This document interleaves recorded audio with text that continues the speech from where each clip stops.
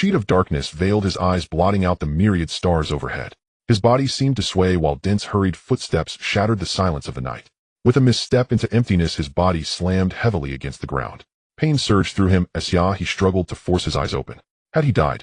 At his ears rang the clashing of blades, steel striking steel in a relentless chorus. Blood dripped to the earth, turning the world around him into the likeness of hell. Don't come any closer. A girl of 5 or 6 stared wide-eyed in terror, her voice hoarse as she pleaded.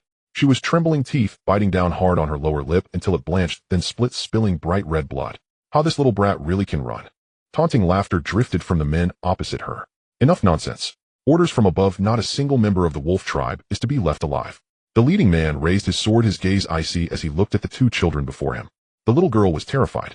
She stumbled and fell as she retreated, yet forced herself up again, struggling to scoop the infant lying on the ground into her arms. Xia He, don't be afraid. Elder sister is here. Her voice trembled, yet she tightened her embrace around the child in her arms. A scalding tear fell, landing squarely between Xia He's brows. Xia He froze in stunned silence. The girl before him stared with wide eyes as a hint of grim resolve slowly broke through her fear. Xia He felt her gently lay him down upon the ground. Then her small body began to stretch and unfurl, rising beneath the star-filled sky, as if in a strange dance. Between heaven and earth, a white wolf appeared. It's a snow wolf. The leader's eyes lit up, a savage smile curling at his lips. No wonder the entire wolf tribe shields you, little girl. Xia He watched as the girl before him transformed into a wolf, her fur pure and white as snow. A faint metallic tang of blood rode the breeze off her shimmering coat. She raised her head, and beneath the stars loosed a long, piercing howl. The trembling of her body gradually ebbed away while her eyes turned blood-red. This little wolf has forcibly awakened her bloodline power and transformed. She must have already lost her reason. You must be careful. The man cast a glance at the snow wolf. Form the battle array. Attack from range. At his command, the hundreds of soldiers behind him fanned out. Hundreds of long swords crossed, and aligned, golden light blooming at each tip, merging into a single sheet of radiance. The snow wolf howled and slammed her hind legs into the earth, springing toward the crowd. A golden orb of light streaked out and struck her at the waist. The scene seemed to freeze in soundless stillness as Xia He watched the snow wolf crash heavily to the ground, her snow-white fur instantly drenched in red. In that instant, pain flared between Xia He's brows as if a hammer had struck him there. The howling snow wolf's figure began to blur and fade, and he seemed to glimpse a sea of crimson. No, that was no sea. It was molten lava. Within the lava lay an island. Upon the island sat a lone figure. That figure was intimately familiar as Xia He knew he could never forget it. It was the robot he had spent 10 years creating, the embodiment of a theory he was willing to stake his life upon. At that moment, a faint, subtle connection stirred between Xia He's brows, and the robot slowly opened its eyes. Xia He seemed to see his own soul, gently luminous and pale, delicate as cicada wings, layer by layer drifting down onto the robot's body. His perspective began to shift and warp, now vast fields of molten lava, now the snow wolf struggling beneath the stars. His soul seemed torn apart and forcibly wedged into 2 bodies.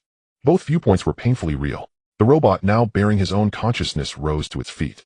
Amid the boundless lava, it seemed to meet his gaze for an instant, then leapt straight into that vast crimson expanse. Beneath the starlight, the robot appeared upon the open plain as though it had materialized from nothing. Even Xia He himself did not yet understand what had just occurred. Yet regaining an adult body meant that at the very least Xia He now possessed the power to act. The man opposite him seemed somewhat shaken and afraid. To appear out of nowhere between heaven and earth. This was an ability said to belong only to immortals who had cultivated to the earth realm. He glanced down at the snow wolf on the ground. The wolf, writhing in pain, began to convulse, slowly reverting to the form of a little girl. He was reluctant to accept it. Immortal, what is it you intend to do? He asked, staring at the robot that Xia He now inhabited. Xia He paused, puzzled by the title immortal, but quickly recovered, a profound, unreadable smile appearing on. These 2 children share an old connection with me. His tone was calm as he looked at the man, his words clearly hinting at his intent to protect the children. The man hesitated. I am Tao Xiao, divine might general of Feng Kingdom, acting under the command of Her Majesty the Empress to exterminate the demon wolf tribe. Tao Xiao revealed his identity, clearly deeply wary of the immortal who had appeared out of nowhere. Cultivation was divided into 4 great realms, heaven, earth, Xian, and Huang, each further split into 10 tiers. The heaven realm was largely the stuff of legend, and on the Tianling continent the number of immortals who had reached the earth realm could be counted on 2 hands. Tao Xiao truly did not dare offend such a being lightly. Seeing Tao Xiao's wavering, Xia He understood. In the next instant, his figure vanished between heaven and earth. With a single thought, the robot returned to the island at Xia He's brow. Then, without hesitation, he plunged once more into the lava. Xia He had already discovered that after diving into the lava, the robot would reappear within a certain range, guided by his intent. Since Tao Xiao so feared his ability to appear out of nowhere, why not test it further? In Tao Xiu's eyes, the immortal vanished into thin air only to appear right in front of him less than 3 feet away. Cold sweat beaded across Tao Xiu's brow. At such a distance, the immortal could take his life with ease. The robot gave him a mild, indifferent glance. I said these 2 children are mine. With that, the robot turned without hurry and walked toward the distance. He carefully picked up the little girl, then lifted the infant from the ground. The infant and the robot met each other's gaze. Within the robot's eyes, he saw his own, a sensation strangely uncanny. The robot kept his steps measured and unhurried as he strode toward the horizon. It was in truth a bold gambit. At that moment, Xia He's back lay completely exposed to Tao Xiu. If the same kind of attack were unleashed at him now, he knew he could not possibly evade it. He was simply betting that Tao Xiu would be too wary to strike. What Xia He could imagine, Tao Xiu surely could as well. The general stared at Xia He's unguarded back. Several times his hand lifted only to fall again in weary resignation. In his mind, he replayed the scene of the youth appearing before him in an instant. The immortal could claim his life as easily as reaching out a hand. General, are we truly going to let those 2 wolf tribe remnants go? Tao Xiu's expression hardened as he turned to look at his deputy. Remember, those 2 children are already dead. Just now they died beneath the golden flames of my divine might army. Our mission this time is complete. The deputy stiffened. Yes, sir, he replied. Tao Xiu gazed into the distance. If they understand what is wise, they will hide themselves well. Otherwise, do you think Feng Kingdom has no Earth Realm experts of its own? Since that day, an entire month had already slipped by. Xia He had already withdrawn the robot back into the space between his brows, while the girl, suffering the aftereffects of having forcibly transformed her body, remembered nothing of what had happened that night after her transformation. Xia He was about 5 months old, and the girl had been teaching him to speak. During this process, Xia He learned that the girl was called Xianxia, and also came to understand what had truly happened that night. During the great battle, the wolf clan chieftain perished together with the emperor of Fenghua, while the empress of Fenghua took action and suppressed the remaining experts of the wolf clan. After that, what followed was a one-sided slaughter. No one knew how many of the wolf clan had managed to escape. Perhaps there were others, or perhaps only these 2 children remained. Xianxia seemed intent on taking Xia He to seek refuge, with an uncle hurrying along in a single direction. Though the days on the road were tiring, Xianxia always managed to find food, sometimes wild fruit, and at times she could even catch fish from a river. Over this past month, He could clearly feel that Xianxia truly cared for him. When Xianxia went out to search for food, He would summon the robot. After pondering for a while, he gave the robot an utterly uncreative name, Xia He. Xia He was something he had created with his own hands over the course of 10 years. Though he did not understand how after his death he had come to this world, nor why Xia He now resided within the space between his brows. Yet when his consciousness could completely merge into Xia He and think and act like a real person, he felt an overwhelming urge to shout aloud and tell this world that he had succeeded. He had proven that a robotic body could indeed withstand wisdom and thought. Xia He could not help but cry out. Xia He, why are you crying again? From the distant forest came Xianxia's shout.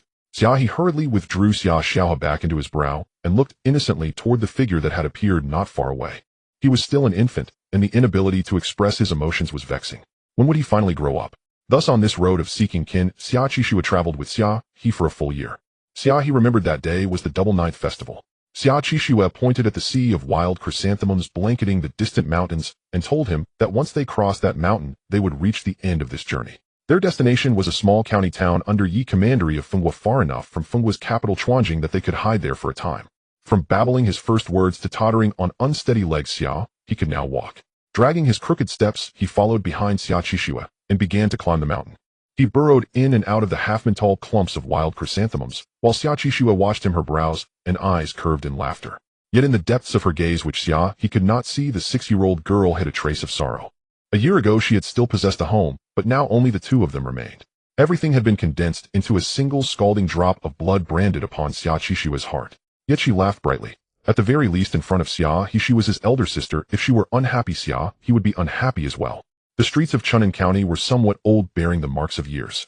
Yet they were very clean, like parasol trees already beginning to shed their leaves. Bare, but neat. At midnight, Xianxia brought Xia He to a certain household. High walls and grand gates, vermilion doors with bronze knockers. It was indeed the residence of a powerful family. Uncle Fong, Uncle Fong. Xianxia knocked on the bronze ring as she called out. Xia He stood quietly to the side. The main gate creaked open, and the sleepy gatekeeper glanced at the 2 children outside with an impatient expression. Go, where did these beggars come from, disturbing people's sleep in the middle of the night? Are you asking for a beating? The gatekeeper's brows shot up, and the folds of wrinkles on his face trembled with his words. Xia He looked down at himself and Xianxia. Their clothes tattered from the long journey, indeed somewhat like beggars. Xianxia scrunched her nose and lifted her face to look at the gatekeeper. "We are not beggars," she said earnestly. The gatekeeper let out a mocking laugh. "Two little beggar brats who don't know what's good for them. This is the Fong family, the richest and most powerful household in Chunning County. To dare make a scene here. Are you tired of living?" As his words fell, he clearly felt Xia Qishua's hand trembling as it gripped his palm. She was, after all, only 6 years old. How could she not be angered by such words? Xia Qishua looked at the gatekeeper, a streak of luminous green light flashing through her eyes. She wanted to teach this man a lesson. A suppressed fury surged up within her, and something instinctive within her body seemed on the verge of erupting. She had said she was not a beggar, and so she was not. Just then a small hand gently squeezed her palm, and the pent-up anger inside her burst like a bubble, quietly dispelled by that touch. Xia He looked at Xia Qishua and shook his head. Xia Qishua pursed her lips, feeling somewhat aggrieved. Xia He turned his head and gave the gatekeeper a deep look, then took hold of Xia Qishua's hand. He suddenly became very serious. "Ajay," he called softly, "the people here seem very fierce. Xia He doesn't like them. Let's not look for uncle anymore, all right? Xia He is very capable. Xia He can catch fish. I won't let Ajay go hungry." Xia Qishua's heart quivered lightly, and the grievance and sorrow that had long been stifled within her seemed to have finally found an outlet. She silently bared her teeth in a soundless grimace, and tears streamed down all at once. Yet she bit her teeth hard and turned her head away, not wanting Xia He to see her crying. Feeling her hand being gently tugged, she knew Xia He wanted to pull her away from the Fong residence's gate. But she felt unwilling, indignant, and wronged. She was the Wolf clan's Ancient Millennium Snow Wolf bloodline, raised from infancy upon everyone's palms. When had she ever been treated with such scornful looks? The gatekeeper stood with arms folded, sneering at the scene before him, already growing impatient. Just as he thought these two ignorant beggar children were finally leaving, the girl slowly turned around. In her hand, she held a small white round object that looked like a pill. Before he could react, the girl flung that pill toward. Watching Xia Qishua throw things in a fit of temper, he felt both amused and helpless. Just as he was about, a thunderous boom suddenly erupted behind him like a muffled thunderclap on a rainy night. The words in Xia He's throat rolled and were swallowed back down. Tears still streaked across Xia Qishua's face. She gave a soft snort, then picked Xia He up and left. Behind them, a cloud of white smoke raged before the Fong residence's gate, leaving a trail of charred black marks like a giant axe had cleaved down from nowhere, crooked and skewed more like a child's wild doodle. The gatekeeper's face was entirely blackened, and before he could recover, a crowd surged out from within the Fong household. At their head was none other than the Fong family patriarch Fong Lingyan. He seemed to have crawled hastily from his bed, his clothing in disarray. Yet none of that mattered. Oh, what mattered was the shock that filled his face as he stared at the scorched black before him. "Palais Dan," he cried. "Isn't this Chu Yan's unique secret creation?" "What?" The gatekeeper's face twitched as he heard this, panic flooding his heart. "This is bad." The moment the girl in the lilac pleated skirt walked in, the girl hiding in the corner flinched slightly. It was this movement that drew a cold smirk from the woman, revealing the girl's hiding place. "Tianyin, if you still have a heart, you should not have run away." She held the urn, stepping closer to the girl. "You should know that your continued existence is paid for with Xiaoyan's life." The girl froze for a moment. Who is Xiaoyan?" She furrowed her brow, somewhat puzzled. The woman shuddered slightly, gripping the urn tighter. Her eyes narrowed as a vast spiritual force began to spread out. Xia He widened her eyes, watching as a thin needle appeared at the woman's brow, translucent and shimmering white. That was spiritual force. In the next moment, her brow furrowed. The thin needle shot straight towards the girl's brow. Xia He felt a tingle of dread at the back of her head. The needle pierced directly into the girl's brow, and her pupils momentarily lost focus. Yet the woman's brow began to knit tighter. She was using a secret technique of the Wind Clan to probe a person's essence from the depths of their soul. No, her soul was not Tianyin's, absolutely not. A person could change their appearance and aura, but the soul would never change. Within the girl's sea of consciousness at her brow, there was an emptiness devoid of even a trace of spiritual force. How could she possibly be the already advanced Tianyin? Aside from her appearance being similar to Tianyin, this girl was vastly different in demeanor and behavior. Could it be that the real Tianyin has escaped? Had she merely left this girl behind to obscure her vision? The woman's brow hardened. "Tell me, where has Tianyin? If you can tell me where the real Tianyin has gone today, I might spare your life." The girl tilted her head, and honestly, "I already said I don't know who Tianyin is, let alone where she went." She pouted. The woman actually believed her, because with Tianyin's caution cultivating such a decoy to be used as a substitute in critical moments, she certainly wouldn't reveal her whereabouts. With a furrowed brow, and without further thought, she quickly exited the dilapidated temple. "Pursue. Even if it means digging 3 feet into the entire Yi County, we must find Feng Tianyin regardless of life or death." Xia He heard the woman's voice and the sound of the crowd parting, and she couldn't help but breathe a sigh of relief. Perhaps because she had received a bit of spiritual force from that girl, she felt some closeness to her, and didn't want to see her. However, just as the crowd parted, the woman returned. Her gaze was indifferent, as if she had no feelings at all. She walked towards the girl. A ring on her pinky finger flashed, and a seemingly soft whip appeared in her hand. Since you know nothing, then I shall send you on your way. How about that? She looked at the girl in front of her with a cold smile. Regardless of whether the person before her was Tianyin or not, she was still related to Tianyin. Since she had fallen into her hands, she would take a bit of interest in repayment for Xiaoyan's death. The girl was taken aback. Have I offended you in any way? She stared with wide, innocent eyes. But the woman did not soften her heart at such innocent eyes. She unfurled the whip in her hand, and the tip sprouted a vine wrapping around the girl's slender neck. The girl's expression was complex, a mix of confusion and innocence, but above all, no fear. As the vine tightened around her neck, she calmly looked at the woman before her. This calm did not last long, at least physically. She did not struggle, but her complexion gradually turned a deep purple due to lack of oxygen. Her hands grew weaker and weaker. However, just as her life was nearing its end, a figure appeared behind her out of thin air. Xia He hesitated for a moment before summoning Xia He. He was not someone who liked to meddle in others' affairs, but some things were easier said than done, like watching a girl being killed right before his eyes, when he could perhaps save her with just a hand. So Xia He reached out his hand, placing it on the vine, slowly unwinding it. While doing this, he did not look at the woman. It was very calm, as if ignoring her. The woman was somewhat stunned, just like Tao Xiu back then. She knew that anyone who could appear out of thin air in this world was at least a cultivator at the Earth realm. Subconsciously, she had regarded the girl before her as Tianyin's person, but what about this person who appeared? Was there ever such a master beside Tianyin? The girl felt the vine around her neck loosen, air rushed into her nose and mouth, and she coughed and gasped. During this process, Xia He looked at the woman. The dim light concealed his hesitation and also hid his fear. But all emotions transformed into a watery calm as he took that step forward. He looked at the woman holding the soft whip and politely nodded. Hello, I am a cultivator at the Earth realm. After a pause, he added, I want this girl. Just like when facing Tao Xiu, Xia He did just that, and fortunately, he intimidated Tao Xiu, saving both his and Xia Qishua's lives. But intimidation was ultimately deception. A success was great, but failure could cost a life. Perhaps the heavens could not bear to watch his clumsy act of bravado. Upon hearing this, the woman across from him laughed, her pleated skirt shaking violently with her trembling shoulders. Xia He looked at her in confusion. Only after she finished laughing did Xia He understand why she laughed so madly. The woman adjusted her appearance. Perhaps I should introduce myself as well. My name is Li Miao. What a coincidence. She smirked coldly. I am also a cultivator at the Earth realm. Fate is so helpless. Before Xia He could grasp what an Earth realm cultivator was, he mistakenly believed he was intimidating her with his Earth realm status. He fell headlong into the abyss. But he understood that losing face was different from losing the battle. Thus Xia He's expression remained polite.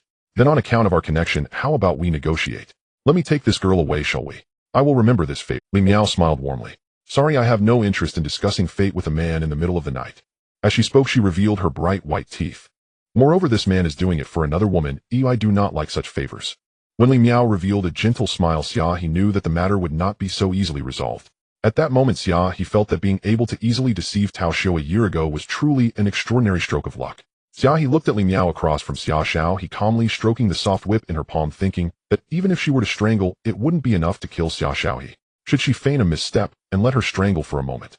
Perhaps if her acting skills were good enough, she could fake death and muddle through. But Xia He glanced at the girl behind Xia He and hesitated. He didn't necessarily have to save that girl, but he wanted to do his best and have no regrets. So, he would try his best. He looked at Xia Qishua and gently shook her hand. Sister, play a game with me. As soon as the words left her mouth, Xia He tore a tattered strip of cloth from her body and tiptoed to cover Xia Qixu's eyes. Li Miao relaxed her grip and the soft whip fell to the ground.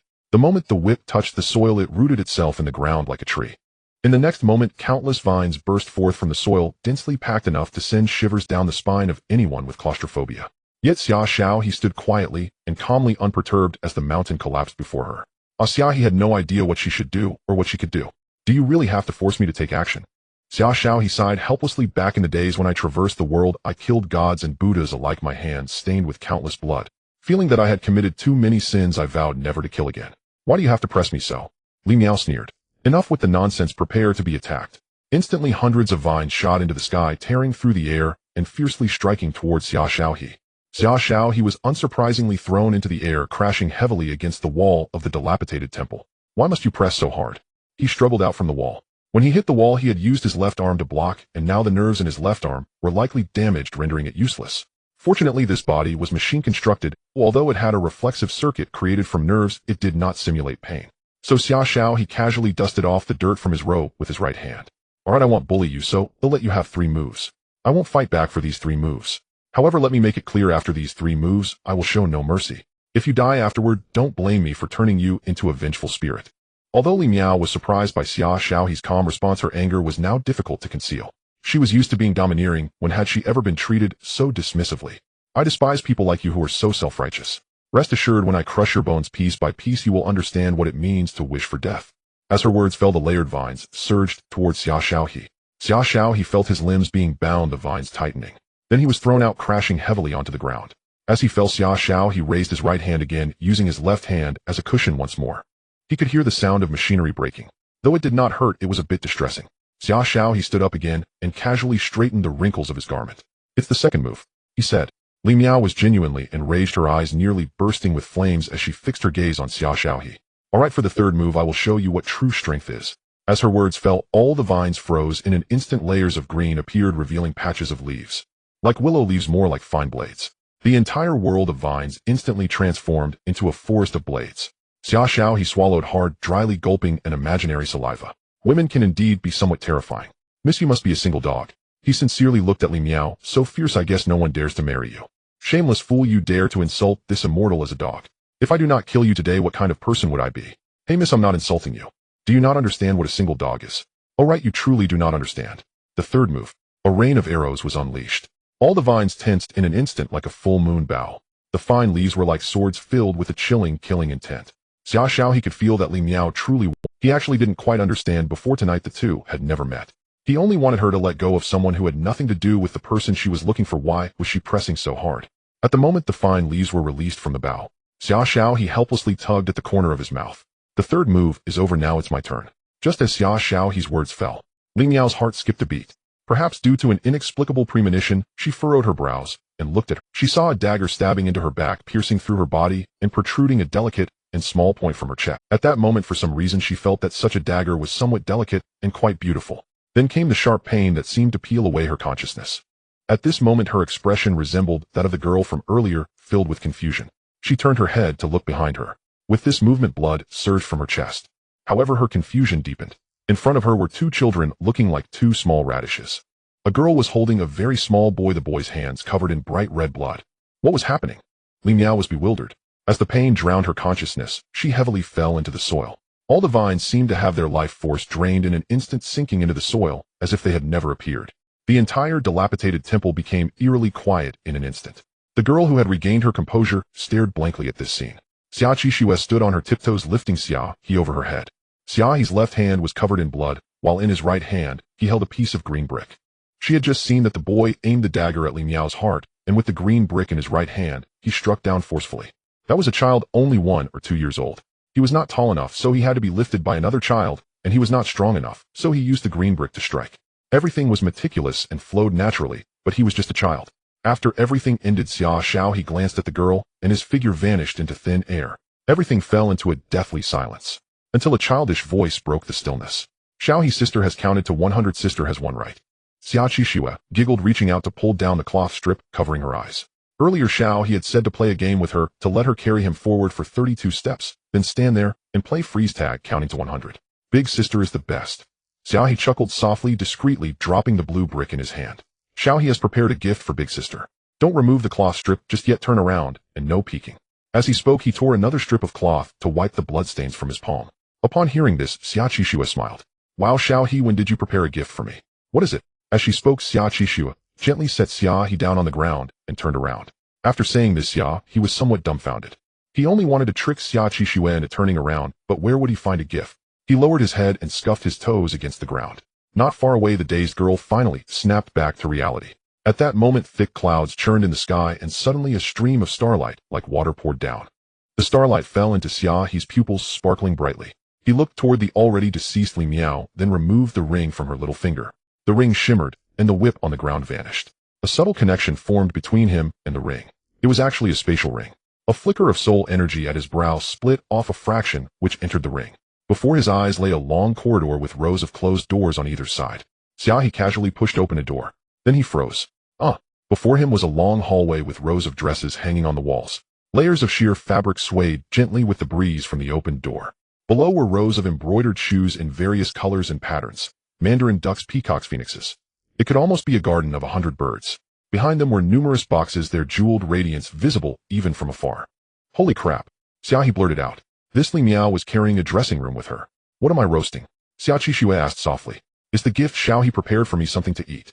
Behind her, Xia He swallowed his saliva, forgetting that his sister was still waiting for his gift. He quickly grabbed the largest and brightest pearl and withdrew from the ring space. Xia opened her eyes to see a luminous night pearl before her, dazzling and beautiful. What a pretty pearl. Does big sister like it? I do. Let's go outside the dilapidated temple, where it's more open. The pearl will look even better there. The girl stared blankly as the little boy took his sister's hand and walked out of the dilapidated temple as if nothing had happened. But behind him, a delicate dagger was still embedded in Li Miao's chest, her lotus-colored pleated skirt stained a dark red. The scene was strikingly visual, yet the girl was merely stunned, combined with her earlier confusion. Perhaps neither Li Miao nor Xia He had paid close attention, but throughout it all there was not a trace of fear in the girl's eyes. As Xia He left, the daze in her eyes gradually faded, leaving only a serene calmness. The roof of the dilapidated temple had been torn off by vines during the previous fight. Now the wind tore apart large swaths of clouds, and starlight poured down unrestrainedly. Who am I? She gently placed her right hand over her heart, which was quiet, warm yet cool. Beneath her clothes and skin, where her heart should have been, lay a pale blue heart-shaped jade. The girl looked up at the star-strewn night sky. I'll call myself Xingyao. She raised her lips and let out a soft laugh. Then, lifting her skirt, she carefully skirted the bloodstains on the ground and left the dilapidated temple. Only a dead silence remained.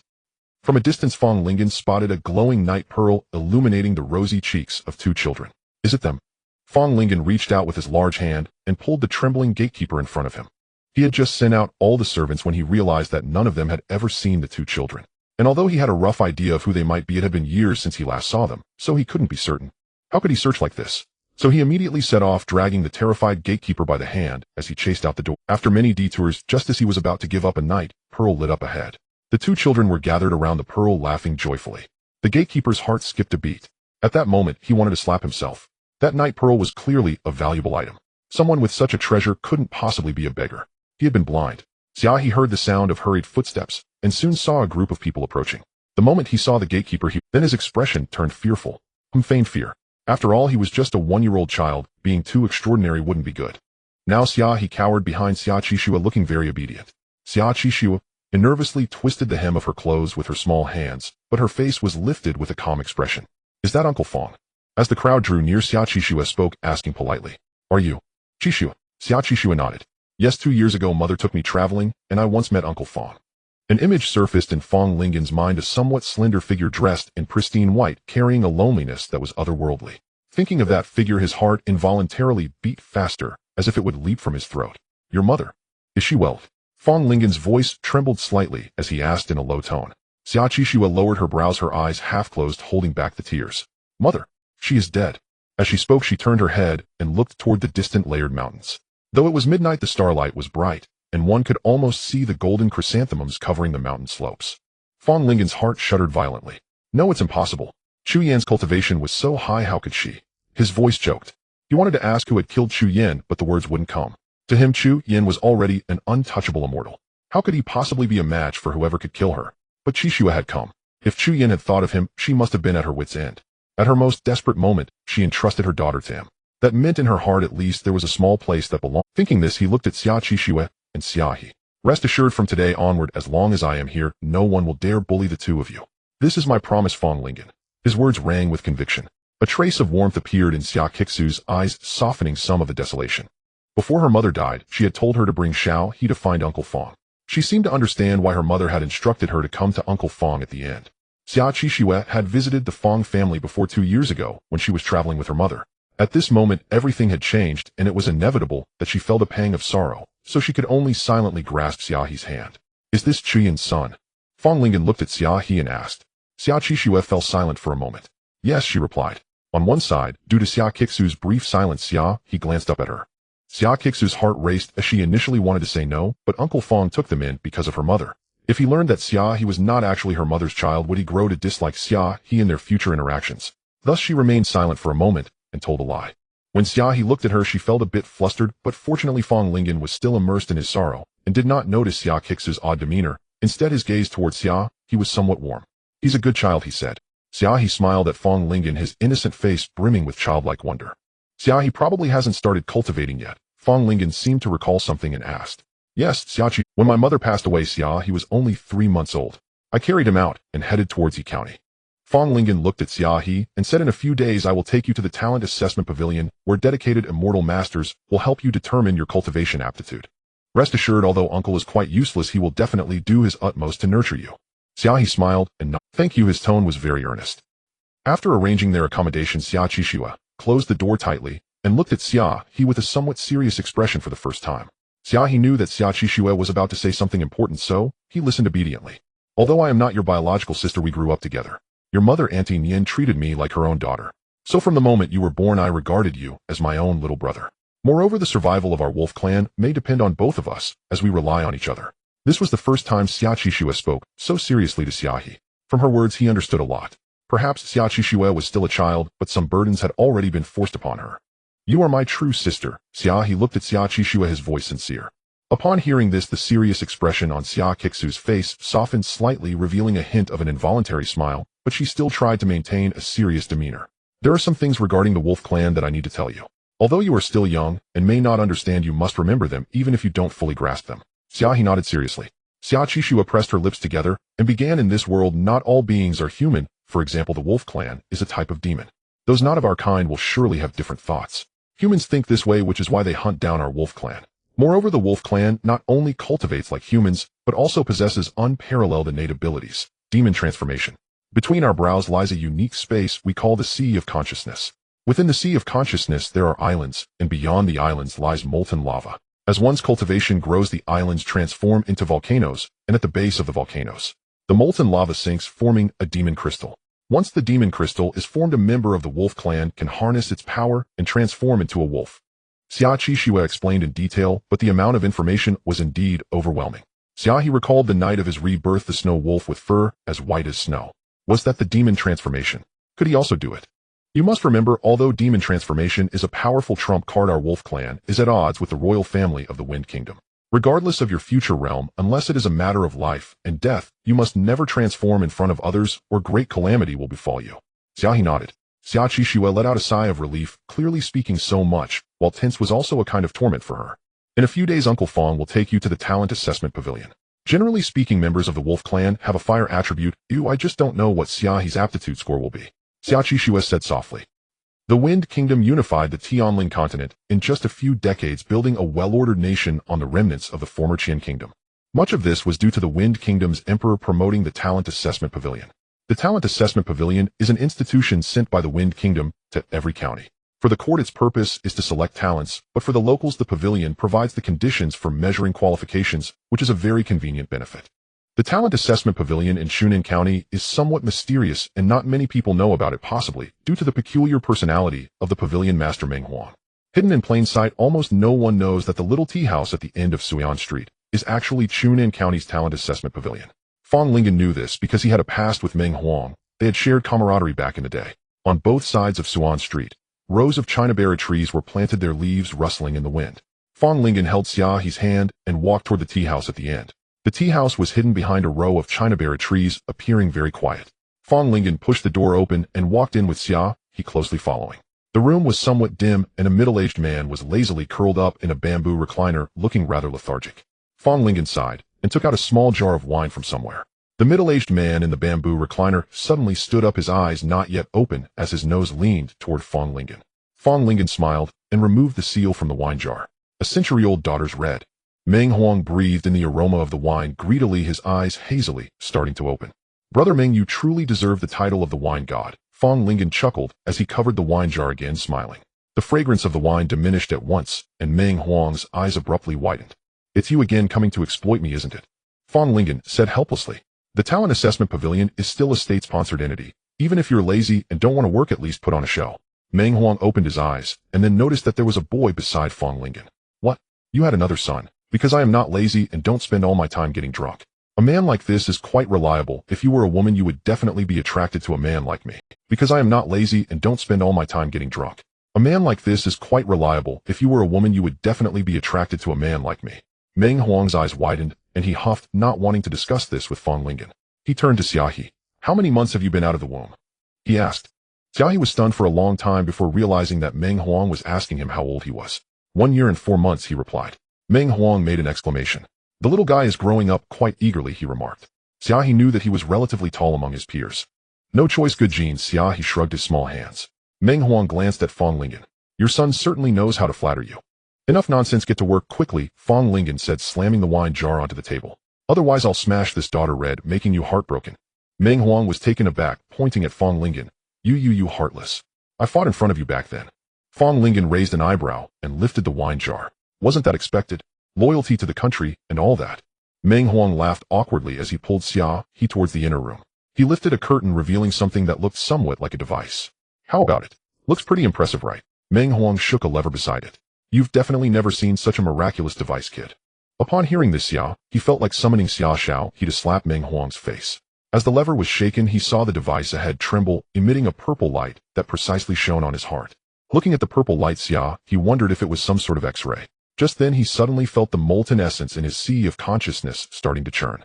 Floating above the molten essence, the three suns formed by his 3 points of soul power flickered unintentionally, as if some force fell from his brow into his heart. At that moment, Meng Huang looked at the 3 bright spots in the cafeteria and said, the 3 orifices of the sea of heart in 8 points are 3 barely acceptable. As he spoke, he pulled back the lever and the purple light disappeared. Let's go, little guy, let's check your attributes next. Xia He took a deep look at the device before following Meng Huang towards another machine. From the moment he saw the purple light, Xia He suddenly felt that cultivation wasn't as amazing as he had imagined. This notion was deepened when he was trapped in the other machine. Attribute measurement. Are you kidding me? The machine was a large sealed transparent jar, perhaps made of some diamond crystal, as Meng Huang had been boasting. But to Xia He it was just a glass jar, and he was stuffed inside. Meng Huang said to see if he was of water attribute. Then the glass jar began to fill with water, pouring and pouring. Xia He was submerged. Just when he felt like he was, Meng Huang nodded. Looks like you're not of water attribute. Water attribute kids usually don't drown. Xia He, soaked in the glass jar, was stunned, realizing they were using the process of elimination to measure attributes. Before he could regain his composure, the glass jar suddenly began to sink. You bastard. Are you abusing a minor? Whoa. Being buried alive isn't okay, so it looks like you're not of earth attribute either. Meng Huang seriously pulled the mud-stained Xia He out of the ground.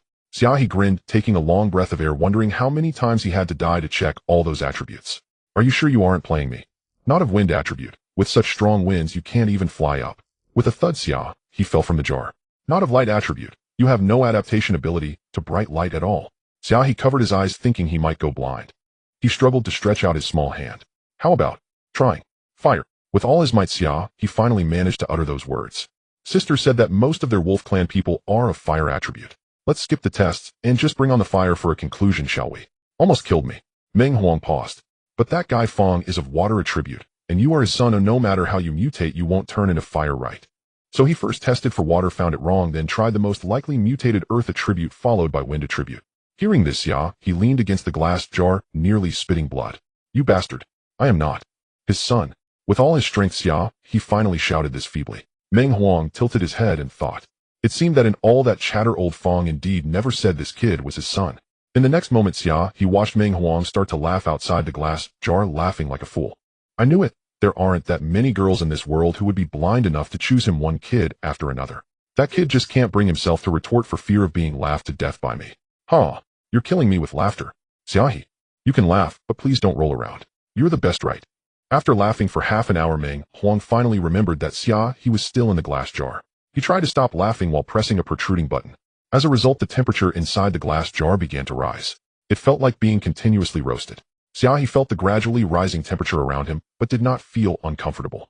With the rising temperature, the molten essence in his sea of consciousness began to churn, seemingly forming a vortex. Along with it, a warm sensation spread throughout his body. Xia He slightly closed his eyes. This feeling was very comfortable. After being tossed around for so long, the lost vitality quickly returned. Meng Huang looked at Xia He's expression in the glass jar, slightly smiling. As the temperature approached the boiling point, he showed no discomfort at all. Although this child's innate ability was not particularly high, his sensitivity to attributes was remarkably good. He could even unconsciously operate his body to absorb the power of the attributes to repair himself. A glimmer of light flashed in Meng Huang's eyes. This child will either be lost in the crowd, or will definitely shine brilliantly in the future. He thought for a moment and pressed another button. Let's see how strong your innate ability really is. After contemplating, he still looked at Xia He. I want to test your limits, but your attributes have already been determined. This is unnecessary. I'm just curious. If you can't hold on, just let me know. His tone was somewhat serious. Xia He felt warm and comfortable all over, and upon hearing this, he nodded in response. The temperature inside the glass jar continued to rise, and as it broke through the boiling point, the pressure inside began to. Xia He felt as if his body was being squeezed, a stuffy sensation in his chest. At the same time, the molten essence in his mind began to form a vortex, and at its center was that island. On the island Xia he looked down in confusion. The island was shaking, or rather it was growing. Sister once said that the island would become a volcano. Beneath the volcano there would be demon crystals. Once demon crystals are formed, the members of the wolf tribe would possess the ability to transform. Xia He was unsure if he had entered such a state at that moment, but the island was continuously rising, and as the temperature kept increasing, the whirlpool formed by the magma around the island spun faster and faster. It seemed as if something was about to burrow out from within the island. At that moment, the three souls' energies above the magma formed a blazing sun, as if the sunlight had solidified. Xia He shivered, and a fourth sun emerged within his body. With the addition of the four suns, the sunlight seemed to complete its final step, fully solidifying and crashing heavily into the center of the island. Thus a cavity appeared in the center of the island, forcibly creating a volcanic crater. Xia He swallowed hard. So this is how a volcano is formed. But the matter was not yet finished. The solidified sunlight fell into the volcanic crater like a fool committing suicide. Then a group of magma plunged down after this fool, without hesitation. After jumping down, the fool seemed to regret it, and pulled the group of magma behind him into a huddle, trying to prevent himself from dying during the fall. Then the huddle grew larger and larger, eventually getting stuck in the center of the volcanic crater. Meng Huang looked at Xia He, whose expression was somewhat strained, but he did not appear too distressed. Clearly it was still not at the limit. His breath felt somewhat scorching, as if he were the one trapped inside a glass jar, experiencing a tension that had not surfaced in many years. He pressed his cracked lips together and pressed down on a bulge. Xia He furrowed his brow. In his sea of consciousness within the volcano, the temperature surged instantly, and the magma, along with the solidified sunlight, began to meld and merge. Gradually it became transparent and clear. Xia He watched this scene. If he was not mistaken, this was the demon crystal. The pressure within the glass jar increased once more as Xia He felt his skin becoming wrinkled, and the flow of blood within his veins began to slow, a normal reaction to increased pressure. At this moment, Xia He resembled a winter melon stewing with pork ribs in a pressure cooker. To reach that impossible temperature, the only option was to continuously increase the pressure. The final result was that the entire person felt like cooked meat melting in the mouth. Xia He recalled that image and couldn't help but tremble all over. When the sunlight and magma completely merged into a crystal, the temperature in the entire glass jar reached its peak. Simultaneously, it was also when the pressure was highest. Meng Huang held his breath, hardly daring to move, preparing to terminate this process at the last moment. Yet having come this far, Meng Huang felt somewhat dazed. In the history of Tianling continent, there had never been more than 10 people who could withstand the third level of fire attribute refining. Those 10 individuals would later become renowned talents, shaking the world. Could it be that in his lifetime he could witness such a talent? It would be impossible to say he was not moved. The recommendation hall existed to scout for talents. As the master of the Spring County Recommendation Hall, if he had no heart for recognizing and loving talents, how could he remain content to stay in this position for decades? Could it be that I really have the opportunity to witness such a miracle? Xia He felt the demon crystal becoming scorching hot. Under the pressure, his body had a desire to rebel, a feeling of wanting to expand. Yes, transformation. Sister said that after forming the demon crystal, one would possess the ability to transform. At this moment, Xia He, under the pressure, instinctively wanted to rebel, and the only path was transformation. At the critical moment, Xia He managed to control the impulse of his Buddhist origin. I can't hold on any longer. Xia He raised his eyes and looked at Meng Huang. Meng Huang was somewhat excited. The temperature was already nearing the critical point of the third level of refining, meaning if Xia He could hold on a little longer, he might very well reach the fourth level. Historically, only 2 people had achieved this step. One was the founding emperor of the Qin Kingdom, and the other was General Yang Yin, who led 1,000,000 troops under the founding emperor of the Feng Kingdom, creating the empire. Though Meng Huang believed Xia He might be able to try the moment Xia He said he could not hold on, he decisively shut off the test and opened the machine's door. To act or not to act. Although he was looking forward to witnessing that scene in his hands, he would not gamble with a child. Since the test is complete, you already know the results without me saying it. You can go back now and remember to have your father. Oh no, not your father. Prepare some food for you to replenish your strength. Meng Huang smiled somewhat teasingly. As for what attributes and talents might be useful, your father. Oh no, not your father. He knows, just ask him. Xia He chuckled a couple of times. What about your father? Oh no, not your father. If you want to laugh, just laugh. Oh, what's with the verbal slip, repeating important things over and over? Xia He was about to stand up, but fell back into the glass jar again. His strength had indeed been exhausted. Meng Huang clearly saw Xia He's awkwardness and did not tease him. He thought for a moment and said, forget it, you can stay here for the night. They'll go tell old Fong to come and pick you up tomorrow. Xia He thought for a moment. That works, he replied. Then Meng Huang hurriedly ran out, his mouth nearly stretching to his ears. Xia He extended his spiritual sense and heard voices coming from outside. It's all my fault. If you hadn't tricked me into thinking he was your son, would I have not tested his fire attribute? Pretend. Keep pretending.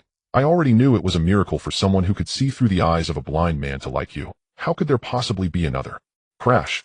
It sounded like a wine jar smashing. With the surname Fong, I won't be done with you today. Oh, my daughter's blush. Feel sorry, huh?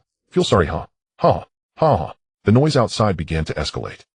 Xia He sat for a while leaning against the wall to finally regain some strength. He indeed could hold on a bit longer, but he was worried he couldn't ensure absolute clarity of consciousness.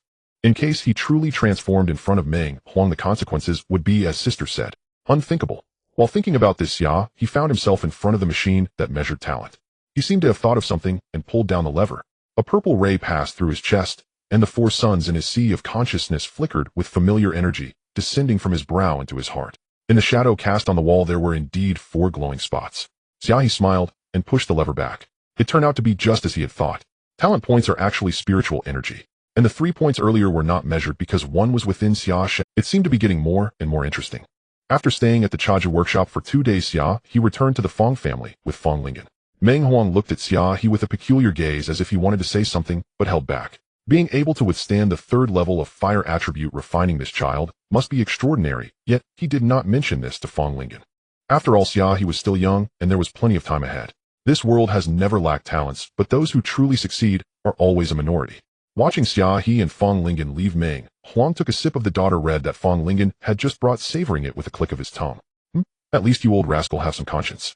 It seemed to coincide with the market day. After coming out of the Chaja workshop and walking along Suan Street, Guangshui Street ahead was unusually lively. Xia He opened his big eyes wide, looking particularly happy.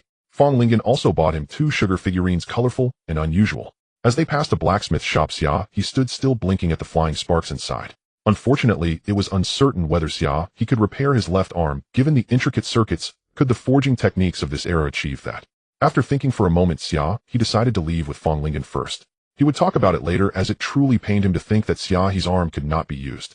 By the way, he wondered what happened to that girl who had stayed behind that day. Xia He shook his head, shaking off the chaotic thought. It wasn't until they returned to the Fong residence that Fong Lingen looked at Xia He with a serious expression. Come, let's go to my study. He said regarding cultivation, although you will have a dedicated teacher to instruct you in the future, there are some fundamental things I can discuss with you. Xia He nodded and followed Fong Lingen in a particular direction toward the study. The talent point is 3 and the attribute is fire. Fong Lingen murmured, the attribute is the same as your mother's. As for the talent points, while not particularly high, they are still quite impressive in Chunin County. Xia He pondered for a moment and asked the question that had been on his mind: what exactly is the use of talent points? For example, 1 talent point could allow him to control Xia He as his avatar. Besides that, Xia He also remembered. Originally his talent points were only 2. On that day, after getting closer to that girl, he felt an intense obsession. In the midst of that obsession, his spiritual power, which is the talent point, rapidly increased in a short period. Fong Lingen showed an admiring expression. This child was indeed very clever. He reached out and gently grasped a wisp of wind. You must understand that in our Tianling continent, there is a power in the air, spiritual energy. Xia He listened intently. Spiritual energy is a force, and cultivators rely on absorbing the spiritual energy between heaven and earth for their own use in order to embark on the path of cultivation. The classification of realms is divided into 4: heaven, earth, mysterious, and yellow. So the earth realm cultivators he heard about before referred to the earth realm among the 4 realms. As Fong Lingen spoke, many things began to interconnect in Xia He's mind. How are the cultivators of the heaven, earth, mysterious, and yellow realms distinguished? That depends on how much spiritual energy you can absorb within your body. Xia He blinked. Heaven, earth, mysterious, and yellow. The highest is heaven, followed by earth, mysterious, and yellow. Each realm can be subdivided into 10 stages. From the moment you absorb the first point of spiritual energy, you are considered a yellow realm cultivator. Within the yellow realm, every accumulation of 1,000 points of spiritual energy will elevate you 1 stage. After reaching the 10th stage, there will be a tribulation. Once passed, you will enter the mysterious realm. After the mysterious realm, every stage requires 10,000 points. Likewise, the earth realm requires 100,000 points, and the heaven realm requires 1,000,000 points. When Fong Lingen mentioned 1,000,000 points, he couldn't help but gasp. How do you absorb spiritual energy? Xia He stretched out his little hand clumsily, trying to grasp the air in front of him. Fong Lingen chuckled. Thus, this is the importance of talent points. With your talent points at 3, you can absorb 3 points of spiritual energy each day. Accumulating over time, you will be able to gather spiritual energy. Xia He quickly began to calculate in his mind. He began counting from 4 points a day. Therefore, to advance 1 stage in the yellow realm, it would take 250 days. That seemed manageable. In the mysterious realm, 2005. About 7 or 8 years, right? Earth realm. 25,000. It seems to take about 70 years to advance one stage. Heaven realm. Probably 700 years. Not too long. When he calculated this, some doubts arose in Xia He's heart. How long can I live? He pointed at himself with his small hand and asked uncertainly. Fang Lingen smiled and replied, under normal circumstances, as your cultivation improves, your lifespan will also increase to some extent. Although there is no fixed number, you are still young, so you needn't worry about that. Xia He responded with an "oh" and regained some confidence, thinking that it made sense. After all, he had seen Earth Realm cultivators, and Li Miao did not seem old at all. However, Fang Lingen coughed lightly and said with some hesitation, actually, when it comes to cultivation, speed is not the most important thing. You may not know, but the spiritual energy in our Tianling continent is quite scarce. Just take Chunin County as an example. Having a few dozen points within several miles is already quite good. Xia He was stunned. Was this kind of discouragement really okay? No matter how fast one cultivates or how high the talent, what good is it without spiritual energy? No, wait. Xia He suddenly thought of something and looked at Fang Lingen. What if after accumulating spiritual energy for decades, I finally reach the mysterious realm, but during a fight, I run out of spiritual energy? What happens then? Will the realm drop back? This is also what I want to tell you. Fang Lingen said, once you advance, a cycle will form within your body. At your realm level, spiritual energy does not need to be absorbed from heaven and earth. It can restore itself. Xia He understood. So only the spiritual energy absorbed from heaven and earth can be used for advancement? He inquired. That's right. Fang Lingen nodded. However, since the spiritual energy in the world is so scarce, wouldn't that make cultivation very difficult? Generally speaking, some rare materials also contain spiritual energy. Besides, the scarcity of spiritual energy only applies to some remote places. Not all areas are as barren as Chunin County. This world is vast. It is said that in the capital of the wind country, Chuanjing, the spiritual energy there is almost solidified like a paradise for cultivators. It is said that there are also some techniques that can break the limitations of absorbing spiritual energy. But Fang Lingen did not tell Xia He, as these were too far from him. Seeing Xia He's expression become inexplicably gloomy, Fang Lingen wondered if he had discouraged the boy. So he actually, your talent is quite good. Just like me, my talent points are only 1. Coupled with my laziness, I barely managed to reach the mysterious realm a few years ago, and I probably will remain stuck at the first stage of the mysterious realm for the rest of my life. Xia He's mouth twitched. Uncle, are you sure this is encouragement? Alright. Actually, being a cultivator isn't that great. Even the most powerful cultivators are still merely mortals. It's just that they can fling spiritual energy from a distance. Speaking of which, your fire attribute, spiritual energy, should look quite impressive when you unleash it like fireworks. Xia He thought that not only could he unleash fireworks, but he could also unleash a human-shaped Xia He. However, cultivators also have weaknesses. No matter how powerful a cultivator is, they are still mortals. Once approached by those high-ranking warriors, a sword thrust can still end their life. Xia He recalled Li Miao. No matter how powerful a cultivator was, they ultimately perished at the hands of a defenseless child. Alright. The most important thing in life is to be happy and to keep an open mind, right? Upon hearing this, Xia He smiled at Fang Lingen, revealing a set of white teeth, looking quite happy. Having wrapped up the matters of cultivation, though somewhat disheartened, Xia He had nonetheless grasped some insights. Now another significant task lay before him. Indeed, it was Xia. Every time he saw the injury on her left arm, Xia, he felt a pang of heartache, prompting him to take action.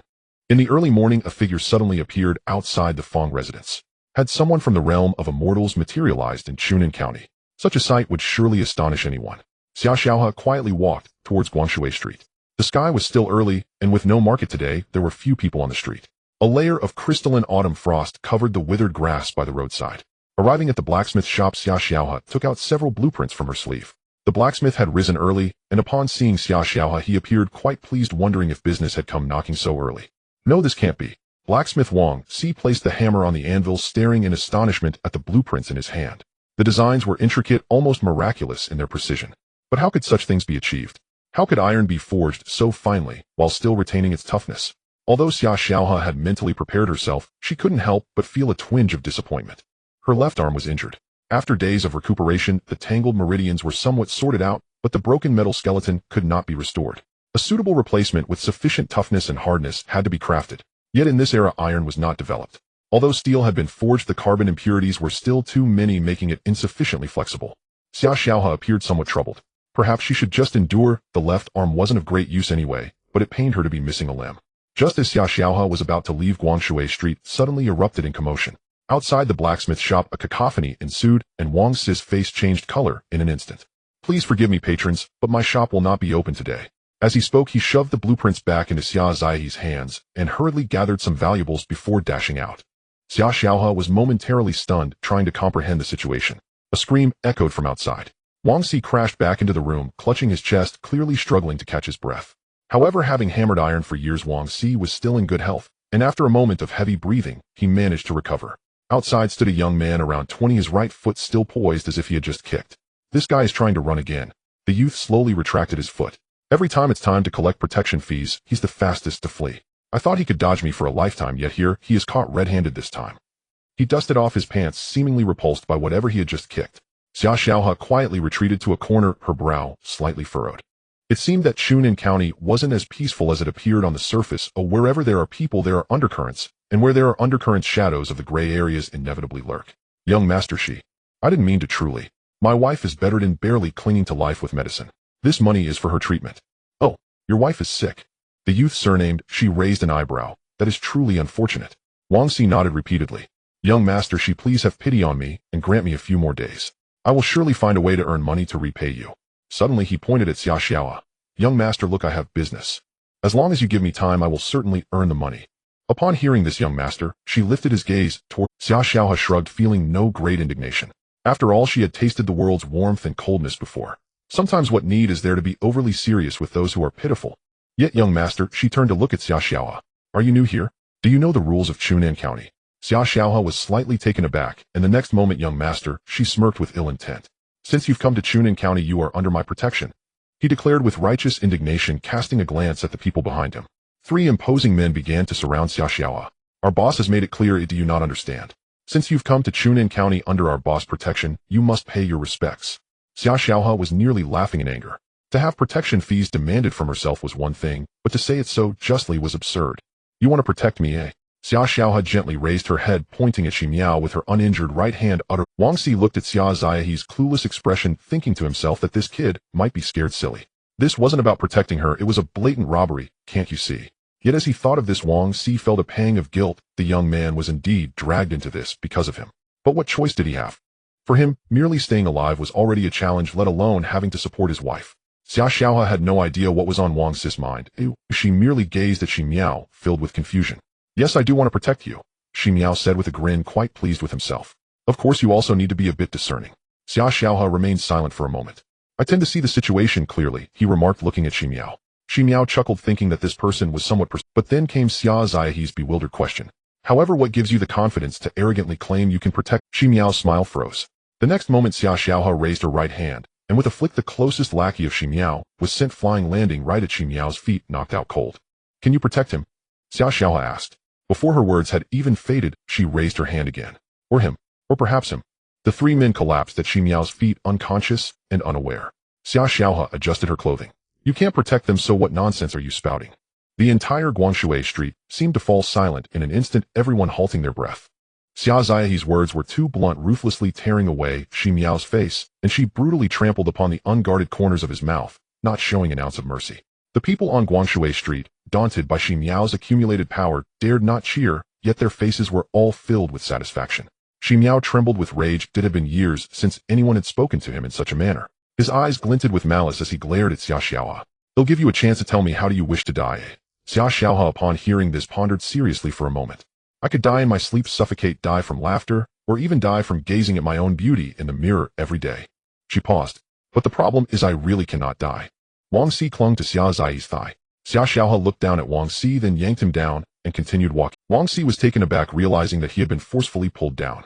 After all, he was a blacksmith with considerable strength. Benefactor, you can't leave. Seeing that Xia He had walked far away, Wang Si simply changed his position and knelt on. Xia He ignored him and kept walking. Wang Si let out a wail. Benefactor, if you leave like this, when Xi Miao returns, he will definitely not spare us. As soon as he finished speaking, his mind raced, and he looked at the onlookers in front of him. Quick, stop the benefactor. No, quickly stop him. The onlookers were momentarily stunned, but soon someone understood Wang Si's reasoning. This young man could make Xi Miao suffer. If they could keep him around, they wouldn't have to fear Xi Miao anymore. These people had long been oppressed by Xi Miao, and the thought of no longer being under his thumb excited them instantly. Suddenly Xia He saw a group of people kneeling in front of him, each extending their hands ready to greet his thigh. Xia He was bewildered. Is this how it works? I'm very busy and don't have time to stand up for you all, he said. If the benefactor has any requests, I am willing to assist you. Wang Si raised his hand. I just got into a fight, and I'm quite tired. I need to go home and rest. Wang Si hurriedly brought over a stool, helped Xia He sit down, and naturally placed his hand on Xia He's shoulder to massage it. Then he was stunned, unable to move. Xia He glanced at him and chuckled. Wang Si felt awkward. The big guy's muscles are really solid. Wang Si said, no wonder you could beat Xi Miao so badly. That's right, the big guy is the strongest. Voices of agreement came from below. Xia He chuckled again, then turned to a bitter smile. What exactly do you all want? They even called him the big guy. Benefactor. Could you just stay and be our leader? In the future, wherever you point, we'll fight, we'll follow you, okay? We will listen to you completely. A bunch of people came to offer themselves as little brothers. Xia He was taken aback. Am I that impressive? Absolutely. You were like a deity descending to earth. Brilliant and mighty. Really? Definitely true. A chorus of replies echoed. Xia He smiled. Say it a few more times, it sounds quite nice. You are the strongest. You are unmatched in the world. And you're handsome. While still at the Fong family, Xia He had yet to realize that he merely wanted to help Xia He fix an arm, yet ended up with a group of followers. For Xia He, he had already lost control of the situation and let it play out. At that moment, Xia He was still unaware that this playful interaction, for Xia He had already lost control of the situation and let it play out. At that moment, Xia He was still unaware that this playful interaction would lead to many earth-shattering events in the future. He leisurely stretched his back. Then he divided a bit of his divine sense to enter the spatial ring. Aside from that hurried night, when he discovered a mobile changing room inside the spatial ring, Xia He had yet to fully explore this space. This time, as his divine sense entered the corridor, reappeared with closed doors lining either side. The first room was that magnificent changing room. This time, Xia He directly pushed open the second door. The room was quite empty with only a bed inside. Xia He was momentarily stunned, instantly imagining a bunch of random things.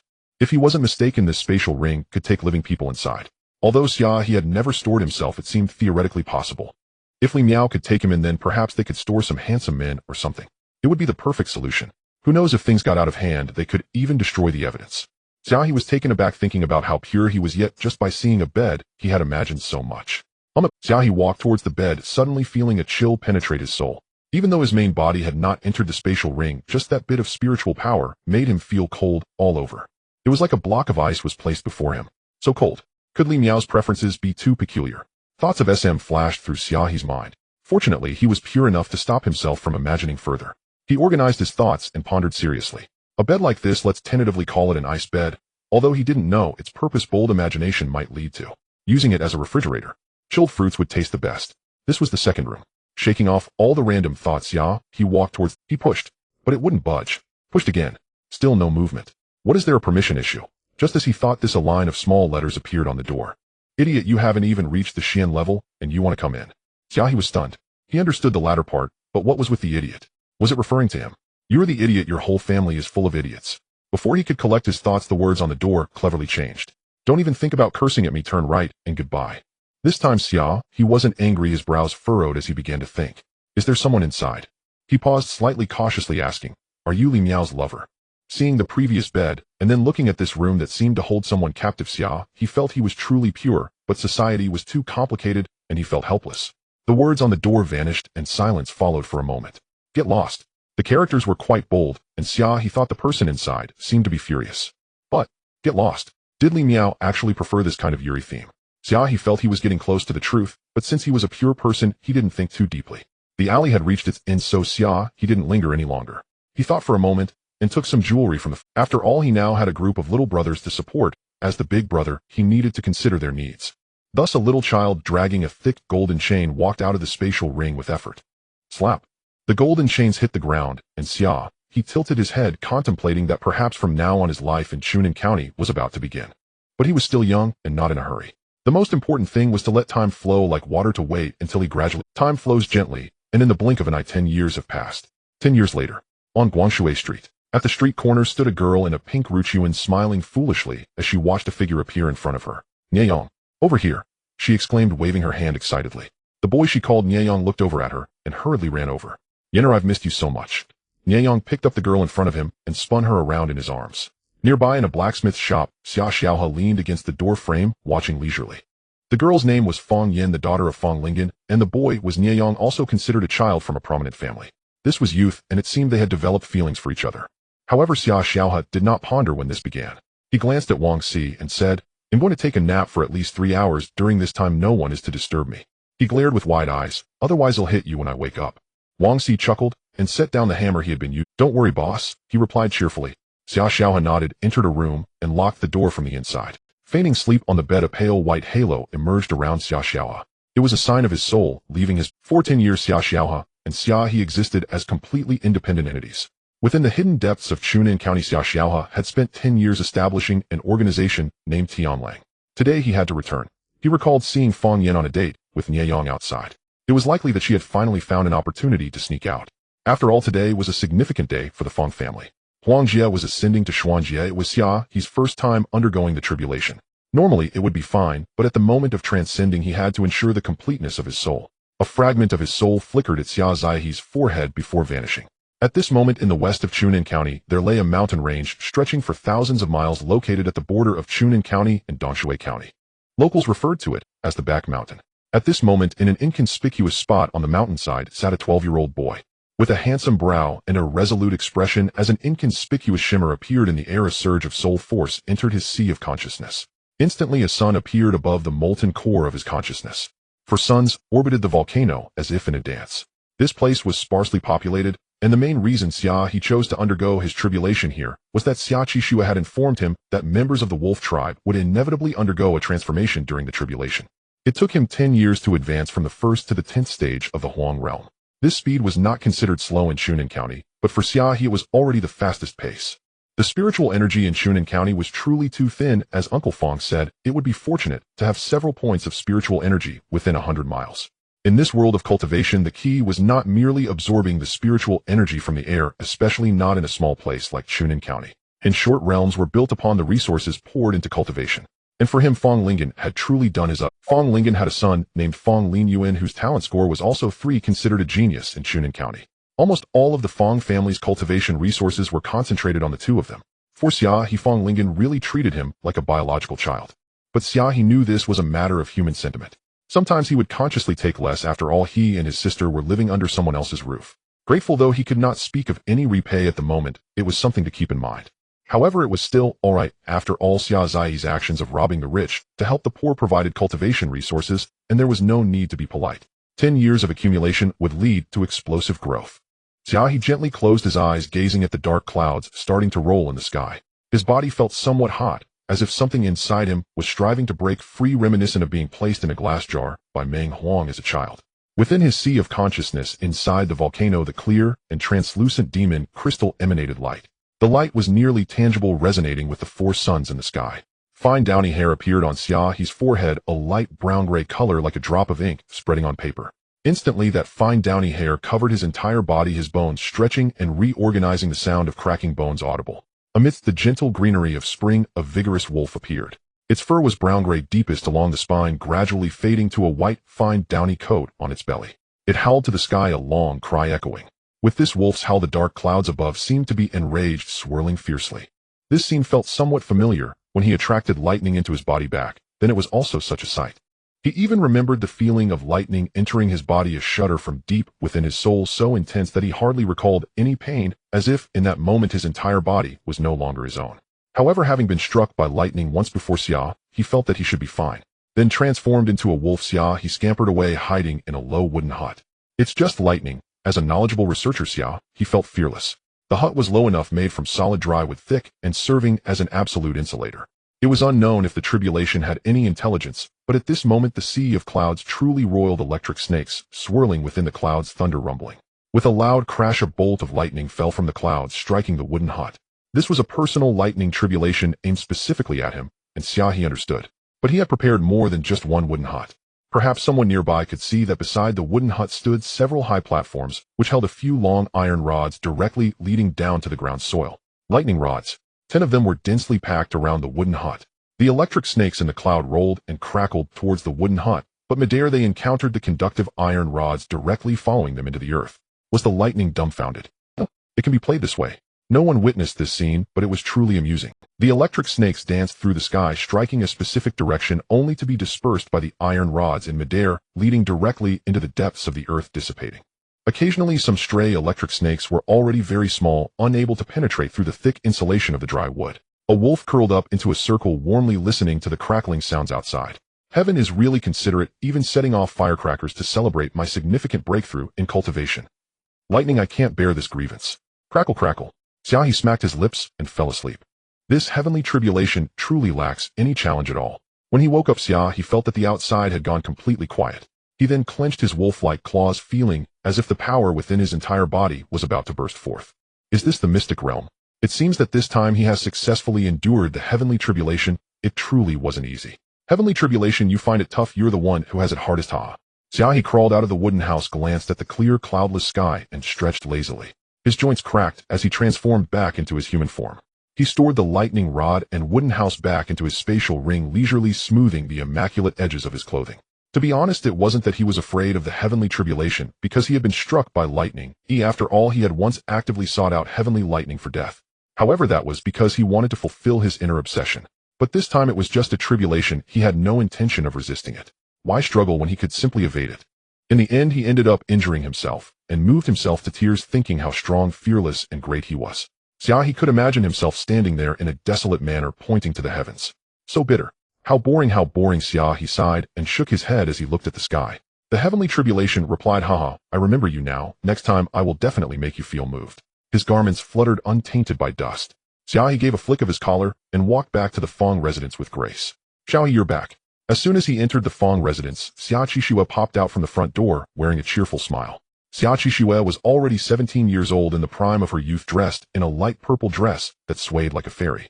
Xia He raised his eyebrows triumphantly at Xia Qixue, and said, Sister, I've made a breakthrough. Am I impressive? Xia Qixue chuckled, Impressive, impressive. Xiao He is the most impressive. Xia He pondered for a moment, then lightly raised his hand, and a wisp of flame appeared in his palm, molten magma, intertwining with the fire, emanating a heart-stirring power. For the Wolf Clan, once they step into the mystic realm, the magma in their sea of consciousness will slowly merge into the flames in a certain form. Flames have always been perceived by people as existing between the tangible and the intangible, both form and formless. However, for Xia He, after entering the mystic realm, the flames he could summon would undergo a transformation from void flames to scorching molten magma.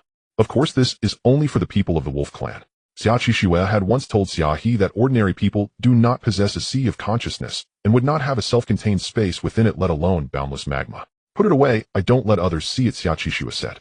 Xia He understood what Xia Qixue meant.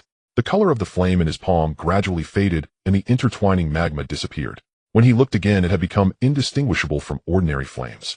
This was a form of disguise as well as a helplessness. At this moment, a young man approached from not far away, and Xia He looked over. The newcomer was Fong Linyuan, who was a year older than Xia Qixue, now 18, and the eldest son of Fong Lingen. Fong Lingen had 2 children. Besides the 18-year-old Fong Linyuan, there was Fong Yin, whom Xia He had seen earlier on Guanshui Street.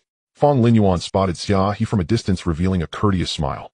Upon approaching, he gave a deep bow to Xia He. Congratulations, brother Xia He. You were able to enter the mystic realm at just 12 years old. That is unprecedented in our Chunin County. Xia He nodded. It was just luck. It was just luck, he said. Fong Linyuan revealed a faint smile.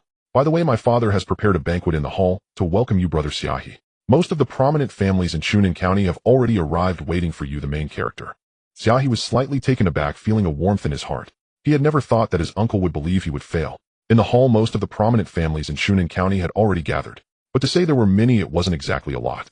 In addition to the county magistrate, there were 3 prominent families in Chunin County. The Fong family was the most powerful and wealthy, followed by the Shi family, and then the Nye family. Due to the presence of the county magistrate, the entire banquet setup appeared somewhat simple. The reason was straightforward: it wouldn't be appropriate to make too grand a display and overshadow the county magistrate.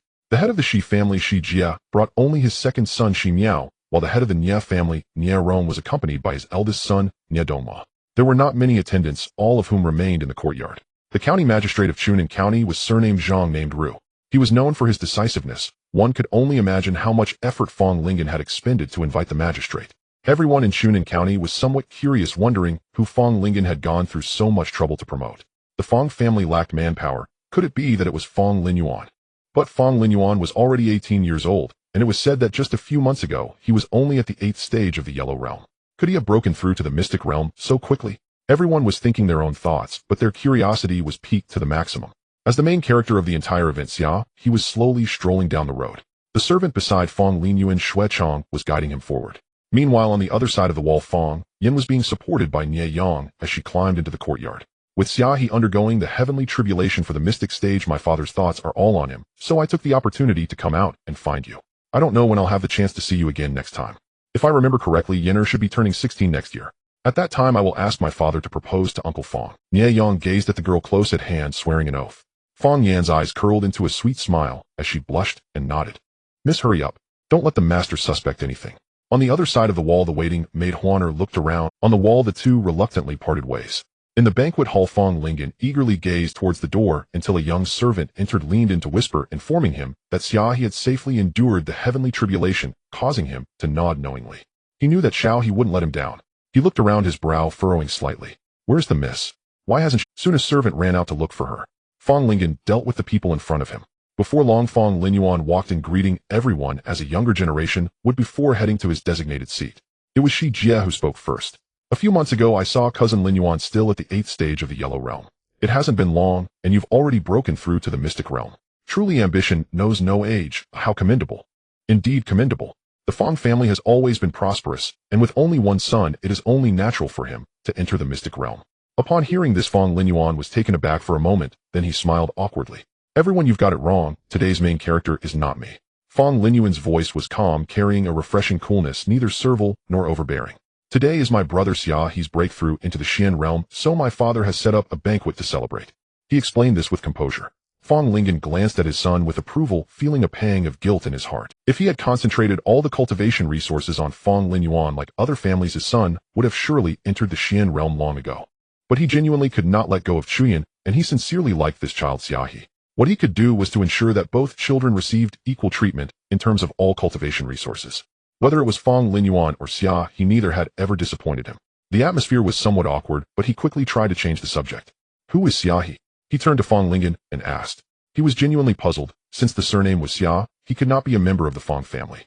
For the juniors of a family, cultivation resources are usually concentrated. For example, he had 5 sons, and all cultivation resources were exclusively supplied to Xi Miao. Producing a master of the Xian level was crucial for a family's inheritance. Who was Xia He that Fong Lingen would value him, an outsider, over his own flesh and blood? Xia He is the son of a late friend entrusted to me at his death. That child is strong-willed and notably gifted in cultivation, Fong Lingen explained. How many gifted individuals could there be? But those who could truly ensure a family's inheritance would only be direct blood relatives. Did Fong Lingen not understand this principle? Shi Jie cast a deep look at Fong Lingen but did not voice his thoughts. After all, the 3 major families were in a delicate balance. They were both allies and rivals, and what Fong Lingen did was beneficial for his Shi family. Brother Xia He is indeed remarkable, Fong Linyuan responded to Fong Lingen's words. His words were heartfelt, causing Shi Jie to involuntarily let out a faint smile. To receive such praise from the head of the Fong family, and the only son of the Fong family, Xia, he must surely be an extraordinary individual. Whispers filled the air. Everyone was quite curious about Xia He. Fong Linyuan sat upright, his gaze calm, quietly looking towards the distant path. It was in such an atmosphere that Xia He walked into the sight of everyone. Shall he come here quickly and sit beside Uncle? As soon as Fong Lingen saw Xia He, a smile spread across his face, and he naturally waved at Xia He. Xia He responded and directly sat beside Fong Lingen. He quietly observed the crowd. Although most of the people here were seeing him for the first time, he had in fact seen them before. Although Xia He's influence in Chunan County could not be made public, these people had to varying degrees dealt with Xia He's Tianling. Xia He should know about each of their personalities to some extent. Is this Xia He? Shi Jie was taken aback. This. Was he too young? Relying on all of Shi family's cultivation resources, Xi Miao had barely entered the first level of the Xian realm at the age of 20, and after facing the tribulation, he had to lie in bed for a month and a half. Right, the tribulation. Shi Jie looked at Xia He. The young boy appeared calm, and was not at all like someone who had been injured. Was this really someone who had just overcome a tribulation? Such doubts were not only in Shi Jie's mind. Nearly everyone present shared the same question. As the county magistrate Zhang Ru, who held great power in Chunan County, showed no hesitation in his astonishment and curiosity towards Xia He. Have you just overcome a tribulation? Were you not injured? Zhang Ru asked directly. In an instant, all eyes turned towards Xia He. Xia He, feeling a bit shy, replied, Naturally, I couldn't have come so easily. It's just that since everyone is here, my Fong family shines brightly. Even if I were injured, I must come to thank all the elders for their concern for me. How old are you this year? Zhang Ru asked again. 12, Xia He answered crisply. Suddenly, the entire hall was filled with gasps. 12 years old. A 12-year-old in the Xian realm. In the history of Chunan County, this must be unprecedented. Zhang Ru felt his hand tremble slightly. You are impressive, he said, looking at Xia He, then pausing, his gaze shifted to Fong Ling. This child may indeed be a blessing for the Fong family. Xia He is truly a blessing for my Fong family, Fong Lingen smiled. After Zhang Ru spoke, he calmed his gaze, which lightly fell on Fong Lingen, as if there were some words he wanted to say, but ultimately did not voice in front of others. Perhaps this child could also be a calamity for the Fong family. After all, he bore the surname Xia, and could never truly become a member of the Fong family. Fong Lingen met Zhang Ru's gaze, feeling somewhat puzzled, yet he did not delve deeper. Just then a sharp rebuke broke the silence. Uncle Fong, I know that Xia He might be a genius, but have you thought about it?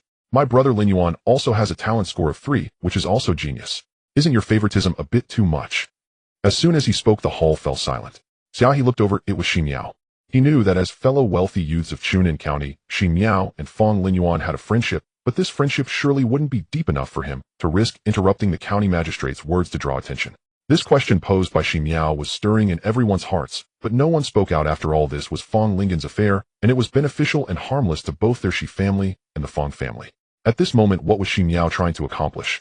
You ungrateful child, how dare you interrupt the county magistrate's words? Why don't you quickly apologize to the county magistrate?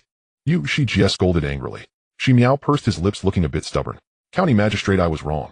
He bowed his head in apology to Zhang Ru, but then turned to Fong Lingen. But Uncle Fong, I truly do not understand.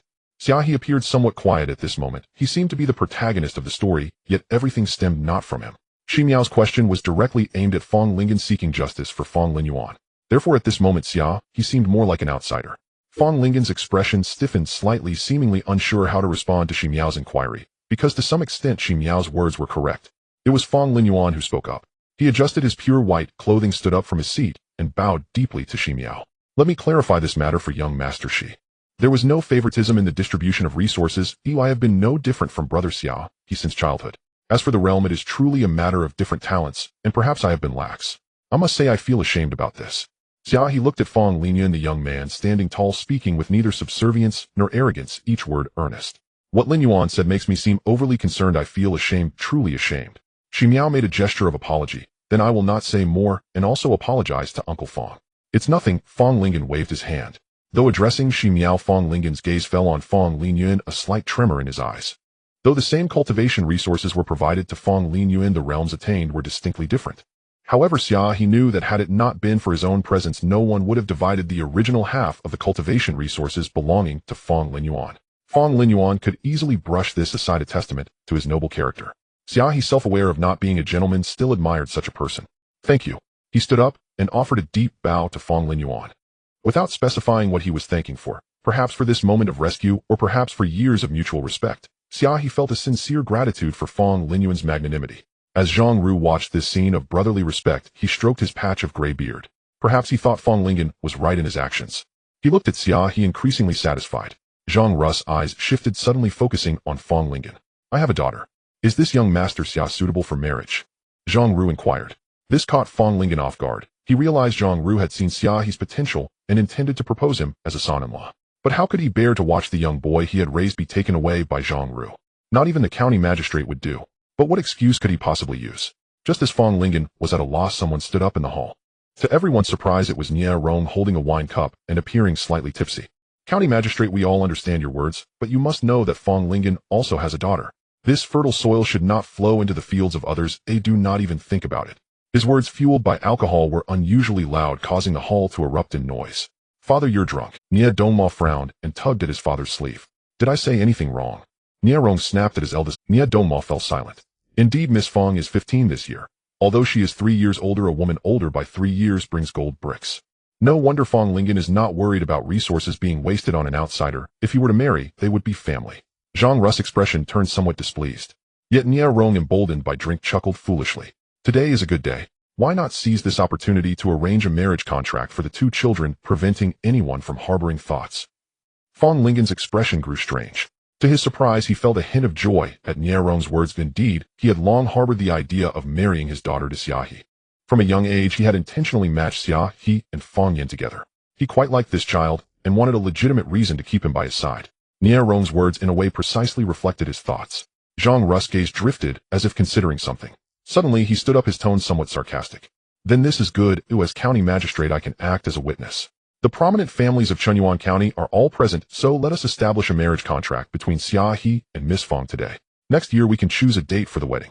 Xia He was taken aback. That cannot be. He looked at the county magistrate. What makes it impossible? The magistrate chuckled. Are you suggesting that Miss Fong is not worthy of you? That's not what I meant. Xia He's brow furrowed, suddenly feeling that things were developing too quickly. Each new event seemed to be a deliberate struggle against him. Since it is not that meaning, then why not thank the county magistrate? Nia Rong fanned the flames from the side. Xia He remained silent for a moment, recalling the scene he had witnessed that morning on Guanshui Street. Fong Yin should already have someone she likes, namely Nia Rong's third son Ye Yang. Did Niarong know about this? Or was it? Xia He cast a deep glance at Niarong.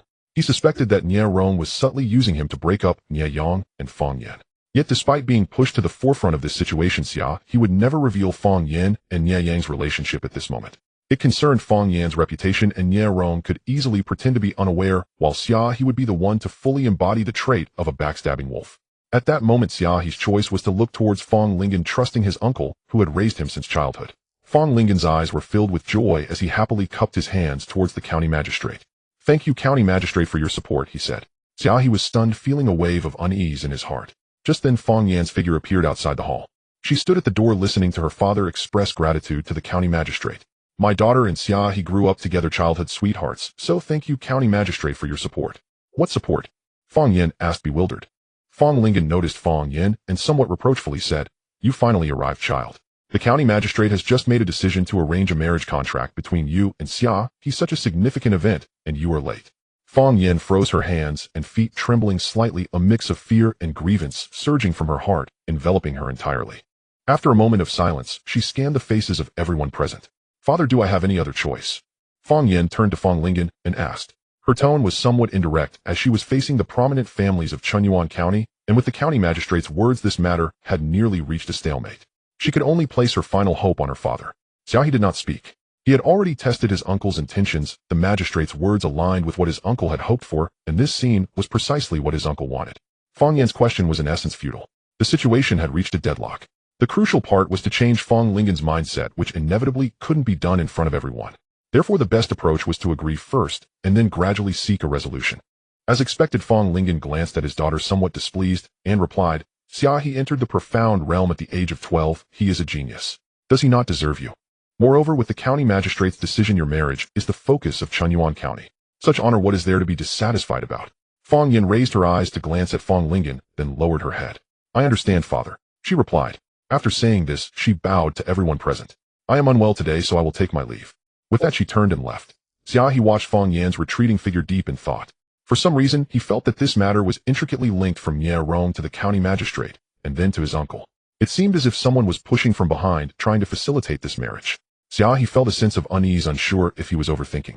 Fang Yan did not like Xia He, nor did she like Xia Qixue. She was not Fang Lin Yuan, and she could not bear to see her father pampering someone else's child like this.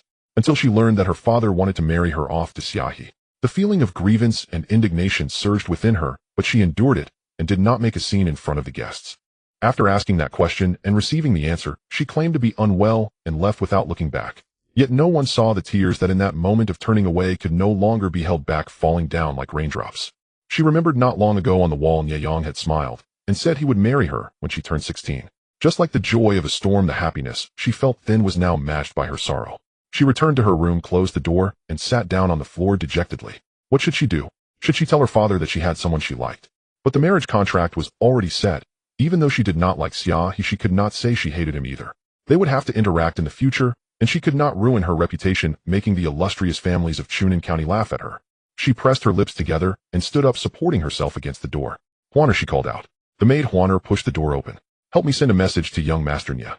Fang Yan looked at Huaner, her voice trembling with tears. "At this moment, I truly do not know who to turn to." The maid quickly responded and ran towards the exit of the estate. As the Nia family exited the Fang residence and parted ways with the Shi family, Nia Dongma suddenly stepped forward. He looked at Nia Rong, a strange expression appearing between his brows. "Father, why did you do this? You know very well that my third brother likes Fang Yan." Nia Dongma's voice was heavy, his brows furrowing more and more. Nia Rong glanced at Nia Dongma with a snort. "Do you really not understand? Or are you pretending not to know?" At this moment, there was no trace of drunkenness on Nia Rong's face. Instead, there was a hint of mild anger. Hearing this, Nia Dongma fell silent and stepped back, yielding the path. "But father, if my third brother finds out once it escalates?" "He dares." Nia Rong waved his sleeve. "It's just a mere woman." Nia Dongma remained silent, following behind Nia Rong, but the shifting expression in his eyes revealed his inner turmoil.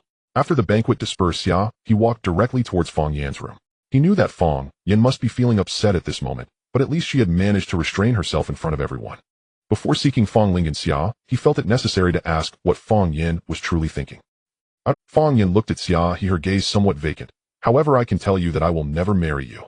Although Fang Yan's voice trembled slightly, it was decisive and unwavering. Xia He smiled faintly. "I know you won't marry me," he said. "I came here just to find out how determined you are regarding this matter." Fang Yan raised her eyes to look at Xia He. "Now you know.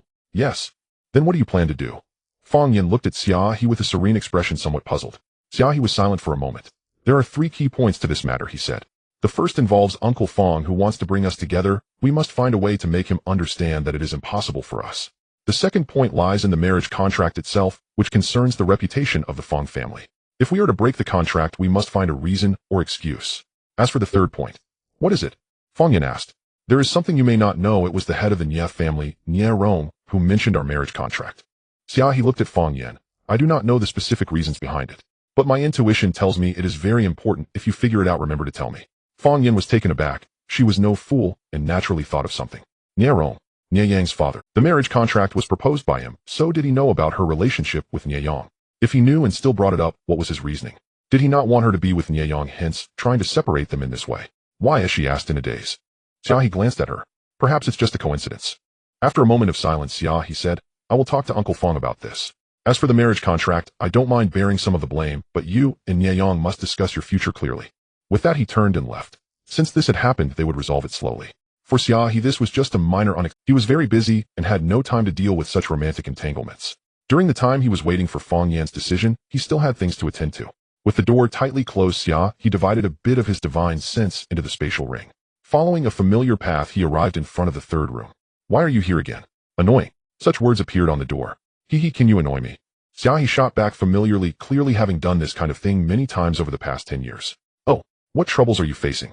Share them so I can have a laugh. Xia He wanted to say that he inexplicably had a fiancée, but then he thought that would be too embarrassing. What he was about to say changed. That heavenly tribulation of the mystic realm is so dull, not exciting enough. Keep pretending. Wait, did you break through to the mystic realm? The person inside seemed startled, falling silent for a while.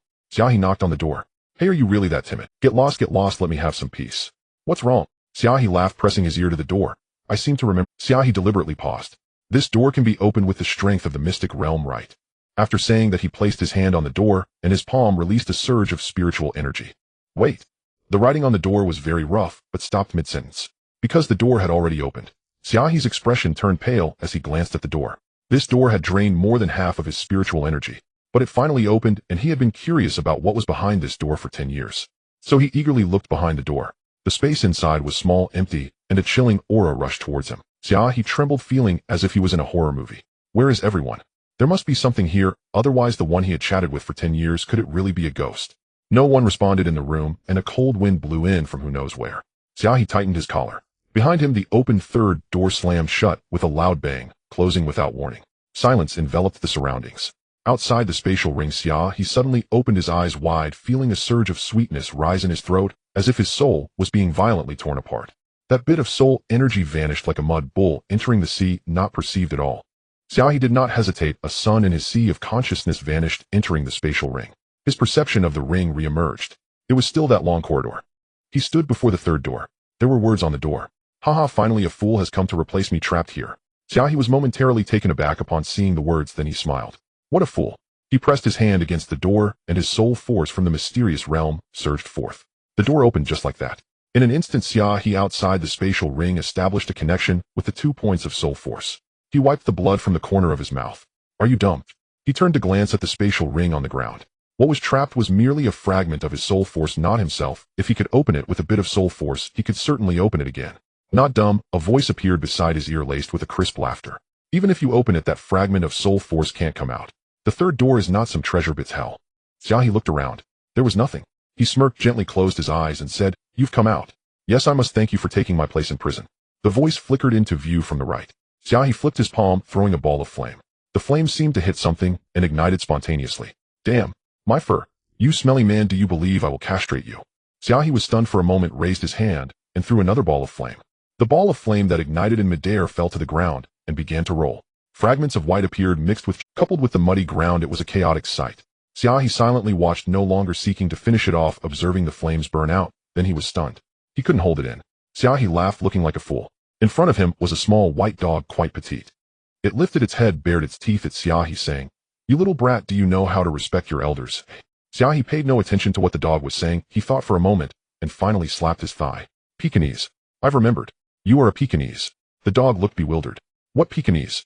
I am the celestial spirit dog, embodying beauty and wisdom. Xia He didn't understand, but thought the name sounded much more grand than Pekingese. I don't care, you are my dog, and I'll call you Pekingese. The dog continued to look confused. When did I become your dog? Xia He shook the spatial ring. The ring is mine, and anything that comes out of it is naturally mine. That's nonsense. The dog yelled angrily. Xia He spread his hands, and a ball of fire shot out. The dog lowered its head, and remained silent for a long time. I can follow you, but you must swear not to look at other dogs, it said. Xia He replied, all right. And also, the dog continued, I won't be called Pekingese, it's too ugly. You can't name me something like Celestial Spirit, it's too long for me to remember. The dog chuckled, for characters that's really long. It bared its teeth, looking a bit wronged. I was once a little princess of the Celestial Spirit dog clan, and I absolutely refuse to have such a rustic name like Pekingese. What do you want then? The dog thought for a moment, then laughed foolishly, rolling on the ground, twice, feeling a bit shy as it lowered its head. When I was still a maiden, I had a nickname called White Moonlight, you can call me that too. The dog cradled its little dog face, smiling mischievously. Xia He felt a sweetness in his throat, as if he wanted to spit blood. White Moonlight, why not White Moonlight? After thinking for a moment, Xia He looked seriously at the dog, and said, let me change your name, let's call you White Moon. Let's stop arguing. Wait, hey, stop rolling and howling, it's useless. Crying won't help, him telling you. After rolling and howling for a long time, until he saw flames emerging from Xia He's palm, the dog, holding back tears, reluctantly accepted its new name. White Moon. Xia He looked at White Moon, and said, sit tight, I have something to ask you. White Moon sat obediently with a pitiful expression. Tell me, what is that third room? Xia He had tried several times, unless the soul force entering the second time was able to exchange with the soul force that entered the first time. Even if the door was open, the first soul force could not come out. Xia He thought about throwing White Moon back, but seeing White Moon sitting there with a pitiful look, even placing its little paws neatly, he felt a bit reluctant. Although a fragment of soul force was trapped in the third room, it did not affect his cultivation. After the door opened, he also established a connection. It was like that fragment of soul force controlling xianxia. As long as there was a connection, being trapped was fine. He had no obsessive need to gather four in his mind. It wasn't like playing mahjong where three were needed. White Moon opened its mouth pitifully, saying, when I was still a maiden, there was a handsome big black dog waiting at the village head to marry me. Get to the point.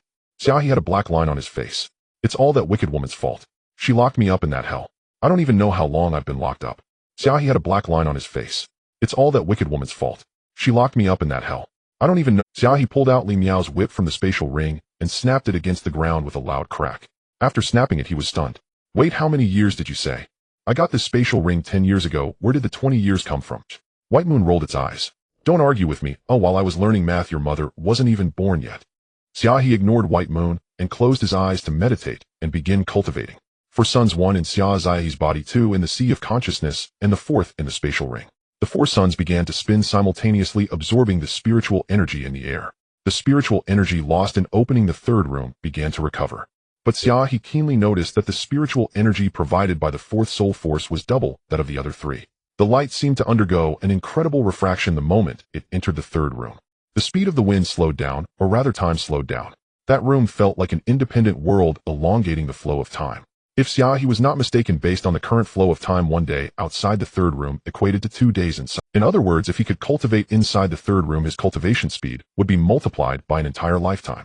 His breath became heated, but he could still maintain himself. He seemed to have thought of something and looked at White Moon. By the way, why do you say the third room is hell? White Moon tilted its dog head. That woman once said this room is called the realm of transgressions. Oh, I don't understand the ins and outs of it either. Xia He was stunned. The realm of transgressions. In the 18 layers of hell, the 4th layer is named the realm of transgressions. Perhaps this can be traced back to a previous life. In the civilization of Huaxiao, the legends of ghosts and monsters are inseparable from the 18 layers of hell, and the 4th layer of hell is known as the hell of crimes. The hell of crimes can alter the flow of time, allowing wicked ghosts who have sinned in the mortal realm to descend into it using endless time as their punishment. In simple terms, it's akin to a life sentence, but the ones imprisoned are not humans but ghosts. And since ghosts have no lifespan, it means this life sentence is truly everlasting. In the 18 layers of hell, the tortures like tongue extraction and iron trees seem somewhat merciful, yet Xia He feels it is the most frightening place. Shaking her head, she brushed away the chaotic thoughts in her mind.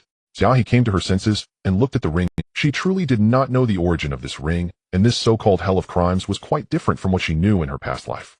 However, even after dying once, Xia He did not believe in ghosts or gods. Let's be realistic. Hell of crimes. Now he could put a bit of soul power into it, making his cultivation speed significantly faster. While Xia He was studying the spatial ring, Huaner was just arriving at the entrance of the Nie residence. Soon she found herself face-to-face with Nie Yang. Nie Yang was pleasantly surprised to see Huaner, as previously whenever they exchanged love letters or gifts, it was always Huaner who acted as the intermediary. But this time Huaner seemed quite flustered. Young Master Nia, something serious has happened. Upon seeing Nia, young Huaner hurriedly said, the county magistrate has taken charge and arranged a marriage between the young lady and Xia He. Now all the prominent families in Chunqing County are aware of it. Nieyang felt a loud bang in his head. Just a moment ago he had met Yenner and they had promised to marry in the future. How could everything change so quickly? Who is Xia He? Nieyang looked at Huaner, a flash of ruthlessness appearing in his brows. Huaner replied anxiously, he is the son of my father's old friend, and my father has cherished him since childhood, likely intending to propose the young lady to him for a long time. Nieyang fell silent for a moment and told Huaner, you go back first and tell Yenner not to panic. I will handle everything. Huaner felt somewhat reassured and nodded, quickly leaving. Nieyang stood quietly for a while before getting up to find Nia Dongmo. In the courtyard the two brothers stood facing. Elder brother, you know I have feelings for Yenner. Why didn't you stop father? Nieyang asked. The county magistrate took charge. Fong Lingen had intentions, and all the prominent families in Chunqing County were present. When father spoke, there was immediate agreement. Xia He seemed unwilling, but under the circumstances he had no say, and so the magistrate proudly arranged the marriage for them. There are plenty of fish in the sea. Third brother, there are so many good girls in this world, why not choose a better one? Nieyang scoffed and looked at Nia Dongmo, am not like elder brother who flits among flowers. With that he gazed into the distance, silently clenching his fists. Why should he give up? He had never allowed anyone to take what he had set his eyes on since childhood. Furthermore, the one Yenner liked was him. It was clearly Xia He who had emerged from nowhere who intruded. If anyone was to give up, it should be him. Nia Dongmo easily noticed Nieyang's tightly clenched fists. He knew his brother well. If you have made a decision, you can tell elder brother, and he will do his best to help you. He paused for a moment before speaking. Nieyang glanced at Nia Dongmo, but felt no emotional response. Is this a promise from elder brother? It counts. Nia Dongmo pondered. Nieyang smirked. Since it's a promise, elder brother must fulfill it. All right. Nia Dongmo agreed. Xia He was habitually seated in a tea house with a cup of tea in front of him, but he had not touched it at all. His body was mechanical and did not require food or sleep. He looked in one direction. There was a delicate two-story building there, and on the balcony of the second floor were several scantily dressed women, occasionally revealing large areas of fair skin with their every move. The spring scenery is infinitely beautiful. However, Xia He was not looking at that. He was simply observing this building. It had a lovely name, Zui Yanlu, competing for the beauty of intoxication. This was a brothel, a rather interesting brothel. About 2 years ago, a brothel rose from the ground on Guangshui Street, blending into a prosperous area, yet it stood out from the entire county. The madam of the brothel was unknown, as she did not interact with anyone, yet secured the most prosperous street on Guangshui. There were attempts made by others to extort protection money, such as Shi Miao Miao, who had a reputation for being forgetful of grievances. It was said that after returning, Shi Miao Miao lay in bed for half a month. Xia He felt he truly was a good person, and at that time he had been too lenient. But this matter was like tossing a stone into water with no further results. Since then, Zui Yanlu has taken root in Chunqing County, becoming a haven for the young prodigies. Xia He, driven by curiosity, sent someone into Zui Yanlu to see who the mysterious person behind it was, capable of remaining independent in the murky waters of Chunqing County, yet no one could touch it. But his people had been hidden for over a year and had never even seen the face of the person behind it. Xia He felt somewhat helpless, yet he was not disappointed. It was merely curiosity, and he stopped there. He picked up the teacup in front of him, casually swirling it, watching the sunlight reflect off the women's voluptuous chests, casting bright glimmers. One must admit this was a good place. Naturally, good places often serve as a refuge for the wealthy to relieve their stress, and at this moment Nieyang plunged headlong into Zui Yanlu. He pushed past a group of approaching girls and slammed a gold ingot onto the table with a flourish. Tell Hong Quan that I am here and waiting for her in the room. A group of girls giggled and covered their faces, their movements revealing ample beauty. Young Master Nia always comes to find Sister Hong Quan. I wonder when he will take her home as his bride. Nieyang frowned and did not answer, simply pushing past the crowd, heading directly to a room upstairs. He sat in the room for a while when a woman dressed in red entered. Her movements were light, exuding an air of elegance. Since you took a liking to the young lady from the Fong family, you haven't come to Zui Yanlu for a long time. As she spoke, Hong Quan walked to the table and poured Nieyang a cup of tea. Nieyang drank it in one gulp. Since meeting Yenner, I find every day to be filled with joy. I suppose I felt there was nothing left to trouble me in this world, so I forgot about you. Nieyang recounted the matter of the marriage contract between Xia He and Fong Yin, and Hong Quan listened intently. Until Nieyang finished speaking, Hong Quan opened her palm, and without much thought smiled faintly. This question requires 10 taels of gold, she said. Nieyang clearly knew Hong Quan's rules, and placed 10 taels of gold on the table. Hong Quan smiled slightly, playing with the 10 taels of gold in her palm. Do you wish to deliberate over it or cut through the chaos decisively? She asked. Nieyang fell silent for a moment. Quickly he replied. If you want it to be quick, I have 3 methods here. Hong Quan, 3. Nieyang's eyes brightened. What are the specifics? First, elope. Hong Quan chuckled lightly, extending a finger. You two leave Chunin County, and it will be settled. Nieyang fell silent, his brow slightly furrowed, clearly displeased. What about the second? He asked. You let go of Fong Yin and choose a girl you truly like. Hong Quan's eyes curved with a smile. I will never give up on Yin'er. Upon hearing this, Nieyang suddenly stood up. Hong Quan noticed and gave him a teasing glance. Then only the third method remains. She looked at Nieyang. How about finding an opportunity to make Xia He The situation had developed to this point. If Nieyang was unwilling to let go, there were only two paths. First, the marriage contract disappears, which means eloping. The second is for the person in the marriage contract to disappear. Since Fong Yin cannot vanish, it can only be Xia He. As for how to make her disappear, that was beyond Hong Quan's answer. She smiled softly, gracefully walked a few steps, and pushed open the door with a flick of her delicate hand. It's best to have fewer worries, so it would be wise for you, young master, to visit the Drunken Beauty Pavilion less often. Nieyang knew that Hong Quan was dismissing him and walked out of the Drunken Beauty Pavilion in a daze as usual. Every answer she gave him was piercingly direct and refreshingly straightforward. The matter arose from the marriage contract. If one wished to break it, one must either elope or make Xia He disappear. Beyond that, there was no third path. For Nieyang, he was absolutely unwilling to give up the wealth and glory in Chunin County to elope with Fong Yin. Thus only the last path remained. Making Xia He disappear was a shortcut, and also the quickest and most straightforward solution. Right, as long as I knock Xia He unconscious and find a place to lock her up for 3 to 5 years. The fuss over the marriage contract would naturally dissipate, and Fong Lingen would not let his daughter wait in vain. By then he would come to propose and surely would not be rejected, thus wouldn't the matter be resolved. Nieyang's eyes flickered with light. Thinking this way, it seemed a bit unfair to Xia He, but after all he did not know her, and soon cast aside that hint of guilt. After pondering, he summoned the Shadow Guard who had been by his side since childhood. The Shadow Guard was a tradition of the Nye family assigned to protect each child from the moment they were born. Most of these Shadow Guards were selected from the family's trained assassins. They generally possessed some cultivation, though not very high, but these individuals were warriors exceptionally strong in martial skills and reflexes. For cultivators, the greatest fear is being approached by warriors, because no matter how high the cultivation level, their bodies are still mortal. If a vital point is struck, they can die just the same. Nieyang's Shadow Guard was named Tu Zheng, who had been by his side since childhood. Tu Zheng was highly skilled, and Nieyang felt a sense of reliance on him. Uncle Tu, I need a favor. He looked at the middle-aged man who suddenly appeared before him, his tone earnest. As for Xia He, probably had already forgotten about the marriage contract and was busy grooming the dog in front of him. Dog fur was flying everywhere, making it almost unbearable to watch. Hey, you little brat, don't touch me everywhere, understand? Oh, so itchy, you bastard, you actually looked at me naked. You have to take responsibility, understand? Why, you flipped in the basin, splashing water all over Xia He's face. Xia He continued to groom by you. Stop shouting, it's not like you've never been naked before. Xia He picked up the dog's paw and brushed it back and forth. Itchy, do you understand, Itchy? Oh, you little biting pest. Bayu opened its mouth wide and pretended to pounce on Xia He. Xia He conveniently stuffed the brush into its mouth. All done. Xia He fished Bayu out of the basin, accustomed to shaking off the water with years of experience washing clothes while single. Woo woo woo. Bayu was spun around by Xia He, momentarily gnawing at the large brush, bewildered. Dazed. How pitiful for it, a proud member of the celestial hound lineage. After being tossed around, Bayu finally revealed its true appearance. Though its fur was unevenly long and short and rather patchy, it was still snow white, and its looks improved significantly. It lay dazed on Xia He's bed, looking utterly defeated. After all this commotion, it was already evening. The sunset boiled red clouds in the horizon, the color of vivid crimson, resembling a drop of blood. Xia He looked up at the sky, his mind blank. 4 suns absorbed the spiritual energy in the air, converging into Xia He's sea of consciousness. However, when he opened the third door yesterday, most of the spiritual energy was absorbed, and a bit of soul power was forcibly severed from the connection to the sea of consciousness. Though he appeared fine on the surface, Xia He was actually suffering from some internal injuries, perfectly mirroring the appearance of someone who had just overcome a tribulation. He gazed at the red clouds in the sky, and after a long while he felt as if the clouds were moving like a bunch of peony flowers being kneaded, chaotic, yet with an elusive strangeness. In an instant it seemed as if everything around fell silent. An unremarkable black sword pierced through the red clouds like the encroaching night. This unremarkable black sword descended towards Xia He's forehead, as if to slice through his brows. He instinctively took a step back and looked at the newcomer. This person's appearance was quite ordinary, the kind you wouldn't recall even if you closed your eyes. His sword was swift, but it lacked killing intent.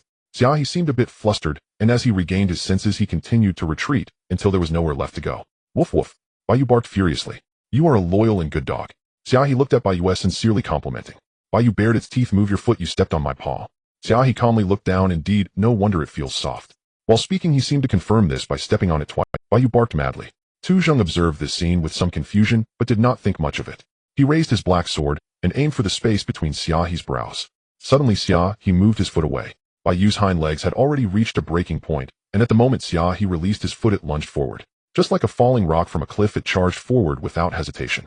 This is indeed a good method, Nie Dongma said in silence for a moment. But are you really going to let Tu Zheng go alone? What if something unexpected happens? Nieyang shrugged nonchalantly, raising an eyebrow. Although he is a Xianjing cultivator, hasn't he just survived it? He must have lost half his life. Allowing Tu Zheng to approach now would only make him an easy target. Besides, I have been merciful enough, only wanting to keep him for 3 to 5 years without taking his life. Nie Dongma pondered for a moment. Perhaps your thoughts are valid, but they lack thoroughness. Upon hearing this, Nieyang, these convoluted matters are beyond my comprehension, which is why I came to seek my elder brother. He promised to help me, and I will leave the matter of Shan Wei to him. My elder brother must not let me down. Nie Dongma smiled, feeling a bit helpless.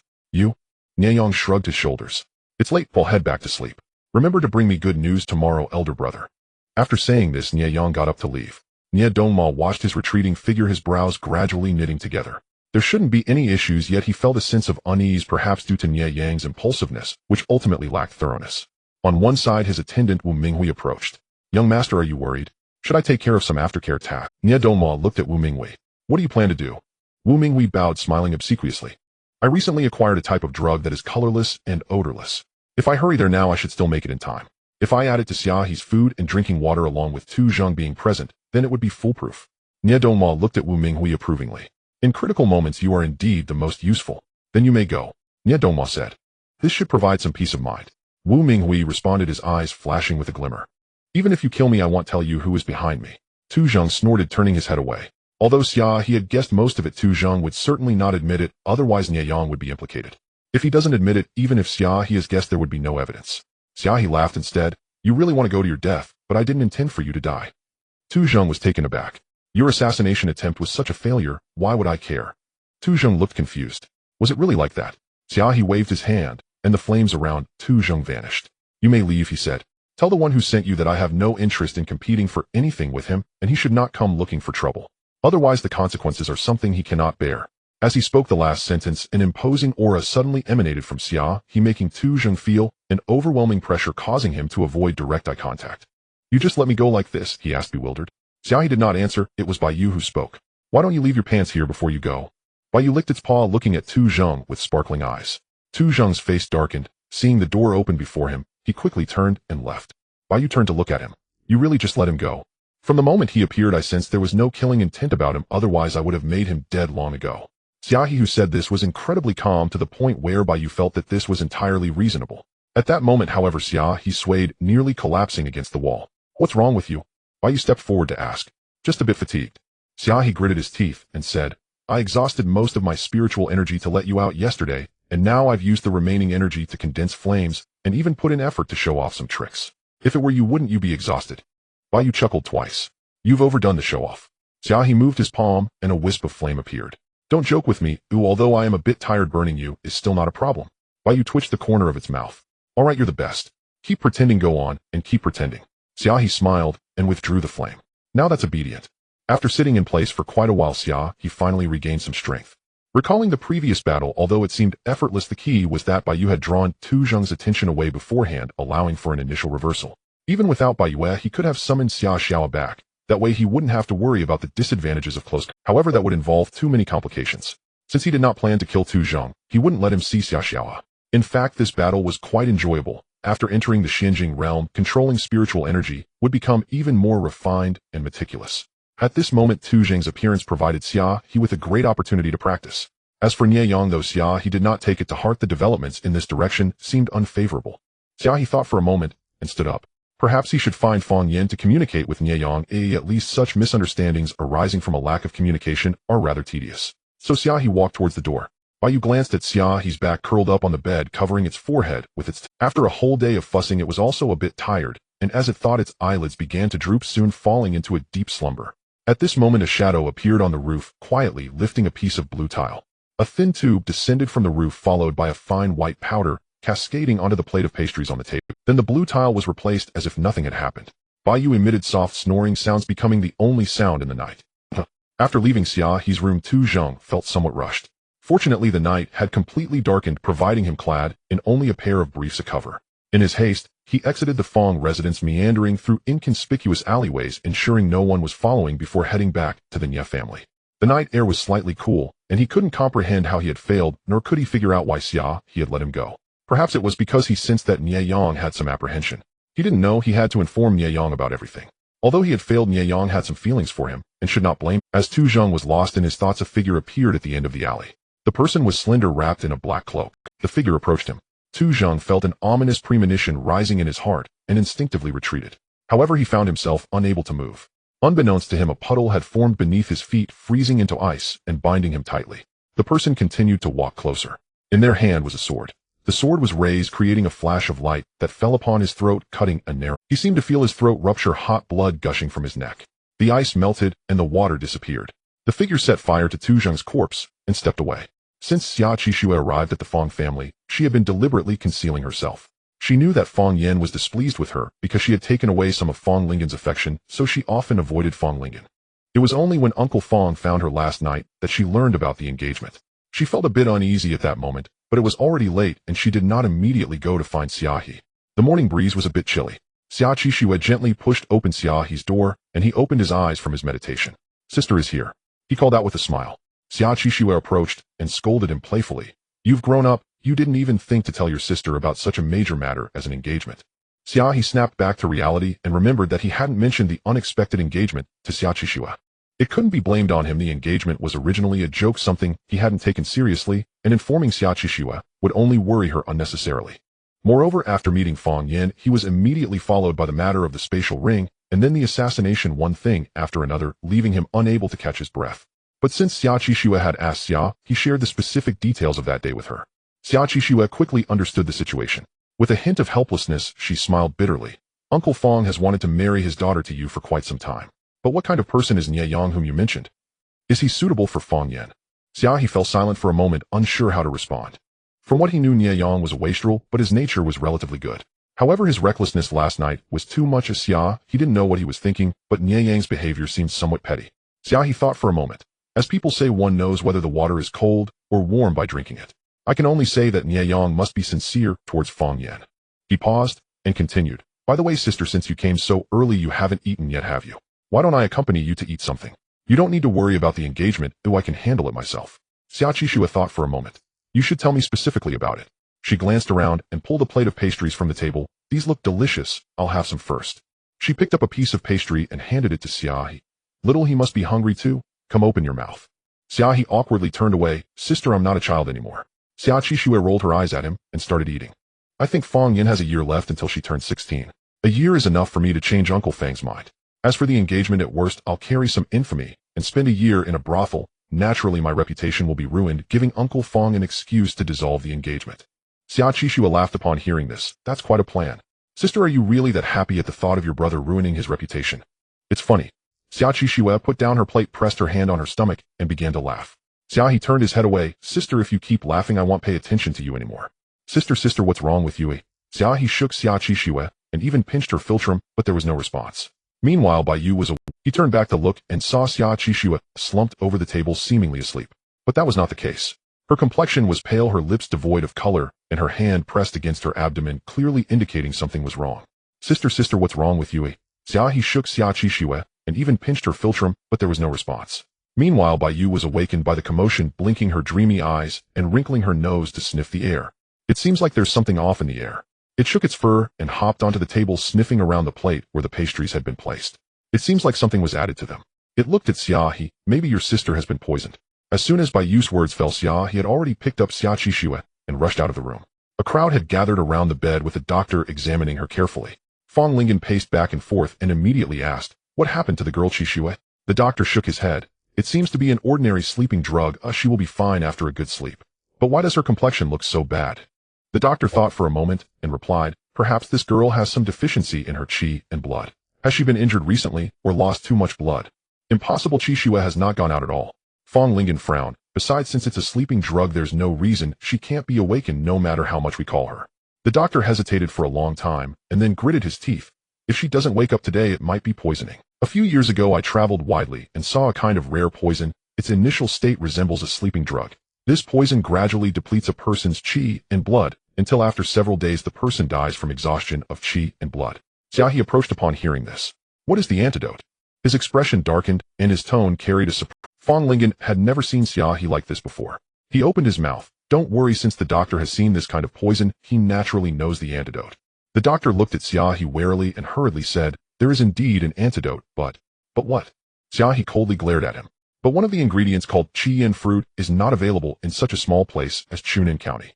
The doctor carefully glanced at Fang Lingen. Don't blame the old man too much, but if you can hurry to find that herb, maybe it's... Xia He clenched his fists. How much time does my sister have left? About 3 days. As soon as the doctor finished speaking, Xia He's figure had already disappeared from the room. Fang Lingen felt a chill pass by like a sword that had been suppressed for too long. Lin Yuan, hurry and follow him to see, but don't let Xia He get into trouble. Fang Lingen urged. Yes. Fang Lin Yuan answered and rushed out after Xia He. At the moment Xia He left Xia Xiao far away on Guanshui Street, stood up. He looked over at Wang Si, who was forging iron not far away.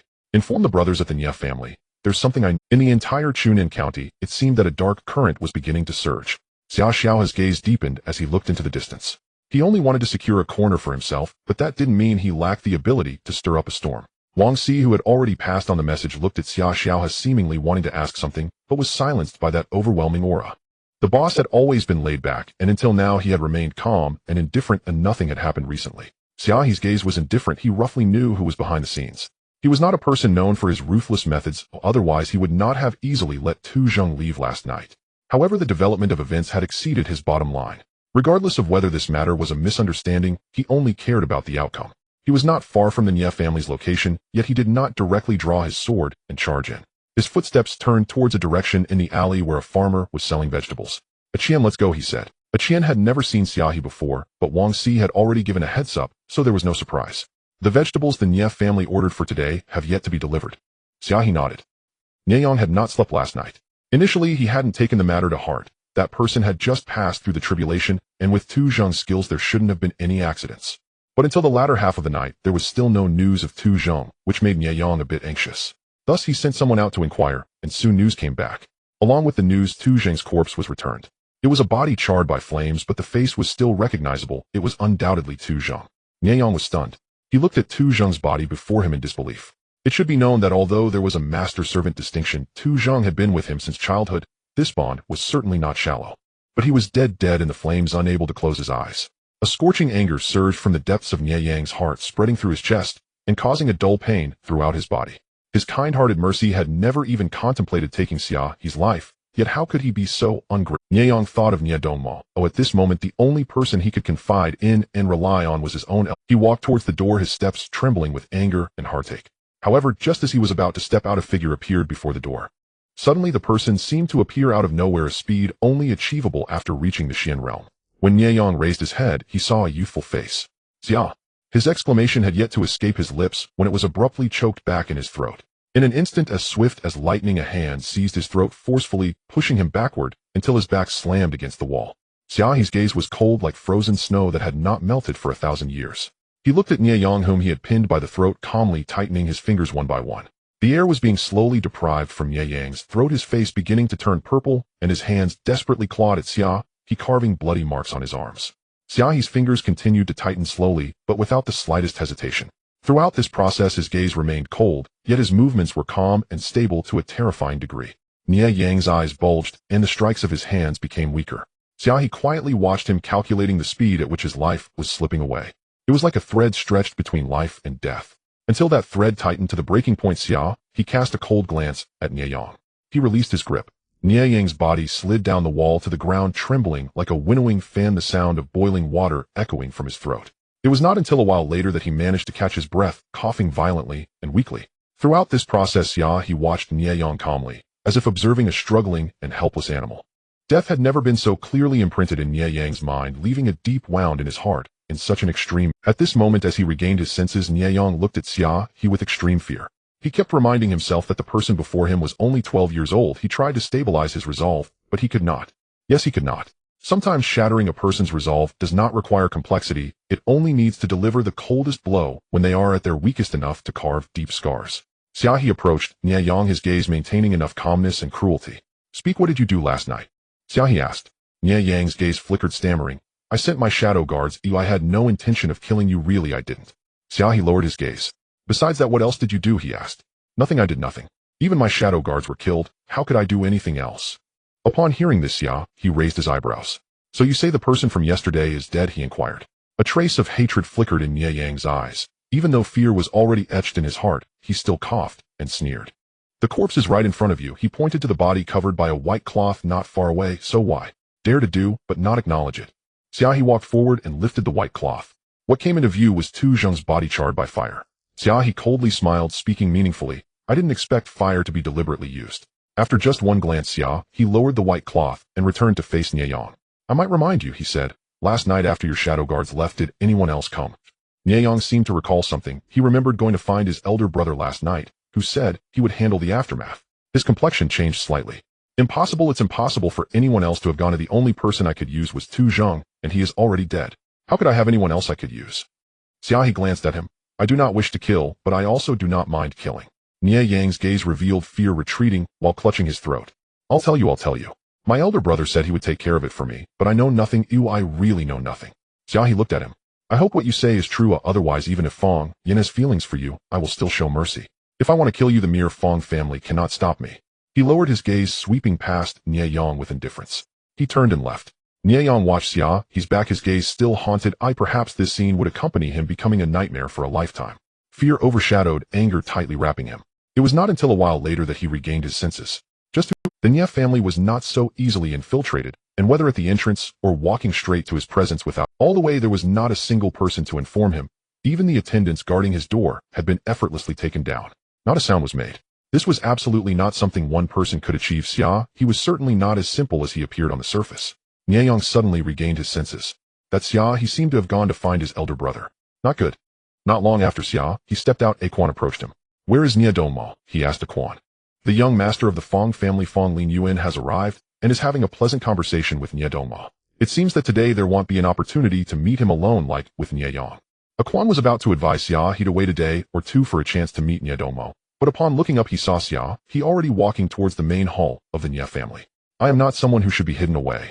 A Quan was taken aback and wanted to follow, but heard the person continue. Your task has been completed, you may leave now. You did well today, but to avoid implicating me, I will have Tian Lang assign you a different position. In the main hall of the Nie family, Fong Lin Yuan was sitting opposite Nie Dongma. What brings you here today, Fong brother? Nie Dongma asked with a smile. Fong Lin Yuan glanced at Nie Dongma. Naturally, I have matters to inquire about. He said, I wonder if brother Nie has heard of Bloodfall Cherry. Nie Dongma was taken aback. I have not.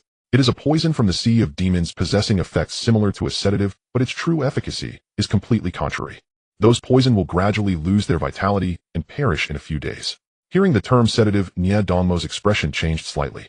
It seemed that Wu Minghui mentioned using a sedative yesterday, and now Fong Lin Yuan had come to ask about it. Could it be that Xia He has been poisoned? Nie Dongma glanced at the submissive Wu Minghui beside him, feeling a bit uneasy, wondering if Fong Lin Yuan had come to hold him accountable. Just as Nie Dongma felt a bit flustered, voices came from outside the hall. Young Master Xia, please walk slowly. Before Nie Dongma could regain his composure, a figure appeared before him. It was Xia He, whom he had seen not long ago. Xia He looked at Fong Lin Yuan and asked, Why has my elder brother come? Fong Lin Yuan replied calmly, Father is worried and sent me to bring you back.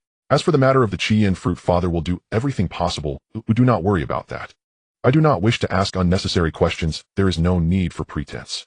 Xia He said, looking at Nie Dongma with shifting eyes. I have only one question for you, and once I am done I will leave.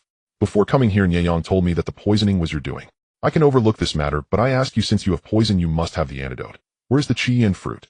Xia He's words were direct, without a hint of circumlocution, laying bare the entanglement between the two before Nie. Upon hearing this, Fong Lin Yuan felt somewhat helpless. Xia He is more straightforward than I am, he said, looking at Nie Dongma, raising his eyebrows slightly. I have gone around in circles, but it seems better for Xia He to be forthright. At this moment, Nie Dongma did not pay attention to what Fong Lin Yuan said. Now that things had come to this, further pretense was useless. The two who had come here did not seem to have disturbed many people, clearly not wanting to escalate the conflict to the level of their families, which was already a way out for him. However, regarding the matter of the sedative, he was not entirely clear himself. He looked at Wu Minghui. Wu Minghui knelt directly in front of Nie Dongma, saying, I do not know what Bloodfall Cherry is. I simply bought a sedative from the apothecary. I know nothing. As he spoke, he knocked his head against the ground, producing loud thuds. Xia He's expression clearly changed. For 3 days he had rushed in without regard for the consequences, because he had too little time left. However, the matter came to a complete halt at Wu Minghui. Xia He could sense that there were many doubts surrounding this matter, but he had no time to think deeply. Do you really know nothing? Xia He stepped closer to Wu Minghui, suddenly drawing his sword. I truly do not know that it was not a sedative, otherwise why would I have the courage to stay here and wait for you to seek accountability? Wu Minghui trembled as he spoke. Just as Xia He was about to press further, a person rushed in from outside the hall. It was none other than Fang Yan's maid. She panted as she looked at Xia He, joyfully saying, "Young master Xia, hurry back, my master sent me to relay that there is news regarding the Qian fruit." Xia He's sword dropped, and he hurried back towards the Fang residence. Fang Linyuan watched Xia He's hurried figure disappear and turned to look at Wu Minghui. He stepped forward, picked up the sword Xia He had dropped, and raised the blade to Wu Minghui's neck. Though Xia He did not have time to press you, it does not mean I will let you go. If anything happens to Xia Qishue, I will make you pay with your life. Fang Linyuan's tone was calm. Then he looked at Nia Dongma and said, I will take this person away, young master. Nia wouldn't have struck me, would you? Nia Dongma glanced at Wu Minghui and gritted his teeth. He understood that this matter would inevitably require someone to bear the responsibility, and since Fang Linyuan chose Wu Minghui, it was naturally the best outcome. Of course not, he heard himself say. Wu Minghui's expression shifted slightly. Fang Linyuan walked through the narrow alley, and Wu Minghui followed closely behind him. At this moment, however, Wu Minghui showed no signs of fear. Young master is indeed a man of his word, he said, looking at Fang Linyuan. Fang Linyuan smiled faintly. You are mine, I will not let you die. Wu Minghui's eyes revealed an admiration that could not be concealed. Upon hearing such praise, Fang Linyuan did not show too much pride. He slightly lowered his brow. Unfortunately, I could not kill Xia He last night. Zhu Zheng is dead. Nie Yang must hate Xia He to the bone. With Nie Dongma involved, you have placed yourself outside the matter, effortlessly pushing Xia He into such a predicament. Truly brilliant, I admire you. Upon hearing such praise, Fang Linyuan did not show too much pride. He slightly lowered his brow. Unfortunately, I could not kill Xia He last night, wasting my bloodfall cherry for nothing. However, having killed Zhu Zheng, Nie Yang will surely not rest until he has dealt with Xia He. Fang Linyuan smiled faintly, murmuring to himself, it is time to play this move with Nie Yang. The moonlight was chilling. A rare ripple appeared in Fang Linyuan's indifferent gaze. Nie Yang would indeed be a good piece to play. At this moment, many people unknowingly became pawns in his hands. To the world, he was still the graceful young master known for filial piety to his father and friendship with his brothers. This situation was very interesting. Stirring up the storm while remaining completely detached, he played the part of an elegant and leisurely spectator. Wu Minghui looked at the young man before him, clad in white, as if he were an immortal. Before Xia He could return to the Fang residence, he spotted Fang Lingen's carriage on the road. Get in first, he'll explain everything slowly on the way, Fang Lingen said as he lifted the curtain of the carriage. Xia He leaped onto the carriage. There is indeed news about the Qian fruit. Fang Lingen instructed the coachman to head in a direction while turning back to Xia He. I wonder if you remember Meng Huang, who tested your talent when you were young. Xia He nodded. Is the Qian fruit from the selection pavilion? He calmed down and asked. Fang Lingen did not answer directly. I can only say that old Meng is directly affiliated with the court and is the most informed person in the entire Chunan County. If there is indeed news about the Qian fruit, old Meng will surely know. Xia He's gaze flickered as memories of Meng Huang from his childhood surfaced in his mind. Selection pavilion. Meng Huang languidly nestled in a bamboo chair, sipping wine while humming a tune that lacked any rhythm. The sky is vast, the fields are wide, a pear tree leans upon the begonia. As he sang, the door was suddenly pushed open by Fang Lingen, startling Meng Huang. The wine he had yet to swallow sprayed out, drenching himself. He struggled to open his bleary eyes and looked at Xia He behind Fang Lingen. What a beautiful girl. Old Fang, when did you start liking someone so underdeveloped?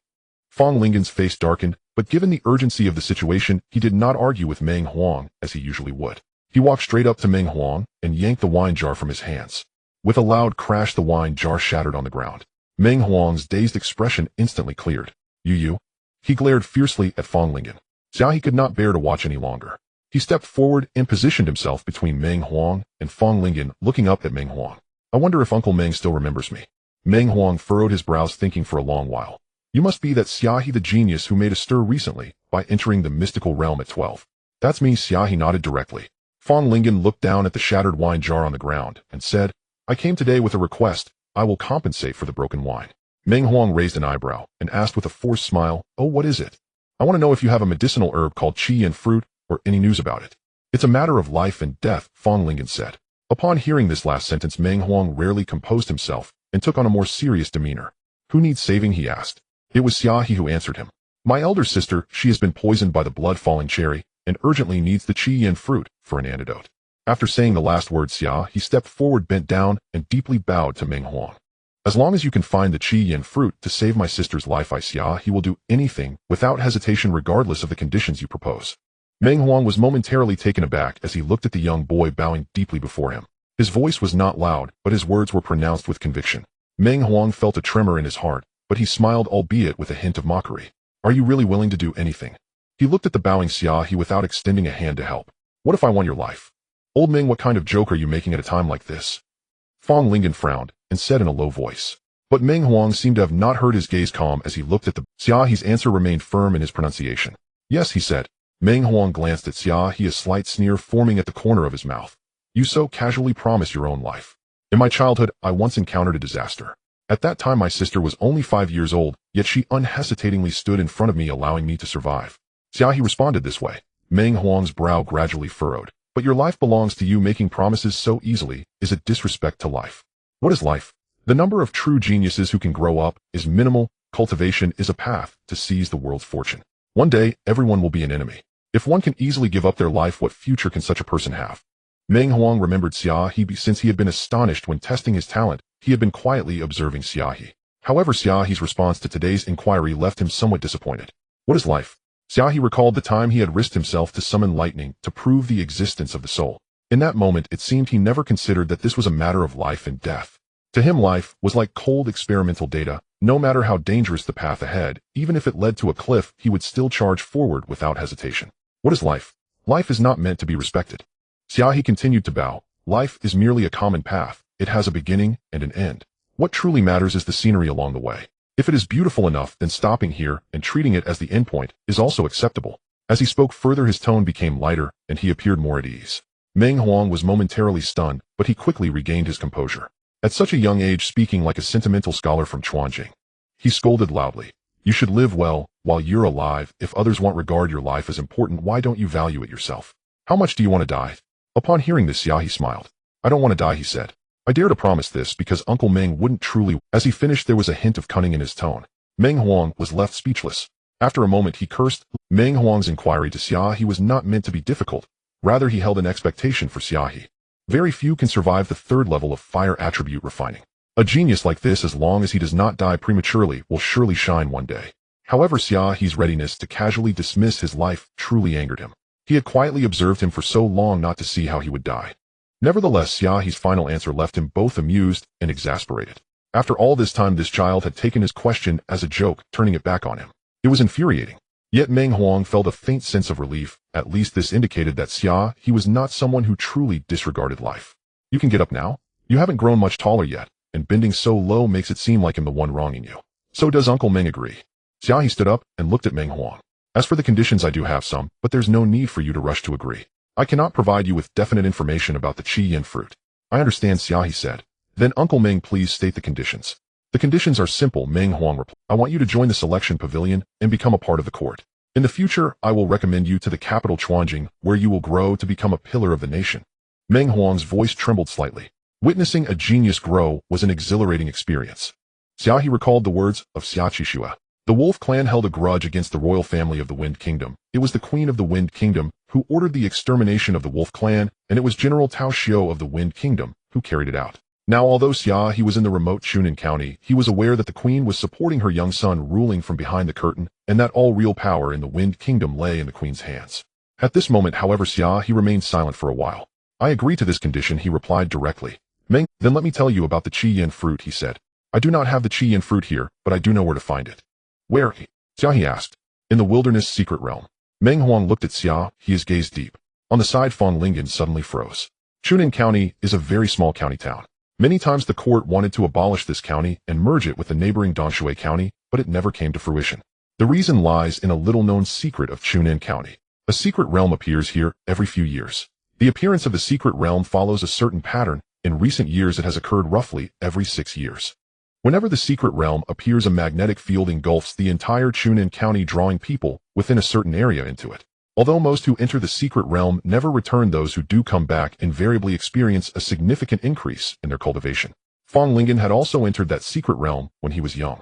It was desolate, with barren sand covering the ground without a blade of grass. This is also the origin of the name Wilderness Secret Realm.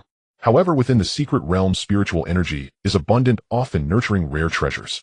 It is a place where danger and opportunity coexist, free from the constraints of worldly rules, a place where primal slaughter often occurs. Is there a Qi Yin fruit there? Fong Lingen asked. 5 years ago someone saw it there, Meng Huang replied. Xia He had also heard of the wilderness secret realm. The last appearance was 5 years ago when the prominent young disciples of Chunin County, such as Ximiao Nye Dongmao and Fong Ling Yuan had all entered. But my sister doesn't have much time left, Xia He said. If we wait for the wilderness secret realm to open it will be at least another year, and my sister won't last until then. Meng Huang looked at Xia He. I have a way to open the wilderness secret realm in advance, he said. Xia He glanced at Meng Huang somewhat surprised. The matter of the secret realm is not something that can be controlled by human effort. How could Meng Huang have a way to open it early? But the secret realm cannot be opened and closed in just 3 days. Xia He won't be able to bring the Qi Yin fruit out within 3 days. Fong Lingen said. He had entered the wilderness secret realm before, and unless the secret realm automatically disappeared it was impossible to exit. Based on past occurrences the secret realm would not dissipate in less than half a month. Meng Huang looked at Xia He. You should know what I want to do. You want me to take my sister directly into the secret realm, Xia He replied. You are very clever, Meng Huang said appreciatively. No, this is too dangerous. Fong Lingen exclaimed. Qishue has already encountered trouble. If anything happens to you in the wilderness secret realm, how can I explain it to Chu Yin? Meng Huang paid no heed to Fong Lingen, quietly looking at Xia He. You can think this over carefully before deciding. Xia He asked directly, this is the only way, right? Yes, Meng Huang replied. Then there's no need to think about it, Xia He said. Let's start now. Meng Huang rubbed the bamboo chair behind him. Opening the secret realm is not that easy. You should go back first. Tomorrow at this time go to the back mountain. The entrance to the secret realm should be there. Meng Huang's hand on the bamboo chair subtly tightened. To open the secret realm in advance, he still needed to prepare a lot of things. Moreover, opening the secret realm was a grand event for the entire Chunin County. If the secret realm really opened it would not just be Xia He entering. You also need to prepare many things. Entering the wilderness secret realm is not a simple matter. The news of the wilderness secret realm preparing to open spread quickly throughout Chunin County. When the news reached her, Su Wu'er stumbled into the drunken beauty pavilion and grabbed Shi Miao, who was being embraced by others. Did you hear? The wilderness secret realm is about to open. Her expression was a mix of surprise and fear. You have to take me away from Chunin County. Ooh, I can't stay here any longer. Shi Miao flung Su Wu'er away. I have supported you for 5 years and taken you as my concubine. Don't be crazy and ungrateful. Hurry and go back. Su Wu'er was thrown out of the crowd by Shi Miao, her complexion turning as pale as paper. This is not my fault. She lowered her head, tears welling in her eyes. You can't blame me. You can't blame me. On the other side, Shi Miao pulled over a slender woman and began to fondle her casually. His thoughts were already elsewhere. The wilderness secret realm. That is a great place for cultivation. If he could make a breakthrough, wouldn't Chunin County become his domain? At this moment, many like Shi Miao were dreaming of instant success. Nie Yang recalled that Xia He received a marriage proposal from the county magistrate due to his cultivation reaching the mystical realm. He heard that the wilderness secret realm is a good place for cultivation. If he could make a breakthrough, perhaps he would no longer have to fear Xia He. No, he needed to find Hong Quan to ask, otherwise he wouldn't be at ease. At this moment, in front of a shop on Guanshui Street, a crowd was gathered. Everyone line up. Those who want to sign up for a group, come one by one. Wang Si shouted loudly in front of the shop. 5 years ago, when he learned about the wilderness secret realm Xia, he realized that this was an opportunity to make a fortune. So he had Xia He organized the Tianlang to clear out a shop, bringing the concepts of mercenary guilds and mercenary groups to this era for the first time. Tianlang had developed enough resources, making it effortless to establish such an intermediary organization. There would be cultivators with high cultivation levels registering at the mercenary guild, and the guild would publish this information screening for those who met the requirements and were interested in forming teams. These individuals could help the wealthy find rare treasures or form teams to enter the secret realm for cultivation. This was a business opportunity. More importantly, while making money, Xia he could connect with capable cultivators in Chunin County and smoothly form friendships. Such connections practically enveloped all cultivators in Chunin County. Moreover, Xia he had done many similar things to the mercenary guild. Initially, it was simply boredom, but later Xia he found it quite interesting. After all, forming teams significantly reduced the casualties among cultivators, and everyone was grateful to him. Many people even presented him with banners, such as the matchmaker assists in beautiful unions, the moon elder entwines the red thread. There was even an old lady who trembled as she walked over with her husband. Xia he thought it was not easy for someone so old to find a partner in a mercenary group. The old lady held up a banner. The secret realm brings good fortune, sending my son a good marriage. My son and daughter-in-law met in your mercenary group, sharing life and death in the secret realm. They just got married a few days ago. Thank you so much. The old man said. Your mercenary group is truly exceptional. Xia he forced a smile. No need. This time Xia he had no intention of concerning himself with the matters of the mercenary guild. Instead, Wang Si felt that the foundation was already laid and could not let go, so he continued to manage it. Xia he stood by the window, looking towards the direction of the back mountain. The items he needed had already been prepared by Fong Lingan, and Fong Linyuan had also informed him about the precautions to take in the wild secret realm. However, this time Fong Linyuan did not intend to enter the wild secret realm. The reason was simple: Fong Lingan would not allow the descendants of the Fong family to enter the secret realm all at once, for if something were to happen, the Fong family would be left without successors. Though Fong Linyuan could not accompany Xia He into the wild secret realm, he sent over a few subordinates who had previously accompanied him into the secret realm and had come out alive, which would also be of considerable help to Xia He. Xia He pondered for a long time and decided to bring Xia He along this time. He was unsure of the dangers within the secret realm, but for the sake of Xia Qixue, he had to be fully prepared. At this moment, atop the peak of the back mountain, the sea of clouds surged. Meng Huang was surrounded by mountains like a mayfly amid the vast ocean. In his palm, he held a diamond-shaped black gemstone, lifting it towards the sky. As he performed this action, his garments moved without the wind, tearing open delicate cracks like fine hair, as if sliced by a sword's edge, neat and orderly. An invisible aura of slaughter spread between heaven and earth, and the nearby flora and fauna withered, as if an invisible sword light was harvesting all life. Few knew that his attribute was gold, which represented slaughter. A sword intent emerged from his palm, striking the gemstone, causing subtle cracks to appear. At this moment, the sea of clouds seemed to boil, surging violently. Lightning erupted, splitting the entire sky in two. Rage. Meng Huang was struck by a bolt of thunder, but laughed nonchalantly. The slaughtering sword intent surged in his palm, striking against the jade in his hand, deepening the cracks. If you are angry, then break free from your shackles. Reappear in this world. In an instant, the heavens split open, as if a silver bottle had shattered. After learning that the wild secret realm was about to open, Nye Dongma felt an inexplicable unease. He had also entered the secret realm before, and seen the swirling yellow sands where the spiritual energy in the air was indeed many times denser than that of Chunin County. In just 15 days, his realm advanced 3 stages. However, ever since then, some things had lingered in his mind, refusing to dissipate. Is Brother Nye there? At that moment, a soft voice came from outside the door. Upon hearing this voice, Nye Dongmo's figure subtly swayed. That voice. Miss Fong, why are you here? Are you looking for Nye Yang? Nye Dongma looked towards the girl who appeared. It was none other than Fong Yan. Fong Yan lowered her head and pressed her lips together. I am not here to find Nye Yang. She looked at Nye Dongma. I am here to find you. Nye Dongmo's expression changed slightly, a hint of inexplicable emotion crossing his eyes, but he quickly regained his composure. But is there something you need? Fong Yan glanced at Nye Dongma. I know that Xia He and my elder brother visited the Fong family yesterday, and I also know about Sister Kix's situation, but I do not want you all to cause such a ruckus over an absurd marriage contract. This is a misunderstanding. Nye Dongma replied. Fong Yan appeared somewhat anxious and said, Please help me convey to Nye Yang that in this life I will marry no one but him. However, he must not use underhanded tactics against Xia He. Although I do not like Xia He, he is not a bad person, and the events that have unfolded are not his fault. I hope you can persuade Nye Yang. If possible, I hope the two of them can resolve their conflicts and reconcile.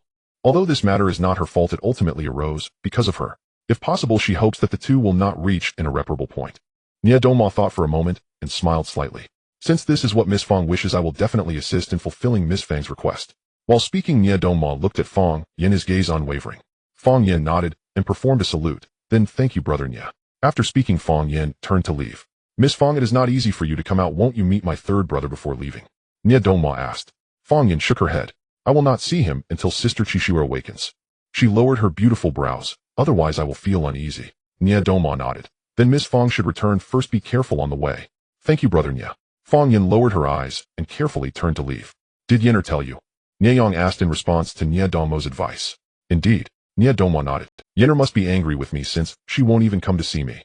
Nye Yang lowered his head, speaking somewhat unhappily. Nye Dongma sighed. I admit my fault in this matter. I knew you acted recklessly, yet did not dissuade you, but rather fanned the flames leading things to this point. Brother, don't say any more. I will bear the consequences of my mistakes. I will go find Xia He now. Since Yenner said we should reconcile, I will just apologize to him. Nye Yang waved his sleeve and stepped out. Compared to Fong Yan, what was so big about admitting a mistake? Everything he had done was ultimately for Fong Yan. Nye Dongma looked at Nye Yang's departing figure and shook his head helplessly. The matters of love in this world truly leave one at a loss. Nye Dongma seemed to recall some past events, feeling somewhat at a loss, and muttered to himself, but among those who are in love, how many truly end up together? At this moment, after handling everything, Xia He remained by Xia Kixu's side, watching her pale face, feeling as if his heart had been emptied. Bai curled up in a ball nestled at the head of Xia Kixu's bed, cautiously watching Xia He. While Xia He kept vigil over Xia Qixue at the alley beside the Fong residence, Wu Minghui stopped someone. That person he had seen beside Nye Yang. Isn't this Tian Song? What are you doing here? Tian Song quickly recognized Wu Minghui But knowing that few were aware of Wu Minghui being taken away by Fong Linyuan, he still regarded Wu Minghui as a favored figure in Ye Yang's eyes. My lord wishes to find Xia He to apologize and resolve the conflict. Tian Song quickly replied. What? Wu Minghui was startled. Ye Yang wants to reconcile with Xia He, and he wants to apologize. Even if he were made of clay, he should have some stubbornness. How could he possibly swallow this? No way. Young Master Fong has arranged for so long and finally used Nye Yang to create enmity for Xia He. How could it be so easily resolved? Tian Song looked at Wu Minghui in confusion. Brother Wu, what's wrong with you? Your face looks so bad. Wu Minghui came back to his senses and glanced at Tian Song. It's nothing. Since it's the third young master's order, you should hurry and go. Tian Song nodded and walked. However, at the next moment he felt a pain in his neck and then knew nothing more. Wu Minghui looked at Tian Song, who had fallen to the ground with a dim gaze. When Wu Minghui hurriedly met Fong Linyuan, he found him by the pond. He casually tossed fish food into the water, watching a group of carp scramble for it. Young master, something big has happened. Wu Minghui shouted breathlessly before he even reached Fong Linyuan. Fong Linyuan leisurely tossed the remaining fish food into the stream before turning to look at Wu Minghui. Speak, what progress has been made? Wu Minghui was momentarily taken aback looking at Fong Linyuan's calm demeanor. He asked in confusion, Young master, do you already know? Fong Linyuan gently took out a white handkerchief to wipe the remnants of fish food from his palm and tossed it aside. It was I who arranged for Fong Yin to go out this morning. Wu Minghui was stunned. After a long while he asked in confusion, if Fong Yin meets Nye Yang, she will surely persuade him to reconcile with Xia He. Why would you do this, young master? Fong Linyuan did not answer, but asked, since you stopped Tian Song, you should know where Nye Yang chose to meet Xia He, right? At Zue Yin building. Wu Minghui replied in confusion. Does the young master really want Xia He and Nye Yang to turn their hostility into friendship? Fong Linyuan smiled faintly. Do you think that even if Tian Song could enter the Fong family, would Xia He agree to meet Fong Linyuan at this moment? He would not. Not to mention that Xia Qixue was in imminent danger and the wild secret realm was about to open. With Xia He's temperament, she would surely not meet Nye Yang at such a time, let alone listen to him talk about turning hostility into friendship. Wu Minghui seemed to understand something, but still did not fully grasp it. What exactly did the young master want to do? Fong Linyuan did not answer Wu Minghui, but walked in a certain direction. It was Zue Yin building. At this moment his fingers curled slightly, as if he were gripping something.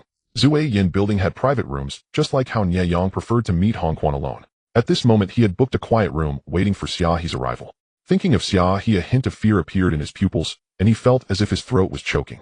But since Yenner wanted them to reconcile, then he would reconcile with Xia He. He could not let Yenner be angry with him. With such chaotic thoughts, Nye Yang felt somewhat uneasy. Calculating the time the person sent to find Xia He should be arriving soon. Just then the door to the private room was pushed open and a figure in white appeared before him. Fong Linyuan's gaze was warm and gentle as he looked at Nye Yang. Xia He is a bit tied up, so she sent me instead. Nye Yang did not doubt him, for Fong Linyuan was Fong Yan's elder brother. Brother Fong, I came today to apologize. He said a few days ago I acted rashly and shouldn't have attacked blindly, causing Xia Qixue to be poisoned and making Yenner angry. He simply stated everything directly. I panicked. I like Yenner and couldn't bear to see her engaged to someone else. I only wanted Xia He to disappear for 3 to 5 years. I absolutely had no intention of wanting his life. I was wrong. Brother Fong, you grew up with Xia He. Even if it's for Yenner, please say a kind word for me. I truly realize my mistake. Upon hearing this, Fong Linyuan raised an eyebrow. Do you know where you went wrong? He asked with a smile. I shouldn't have acted rashly without understanding the situation and caused Xia Qixue to be poisoned. Nye Yang said sincerely. Fong Linyuan shook his head. You are indeed wrong, but not in that regard. A glint of light flickered in his eyes. Since you are going to make a move, you should be decisive. There should be no mercy, and you should not hope for reconciliation when it has already reached the point of no return. Nye Yang was taken aback. What's wrong, Brother Fong? He asked in confusion. At this moment Fong Linyuan's gaze was deep and his tone was markedly different from his usual demeanor. Fong Linyuan took a step forward. His gaze darkened slightly, and his words fell abruptly into Nye Yang's ears. Do you know? Since Xia He appeared, he has taken away my cultivation resources and my father's attention. From that moment on, it has been 10 years. Even your brother with such mediocre talent has entered the profound realm, yet I still cannot even see the threshold of the profound realm, even though I am the only son of the Fong family. Fong Linyuan's voice was somewhat heavy as he calmly expressed a sense of hatred. He stepped closer to Nye Yang, and with each step his next words left Nye Yang standing in place in shock. So I deliberately made you meet Yenner, creating opportunities for you to fall for each other. Perhaps you don't know this, but I also provided such opportunities to your brother Nye Dongma, so you might not know that your brother also has feelings for Yenner. Later I had Wu Minghui inform Nye Rong that his 2 sons had fallen for the same girl. Your father naturally did not want his 2 sons to come to blows over a girl, which is why he proposed the engagement right there. As for Tu Zheng, it was I who killed him after Xia He kindly let him go that day. I even had Wu Minghui place the blood lotus cake in Xia He's room. Nieyang stared in disbelief at the still composed Fong Linyuan. What are you saying? Perhaps having hidden this for so long it requires someone to share this loneliness. Nieyang's heart trembled violently. His meeting with Fong Yin, such a wonderful encounter, was actually a design. His elder brother also liked Fong Yin. The engagement. Tu Zheng's death. The blood lotus. What about Yin'er? Fong Linyuan smiled. Nieyang watched Fong Linyuan walk closer and suddenly felt a sense of unease. Why are you telling me all this? Fong Linyuan smiled. Nieyang watched Fong Linyuan walk closer and suddenly felt a sense of unease. Why are you telling me all this? Fong Linyuan smiled. Nieyang watched Fong Linyuan walk closer and suddenly felt a sense of unease. Although I know that all along you could never be Xia He's match, your cultivation is too low and you are too foolish. Nieyang did not feel angry. He retreated to the wall, his trembling hand pressed firmly against it. Then why do you bother to use me so painstakingly? Nieyang asked. No, I have never used you. Fong Linyuan said leisurely. The living you have no value to exploit, but if you were dead, everything would become very different. He had never considered letting Nieyang kill Xia He, as Nieyang did not have that capability, so he had never planned for that. What he thought about was something else. You came to see Xia He, and if you were to die at her hands, Nie Dongmo would be at odds with Xia He. He would become the future head of the Nie family, which would mean that the Nie family would use all its power to oppose Xia He. Nieyang quickly understood something. He looked at Fong Linyuan as if he were gazing at a demon. You want to kill me? No, I do not want to kill you. I have no enmity with you. It's just that if you die, it wouldn't be in vain for me to have set up this scheme for so many years. So you should die. Therefore, just die. Fong Linyuan looked at Nieyang, his eyes clear and earnest. Then a short dagger fell from his sleeve, plunging into Nieyang's heart. Blood gushed forth like a fountain. Thank you to the friends who have been commenting in the review section. Oh, it feels like a long-lost sensation. The back mountain. The dark clouds roiled like a sea. Meng Huang stood at the mountain peak, watching the crowd gathered below. He easily spotted Xia He. Xia He had Xiaoqishua half-died on his back, and beside him was a fluffy white dog. Fong Lingen was in front of him, constantly saying something. You must be careful on your journey. Fong Lingen looked at Xiaoqishua on Xia He's back, his gaze somewhat complicated. If there's really no way, then it's just the fate of Qishua, and you shouldn't blame yourself too harshly. Xia He looked into the distance. The sky at the back mountain was torn open by a rift with lightning flickering within like an endless abyss. Uncle Fong, rest assured I will bring my sister back safe and sound. Fong Lingen glanced at the three people surrounding Xia He. By the way, all three of them entered the secret realm with Lin Yuan 5 years ago. Lin Yuan said that you should go in with them as they have some understanding of the wilderness secret realm. Xia He nodded. Okay, he replied. At this moment Meng Huang had already walked over, his clothes torn by sword intent, but looking far from disheveled. I believe old Fong has already told you most matters regarding the secret realm. There are dangers along the way, and you will learn about them once you enter. Don't forget what I told you, your life is something you must guard. Xia He nodded in agreement. Thank you, Uncle Meng. He glanced at Meng Huang's somewhat pale face, knowing that he must have paid a considerable price to open the secret realm. Meng Huang did not answer immediately. He looked at the rift in the sky, where the wind was vaguely swirling, gradually becoming substantial. If you really want to thank me, perhaps you could do me a favor. What is it, Uncle Meng? Xia He asked. About 20 years ago, my elder brother entered the secret realm and has never. I came here voluntarily for this reason. If fate allows and you encounter my brother's remains exposed in the wilderness, please bury him for me. As he spoke, Meng Huang's gaze was somewhat vacant. Only he knew that he came here not only because he was tired of the intrigues in Xuanjing, but also because he wanted to be close to his elder brother. I can't promise, but I will do my best. Xia He said. However, since this happened 20 years ago, how can I recognize? What Xia He did not say was that it was more likely to have turned into a skeleton. When I was young, my parents received a pair of jade water walnuts, and they gave one to me and one to my elder brother. Meng Huang took out a small walnut wrapped in silk thread from his clothes, saying this item is resistant to corrosion. After 20 years, it should still retain its form. If you see it, you should be able to confirm it's my brother. Xia He took the walnut Meng Huang handed over, wrapping the silk thread around his hand and tying it tightly. I will remember, he said. At this moment, a vortex had formed at the rift in the sky, a strange attraction rippling outward like water waves. It's almost time. Fong Lingen said I should be going. At that moment, Xia He in the blacksmith shop glanced at. I have some matters to attend to and will be away for a while, he said. Wang Si exclaimed, wait a moment, boss. He hurried into the house and came out with a large handful of silver. This is what the mercenary guild earned in the past few days. Boss, take it with you for your journey. Wang Si's small eyes squinted, wearing a look of offering and seeking praise. Xia He was somewhat speechless, yet a warmth surged in his heart. It shouldn't be too long, but it is a bit rushed, he said. You are in charge of Tianling. After saying this, he did not stand on ceremony, reaching into the pile of gleaming silver and grabbing a handful, walking out. At the moment he stepped out, his figure vanished into thin air. On the other side, at the moment when blood was about to splatter onto Fong Linyuan, it seemed to be stopped by an invisible hand falling to the ground. Fong Lin Yuan shared the same attribute as Fong Lingen, which was water, and now he used it to control the blood spilled by Fong Lin Yuan. It fell slowly like a blood-colored curtain. Among them a youth in white moved gracefully untouched by dust. After some time passed, Fong Lin Yuan looked at Nie Yang, who was no longer struggling. He calmly drew out a short dagger. He carefully wiped the blood from the dagger and glanced at Nie Yang. Then he gently bent down and placed a piece of silk in his hand. The tear in the silk was somewhat coarse, as if it had been hastily ripped from somewhere. Hearing the howling wind outside Zue Yin Tower, Fong Lin Yuan knew that the wilderness secret realm had probably opened. All the layouts ultimately converged here, just like the chess game, reaching its most critical moment. He quietly listened for a while, then turned and walked away. Wu Minghui burst into the Nie mansion. His face was terrified as he stumbled before Nie Dongmo. He struggled to get up, clutching Nie Dongmo's clothes. "Young master, it's bad. Third young master is in trouble.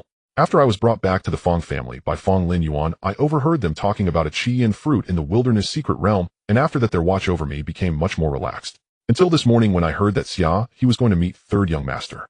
His gaze was very frightening, and so I followed him out, and when I reached Zue Yin Tower I saw Xia He running out in a panic. I went in to take a look, and third young master. What happened to Nie Yang?" Nie Dongmo's heart trembled as he urgently asked. "He has a short dagger stabbed in his chest, blood everywhere is blood. Young master, you must go quickly, perhaps third young master can still be saved." At Zue Yin Tower, Nie Yang's death was discovered not long after Fong Lin Yuan left. Hong Quan covered her mouth in fear, staring incredulously at the scene. Clearly half an hour ago Nie Yang had seen her asking how to appease Yinner when she was angry. Yet at this moment the youth who had previously held her hand wearing a pleasing expression lay in a pool of blood. Between life and death it was so pale and hasty. She staggered back, seemingly bewildered. Someone pushed her aside and burst into the room. Nie Dongmo picked up Nie Yang, whose life had already been extinguished. The youth's face still bore a look of terror, clearly having experienced extreme fear before death. In his palm was a piece of torn silk, exactly what Xia He had worn yesterday. "Xia He." Nie Dongmo clenched the piece of silk tightly, gritting his teeth, as if he wanted to crush this name. "You killed my brother. I will make you pay for his life." Wu Minghui, who had hurried after Nie Dongmo, timely said that Xia He has just taken his sister into the back mountain and is probably already in the wilderness secret realm. Upon hearing this, Nie Dongmo carefully laid Nie Yang down. He turned to look at a person beside him. "Take third brother back, properly arrange his remains, and inform father that I have entered the wilderness secret realm to seek revenge for third brother." Nie Dongmo looked at Nie Yang, his gaze warm. He could not personally send Nie Yang back. If he returned, his father would not allow him to take risks again in the secret realm. But he must go. Xia He was unaware of the events that transpired at the Zue Yin Tower, and even if he did, he wouldn't care. At this moment, he was carrying Xia Qi Shui into a whirlwind. Spiritual energy enveloped Xia Qi Shui, protecting her from the raging winds. Bai Yu stretched her head out, attempting to bite onto Xia He's clothing. "And why is one corner of your clothing missing?" "Thorns grew rampant in the back mountain. I must have snagged it somewhere," Xia He casually replied. At this moment a light swept through his consciousness, and Xia He appeared atop a volcano. It felt familiar, like returning home. He hadn't returned in 10 years, and the feeling of coming back was quite pleasant. The wind grew increasingly fierce. With the compression of airflow from the speed Xia, he felt a strong gravitational force above, pulling him upwards. Bai Yu's loud cries echoed in his ears. "I'm getting old and my heart can't take this, huh? Woof woof woof." With such accompaniment Xia, he felt darkness enveloping him, as if he had entered another space. The sandstorm swept over, leaving bloody gashes on his skin like blades. Xia He opened his eyes, greeted by a sky full of yellow sand. Woof woof woof. Bai Yu landed with a thud, creating a sand pit. It pitifully rubbed its head, saying, "What a terrible place." Xia He ignored it and retrieved his spatial ring. Upon seeing the spatial ring, Bai Yu cautiously took 2 steps back. "I'm already your pet. You can't lock me up again." Xia He paid no attention to it. His gaze landed on Xia Qi Shui as the spatial ring gently descended onto her forehead. In an instant, a burst of white light appeared, and Xia Qi Shui's figure vanished from the world. Having entered the secret realm, he no longer had to worry about others seeing the spatial ring. He considered a lot before placing Xia Qi Shui inside. The main concern was that this place was somewhat unpredictable. At least in the spatial ring, it would be much safer. Bai Yu soon regained its composure and looked around at the desolate surroundings. "Why don't you take me in too? Besides the cursed realm, there are 2 other rooms I caught a glimpse when I came out, but have never..." Xia He thought for a moment. "No," he replied decisively. "Why not?" "Bai Yu looked pitiful. Once you go in, I'll be so bored, all by myself." Xia He stated. "Bai Yu, why can you come up with a better excuse? You just can't stand to see me doing well." It shook its paws, shaking off the yellow sand, snorted, and walked ahead with its chest held high. "I'm scared of you." After taking just 2 steps, things suddenly started plummeting from above. Oh no, people were falling, just like dropping dumplings. This secret realm was vast, and it could be said that most of the arrivals were randomly teleported. Xia He and the 3 others who came with him were also separated. He didn't know who appeared before him. Bai Yu was using its paw to count. 128693. Stop counting, there are 7. Xia He glanced over. Bai feeling wrong said, I only learned to count when I was taken into the cursed realm. I haven't really learned it yet. Oh. The last raised note wasn't Bai being bold, rather a dumpling had smashed onto its head. It's soft and fluffy, what is this? A hand pressed against his forehead, softly squeezing it. Seems like cotton candy. Oh, can I nibble on it? Nibble on your Bai barked loudly, you fat pig, you've crushed my waist. It's a little beast that smells delicious and would surely taste great when roasted. Sister really didn't lie to Xiao Shu. There's plenty of good food in the secret realm. Ning Shu wiped his drool, holding Bai by its 2 hind legs. Xia He couldn't help but chuckle, bursting into laughter. Bai's canine face nearly turned red. You fat pig, let me go. No. I'm going to catch you for sister to make braised lion's head. Bai turned around and bit towards Ning Shu. Ning Shu smiled foolishly, not knowing to dodge. Are you an idiot? Bai was stunned. Sister, said Xiao Shu. Then what about your sister? Bai asked. This way. Ning Shu tugged at a rope tied to his hand. Bai followed the rope's direction and saw a girl of about 17 or 18 lying there, appearing to have fallen heavily and not yet awake. Ning Shu clearly saw the girl as well. He stumbled to his feet, holding Bai's hind legs upside down, and trotted towards the girl. Sister, quick look. I caught a talking little beast. It must be delicious. Ning Shu tossed Bai on the ground and shook the girl lying on the ground. The girl struggled to open her eyes. Bai finally realized it had been released. A fool is just a fool. When told to let go, it let go without a thought. Now was not the time to hesitate. Bai dashed towards Xia He. However, at that moment, another dumpling fell. With a thud, it landed on Bai's so many stars. Bai's dog head tilted, and it smoothly fell over. Xia He was momentarily stunned by the situation unfolding before his eyes. Maybe Bai should try its luck in the lottery. Although this world didn't have such a thing. Brother Jin, you fell down too. Where's my braised lion's head? Ning Shu looked around in confusion for Bai. The one referred to as Brother Jin by Ning Shu was also a boy around 15 or 16 years old, looking somewhat youthful. He blankly pulled Bai from under his arm. It seemed that this thing had just bumped into his elbow and hurt quite a bit. But when he saw the girl with dazed eyes, he immediately forgot about what he was holding and tossed it away carelessly. Wei, how are you? Are you alright? Don't scare me. If you die, how will I live all alone? Shut up. Ning Wei regained her senses and shot him a glare. Jin Shaoqian, if you don't speak, no one will take. This person insisted on joining her mercenary group. Although his cultivation wasn't great, the key was that he had money and wasn't stingy with it. Ning Wei was accustomed to seeing wealthy young masters like him and knew that she shouldn't give him a good face. Jin Shaoqian pouted in grievance. Sister, don't scold Brother Jin. Ning Shu spoke up for Jin Shaoqian, then smiled foolishly. Brother Jin caught the braised lion's head. Ning Wei was taken aback. What braised lion's head? Bai will let me feign a little longer. Xia He finally felt he could no longer stay as an onlooker. He cleared his throat and took a step forward. That's my dog. Ning Wei looked at Bai on the ground, as if finally realizing what had happened. Who are you? Why did you take my braised lion's head? Ning Shu glanced at Xia He with anger. The Jingba, also known as the lion dog, can be imagined to look like Bai. Xia He walked towards the source of the sound for a while, then froze in place. Before him stood the very group of people he had encountered upon entering. What are you doing here? Xia He asked. Jin Shaoqian was still wailing, and it was Ning Wei who answered him. The ones who should be asking are us, right? Why are you still here? He looked at Xia He, who was momentarily stunned, anxiously surveying his surroundings before breaking into a bitter smile. I seem to have lost my way. After wandering for an entire afternoon, he had somehow circled back. Xia He questioned his sense of direction. Surely it wasn't that bad. Was there something strange about this place? Ning Wei glanced at Xia He, then withdrew her gaze without looking back. After setting up the tent, hurry up and sleep. We have to travel tomorrow. She addressed the group. Everyone nodded in agreement and returned to their own tents. Some casting looks at Xia He. Traveling through a secret realm at midnight. Was he seeking death? Ning Wei did not look at Xia He again, as she did not consider him a fool. This person entered the wild secret realm alone and even walked at night. If he wasn't a fool, he must have some underlying confidence. Instinct told Ning Wei that this person was not simple. But then again, if he had some confidence, how could he not even distinguish the direction and end up circling back? Xia He, what could I do? I feel helpless too. Ning Wei felt that this person must have ulterior motives and decided to be cautious. Thus, she dragged the wailing Jin Shaoqian out of the tent. You are on night watch tonight. If anything happens, I'll chop you up to feed the white ghost, she threatened. Jin Shaoqian looked at Ning Wei, wailing. Why are you can't treat me like this? Ning Wei chuckled. You can try. After all, I'm quite interested in how much money you have on you, and wouldn't mind killing for it. Okay. Jin Shaoqian replied pitifully, I'll keep watch. For the sake of marrying a wife, endure the grievances, right? Ning Wei then went back to sleep. Jin Shaoqian sat in the center of the tent, starting his watch. As time passed, he began to feel bored. Looking up, he noticed someone not far away and hurriedly ran over. Hey brother, are you bored? Let's chat. Half an hour later, Jin Shaoqian was wandering around with Xia He. In this tent is our team's Dr. Qiao Dachong, and that one is our leader Wire's tent. Jin Shaoqian chattered as he walked. This tent is mine. Wire personally set it up for me. Never mind, since I'm on night watch, I'll let you have it. Xia He nodded, lifted the tent flap, and stepped inside. Having tried to travel, but ended up back where he started, perhaps this place was indeed peculiar. He needed to sort out his thoughts on how to deal with this situation. As soon as he entered the tent, Bai jumped out from the spatial ring. With an excited expression it said, "Kid with such good stuff on you, what are you worried about?" Xia He was taken aback. "What good stuff do I have?" He was about to sleep, having taken off his clothes and shaken them off. "Nothing at all." Bai continued excitedly, its eyes sparkling like stars. "A huge piece of xianxia jade." "That's xianxia jade." "What's xianxia jade?" Xia He asked, as if recalling something. "Are you talking about the ice bed?" "What ice bed?" "That's xianxia jade. You know xianxia jade can suppress any toxicity in the world. With xianxia jade you won't have to worry about your sister running out of time." Xia He paused. "Say that again." "As long as you place your sister on the xianxia jade, the poison from the blood-dropping cherry will be suppressed, and for 3 to 5 years there won't be any issues.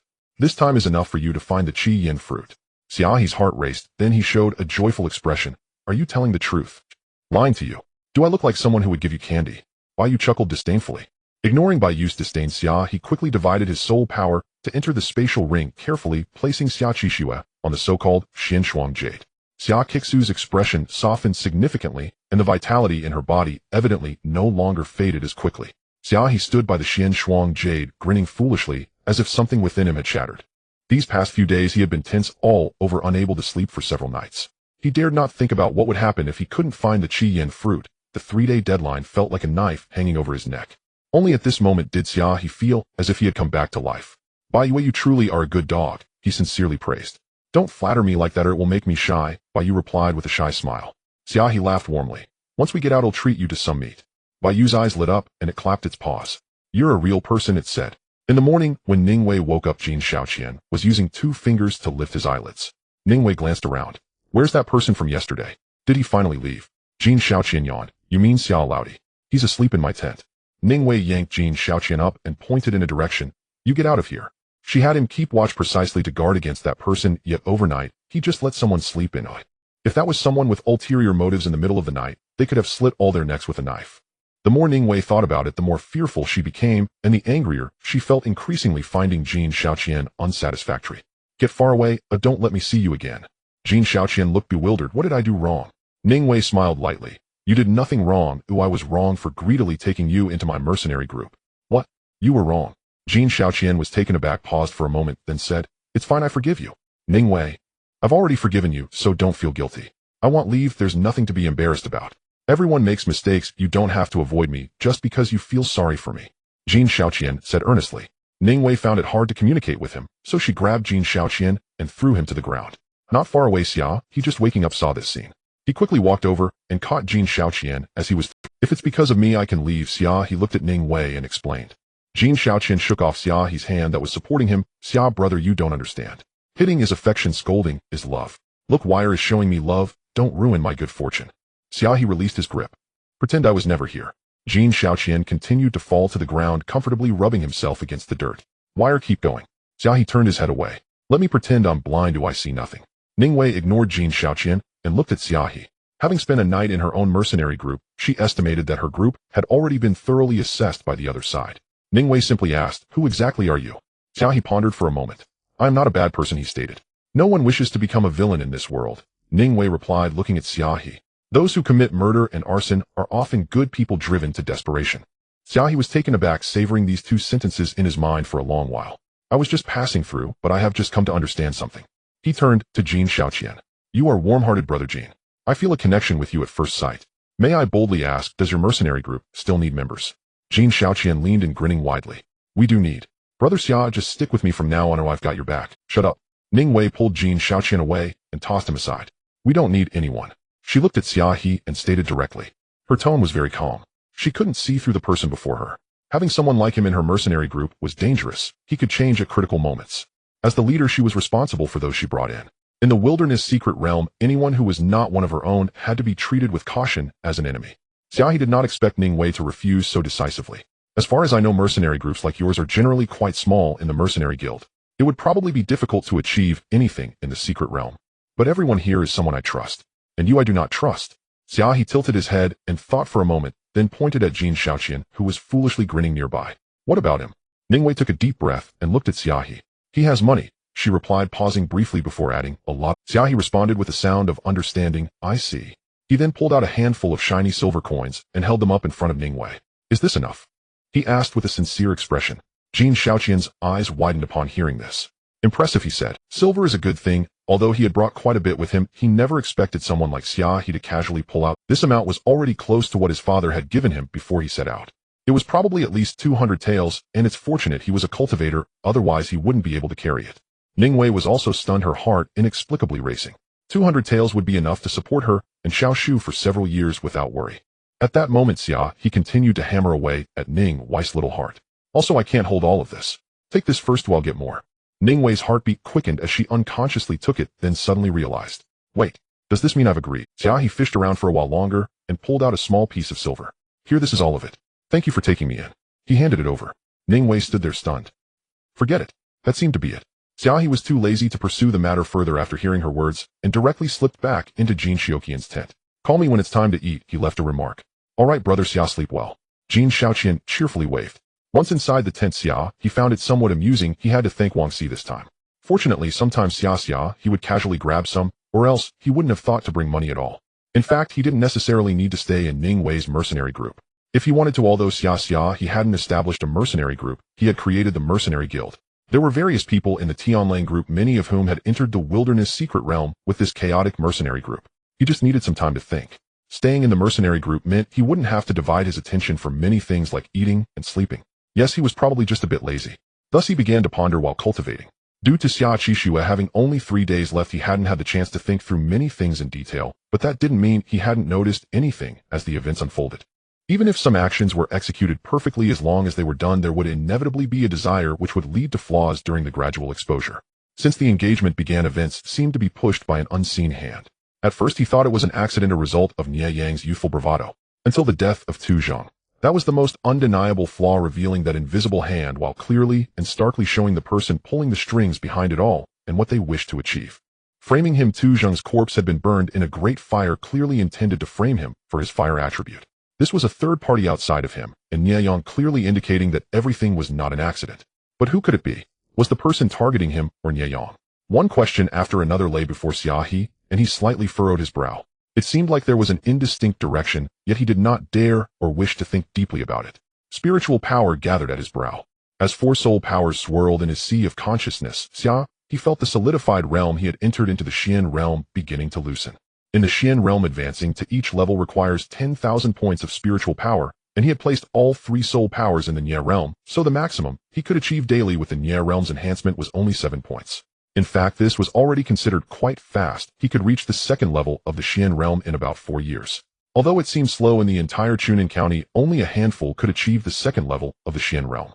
At the 3rd level, it seemed even fewer, except for Meng Huang, who was an outsider. The most miraculous aspect of the wilderness secret realm was that within it the upper limit for absorbing spiritual power seemed to be invisibly raised. It is said that at its peak one could absorb several hundred points in a day, which is why Nie Dongma could advance 3 levels in just 15 days in the Huang realm. At this moment, Xia He's speed of absorbing spiritual power had quickly surpassed 7 points. However, in the context of 10,000 points, such 7 points felt like a drop in the bucket. Before long, Xia He had absorbed dozens of points of soul power, and the surrounding soul power was thus depleted. It's time to eat. Jin Shaoqian's voice called from outside the tent. Xia He opened his eyes, feeling the spiritual power coursing through his body, and suddenly grew curious about the wilderness secret realm. How did such a place capable of breaking the limits between heaven and earth and filled with such abundant spiritual power come into being? Xia He did not dwell on it, and lifted the tent flap to step outside. A group of people curiously regarded Xia He, clearly already aware of his extravagant behavior. This is Xia He, my brother.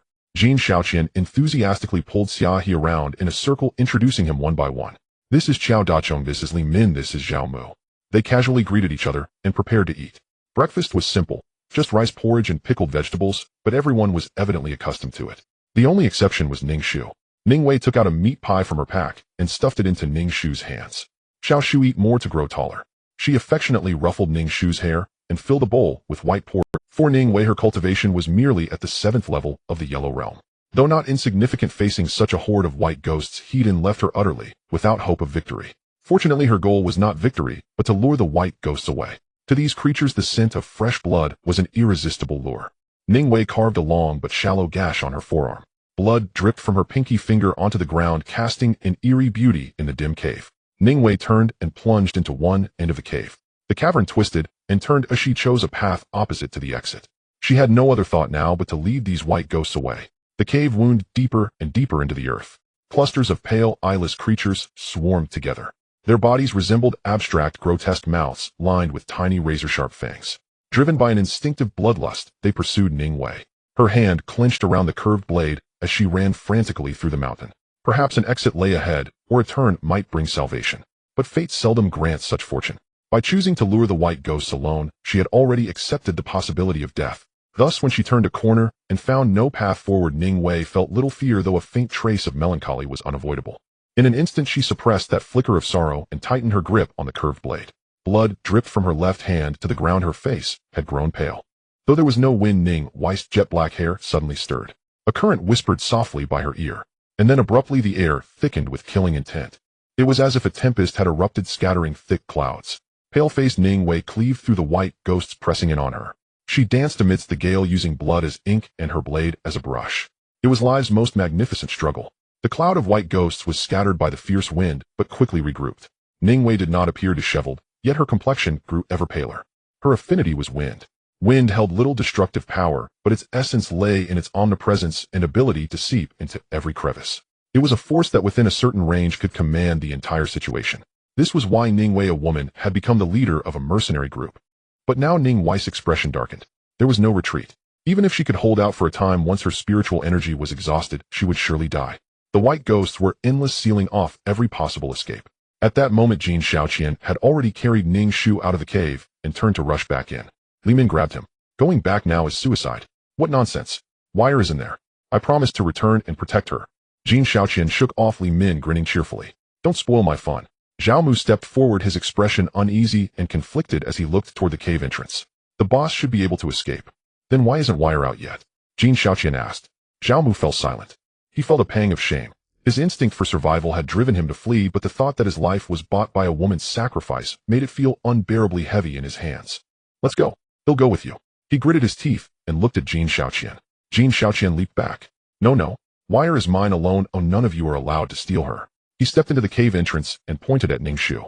Keep an eye on this guy, that's enough for you lot. Leave protecting Wire to the incomparably handsome me. Don't you dare come in, you hear. Jin Shaoqian turned and vanished into the cave's shadows. By now Ning Shu had snapped back to reality and scrambled to his feet, intending to rush back into the cave. Zhao Mu gritted his teeth and blocked Ning Shu. Don't go, he barked. Ning Shu struggled, but soon the remaining 6 gathered around to restrain him. Only Xia He stood apart from the group, silent, as if lost in thought. Then he turned and walked toward the cave. Brother Xia, what are you doing now? Li Min, already flustered, saw Xia He's move and shouted. Don't cause more trouble at a time like this. Xia He considered for a moment. I gave your boss the money this morning. If something happens to her before the day is even half done. He paused. That would be a terrible loss for me. As his words faded, his figure disappeared into the cave. Li Min was stunned. Damn it, this guy's even crazier than... Xia He wasn't crazy, he genuinely felt it was a loss. He had only grabbed a handful of silver from Wang Si. If Ningwei died, he wouldn't have the money to hire another mercenary group to take care of his daily needs. He should have grabbed 2 handfuls, Xia He thought with some annoyance. Soon he reached the area with stalactites. There were no white ghosts, but a pool of blood on the ground was a chilling sight. Xia He quickly understood what Ningwei had done. She's ruthless too, he murmured softly. Then he changed direction and followed the trail of blood. Ningwei's face was terrifyingly pale. She knelt in a pool of blood, gripping her blade. Around her the severed bodies of white ghosts lay scattered among the crimson like fallen snow. But there was no end to it. The white ghosts ahead surged on, revealing their fine fangs stretching endlessly. An overwhelming sense of helplessness crept into Ningwei's heart.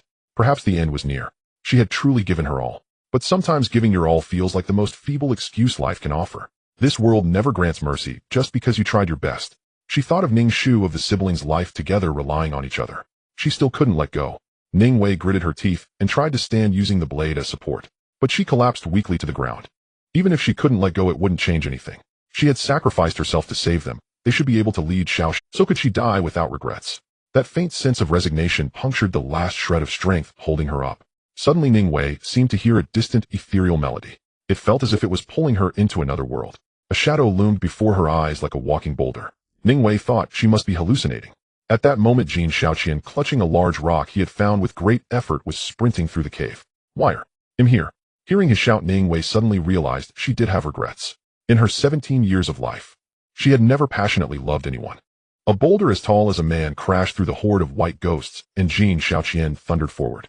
He stumbled, and with a thud fell at Ning Wei's feet. Damn, why is there a rise here? Sorry, this thing is so big it blocked my view, I couldn't see anything. He glanced at Ning Wei with a sheepish, slightly flushed expression. Ning Wei looked at him with a distant gaze. Why did you come back? She asked weakly. I came back to save you. Jin Xiaoqian swung the boulder and batted the approaching white ghost aside, answering with a grin. You can't save me while you still have some strength. Don't worry about me, go. Ning Wei looked at Jin Xiaoqian earnestly. Jin shook his head. How could I? It would be such a chore to run in and then run out again. Don't you have any pity for me? Ning Wei's lips twitched into a faint smile, but she said nothing. As Jin Xiaoqian rushed in to hold them off, she tore a strip of cloth and bound the wound on her arm. The bleeding was barely staunched. A small vial was thrust toward her. Take it. Jin Xiaoqian brandished the boulder with a whoosh. Think of it as indulging me a little. Ning Wei opened the vial to find a single pill. Hui Ling Dan, she exclaimed. Spiritual energy is rare in this world, and a Hui Ling Dan that stores spiritual energy within a pill is unfathomably precious. You already said I'm rich, filthy rich. Don't be cheap with me. Jin Xiaoqian protested. If you don't take it now. In a momentary lapse, a white ghost slipped through a gap in the boulder and with teeth and claws tore a portion of flesh from Jin Xiaoqian's arm. Blood sprayed forth. Ning Wei hurriedly shoved the pill into her mouth and swallowed, then looked to Jin Xiaoqian. Jin gritted his teeth, glanced at the wound on Ning Wei's arm, and raised an eyebrow. Well, that works. Between us, that makes us a pair. Ning Wei. Stirred by the fresh iron tang of blood, the white ghosts surged into a frenzied mass, wildly slamming themselves against the boulder. Jin gritted his teeth and swung the boulder. Pain flared from the wound on his arm. Beads of sweat rolled down his forehead. Truly, he found himself unwilling to admit it. He was running low on strength. Yet he was inexplicably terribly happy.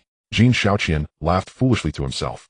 Ning Wei washed his back. She could not see his face, only bursts of that silly laughter. A sudden fear pricked her. Would she be left to look after two simpletons from then on? The thought made her smile. As the pill took effect, some of her spiritual energy returned. She looked at Jin Xiaoqian. Are you afraid to die? She asked. To die with you at my side. What a dashing ghost ID be, ha. Ning Wei. Then we'll die together. She was not joking. Although her spiritual energy had recovered, blood loss had left her weak, and she would not last long. She rose and pressed the blade to Jin Xiaoqian's back, their shoulders touching. In that instant, apart from Ning Shu, she felt a strange, dependent closeness with another human being. Perhaps it would be the last time. The blade's gleam and the boulder's shadow intertwined in a curious harmony. Yet neither of them had much strength left to draw upon. Ning Wei did not ask Jin Xiaoqian whether he would regret this, for he had not asked her either. That was how it was. The two watched their blood ebb away bit by bit, clinging to a sliver of unwillingness, even as the end closed and stubbornly struggling on. White ghosts kept breaching their lines, spraying arcs of blood. Jin chuckled. At least they haven't bitten my face yet. I'm still unmarried. Ning Wei did not reply, merely lifting the corner of her mouth. What a coincidence. She had not married either. Just as the two thought life had reached its end, a flicker of fire appeared at the far end of the cave. The flame was vivid red as blood. Within the white smoke, the red light unfurled like a blossom, strangely beautiful. Xia He walked silently forward. With each step, the flames cleared a hollow around him. Jin Xiaoqian and Ning Wei were both stunned. Xia He, brother, that was flashy. Jin praised, then pouted. You've stolen my moment of glory. Xia He strode on as the flames bloomed, brilliant as fireworks. But Ning Wei's astonishment lay elsewhere. The youth's fingers flicked gently, and the fire thinned into threads that fragmented into sparks. Each tiny flame landed precisely on a white ghost, igniting it in a burst of fire. Such ruthlessly exact control over spiritual energy is the province of cultivators who have entered the Xian realm. The Xian realm. Indeed, that is the Xian realm. So many spend their whole lives unable to pass that threshold. Xia He walked quietly to their side, and the woven curtain of flame barred the white ghosts from approach. Let's go, he said evenly. Those two simple words, calm, unadorned, meant the difference between death and life for Jin Xiaoqian and Ning Wei. Xia He, you're so handsome. Jin blurted, seizing Ning Wei and pulling her into his arms without asking if she would. Xia He nodded. He was susceptible to flattery, whose praise unsettled him. His steps grew even more otherworldly, as if he were a banished immortal. With a misstep, he struck a raised patch of ground and went down with a smack. The surrounding ring of fire shuddered. This blasted high ground is dangerous. I fell on it when I came in tube. It's not just a hole. It's treacherous. Jin babbled on. Xia He looked a little sullen, even sporting a faint scrape. He thought, fortunately Bai is safe in the space ring. Otherwise, one too many attempts to show off and his reputation would be ruined. He climbed to his feet and calmly brushed off his clothes. Let's go, he said. Between the flames, streams of molten flow weaved through, and whenever they touched a white ghost, a flare would erupt. Ning Wei held in Jin's arms, turned. Her long hair moved though there was no wind. A sudden gust rose and beat against the flames, causing them to leap higher.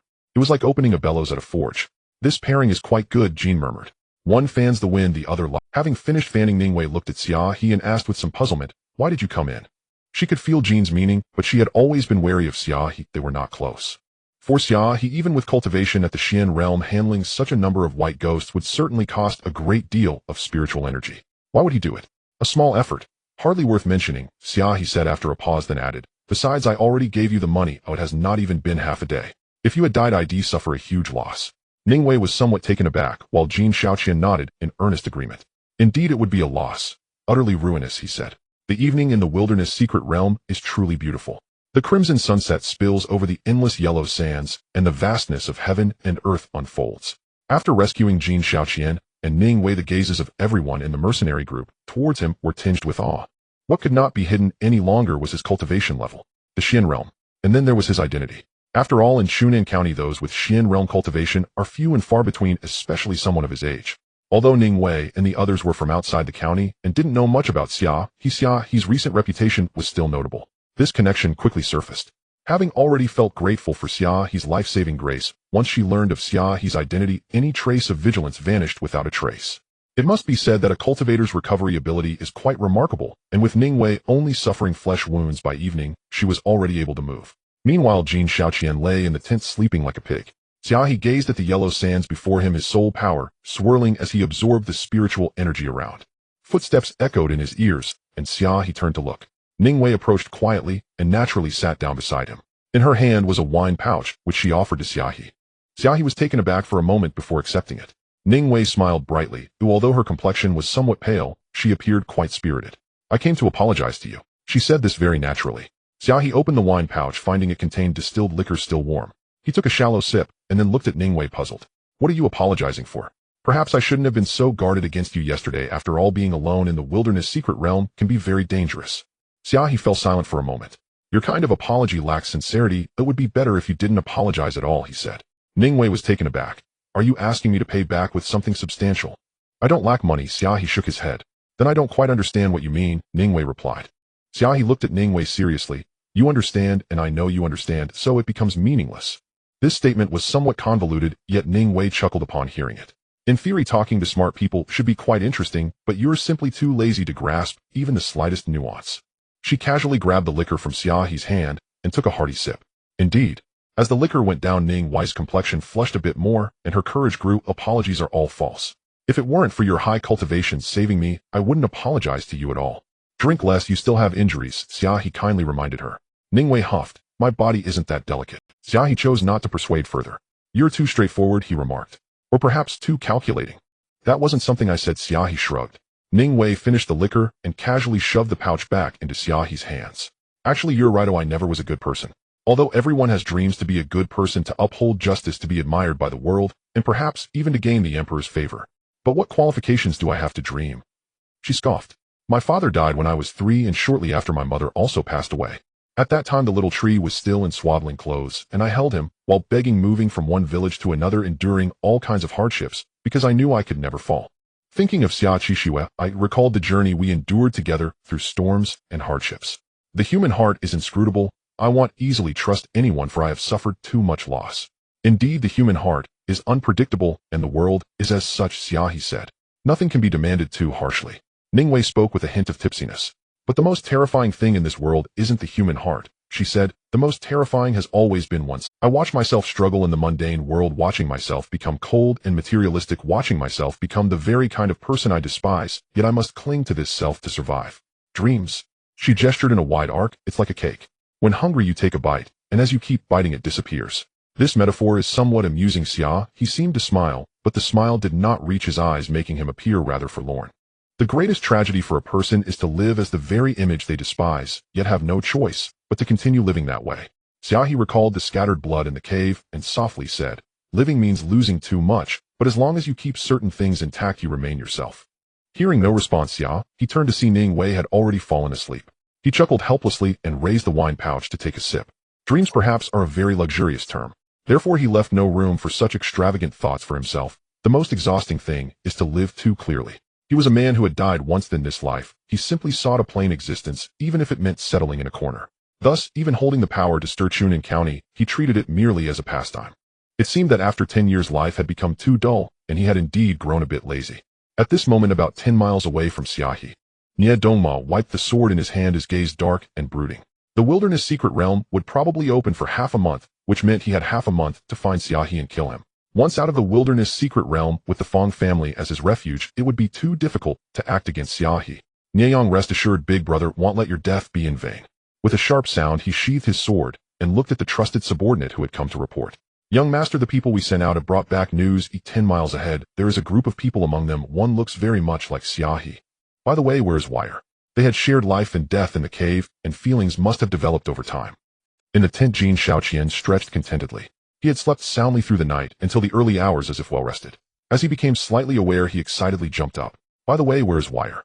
They had shared life and death in the cave, and feelings must have developed over time.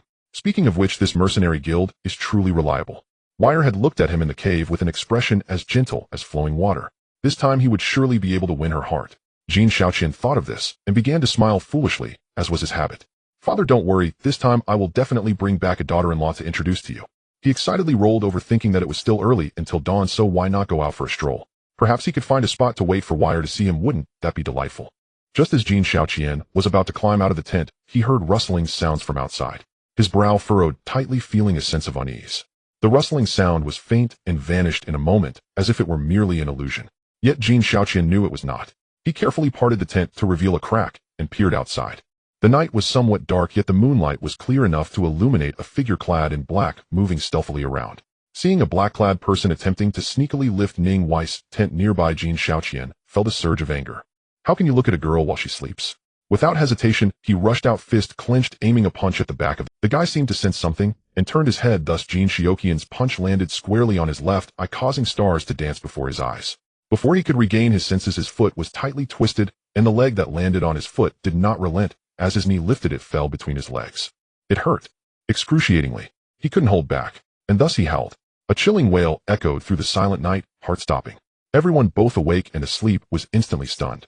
Dongma had intended to launch a surprise attack under the cover of darkness, but that scream shattered everything. His face darkened involuntarily, but fortunately in the night, nothing was visible. The first to wake was Ning Wei, for the tragic scream had erupted right outside her tent, piercing through the silence. She quickly donned her outer garment, parted the tent, and stepped outside. There she saw a black-clad figure curled up before Jin Shaoqian, who was still kicking with swift and precise blows, focusing on the lower regions. Ning Wei suddenly felt a pang of pity for the black-clad person, but she watched Jin Shaoqian kick without saying a word. Pity, yet also with ulterior motives. Suddenly Ning Wei remembered, where's Li Min? He was on night watch tonight. Jin Shaoqian exclaimed, kicking the black-clad person unconscious. I don't know, I've been asleep since I returned from the cave. Wire, don't worry, you'll go check. Don't go, Ning Wei said. We don't know how many are out there, it could be dangerous for you. Why are you worried about me? Jin Shaoqian's eyes lit up. Ning Wei, accustomed to Jin Shaoqian's flirtatious remarks, pretended not to hear. The most important thing now is to gather the remaining people together. Since the enemy is acting stealthily, they must be wary of us. As long as we stick together, they won't dare to act recklessly. Okay, Jin Shaoqian replied. The commotion outside was too loud, and soon everyone woke up. Xia He woke by Yue, who had been released from the spatial ring. Go scout the situation outside. It's the middle of the night, can't let me sleep. Bai Yu murmured. Go out, and he'll treat you to meet, Xia He said. Bai Yu perked up, instantly ready to dart outside. Xia He grabbed its tail, putting on a pitch-black garment to cover its wife. Alright, go. If there's any danger, just howl. Don't worry, I'll come to save you, Xia He assured. Bai Yu chuckled. Kid, you actually know to save me. How are you so nice? At this moment, on the outskirts of the mercenary group, Dongma realized that his ambush plan had been thwarted. However, he wasn't flustered. He felt a tinge of regret. What could have been a stealthy attack now faced a direct confrontation. He didn't know how Xia He had managed to infiltrate this mercenary group.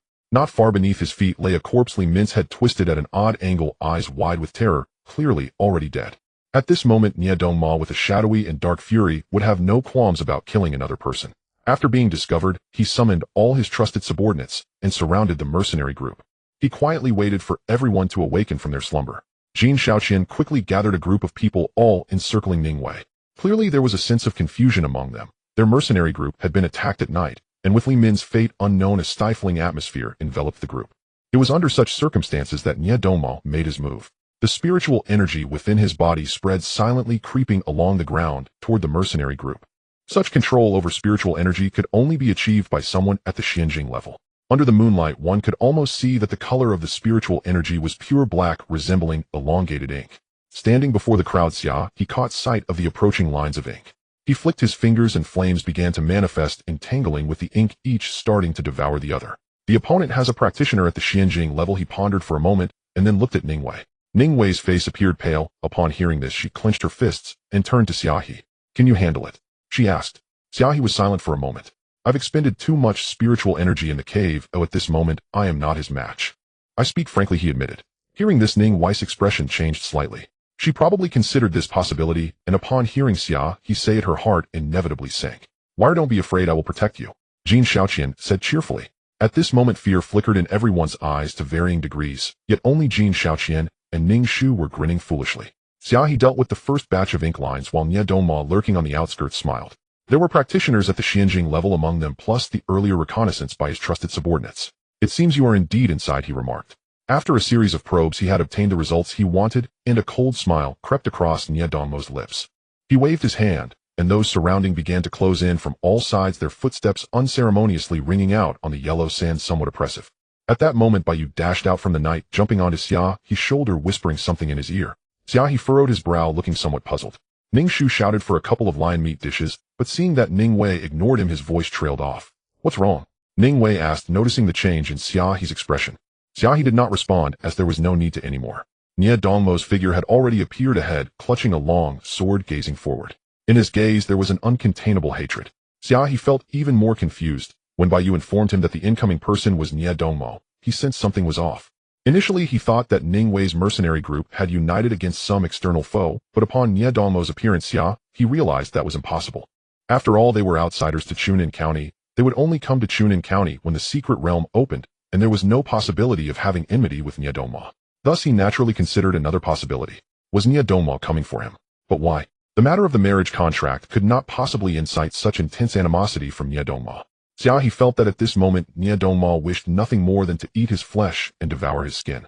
As Nie Dongma caught sight of Xia He, his figure trembled slightly with hatred. The ink line spread outwards, resembling a blossoming lotus. Ningwei glanced at Nie Dongma, then took a step forward. Her gaze was as cold and indifferent as when Xia He first encountered her.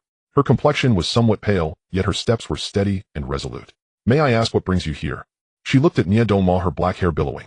The formless wind and ink lines intertwined, though somewhat futile, it was not entirely without purpose. Nie Dongma looked at her with a hint of curiosity. Since entering the Xian realm, few Huang realm cultivators have dared to confront me directly like this. Ningwei found it somewhat strenuous, but she did not appear flustered. What is your business, sir? She asked again. I believe this is our first meeting, and I have no grievances against you. Why are you targeting my mercenary group? Your mercenary group? Nie Dongma sneered, raising his sword light directly towards Xia He. This person is not one of your mercenary group, is he? Ningwei was momentarily taken aback. From the moment Nie Dongma pointed his sword light at Xia He, she understood that he was here for Xia He. She opened her mouth to respond, but her words were cut off. No. Xia He stepped forward, crossing over Ningwei, his gaze fixed firmly on Nie Dongma. Ningwei's gaze flickered, and a strange emotion surged within her heart. Xia He looked at Nie Dongma. No need for veiled words. He said, the matter concerning my sister is a debt you owe me. I have yet to seek you out for retribution, so what madness is this? Nie Dongma sneered. What madness? Yes, I admit. It is my fault that your sister was poisoned, but that was my mistake. Nie Yang merely wished to keep you for a few years. He did not seek your life. What fault is that? What grudge do you hold against me? I accept it. You attacked Nie Yang, who has not even entered the Xian realm. What kind of prowess is that? Xia He was somewhat puzzled by the barrage of questions from Nie Dongma, yet he laughed, a cold smile gracing his lips. I should really thank him for sparing my life. Of being kept for 2 years is simply too lenient for me. However, you are right. The matter concerning my sister's poisoning indeed should be settled with you. To the side, Ningwei easily perceived the long-standing grudge between the two. Yet she felt something was amiss. Xia He's words were too sharp and could easily provoke the other party. Moreover, he had just mentioned that he was not a match for the incoming opponent. Was he being foolish? Tension filled the air. The winds and clouds shifted dramatically between heaven and earth. Ningwei looked at Nie Dongma and suddenly made her move unexpectedly. The wind carried something and hurled it out like a stone.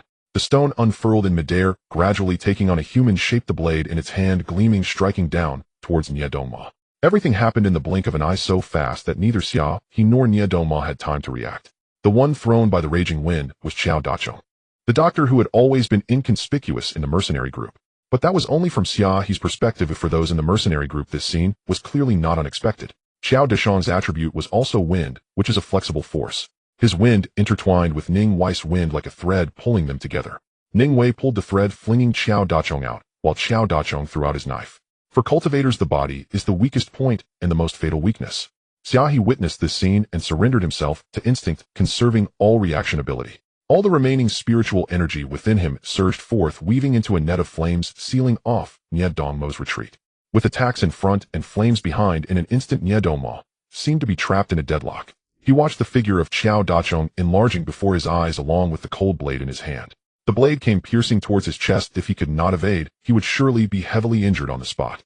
Thus he did not dodge, raising his sword directly towards Xiao Dachong's throat. At this moment Xiao Dachong faced only two choices: either abandon this strike or exchange his life for Nie Dongmo's serious injury. "Come back," Ningwei shouted. Instantly the air pushed back, sending Xiao Dachong's figure backward. The flame net contracted, entangled, and consumed by the approaching ink lines. With a missed strike, Nie Dongmo's trusted aides rushed forward to protect him layer by layer. Xiao Dachong knelt on one knee, retreating in the yellow sand, leaving a mark of several meters. There was no chance to get close again. Now aware, Nie Dongmo coldly gazed ahead, his expression revealing. He looked at Ningwei. "You indeed have great courage. After all, with your current strength you are not qualified to make me." Nie Dongmo raised an eyebrow, looking at the pale Ningwei, the kneeling Xiao Dachong, and the inexplicable expression on Xia He's face.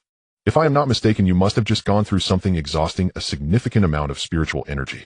Now you are not my opponents at all." Xia He remained silent, but Jin Shaoqian shouted at Nie Dongmo. "Taking advantage of others' misfortunes is one thing, but bullying women is no feat." Nie Dongmo's gaze turned towards Jin Shaoqian. "There are indeed quite a few bold individuals today," he said. "Even someone who is not considered a cultivator dares to speak so boldly." Jin Shaoqian curled his lip. He indeed had no talent for cultivation since childhood, so his father found many warriors to be his masters. He barely managed to build some strength. He could even lift stones and hit people. "Do you dare say I am wrong? A big man bullying a woman." He pointed at Ningwei, then at Xia He, and added, and Xia He froze for a moment. Although he was indeed only 12 years old, he was not short in stature, and his realm was sufficiently high that no one had ever considered him a child. Nie Dongmo raised an eyebrow, looking at Ningwei. "You make a valid point." He seemed to ponder for a moment, then said to Ningwei, "How about I give you an opportunity?" Ningwei raised her gaze. "What do you mean?" "My brother died at Xia He's hands.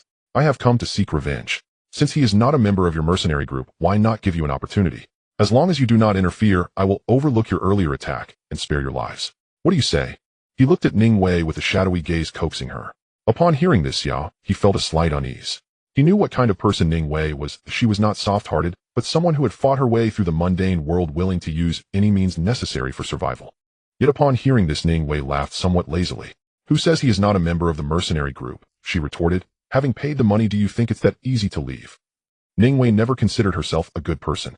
On the contrary, from her childhood days of fighting for food to later competing for resources, she had killed many and coldly witnessed the deaths of countless others. However, she had a flaw: she rarely recognized anyone easily, but once she did, even if she was wrong, she would never turn back. She did not know what kind of person Xia He was, nor did she know whether her choice today would lead to death. But today she had already faced death once in the cave, and the one who saved her was Xia He. A pouch of strong liquor, a word at sunset. She accepted it. Once she accepted it, she would not change, not even in death. She looked at Xia He and said, "Once you join my mercenary group, you are my little brother. Don't even think about escaping my exploitation." Xia He looked slightly taken aback, but felt a warmth inside. He knew what this situation and this decision meant. It was possible that everyone here would die because of him. He looked at Ningwei helplessly and said, "Your sense of righteousness is quite moving." Ningwei glanced at him and replied, "If it moves you, add more money when we get out." Xia He was stunned for a moment. "That can be arranged. You will regret this choice." Nie Dongmo looked at Ningwei, gritting his teeth. Ningwei shook her head and smiled. "I never ponder over the rights and wrongs of the past, so throughout my life I only ask what lies ahead, never regretting." As her words fell, she took a step forward. The wild wind between heaven and earth surged, stripping the yellow sand from the ground and enveloping the entire space. The sand grains falling on her body were somewhat painful, but Xia He's expression remained calm. The yellow sand filled the sky. It was the last struggle Ningwei could make. As long as they used the yellow sand to obstruct Nie Dongmo's line of sight, perhaps there was a chance to escape. But Xia He did not escape. Amidst the yellow sand, he glanced at the already blurred direction of Ningwei. Then he turned and walked in the opposite direction of the mercenary group, his steps steady in the howling wind, his clothes billowing. When the yellow sand finally subsided, all that remained in Nie Dongmo's eyes was Xia He's receding figure. It was small but not indistinct. Exhausted, Ningwei gritted her teeth, unable to hold on any longer, and swayed as she fell to the ground. Jin Shaoqian caught her, an expression of complexity on his face. Xia He had chosen to leave, but it was not in a hurry. At this moment, he had no spiritual energy left in his sea of consciousness, completely reduced to an ordinary person with no strength to bind a chicken. The footsteps behind him grew closer like the approach of death. Death. Two ordinary characters weighed heavily, carrying the destruction of a life. So was Nieyang dead, just like the death of Tu Zhang. It was straightforward and decisive, landing a blow without hesitation at the most critical moment, pushing him to the sharpest edge of the blade. Oh, what a good scheme. For the first time, a strange feeling rose in Xia He's heart, something akin to indignation, yet also a sense of unwillingness. This feeling was strange, somewhat sour, and could even be described as a bit aggrieved. He asked himself why, despite having done well, someone would go to such lengths to harm him. It's truly a bit annoying. The footsteps in his ears seemed to grow nearer, like bees buzzing irritatingly. Xia He raised his head and glanced ahead. Ahead was a dead, and only a cave lay before him. Xia He stepped inside. Driven mad by hatred, Nieyang rushed in without hesitation, taking his trusted subordinates with him. The path felt somewhat familiar. He could faintly smell the lingering scent of blood. The ground, which originally bore bloodstains, seemed to have been gnawed at with a layer of soil scraped away. Upon entering the cave, Nieyang felt a vague sense of unease, but he could not pinpoint what was wrong. He knew his enemy was right before him, and already at the end of their strength. He would not give up this opportunity no matter what. However, just as he thought Xia He would continue to flee, Xia He's figure stopped not far away. He turned around, looking in Nieyang's direction. Xia He's gaze was calm, devoid of fear, almost as if he was smiling. Nieyang felt something was amiss. He saw a swirl of white appear behind Xia He like a wave of moving clouds. It was probably a magnificent sight, but in Nieyang's eyes it all turned into terror. This is a horde of white ghosts. You deliberately lured me into this cave, intending for us to perish together. Although Nieyang still had a considerable amount of spiritual energy left, he had been drained somewhat by Xia He and Ning Wei. Facing such a number of white ghosts, it would be difficult to escape unscathed, especially since he was not alone. Even if he could escape, what about his trusted subordinates? Would he just watch them perish? Perish together? The young man before him curled his lips. I value my own life very much. As the white ghosts drew closer behind Xia He, just when their sharp teeth seemed about to touch him, his figure vanished into thin air. Nieyang was bewildered. How could this be possible? How could a person disappear into thin air? But there was no time for Nieyang to be confused, for the horde of white ghosts had already engulfed the spot where Xia He had stood, surging towards Nieyang. Black lines surged around him, attempting to block the white ghosts. But he knew he could not hold them off for long. Run! You all hurry and escape. He gritted his teeth and urged his subordinates around him. He knew he could only hold them off for a short time. He had to reserve enough spiritual energy to escape himself. The dozen or so trusted subordinates around him understood the urgency of the situation, gritting their teeth as they rushed toward the cave exit. However, just as they turned, they suddenly found someone ahead. That person stood leisurely in their path, blocking their way out. Since you are here, why rush to leave? Xia He smiled softly, his gaze clear. Everyone froze. Nieyang had only briefly stalled the white ghosts, and then he started to retreat. However, the moment he saw Xia He, he was completely stunned. He could not fathom what could explain Xia He's sudden disappearance, nor did he understand how this person had appeared. What chilled him even more was that he recognized this person. The Nie family had dealt with the Tianlang on numerous occasions, and he had once seen this person from afar. He knew this person was the master of Tianlang, unfathomable and far more terrifying than Xia He. But the question was, why was he here? As if sensing Nieyang's confusion, Xia He smiled, revealing a set of bright white teeth. Of course I came to watch you all die, he said leisurely. Nieyang's heart was thrown into chaos, but he had no time to ponder the tangled web of cause and effect, for the white ghosts were already upon them. They covered the space completely. Nieyang could still hold on, but the screams of his subordinates began to ring in his ears. Dozens of blood flowers blossomed within the cave, drifting languidly. Xia He looked at the few white ghosts approaching him, carefully examining their fine sharp teeth. It was almost as if he could see the blood coursing through their white bodies. He gently extended his hand, swatting away each of the white ghosts. It seemed quite amusing. After all, his body was made of machinery devoid of any blood. The white ghosts circled around him, and occasionally a few would come close, attempting to bite him, feeling as if they were gnawing on a piece of stone. In truth, Xia He did not hate Nieyang that much, but some things once done cannot be undone. As he passed through the yellow sand, Xia He saw the corpse of Li Min. He still remembered the moment he had to turn back to the cave to save Ning Wei. When that person spoke to stop him, their concern was genuine and heartfelt. But he died at the hands of Nieyang. Therefore, he did not care whether Nieyang was being used as a pawn or whether he was a victim. Some things once done must bear consequences. Thus he set a trap. He lured them to the cave, summoned Xia He, and then entered the spatial ring himself, and left them all to fall into the horde of white ghosts. Through Xia He's perspective, he watched them perish among the white ghosts, watching Nieyang inch closer to death.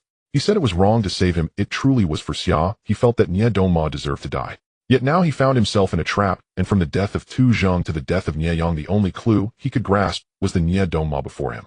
To break the trap, he needed a breakthrough, so Nieyang could not die just yet. He saved Xia Dongma, marking this life for later, and when the time comes he would reclaim it. Xia Dongma looked at Xia He, listening as Xia He casually determined his life and death, as if he had heard the most terrifying thing in the world.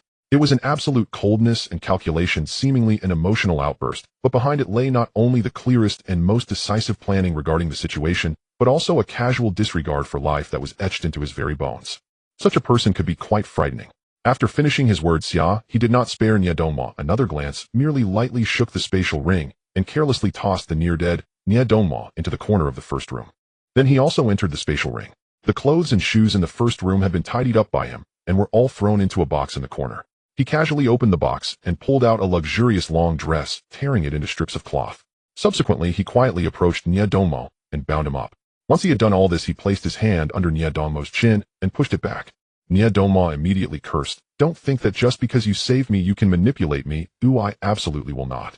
Before he could finish, Xia He without waiting twisted his hand, pulling Xia Dongma's chin down again. "Xia Dongma, I am genuinely quite annoyed and have no patience to listen to your grandstanding." Xia He said, "I just want to ask you a few questions. You just need to answer them honestly. Otherwise you hold no value for me, and I can let you die right now." Xia He's tone was calm and indifferent, as if stating the most ordinary fact, yet at that moment Xia Dongma had no doubt that Xia He would kill him. He obediently remained still. After observing him for a while, Xia He confirmed that he was indeed being honest, and then pushed his chin back again. "Let me ask you what happened with Xia Yang. Tell me everything you know," he said. Upon hearing Xia Yang's name, Xia Dongma's eyes reddened, and he looked at Xia He with a gaze full of hatred. "I do not wish to explain further. Think carefully before you speak." Xia He cast him a glance. Xia Dongma gritted his teeth. "Hey Race, what happened?" Xia He listened as Xia Dongma recounted the events step by step. "So you were saying you only saw Wu Minghui and witnessed Xia Yang's death. You did not see me kill anyone with your own eyes." Xia Dongma gritted his teeth, and there was a torn piece of cloth. He looked at Xia He. "How do you explain that?" Xia He casually replied, "I have no need to explain anything to you." Though his words were casual, Xia He's brows slowly furrowed. He glanced at the torn piece of cloth on his clothing. Regardless of the deaths of Tu Zheng or Xia Yang, he had observed everything from a bystander's perspective, but what about this piece of cloth? It clearly implicated him in this matter. Countless possibilities raced through his mind, ultimately pointing towards a direction he was unwilling to think about or suspect. The people sent by Xia Yang had gone to the Fong family, but he had received no news at all. It was evident that someone had stopped him. The torn piece of cloth clearly was not torn on the back mountain, thus the only remaining possibility was within the Fong family. Pushing further back from the engagement to the assassination of Tu Zheng and the poisoning of Wu Minghui, everything inevitably pointed to internal strife within the Fong family. Trouble arises from within the walls. The scope could even be narrowed further. Fong Yin and Xia Yang were genuinely in love, and she would never joke about her own engagement, let alone kill Xia Yang. Moreover, Fong Lingen's concern for him and for his sister could not possibly be false. On the morning of their trip to the secret realm, he had been guarding his sister's bedside. There were not many opportunities for anyone to tear his piece of cloth, and aside from Fong Lingen, only one person had come to see him, under the pretext of informing him about the wilderness secret realm. Fong Linyuan. Xia He was somewhat lazy when it came to thinking, but that did not mean he would not think. All possibilities in his mind were digitized, with several clues intersecting and overlapping, quickly pointing to the most likely direction. Xia He was somewhat reluctant to think about it, but things had come to this point. Everything was inevitable. Xia He calmly stood up and glanced at Xia Dongma. "Where is Wu Minghui?" he asked. Proving the truth of the matter is not difficult. This situation has escalated to this extent. If he wanted to prove it, there were many opportunities. The most direct and recent lead was Wu Minghui. Tonight's operation, he came with me. If I'm not mistaken, he should have already died among the white ghosts. Xia He did not look back at Xia Dongma and turned to leave the spatial ring. The matter was not difficult. If he were Wu Minghui and intended to incite conflict between Xia Yang and himself, his goal had already been achieved. What he should do now is find an opportunity to leave. It seems there is no better opportunity than the vast yellow sand stirred up by Ningwei today. If one of those 10 corpses belonged to Wu Minghui, perhaps this was merely a coincidence. If not, Xia He could conclude that Wu Minghui was undoubtedly a crucial piece in this game. He walked along the cave towards the outside until he reached the 10 corpses. Despite the blood loss and wrinkles, their faces were still somewhat recognizable. Xia He carefully examined them for a while. Indeed, he is not here. His expression was somewhat complicated. If Wu Minghui had long been plotting. What about the blood falling on the cherry blossoms? What about the red flame fruit? Everything, even his entry into the wilderness secret realm, seemed like a game that had already been laid out, just waiting for him to fall into it unprepared. Truly, it was a bothersome affair. A hint of bitterness curled at the corner of Xia He's mouth. But what was the need for all this? He was even reluctant to think deeply, as every step questioned humanity and familial bonds. This was some. Xia He stood quietly for a long time, while Xia stood beside him listlessly crushing the occasional approaching white ghosts. After some time Xia He came back to his senses and glanced at the pile of white clouds on the ground. He sat down among the white clouds. The spiritual energy surged within the cave, gathering towards Xia He's sea of consciousness. There were many things he needed to do, the most urgent being to replenish the exhausted spiritual energy. Xia He quietly stood beside Xia He, guarding him. For some reason the spiritual energy in the cave was much richer than outside. Xia He even wondered if this was the reason the cave had become a gathering place for bones. From noon to evening Xia He managed to recover about 30% of his depleted spiritual energy, sufficient for self-preservation. He stood up, looked at the 10 corpses in front of him, and remembered the deceased Li Min and the injured Ning Wei. He did not know how many dangers the person in the shadows had set for him ahead. So after some thought he decided not to return to look for Ning Wei. Since he knew there was danger, he could not drag Ning Wei and the others down. In addition, there was Bai Yu. When the yellow sand swept through, he chose to leave without taking Bai Yu along, who should be with Ning Wei and in no danger. After clearing his thoughts, he exchanged a glance with Xia nearby. Now it was just the two of them left. No, perhaps it should be said that it was just him alone. This would likely be a path of solitary struggle. Just as Xia He was thinking this, the ground beneath his feet suddenly began. Large patches of tender grass shoots emerged from the ground, spreading and growing in all directions. But after growing about an inch, these delicate grasses began to wither. The withered grass lay on the ground while new shoots continued to sprout. Xia He, feeling curious, followed the delicate grass and walked deeper into the cave. Xia walked ahead, clearing the way. The number of white ghosts around increased, and feeling a bit tired, Xia simply picked up a large stone, just like Jin Shaoqian did before, to smash the white ghosts away. The cave twisted to the right. Unlike the dead end chosen by Ning Wei and Nia Dongma, this path widened as the fine grass at Xia He's feet went through cycles of withering and flourishing as his steps gradually took him deeper into the cave. Before him lay a vast throng of white ghosts, far more than the previous group. Ahead, the fine grass reached a person's height, entangled with the group of white ghosts in a fierce battle. Xia He squinted his eyes, unable to see the situation clearly. Just as Nia Dongma infused his spiritual energy into ink lines, the current fine grass was also a manifestation of the combination of spiritual energy and attributes. If he guessed correctly, there should be a person wrapped in the fine grass.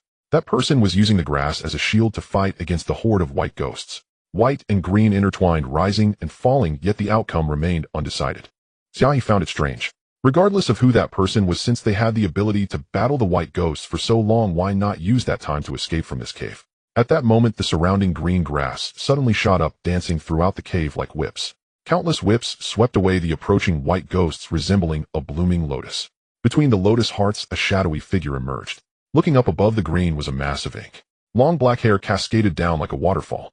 From the shadow, two small fair hands extended, gently lifting upwards, causing the spiritual energy in the entire realm to stir.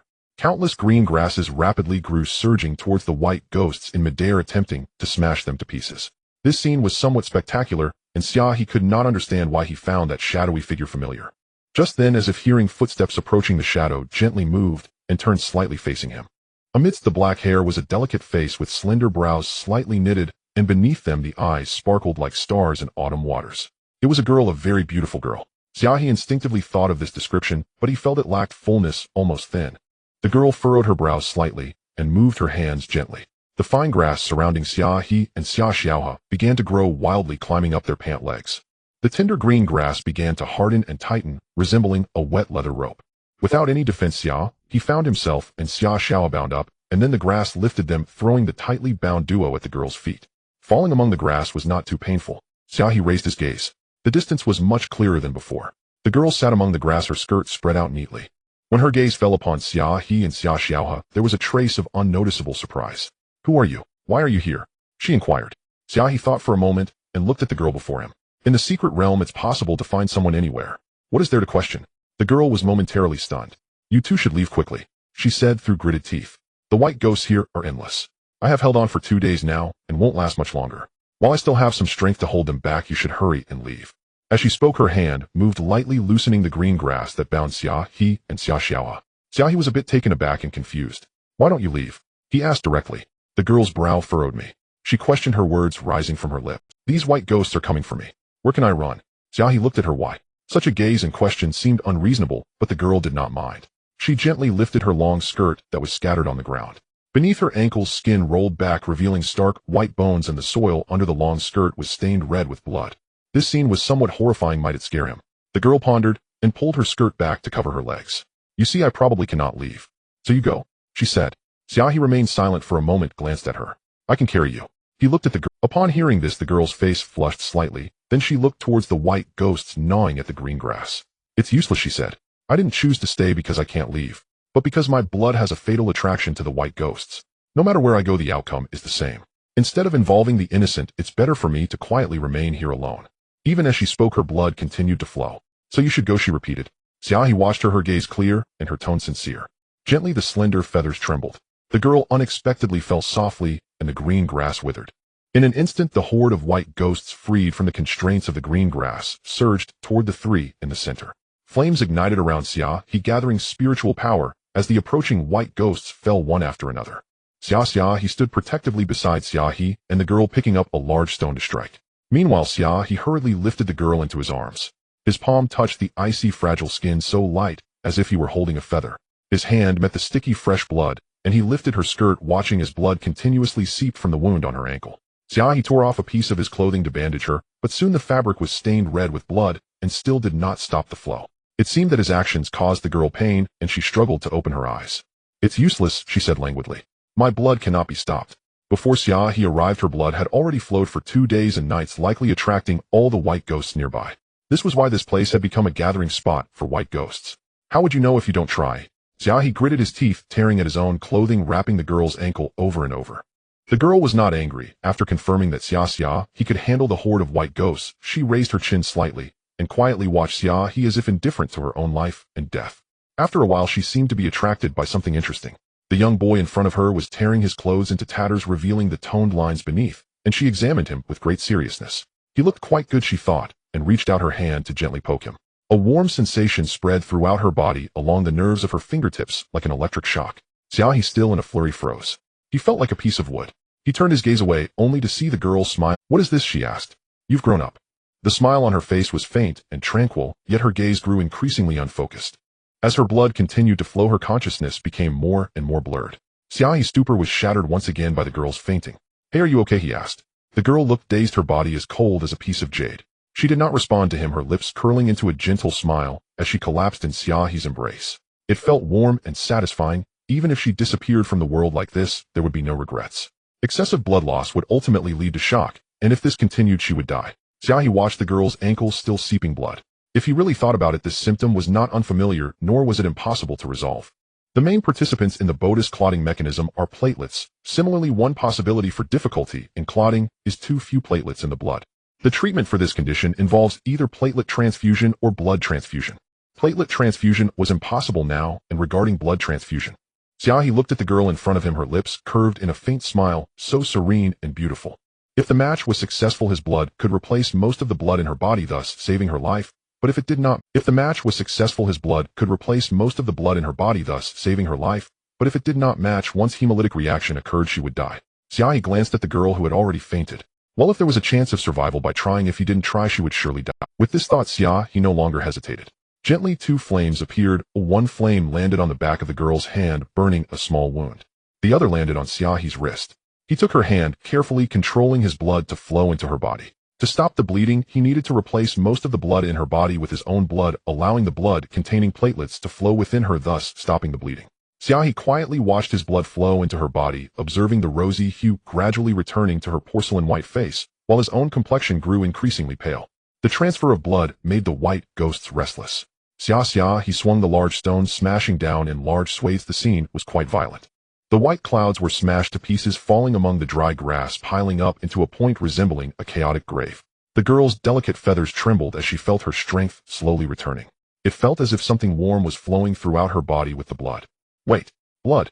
How could there be so much blood in her body? She opened her eyes, looking at the boy in front of her. His brows were straight and defined like 2 strokes of dark ink on a pale canvas. Instinctively, she reached out her hand, as if wanting to touch those 2 strokes of ink. What are you doing? She asked. Xia He smiled gently. Saving you, he said, then paused and added, it seems our luck is quite good. Fortunately, a hemolytic reaction did not occur, and the bleeding from the girl's wound gradually ceased. After completing the blood transfusion for the girl, Xia, he stood up momentarily, feeling dizzy as he swayed to steady himself. Since you are fine now, I should leave. The girl was taken aback. Hey, she called out, you saved me once again. Xia He's awareness was a bit hazy, and he didn't fully grasp the word again, simply replying, it's nothing, I can't just stand by and watch you die. The girl smiled slightly. Xia He, she suddenly called out. At that moment Xia He's awareness was not clear, otherwise he might have realized that he had never told this girl his name. Thank you, the girl said earnestly. Xia He shook his head saying, I should leave now. The girl smiled. Is that all what else would I do? Xia He asked. The girl pouted. You haven't asked my name yet, she said. Xia He was taken aback, then smiled foolishly. I suppose I haven't. So what is your name? The girl laughed. I am Feng Xingyao, she replied. Feng Xingyao looked at Xia He, her eyes smiling and bending with a hint of cunning in her gaze as she regained her strength. I remember that, Xia He repeated. Feng Xingyao. As he finished he swayed and started to walk out. Xia He. Feng Xingyao called out. What is it? Xia He turned around and asked, is there something else? What other excuse could there be? You promised to carry me out. You cannot break your promise. Xia He was taken aback, foolishly patting his head. I suppose I did promise, but I forgot, he said with a smile. However, I'm a bit out of strength now, so I probably can't carry you. Feng Xingyao laughed. That's fine, I can wait. All right then, Xia He nodded. Hearing Xia He's response, Feng Xingyao's lips curled upward, the joy in her expression completely unmasked. Since they had decided not to leave for the time being, Xia He quietly sat down and began to cultivate. In fact, this was a good choice, as he had lost too much blood. Going out in such a state would indeed be dangerous. However, he thought about how he should leave, having already delayed quite a bit of time, although he had no idea how many obstacles the person behind the scenes had set for him. He still had to move forward. After all, Xiaxia was still lying on the Xianshuang jade, and he needed to find the Qian fruit before the secret realm came to an end. What are you thinking about? A clear, delicate voice came from beside him. Xia He looked over and replied, I was thinking the secret realm is a bit strange. I always feel that the direction I am in is somewhat off, and it's easy to end up going in circles here. This is also why he joined the Ningwei mercenary group. He had tried several times, and each time he got lost. Feng Xingyao blinked. Didn't your family tell you about the wild secret realm? What did they say? Xia He asked. The wild secret realm doesn't remain still, it rotates a certain degree every moment. Although it's slight, if one is unaware, it's easy to end up going in circles. Here a sense of direction is useless. One can only rely on the stars for navigation at night. I didn't know that. As soon as the words left his mouth, Xia He realized that it was Feng Linyuan who had informed him about the secret realm, and after entering, he found that he didn't know anything at all. Just like he didn't know that those entering the secret realm would be randomly teleported, and anyone with some knowledge would tie their companions together with ropes. This point Feng Linyuan hadn't told him, and the fact that the secret realm rotates was also something he had never mentioned. If this was a coincidence that he overlooked, wouldn't it be too coincidental? If you know nothing, why did you enter the wild secret realm? This is not a place for fun, Feng Xingyao remarked. Xia He pondered for a moment, and then said frankly, I came to find the Qian fruit. The Qian fruit. Feng Xingyao furrowed her brows seemingly in thought. I have seen that item, she said. Xia He was taken aback and turned to look at Feng Xingyao. That was 5 years ago. I once saw a blood-red cherry blossom tree, and under it there were clusters of red fruits. Such a description is definitely of the Qian fruit. Where is it? Xia He's breath quickened. Xingyao thought for a moment and said, within the secret realm there is an ancient castle, and that cherry blossom tree is located at the center of the castle. Xia He took out the map and spread it out. How do we get there? Feng Xingyao leaned closer, examining it carefully, her elegant brows knitting together. There's something wrong with your map. The marked destinations are all the most dangerous places in the secret realm. Hey, you're not actually here to seek death, are you? Xia He fell silent for a moment, slowly rolling up the map. Perhaps in the eyes of some I really have no chance of getting out, he said. Upon hearing this, Feng Xingyao chuckled. Looks like someone is trying to harm you. Hey, tell me who it is. I'll go take revenge for you. Xia He glanced at Feng Xingyao, amused. You can't even find your way, how can you help me seek revenge? Hey, don't look down. I'm a third-tier cultivator in the Xian realm. It's a piece of cake to beat someone up in Chunin County. Xia He questioned himself. He couldn't do it. Wait, third tier of the Xian realm. The girl in front of him didn't look much older than him. How could she have such high... Xia He questioned himself. He couldn't do it. Wait, third tier of the Xian realm. The girl in front of him didn't look much older than him. How could she have such high cultivation? As if sensing Xia He's astonishment, Feng Xingyao gently lifted her hands, and the vast green grass rose, binding the white ghosts that Xia He had already knocked senseless. The resilient grass bound the white ghosts tighter and tighter until they no longer struggled and fell to the ground. Feng Xingyao looked at Xia He, her eyes blinking. Am I not powerful? Quickly praise me, quickly praise me. Xia He looked at her show of skill with some helplessness. Yes, you're amazing. He said, thank you for standing up for me. Xingyao giggled. After all, you saved me. All life-saving grace should be repaid with a fountain of gratitude. Xia He quietly looked ahead, as with Xingyao's help coupled with Xia He's actions, the number of white ghosts in the cave had already dwindled considerably. However, he suddenly said, there are some things I need to clarify. You, after all, this is my own matter, and I can't let you take the risk. If you get hurt, it wouldn't be worth it. Upon hearing this, Xingyao felt a warmth rising in her heart. He always considered others regardless of whether it would put himself in danger. It was like this 10 years ago, and it was the same 10 years later. Anyway, my life was saved by you, so I will listen to whatever you say. Xingyao blinked and said, since you won't let me help you seek revenge, how about I take you to find the Qian fruit instead? For some reason, hearing Feng Xingyao's words brought a hint of joy to Xia He's heart. Thank you, he said. While the two were discussing how to find the Qian fruit, the number of white ghosts in the cave was decreased. As the entire cave was piled high with the remains of the white ghosts, a sound began to surge forth. The sound was somewhat piercing, as if it would shatter eardrums. Xia He looked around, instinctively shielding Feng Xingyao behind him. Xia He also raised her brows vigilantly, surveying the surroundings. The remaining over 1,000 white ghosts surged, their exaggerated mouths opening, emitting a hoarse and mournful sound. The cave walls began to crack open as if light was breaking through, and a figure emerged ahead. The figure had wrinkled skin, and its pupils were hollow, only a ghastly white visible. But it began to walk, following the scent of blood, toward Feng Xingyao. Over 1,000 white ghosts surrounded it, emitting an intensely piercing, mournful sound. As that figure approached Xia, he clearly saw its face. Beneath the wrinkled skin there was no trace of blood, and the horrifying white in its pupils became even more pronounced. Or it could be said that this was a corpse drained of blood by the white ghosts. Xia He was stunned. Is this turning into a biohazard in a second? Feng Xingyao's brows furrowed slightly, and the fine grass shot toward the corpse. The grass, infused with spiritual power, easily pierced through its body, as if penetrating a piece of dried meat. Yet the corpse's steps were not hindered in the slightest. It continued to walk calmly toward Feng Xingyao. Why do I feel like it's being controlled by the white ghosts? Xia He suddenly said. Xia He was startled by her own thoughts. If the white ghosts could control corpses, did that mean those who had died in the wilderness secret realm would gain a form of rebirth? But throughout history, how many people had died in the wilderness secret realm? If they were all controlled by the white ghosts, how many of those entering the secret realm this time would make it out alive? Xia He had no time to ponder further, as the corpse was already approaching her direction. Xia He's gaze shifted, and suddenly flames erupted. As the flames blazed, the white ghosts around the corpse surged forward, and as some turned to ashes, the flames were ultimately extinguished. Yet the corpse continued to move forward unrelentingly, as if oblivious. Thus Xia He lunged forward, knocking the corpse to the ground. The corpse reached out, choking Xia He's neck, while Xia He raised her knee and unhesitatingly kicked towards its abdomen. With these violent movements, the wrinkled skin of the corpse peeled away, and Xia He's knee struck the hard white. A clear sensation returned to Xia He's mind, through Xia He's perception.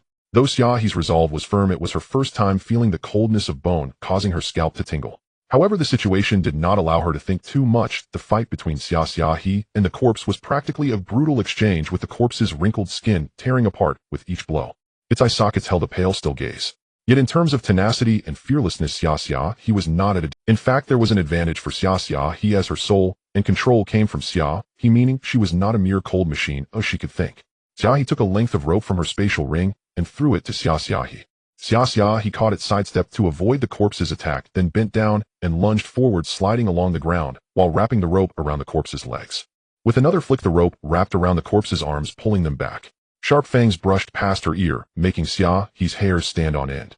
But it was only a sensation. Xia He's commands to Xia He remained unwavering, and soon the corpse was tightly restrained by Xia He.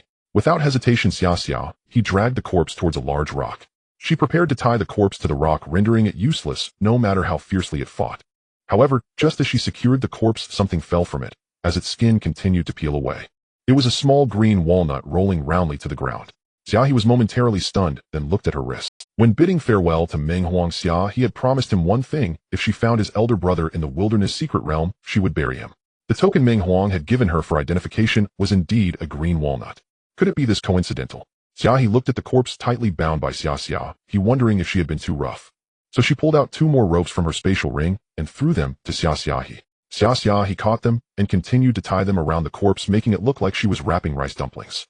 Until only the head remained unbound, Xia He approached. With a swipe of her spatial ring, the corpse vanished from its spot.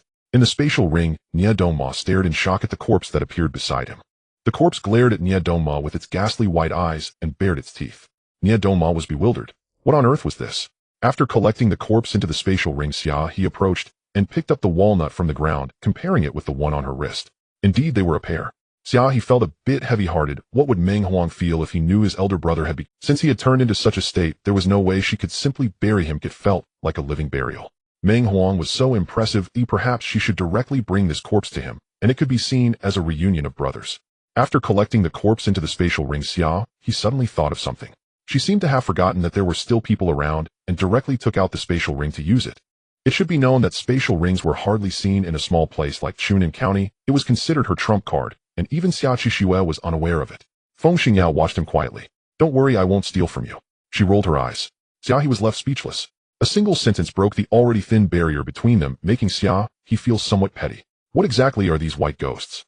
They are endless, seemingly possessing some intelligence, but more so a primal thirst for blood. And now there's this corpse matter. Feng Xingyao pondered. Who cares? If one comes bind one, if two come bind two. She spoke with a bit of dominance. You've become quite cocky. Xia He chuckled. At the moment the corpse was thrown into Xia He's spatial ring, a figure deep within the ancient castle opened her eyes. The black dress accentuated her porcelain-white face, making her delicate features even more exquisite, her small brows furrowed. Who is it? She murmured to herself, pausing for a moment. No matter who you are, if you disrupt my plans, I will take your life. After the corpse was collected into the spatial ring, the white ghosts in the entire cave scattered like birds and beasts. The cave became empty. Xia He sat on the ground for a while, adjusting herself, then looked at Feng Xingyao. I should be able to carry you out, he said, and Feng Xingyao's eyes curved into crescent shapes as she nodded earnestly. Xia He squatted down, lifted Feng Xingyao onto his back, and walked towards the cave exit. As he stepped out of the cave, Xia He vanished into thin air, returning to Xia He's consciousness. Where to now? Xia He asked. Feng Xingyao thought for a moment. Of course I'll take you to find the qian fruit. Feng Xingyao clung to Xia He's back, guiding him as he walked along her directions. The yellow sand gradually disappeared, revealing a barren mountain peak ahead. Where is this? Xia He inquired. This is Eagle Leap Cliff, a necessary route to the ancient castle. Feng Xingyao explained. In this mountain there is a type of stone eagle. It is said that their wings are as hard as stone, and when they leap down they break the wind, which is how Eagle Leap Cliff got its name. As Xia He listened to Xingyo's description, a strange idea suddenly surfaced in his mind. How hard is it? It is said that someone once struck it with an iron sword, and the sword ultimately broke, but the eagle remained unharmed. Although it is somewhat exaggerated, it still shows its hardness. The path up the mountain is quite steep, with jagged rocks occasionally tumbling down. However, after walking for a while, the terrain gradually opens up, and withered branches shoot straight towards the clouds. In the distance, the tip of a withered branch reveals a black bird's nest from which a head pokes out. Xia He couldn't help but think of two words that suddenly emerged in her mind: really ugly. That must be the stone eagle mentioned by Feng Xingyao, but this eagle truly looked quite unattractive. Its eyes were crooked, and its head was bald. It looked at the two people on the mountain path with its slanted eyes showing no signs of fear. After all, in the wild secret realm it's rare to see humans. The secret realm opens only once every 6 years for about half a month, so it was unafraid of people. With a hint of curiosity, it scrutinized the two creatures on the ground, which were merely prey. Then it quietly clenched the dead wood beneath its claws, leaning forward. Hungry. About a moment after spotting that ugly eagle, a shadow fell before Xia He. She did not expect that the small black dot would expand into something that could block out the sun. Its wings were large, spreading wide as if they could shade the sky. In the next moment it dove towards the ground, aiming for Feng Xingyao on Xia He's back. Its claws opened wide, descending towards Feng Xingyo's back, its head slightly tilted, creating a subtle arc. If it landed, it would undoubtedly pierce the blood vessels in its prey's neck, even snapping the seemingly delicate neck. But just as it was about to get close, delicate green grass surged from the ground, binding towards the stone eagle. Feng Xingyao quietly observed the approaching stone eagle, attempting to ensnare it. The stone eagle clearly did not expect such a move. It had attacked passers-by before, and those people merely foolishly flicked their spiritual energy, unable to harm it at all. However, this time something seemed different. Feng Xingyao used binding techniques, as if she had learned from Xia He's earlier method to deal with the dry corpse, using softness to overcome hardness. The stone eagle struggled, glaring fiercely at the prey before it biting through the green grass with its sharp beak. Before the grass could bind it firmly, it managed to escape with great difficulty. Flying into midair, it seemed somewhat displeased, turning back to glare fiercely at Xingyao. Feng Xingyao pouted, feeling a bit unhappy that she hadn't captured the eagle. Xia He watched the stone eagle fly away and said, "Don't worry, you'll have another chance to catch it. It should be back." Feng Xingyo's eyes widened in excitement. Really? Its gaze towards you is filled with anger, clearly not one to forget a grudge easily. But Xia He paused. Do you really want to? Absolutely. Feng Xingyao nodded vigorously. Why? Xia He asked, puzzled. You don't know? Although the stone eagle is known for its hard wings, it has another reputation. It is said, Feng Xingyao chuckled, her eyes sparkling, that its meat is incredibly delicious. Xia He was taken aback, suddenly wanting to laugh.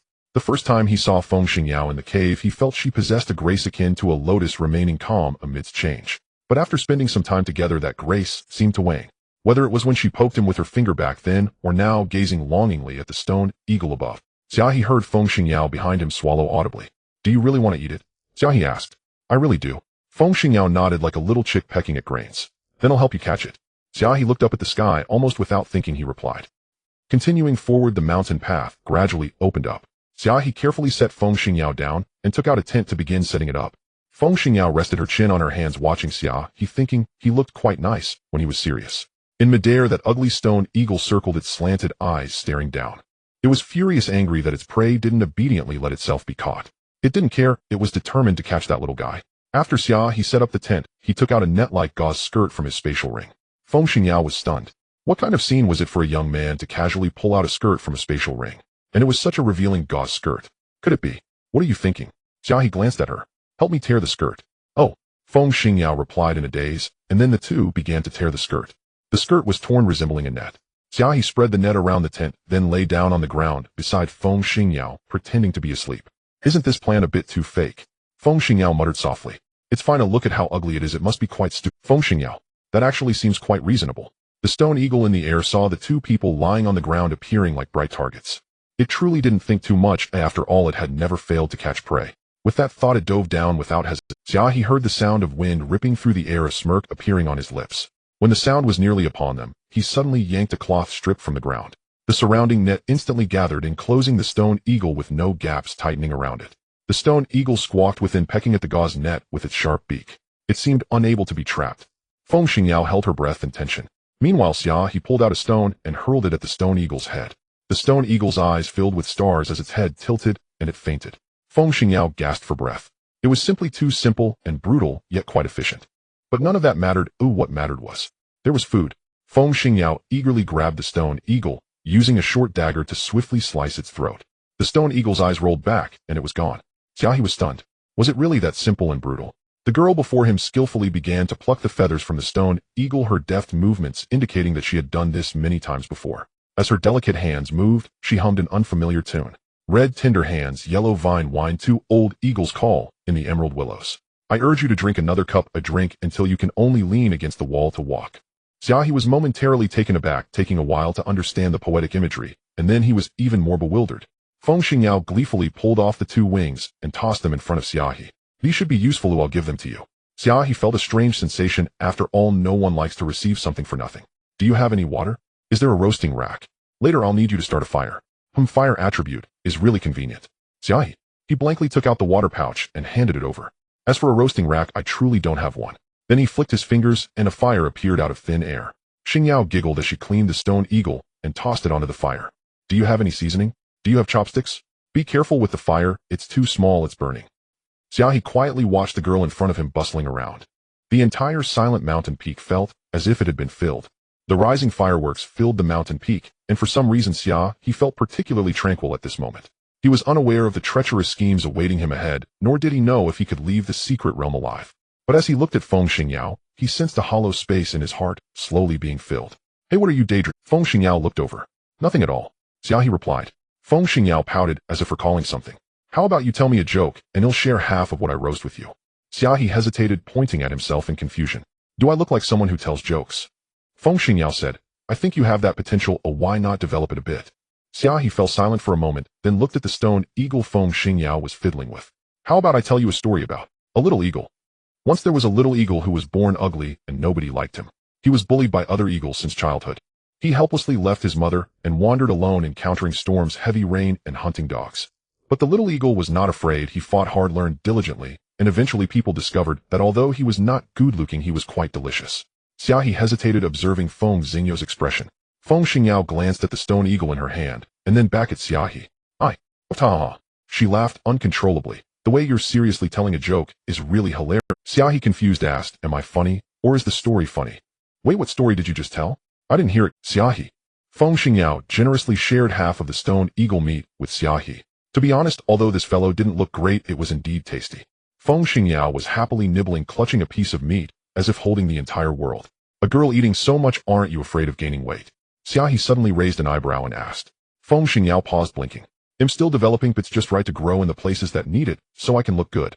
While speaking, she earnestly patted her chest, then froze at the greasy fingerprints on her chest. Oh no, Xia He, do you have a skirt? Can you lend me one? Xia He responded. What color do you want? What style? Feng Xingyao was flustered. How many do you have? She cautiously asked. Xia He thought for a moment, waved his hand, and 5 large boxes appeared on the ground. Feng Xingyao, you don't have some special hobby, do you? For example, cross-dressing. Xia He was stunned for a moment before realizing that his actions might easily lead to misunderstandings. You don't need to explain who I respect you. This? It's okay, oh I won't despise you. This thing isn't mine, ooh I found this ring, and it was already inside. Xia He blushed. Feng Xingyao just, forget it, it'll trust you for now. She waved her hand, and the 5 large boxes were moved into the tent. I'm going to change clothes, you must not peek. Xia He responded, taking a long time to come back to his senses, feeling that he couldn't be any more embarrassed than this. He waited outside, but after half an hour Feng Xingyao still hadn't come out.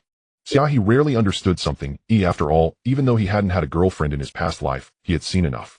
Women tend to be immobilized by clothes. Forget it, he'll wait patiently. So Xia He began to daze off, his gaze inadvertently landing on the wings of the 2 stone eagles on the ground. He approached, pinching the pair of wings, feeling their hardness, and a strange idea surged uncontrollably in his mind. In his sea of consciousness, Xia He leaped and appeared before Xia He.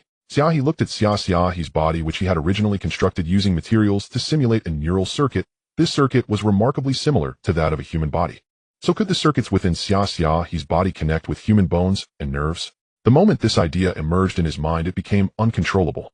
He instinctively moved closer to Xia He, lifting his left arm and dislocating the entire arm at the joint. He then brought the left wing of the stone eagle towards Xia He's joint. Logically, the nervous systems of eagles and humans are different, but this is a fantasy world. He could certainly use spiritual power to make subtle adjustments. It didn't necessarily have to be a perfect fit, as long as he could determine if the theory was true, that would suffice. Xia He's shoulder and the stone eagle's wing fused together, creating a marvelous connection between the two. After approximately 2 hours, Feng Xingyao finally emerged slowly in a blue dress. Actually, she couldn't be blamed for being slow. After all, this dress wasn't hers and didn't fit well, so she had to alter it for a long time. When she came out, she realized Xia He was missing. In such a large mountain, he wouldn't have been taken by some wild beast, would he? At that moment, a gust of wind swept over her head. She looked up and saw a figure flying with outstretched wings. After a moment, it crashed into a tree, a sight too tragic to behold. What is this? She pondered for a moment. A monster. Thus the monster crashed towards her, and with a turn revealed Xia He lying on top. Feng Xingyao was stunned. What is this operation? That guy was still foolishly laughing with a dreamy expression. Wait. Feng Xingyao reacted. Those wings were the ones she had just pulled from that stone eagle, weren't they? Xia He held on to Xia He as they dove down to the ground, his joy evident in his eyes. He succeeded. Feng Xingyao was momentarily stunned as she carefully examined Xia He. Can it be played like this? She managed to squeeze out a sentence. As long as it's fun, Xia He replied. Wait, why aren't you surprised at all? Is there anything to be surprised about? For instance, seeing Xia He like this, anyone would be surprised. From the first time I saw him, I knew he wasn't a real person. His ability to move must have been granted by you. I just didn't expect that his arms and legs could be swapped. Feng Xingyao opened her big eyes, questioning. Xia He was also taken aback. For over 10 years of controlling Xia He, no one had ever realized that Xia He wasn't a real person. On the surface, he could think, act, and even fight. It was like a soul residing in a shell. Even though that soul could control the shell, how could it possibly blend as perfectly as a true person between? It was like a soul residing in a shell. Even though that soul could control the shell, how could it possibly blend as perfectly as a true person between soul and body? Thinking of this, her expression became somewhat strange. Rest assured, apart from me, probably no one will notice his unusualness in this world. Feng Xingyao said softly. As for the reason, if there is truly a fate, you will know in the future. Do you know what it feels like to soar? To have the wind beneath your feet, the air flowing past your cheeks as you tumble in a world without any points of support. Oh, it's exhilarating. Feng Xingyao clutched onto Xia He's neck, while Xia He held onto Xiao's waist. The 3 of them crashed into trees midair. Logically, after flying for so long, one should be able to sense something, but Xia He felt a bit oxygen deprived in his head. The owner of those hands was probably too excited, tightening his grip to the point where he couldn't catch his breath. Thus Xia He lost control over Xiao. With a thud, they collided with another tree. Thankfully, Xia He's body was tough enough. Xia He felt he should tell Feng Xingyao to loosen her grip, but he worried that if she did, they might fall. No more. My brain is really oxygen-starved. That bright sun ahead looks beautiful, like a giant pancake. As Xia He's mind wandered, Xiao lost her balance. The 3 of them fell towards the ground. Eagle leap cliff. Let's leap. At this moment, below the cliff, there was a group. Ximiao was looking at the woman in front of him with an unhappy expression. Su Wu'er, disheveled, staggered towards Ximiao. You can't go any further, you mustn't. She shook her head, tears washing away the dust on her face, making her look quite. Ximiao cast a disdainful glance at her. What are you doing here? He had clearly locked her in the house, yet she had somehow run out, and was now stumbling behind him into the secret realm. Was this intentionally seeking trouble with him? I can't watch you die, you're all I have left. If you leave me, I will have nothing, and little Zhu will have nothing. Shut up. Hearing the name little Zhu, Ximiao's expression suddenly changed, and he slapped Su Wu'er across the face. What do you think you are? I took you as a concubine out of pity, but don't be ungrateful. Su Wu'er was slapped to the ground, her hair disheveled, her cheeks swollen, staring blankly, as if she were dazed. The group that had entered with Xia seemed not to notice this scene, or perhaps they were simply accustomed to it. Only a girl dressed in black quietly walked over to Su Wu'er, taking out a handkerchief to wipe the tears and dust. Then she turned her head and looked at Xia. When I encountered her in the secret realm, her mind was already unclear, but she kept murmuring your name. Even if you despise her with so many people here, isn't this a bit inappropriate? What do you think you are? Xia looked at the girl coldly. How dare you meddle in my affairs? The girl quietly stood up her two braided. What do you think you are? Xia looked at the girl coldly. How dare you meddle in my affairs? The girl quietly stood up her two braided pigtails, swaying slightly with the movement. I am nothing special and do not wish to meddle in your affairs. I just want to tell you that punishing your woman does not need to be done in front of others, as it lacks grace. If you want to hit her, or even kill her, it's none of my business, but doing it in front of me feels a bit unpleasant. Xia didn't quite understand the meaning behind the girl's words, but he watched as she walked over to a nearby rock and sat down, taking a sip from a water pouch. And also, I didn't save her for nothing. I brought her here because I wanted her to have a place to stay. What do you mean by that? Don't think you can drive me away. After all, I saved your woman. Besides, I know you're wealthy and don't mind providing me a meal. You? Xia was about to curse, but his voice abruptly stopped. Something seemed to have fallen from the sky, accompanied by a buzzing sound of many voices. Hey, can you be more reliable? It hurt like hell when I fell. Feng Xingyao looked at Xia He with a pitiful expression, shaking her hand. Xia He glanced at the thick green grass spread across the ground, enveloping the three of them. He put away Xia He and looked at Feng Xingyao, thinking that if it weren't for her tightening his grip and oxygen deprivation, he wouldn't have ended up like this. However, when they landed earlier, Feng Xingyao instinctively hugged him, and her spiritual energy manifested as fine grass. That feeling was actually quite nice. I just learned it, well, I'll take you flying a few more times, and once you get the hang of it, we won't have any crashes anymore. Crashes? Feng Xingyao asked, puzzled. I mean falling off a cliff. Xia He casually diverted the topic. Suddenly both of them stopped talking as there seemed to be some noise ahead. Xia He squinted his eyes and looked through the green grass. The moment he spotted Xia, his brows furrowed, thinking how could he run into this guy. So he casually ruffled his hair and set it ablaze, creating a messy hairstyle that was enough to cover half of his face. Xia was quite close to Feng Linyuan and was indeed not a good person, but it was better to avoid trouble. What's going on? Feng Xingyao looked at Xia He, whose expression had suddenly changed. There's someone I don't want to see. Xia He replied. Feng Xingyao's eyes flashed with a hint of cunning. You have a secret.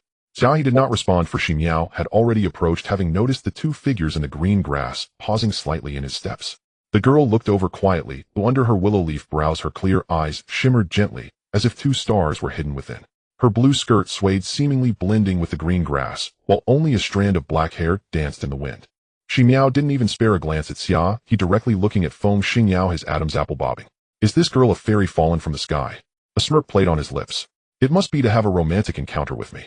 Xia He suddenly felt a pang of discomfort in his chest. Feng Xingyao glanced at Ximiao and then pointed at the towering Eagle Leap cliff. A romantic encounter. Why don't you try jumping off it? Ximiao was momentarily stumped, taking a long time to respond. How could the girl fall from the sky? Feng Xingyao pulled Xia He closer. What's wrong? Never seen a little couple jump off a cliff together. Xia He. Ximiao's gaze finally landed on Xia He, who lowered his head, his messy hair concealing most of his face. What's this? He asked tentatively. He's too ugly to be seen, which is why my father won't let me marry him. I have no choice but to come here to take my own life. Feng Xingyao explained for Xia He. Xia He. Ximiao looked at Feng Xingyao with sympathy. Why do you have to wrong yourself? Your father is actually right. Marriage is a significant matter, and you should at least find someone decent looking. Feng Xingyao blinked. He's honest. I feel secure with him, and that's enough. Ximiao thought for a moment, leaning closer. Do you think I'm honest? This was a bit too much, and Xia He felt he could know. He pulled Feng Xingyao behind him, standing in front of Ximiao. Ximiao still looked at Feng Xingyao with an innocent expression. By the way, I haven't had the pleasure of knowing your name yet. Her name is Ning Wei. Xia He turned his face towards Ximiao, his tone cold. I'm Jin Xiaoqian. Good night. Ximiao watched as the tent was carried away, leaving him surrounded by an invisible circle, standing there in a daze. The northern wind blew, and he suddenly felt a chill. Xia He set up the tent and glanced at Feng Xingyao, suddenly asking, Do you have something difficult to say? Feng Xingyao fell silent for a moment, knowing that her momentary stiffness could not be hidden from Xia He. Something difficult to say, so I cannot speak. She bit her lower lip, turning her red lips pale.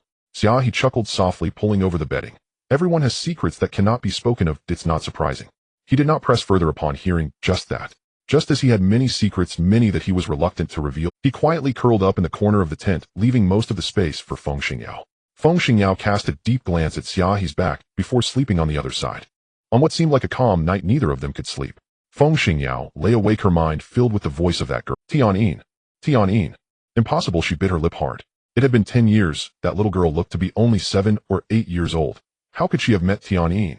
Unless she wasn't, as she appeared only 7 or 8 years old. In the night, Feng Xingyou's eyes flickered.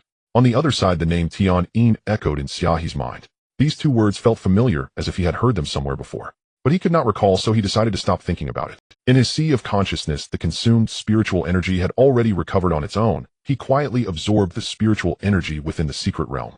It required 10,000 points to advance one level in the mystic realm. His daily limit was originally 4 points, but due to the benefits of the sinful realm, he could now achieve 7 points. Within the secret realm, this limit was broken.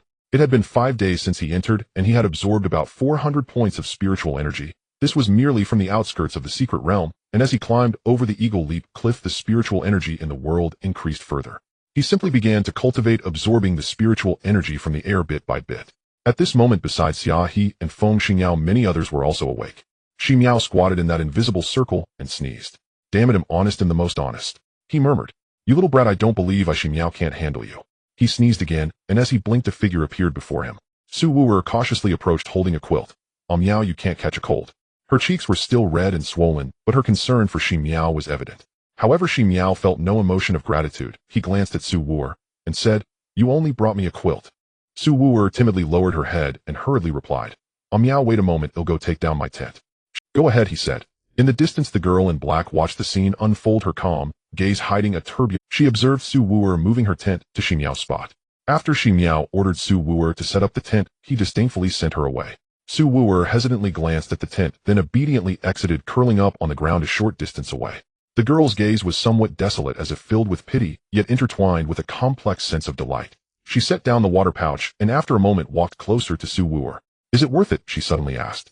Su Wu'er's vacant gaze lingered on the tent not far away, but she did not reply. Perhaps finding her question dull, the girl smiled faintly and turned to leave. Jin Shaoqian pulled Ning Wei, pointing at the distant cliff. "Is that Eagle Leap cliff? It looks quite high." Ning Wei nodded. "Beyond that mountain lies a plain leading straight to the ancient castle." Jin Shaoqian grinned. "Does that mean we can leave this cursed place soon?" Ning Wei fell silent for a moment. The outskirts of the wild secret realm are merely scattered white ghosts, but beyond Eagle Leap Cliff, the most terrifying things are not the white ghosts. "What are they?" Jin Shaoqian asked. "The human heart," Ning Wei replied. "Wherever there are people, one cannot escape the restless human heart. In the wild secret realm, far too many people obtain heavenly materials and earthly treasures. When these individuals gather, conflicts over resources are inevitable. Every year, very few manage to walk out of the secret realm alive, not only because of the bloodthirsty white ghosts within, but because those who do not emerge often perish due to the insatiable human heart." In the early morning, the wind carried a hint of coolness. Feng Xingyao lazily turned over. When she woke up, Xia He was already gone from the tent. "Gone missing again," she pouted. Looking down, she carefully lifted her skirt, glancing at her wound. It had healed somewhat over the past few days, and she could walk with some effort. Then she thought to go out and search. At this moment, Xia He was walking among Xi Miao's mercenary group. He had some vague impressions of most of these people, as he had interacted with Xi Miao's men quite a bit. Some of them even secretly belonged to the Tianlang faction, for in these years of Xia He's development, Tianlang had become pervasive. He walked like this until he unconsciously found himself in front of that little girl. The girl naturally raised her eyes. As he approached, he realized that this girl was indeed quite special. Her cheeks were like porcelain, seemingly exquisite, but upon closer inspection, there was not a hint of color on her face. The first to speak was the girl. "In this mercenary group, we should be considered outsiders. Let me introduce myself. My name is Han Sha. You can call me Xia Sha." She raised her eyes to look at Xia He. "What about you?" "Jin Shaoqian," Xia He replied seriously. "Just a casual." Han Sha looked at Xia He with a meaningful glance. "What about the girl beside you? Is she also a casual cultivator?" The conversation suddenly shifted to Feng Xingyao. Xia He thought for a moment. "She's also a casual cultivator, but she's different from me. Her father has high cultivation and broad vision, unlike me, who is all alone." "All alone," Han Sha repeated slowly. "The most pitiable thing in this world is not being alone, but being abandoned, used, and even ruthlessly hurt by one's closest kin. Such a life is worse than being all alone." Xia He was taken aback for some reason, thinking of Feng Linyuan. There was meaning behind her words. "What are you trying to say?" Xia He asked. Han Sha glanced at him. "This is not a safe place. I advise you take the girl beside you and leave here today. Consider it a kind reminder, given that Ning Wei resembles an old friend of mine." After saying this, Han Sha quietly lowered her gaze, no longer paying attention to Xia He. Everyone seemed to have found their backbone. Although they still feared the white ghost, someone had told them that they would not die, and their hearts felt at ease. Xia Xiaohe gripped the white ghost, while Feng Xingyao also took action. The situation was not particularly tense. Xia He's gaze fell in a certain direction, just as a gaze from that direction collided with hers. Han Sha and Xia He's eyes met. Neither of them instinctively avoided the gaze, unabashedly staring at each other. A smile curved at the corner of Xia He's mouth. All the living beings had been gathered around him except for Han Xia and the Su Wooer whom she held. The two figures stood amidst the crowd of white ghosts, yet they appeared undisturbed. Not a single white ghost dared to approach within 10 feet of Han Xia. It was as if a vacuum had formed around him. This scene was even more shocking than Xia He moving freely among the white ghosts, for to Han Xia the white ghosts did not merely fail to see her, rather. They were terrified. Xia He recalled what Feng Xingyao had said about the strange little girl. Indeed, she was very strange. When Han Xia noticed Xia He's gaze approaching, she suddenly found it somewhat uninteresting. A good game of chess was disrupted by him having ended before it even began. However, it truly lacked interest. The target she wanted to confront, Xi Miao, had already fled. Even if she killed the remaining people, it would mean nothing. Now she was more interested in those two outsiders. For instance, why did that person not carry the scent of blood? Or what was the relationship between Ning Wei and Feng Tianyin? Moreover, she glanced at Su Wooer, who was held by her gaze vacant. "Don't you really regret it?" she asked. The question was somewhat abrupt and strange, yet Su Wooer trembled upon hearing it. "I don't regret it, I don't regret it." "Then what are you afraid of?" Han Xia sneered disdainfully. "Are you afraid of Xiaoju's ghost coming to find you?"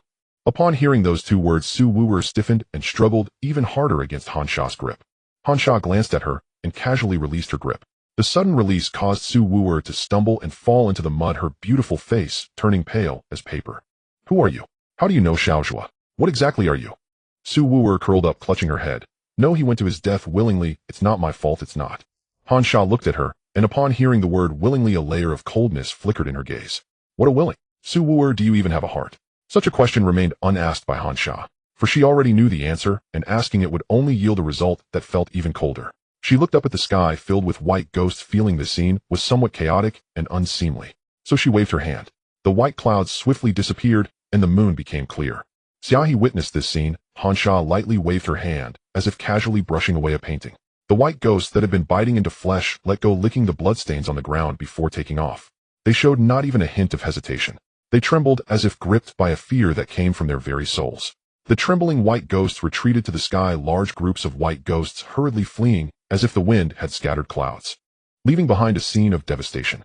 The crowd collapsed onto the ground, their faces reflecting a sense of survival after disaster. Just then Shui Shan suddenly stood up and bowed deeply towards Xia He. "Thank you for saving my life. This kindness will be remembered by Shui Shan." Like a spark igniting the fire, those who had collapsed on the ground began to rise and bow towards Xia He and Feng Xingyao. "Thank you for saving my life.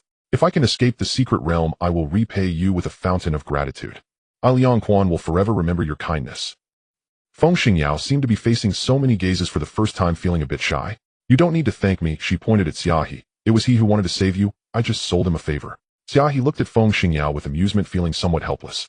He then adjusted his expression and looked at the people. "Life and death are major matters. Since I am here, I should not stand by idly.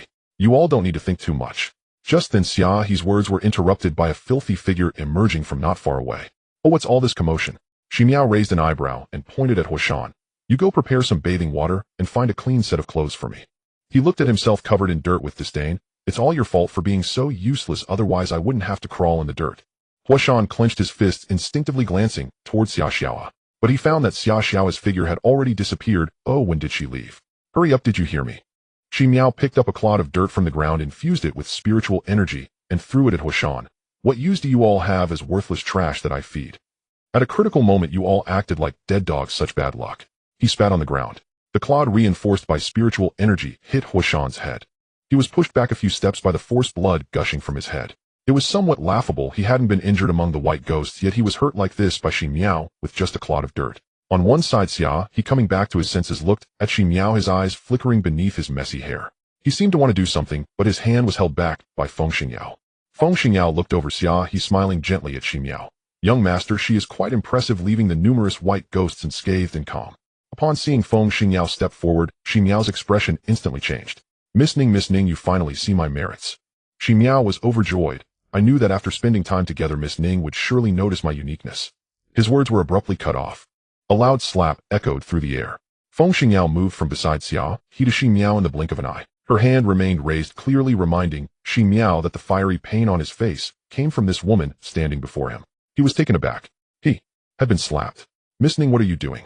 Huashan exclaimed anxiously. "Miss, don't be angry with the little person, and young master, I'm not worth your treatment like this." Feng Xingyao did not respond to Huashan, simply gently rubbing her wrist, her gaze calmly watching the gradually returning senses of Xi Miao. Xi Miao's face began to flush, perhaps from the embarrassment of losing face, or perhaps a momentary surge of anger. Had he ever been slapped in front of so many people by a woman? Just as Xi Miao was about to explode, a crisp sound echoed again in the air, clean and decisive. The fiery pain returned to his face, and Xi Miao was momentarily stunned. You? How dare you hit? Xi Miao's affection for Feng Xingyao was merely superficial, far overshadowed by the intense humiliation and anger he felt.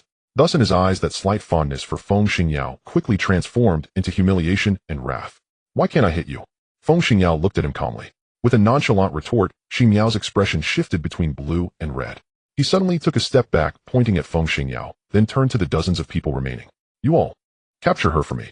I've never seen a woman daring enough to lay hands on me. You're truly fierce.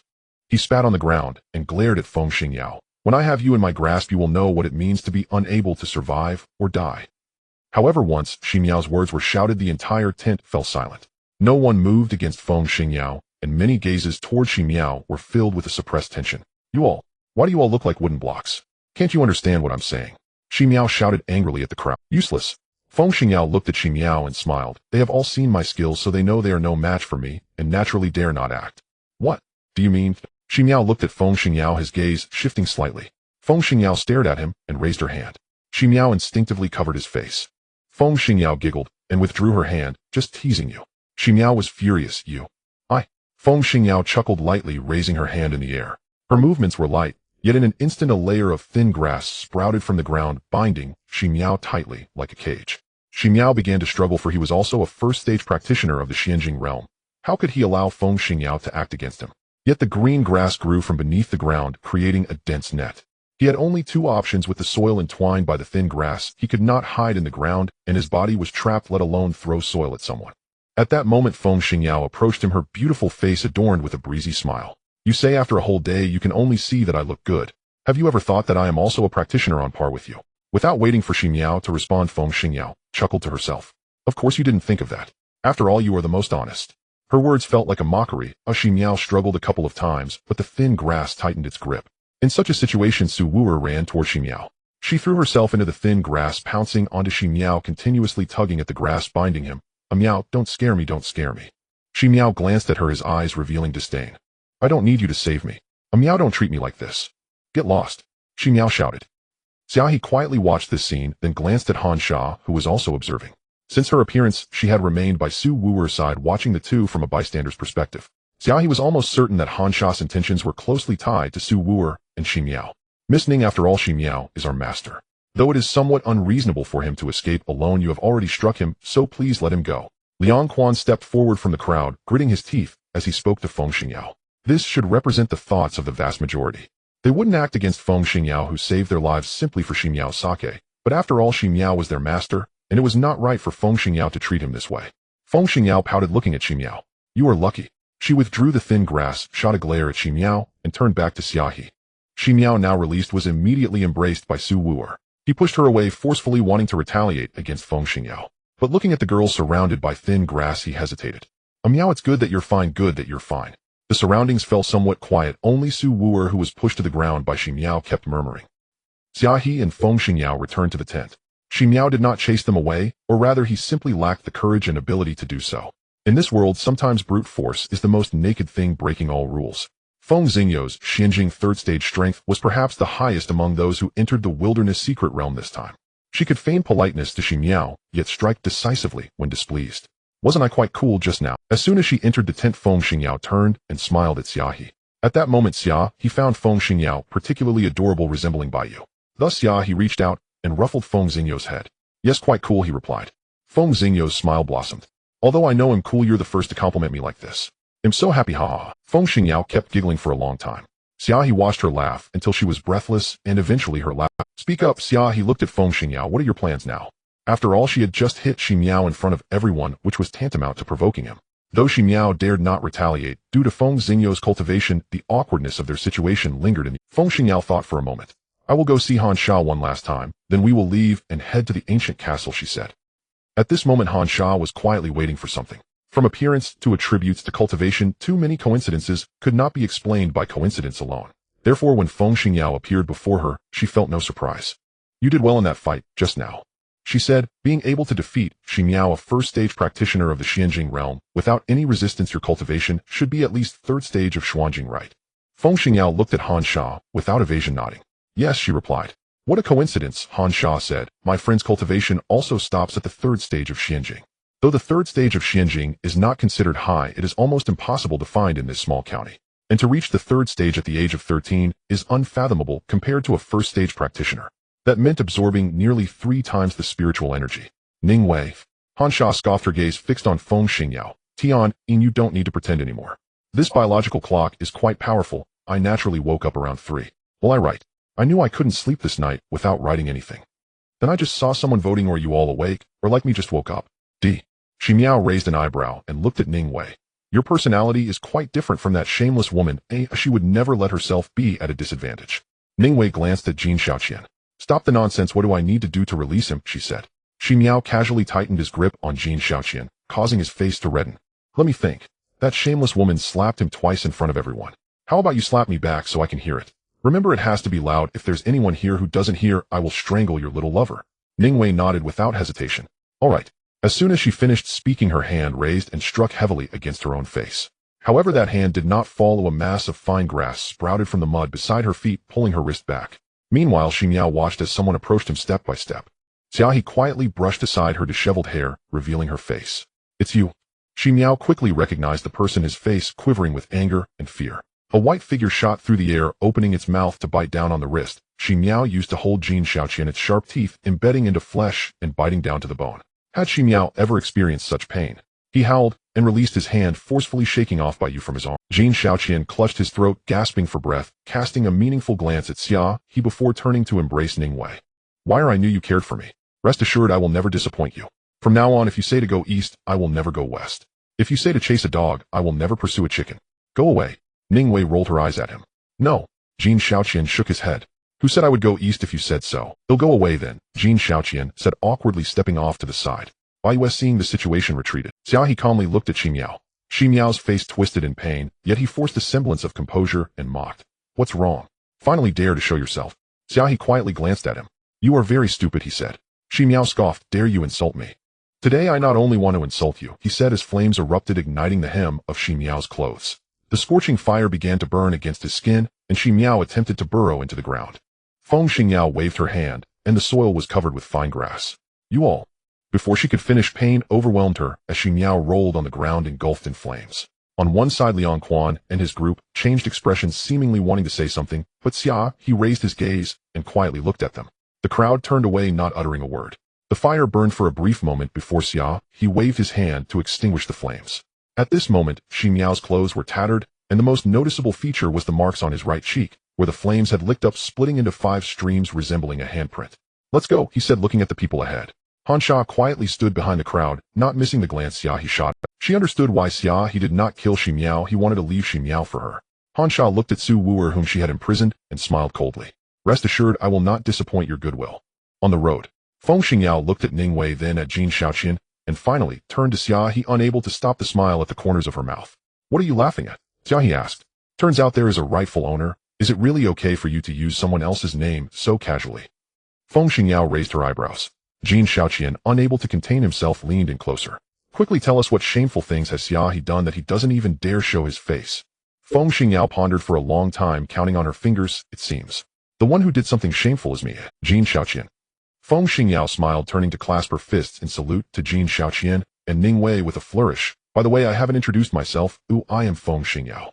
Ning Wei glanced at Feng Xingyao, then at Xia He. I think I understand why you two are using false names now. Jin Xiaoqian asked. These 2 young people are in love and have mutual feelings. Since they eloped, using false names is naturally much safer. Ning Wei pondered seriously. Xia He finally couldn't help but speak up. That was a misunderstanding. I only met her by chance after leaving you all. So coincidental. Jin Xiaoqian blinked. It is indeed that coincidental, Xia He replied calmly. I don't believe it, Ning Wei said. Oh, how can you, Miss Ning, be so insincere? After just a few days apart, you have been led astray by Jin Dage like this. It's truly lamentable. Feng Xingyao watched this scene and felt a warmth in her heart. The young people joked with each other. This was the clean and innocent demeanor of youth. The scheming and life-and-death struggles were truly too meaningless. The road through the Eagle Leap Cliff is called the Road of Rebirth by some, Ning Wei said, looking ahead. Some call it the Yellow Springs. Life or death rests in a single thought. After crossing the Eagle Leap cliff, the endless yellow sands outside gradually began to rejuvenate, and occasionally fine grass could be seen climbing the vines. But more people would also gather because to leave the wild secret realm one must enter the ancient castle, waiting for the moonlight to vanish after several days. On the 15th day, when the moon wanes from full to empty, as the moonlight in the sky completely disappears, the entire secret realm will plunge into darkness, and everyone will fall into a deep sleep. When they open their eyes again, they will leave the secret realm. However, there is one prerequisite: one must enter the altar in the center of the ancient castle that night. Ningwei calmly explained this to Xia He and Jin Shaoqian. What if one cannot enter the altar of the ancient castle? Jin Shaoqian asked. When the moonlight disappears, if you are outside the altar, you will vanish with the wild secret realm into the spring county. Since ancient times, anyone who has not stepped onto the altar has never reappeared. Ningwei spoke quietly. That's right, Feng Xingyao added. But before entering the ancient castle, we must first go to a place early. Ningwei and Feng Xingyao exchanged a glance. Tenli Village, they said. Tenli Village is the last stop before the ancient castle, where all cultivators gather. The gates of the ancient castle do not open easily. One must have a place to rest before the gates open. This is tradition. Over time, every person entering the secret realm has established a village 10 miles away from the ancient castle. The wild secret realm, which opens every 6 years, may be old, but after generations of repairs it has developed into a considerable size. This is Tenli Village. Shirley Village may be small, but it is fully equipped, as not many can enter the wild secret realm. Those who do are all cultivators, most of whom possess some wealth. Over the years, Shirley Village has developed a number of businesses, all orchestrated by none other than Zhang Ru, the magistrate of Chunin County. It is not hard to understand that those who can conduct business in the wild secret realm must have powerful backing. Every time the secret realm opens, Zhang Ru sends people in. These individuals do not rush for rare treasures, but head directly to Shirley Village to prepare for the arrival of cultivators who seek those treasures. The liveliest place in the secret realm is not an inn, but the village's casino. As soon as one enters the village, the sounds of tables being slammed and chairs being overturned can be heard. Jin Shaoqian, trailing behind the crowd, brightened his eyes and glanced around before slipping away stealthily. Big! Two men shouted from atop their stools, their faces flushed. Big! They exclaimed again. As the dice cup was opened, the numbers revealed were pitifully low. Wu Minghui, who had bet on the small numbers, let out a sound of delight as he pushed the silver coins on the table toward himself, looking smugly at the others. Do you still have money? The two men across from him turned pale. They were loose cultivators. The greatest challenge for loose cultivators is their lack of funds. However, most who walk this path are proud and somewhat ruthless. Big brother, take out the blood fungus we found. One man gritted his teeth and said to the other, Are you crazy? That was earned through our hard work. If we lose that, what will we use to exchange for money when we go out? Without money, how can we brothers obtain resources for cultivation? Wu Minghui shook his head in mockery and said, Loose cultivators are truly pathetic. You're both grown men, yet you're still hesitating and hiding your treasures in a gambling den. Provoked by Wu Minghui's words, the man's face turned fierce as he took out the blood fungus from his bag and placed it on the gambling table, betting on the small numbers. Big brother, if we win, we'll have more money and won't have to live so tightly. The man called Big Brother gritted his teeth and hesitated to withdraw his hand that was reaching for the blood fungus. Wu Minghui clapped and laughed. Now that's more like a man. This was the scene that Jin Shaoqian walked into. The dice rattled in the cup and the two men watched nervously. Jin Shaoqian tilted his head to listen to the sound of the 3 dice inside the cup and suddenly felt something was off. Then he looked at the two men. I kindly advise you, this time it's not small. The two men looked at Jin Shaoqian and asked curiously, How do you know? Jin Shaoqian waved his hand and then remembered that this was not Yi County and he did not have a folding fan, feeling rather embarrassed as he retracted his hand. I've grown up playing this, how could I not hear the numbers? He raised his eyebrow proudly. The two men were somewhat swayed by his words. Here's the deal. Jin Shaoqian pretended to think deeply. Listen to me, if you lose money I'll cover for you. Of course if you win I want half of it. How about that? Jin Shaoqian raised an eyebrow. This was the crux of the matter. He had not a single coin on him, so he could only play with empty hands. Big brother, are you going to listen to him? The man looked at his big brother. After contemplating, the big brother looked at Jin Shaoqian and asked, Do you keep your word? Jin Shaoqian smiled. Everyone here can bear witness. If you lose, the gambling den can come to me for the debt. All right. The two men gritted their teeth and reached out to move the blood fungus that was bet on the small to the big. However, at that moment, Wu Minghui blocked the two men's hands smilingly, saying, Wait away, don't be fooled. If this person has no money, do you think the gambling den will let you go? Wada, who had been irritated with Wu Minghui, pushed his hand away angrily. Mind your own business. Winning or losing is our own affair. If you can't afford to play, get lost. You. Wu Minghui slammed the table. Kid, I'm giving you good advice. Don't be ungrateful. Just as it seemed a fight was about to break out, the dealer looked over. Have you made your choice? We're betting on big. Wada declared decisively. Wu Minghui snorted and bet on small. Isn't it just gambling? I've never been afraid of luck. The dealer calmly removed the cup. 1 5 2 6s. Jin Xiaoqian burst into laughter, unceremoniously grabbing the money and looking at Wu Minghui. Thank you, thank you. You. Wu Minghui could tell at a glance that Jin Xiaoqian was an ordinary person without cultivation, instantly feeling humiliated. However, seeing Jin Xiaoqian's extraordinary demeanor, he suppressed his anger and asked, may I ask where you are from? How come I've never seen you among the three great families? Me. Jin Xiaoqian weighed the silver in his hand and casually replied, I'm not from your Chunin County, just a loose cultivator, here to join the fun in this wild secret realm. Hearing this, the expression in Wu Minghui's eyes changed.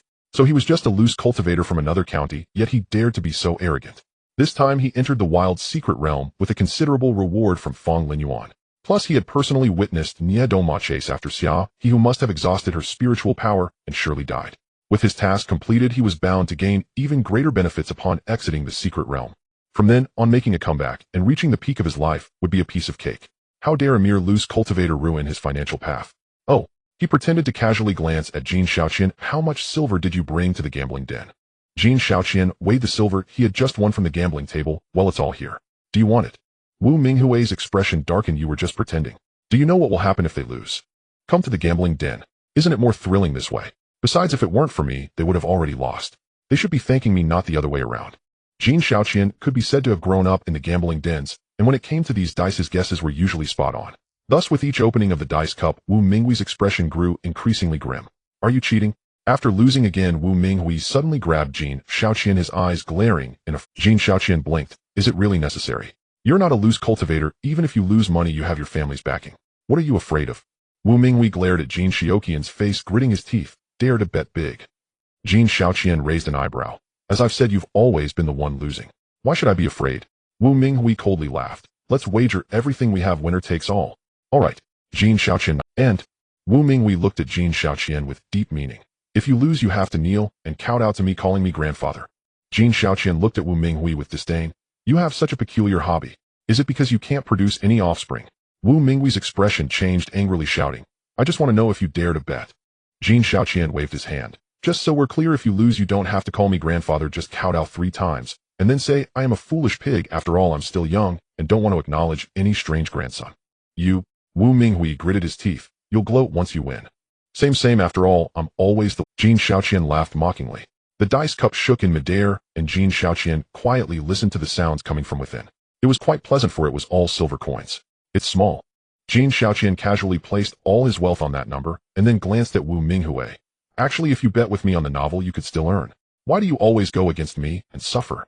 Isn't that just asking for trouble? Wu Minghui coldly laughed, placing his last silver on the highest stake. Jin Xiaoqian looked at him pityingly. When the dice cup opened, Wei Da and Wei Er leaned in small. They turned to Jin Xiaoqian. Young master, are you a gambling deity?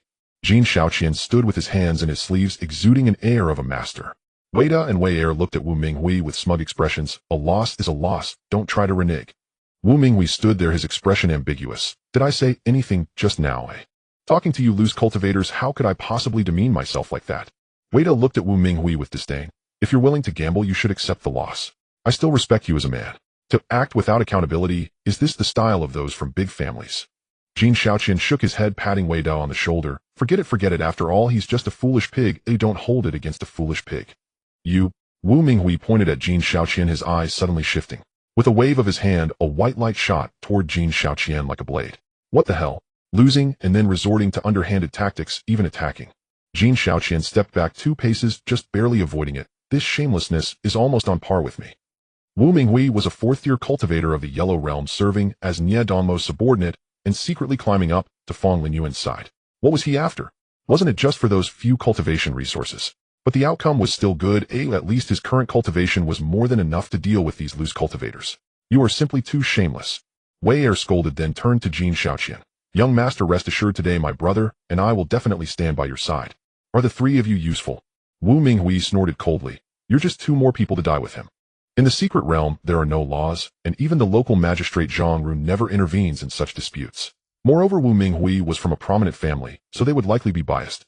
Jin Xiaoqian sighed, thinking to himself that he was being bullied, while down wondering if he should fight back. This wouldn't do. He had come to the gambling den secretly, and if he returned with injuries, wouldn't Wei Er find out? He knew that many girls disliked marrying gamblers. Although he had never lost, what if Wei Er minded? He glanced at Wei Da and Wei Er, cautiously asking, how about we run? Wei Da and Wei Er. Is it really okay to give up so easily? There's nothing wrong with it. Jin Xiaoqian gathered the money he had won and dashed towards the exit of the gambling den. Weida and Wei Er shouted from behind, "Young master, wait for us." Wu Minghui yelled, "You all stop right there. I won't let you go." And then Jin Xiaoqian stopped. Weida and Wei Er Wu Minghui. Is he really that obedient? Jin Xiaoqian looked at the group that appeared in front of him, gave a sheepish smile, pushed the silver forward into Ning Wei's hand, and smiled. Wei Er, I just came out and found so much silver, aren't I impressive? Ning Wei He. What's going on? Xia He asked, looking at this scene. Nothing, that guy lost and got furious chasing me to beat me up. Jin Xiaoqian replied. Weren't you saying you found it? Ning Wei looked at Jin Xiaoqian. Jin Xiaoqian was taken aback, obediently stepping aside, making a gesture to shut himself up. Xia He looked over his gaze, pausing slightly. This was someone familiar, no effort was needed to gain. He calmly took a step forward. After facing xianxia, he had burned his hair too severely, and this hair wouldn't just grow back overnight. So at this moment Wu Minghui did not recognize Xia He. Who are you again? Wu Minghui looked at Xia He, feeling that the newcomer had an extraordinary demeanor, tentatively asking, Are you from the Shi family? After all, he had entered with Nie Dongmao, and he was familiar with several people from the Nie family. Only 3 from the Fong family had entered, all from Fong Lin Yuan, so if this person wasn't from the Shi family, then he must not have any background. Nah, Xia He replied. The Shi family. The Shi family probably wouldn't want to see him either. Hearing Xia He's answer, Wu Minghui's cautious expression suddenly shifted, taking on an air of superiority. They were just a bunch of ignorant loose cultivators. You loose cultivators, why are you all so ungrateful? When you see someone from our family in the secret realm, you should lower your heads and be cautious. Don't you know that provoking us could cost you your lives? Xia He looked at Wu Minghui and suddenly asked, May I ask which family are you from? Wu Minghui lifted his head, his face displaying an unmistakable superiority. My family is the richest in Shunan County, the Fong family. So that's how it is. Xia He nodded thoughtfully. As far as I know, only 4 people from the Fong family entered this place, and you are not among them. Xia He looked at Wu Minghui, speaking in a leisurely tone. What do you know? Wu Minghui glanced at Xia He with disdain. Do you think a mere rogue cultivator like you has any right to know about the affairs of a great clan? Xia He fell silent for a moment. The matters within a great clan are indeed complex, often with twists and turns that even those involved cannot fully comprehend. He looked at Wu Minghui. However, since only 4 from the Fong family are here, and you are not one of them, why should I believe? As he spoke, Xia He glanced behind himself. After all, there are 10 of us, and only 1 of you. Who knows if you're lying out of fear? From start to finish, your claim of being from a noble family is just your word with no one to prove it. That's right. Weida and Wei Er, snapping back to reality, turned to Wu Minghui. You say you're backed by the Fong family, but you've been alone since you appeared in Shirley Village. Who can verify that?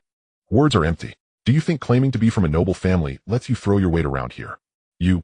Wu Minghui's face flushed red, clearly provoked by Xia He and the Wei brothers. What right do you rogue cultivators have to make me lie to you? He snapped. Then do you have proof that you truly belong to the Fong family? Since you claim to be one of them, you should have entered the secret realm with Xia He. Where is your master? Xia He looked at Wu Minghui, speaking calmly. At the mention of Xia He's name, Wu Minghui's face showed Xia He. He raised an eyebrow. What is he but nothing? Beside him, Jin Xiaoqian looked at Wu Minghui in confusion, wanting to say something, but Feng Xingyao held him back. Feng Xingyao watched ahead, sensing that Xia He had some purpose. In his words and tone, it seemed he was trying to coax information out of Wu Minghui. If you are not Xia He's man, that's even more ridiculous, Xia He said. The one from the Fong family who entered the wild secret realm this time is Xia He. If you are not his man, how could you be from the Fong family? Wu Minghui let out a cold laugh, unable to hide the pride in his eyes. Xia He. What qualifies him to represent the Fong family? Does his surname even be Fong? He's just an outsider who stumbled into the Fong family halfway with an unknown origin. There is some truth to that. Xia He nodded thoughtfully. But the one who entered the secret realm this time is still Xia He. You can't erase that fact. So the original issue remains: you cannot prove you are from the Fong family, and the rogue cultivators here will not let you off. As he spoke, Ning Wei and the other 9, along with Weida and Wei Er, simultaneously took a step forward, their intimidation undisguised. Wu Minghui looked up unafraid and instead smiled smugly. I can't prove it. He raised an eyebrow. Once we leave this secret realm, you'll know that Xia He is nothing but a joke of the past. The one who truly holds up the sky in the Fong family is my master, the real eldest young master, Fong Lin Yuan. That youth who toyed with everyone while staying aloof from the fray. He was the one who should be the brightest pearl of the Fong. Xia He. He's nothing but a joke. Even if he has cultivation, what can he do? He probably died without even knowing who truly wanted him dead. So you really are his man. Xia He lifted his head gently, his voice calm, yet tinged with a hint of melancholy. Even though all the evidence pointed to Fong Lin Yuan, a sliver of hope lingered in his heart until he heard Wu Minghui utter those words. He had lived in the Fong family since he was 1 year old. Fong Lingen treated him like his own son, and Fong Lin Yuan naturally called him brother Xia He as if it were the most normal thing. Brotherly harmony had persisted for 10 years. It was impossible for Xia He's heart to remain unmoved. He was not foolish, but often he was unwilling to suspect those close to him. Family. For some reason Han Sha's words surfaced in Xia He's mind. The most pitiful in this world are not the lonely and destitute, but those abandoned, used, and even hurt without hesitation by their own flesh and blood. A life like that is worse than being alone. What's the matter? Scared now? Wu Minghui's voice droned on, buzzing. The eldest young master is my true master. He will be the undisputed head of the Fong family in the future, and I am his most capable and trusted man. Xia He found Wu Minghui's chatter annoying. He had learned what he needed to know. Wu Minghui's usefulness was over. Without listening further, he calmly raised his hand. A compressed line of fire appeared in Wu Minghui's pupils, rapidly expanding. In an instant, fear seized Wu Minghui's heart, tightening it relentlessly. Such control was only possible for those who had entered the Xian realm, and the flames signified a fire attribute. Others might not recognize it immediately, but Wu Minghui, intimately familiar with Xia, he realized it in a flash. Xian realm. Fire attribute. Was there anyone else in Chunan County? He dodged the line of fire in haste, turned his head sharply to stare at Xia He, and rasped, "Who are you?" At that moment Ning Wei conveniently stirred up a gust of wind from behind. The wind lifted the stray hair from Xia He's forehead, revealing a delicate face beneath. But to Wu Minghui that face was like a demon's, spreading terror and magnification. "No. Impossible. This can't be. You're already dead. Given the situation that day, how could you be alive? Nie Doma brought so many men, so many." Wu Minghui's words faltered, his legs trembling with fear. Xia He looked at Wu Minghui. "Why is it impossible that I killed them?" Wu Minghui shook his head. "It's impossible. This can't be. Nothing in this world is impossible." Xia He stepped closer to Wu Minghui. "Just as I stand before you alive now." As he spoke, flames in his hand surrounded Wu Minghui on all sides. "And you probably never thought everything would be exposed so easily. It was all like a farce." Wu Minghui thought Xia He was dead, believing he would become Fong Linyuan's most trusted subordinate once the secret realm ended. Yet with just a few words he had revealed everything to the one person he should never have. Xia He controlled the flames, pressing them closer to Wu Minghui. Wu Minghui felt his entire body scorched by the flames, his skin curling and cracking, even catching the smell of burning. Then came the pain, overwhelming him like a wave. He realized he was about to die. Ending his brief life consumed by flames was somewhat ridiculous. Success had been so close, within arm's reach, yet just a hair's breadth away, just a little more. He was unwilling, so unwilling. At the moment when pain consumed him, Wu Minghui lost consciousness. At this moment Xia He in his mind saw Xia Xiaohe opening her eyes. The soul power that had remained unchanged for 10 years suddenly trembled, like the splitting of cells, with a fragment of soul power cracking apart, dividing into two. Xia He was taken aback. Did this mean that his soul power had increased a little? This was a lingering attachment stemming from Wu Minghui's deep-seated unwillingness. Perhaps because of this lingering attachment, Xia He suddenly had an idea. He withdrew the flames, causing Wu Minghui to collapse onto the ground. When Wu Minghui opened his eyes again, he was in an ordinary room. The light was dim, but he could barely guess it was an inn. He looked at the bandaged wounds in confusion, wondering if he was still. But why? Just then the door was pushed open, and the boy with his hair tied back revealed that familiar face. Wu Minghui shuddered, the indescribable fear from his dying moments flooding his mind. "Why don't you kill me?" he asked hoarsely, looking at Xia He as he stepped closer. Xia He glanced at him and replied, "Do you?" "Naturally I do not," Wu Minghui said. Living was somewhat difficult, but being alive at least represented a possibility, a hope. Once dead, everything was lost. "Then I have an opportunity for you. Will you refuse it?" Xia He looked at Wu Minghui, revealing a hint of a smile. "Are you really so kind?" Wu Minghui's gaze shifted slightly. "The grudge between us can only be resolved with death." Upon hearing this, Xia He raised an eyebrow, rarely showing surprise. "But it doesn't necessarily mean you have to die." Xia He continued, "Your life is not absolute to me. Life is unique to oneself, but it can be exchanged for others. I offer you a chance to use another's life to exchange for your own. Will you refuse this opportunity?" "What if I refuse?" Wu Minghui's expression darkened. "You will accept," Xia He stated confidently, "because you cannot bear it." As night fell, the entire Shirley village was shrouded in tranquility. The bright moon gradually waned in the sky, and when it disappeared, that moment marked the closing of the secret realm. In the cool night, two figures walked slowly. They stopped in front of a door. "Have we arrived?" Xia He's low tone rose as he looked at Wu Minghui. In the night, Wu Minghui's face held a hint of fear, but he managed to control himself and nodded in response. "You know what to do." Xia He left Wu Minghui at the door and entered alone. The room was not large, and three curled figures clearly came into view. Qi Cheng Xiao Yuan Lin Yanshi. Xia He heard himself call out the names of the three people before him. The three exchanged glances, their eyes swirling with emotions. As if confirming something in their gazes, they took a step forward, and the three pointed their weapons at Xia He from three different angles. "Young Master Xia, when did you three arrive?" "About a day ago. We thought we would be separated from the young master, but knowing your skills you would definitely come to Shirley Village, so we dared not be negligent and decided to come here early to wait for you." "Is that so?" Xia He raised his gaze. No answer came. Shi Cheng held his sword at his waist. Xiao Yuan raised his gaze to step aside, and Lin Yinshi lowered his body, tensing up. The three exchanged glances for a moment, then suddenly launched an attack. Three sword lights came at Xia He from different angles, skillfully aiming at him. But Xia He was not unprepared either. His figure skimmed along the ground, rapidly retreating a few steps as flames shot out with his movements blocking the three's path. However, since Feng Linyuan dared to send such three individuals, he must have some confidence. The three pressed close together, their swords weaving an impenetrable barrier. Just as Xia He was about to react, one figure was thrown out from among the three, like a heavy stone, smashing towards Xia He. But Xia He did not dodge. He quietly watched the figure growing larger in his vision, seeing the murderous intent in the eyes of the three. From the moment they stepped into this room, it had been unabashed. Xiao Yuan's figure thundered, casting a shadow over a section as he struck down on Xia He with his sword, confident that Xia He could not evade this attack. The swords of the three had long been poisoned. A mere scratch could seal the throat. Just as he was about to reach Xia He, a sword extended from behind him. The sudden appearance of the sword caught Xiao Yuan off guard. Before he could comprehend why there was an extra sword, it flew out from behind Xia He and pierced his throat. As the long sword pierced in, he seemed to hear the sound of his throat breaking, the sound of blood surging from his body, which was somewhat unpleasant. Then his body fell heavily to the ground, and he could no longer stand. Wu Minghui stepped out from behind Xia He. At the moment the sword pierced Xiao Yuan's throat, he knew he had no retreat, but it was also at that moment that his fear of Xia He seemed to vanish. He was unwilling, so he would dare to bear his own unwillingness and live. To exchange life for life meant using Xiao Yuan's life to save his own. Xiao Yuan, Qi Cheng, and Lin Yinshi shouted simultaneously, and then their expressions shrank. They saw someone who should not appear here. Wu Minghui, why are you here? Qi Cheng asked in disbelief. Aren't you one of the young master's people? Why are you helping Xia He? Wu Minghui smiled calmly, his eyes unfathomable, filled with unabashed mockery. You are not wrong, I am indeed one of the young master's people, he said, but my orders are different from yours. The young master told me that what I must do is to help young master Xia and ensure that you three remain in this secret realm forever. As soon as he finished speaking, it was like lightning splitting the long night. Impossible! Lin Yinshi shouted. The young master did not say this to us. Did the young master instruct you to kill young master Xia? Wu Minghui scoffed. They grew up as brothers. What makes you think the young master would harm his own brother? The young master has his reasons. Reasons? Wu Minghui scoffed again. Have you never considered that perhaps you did something wrong?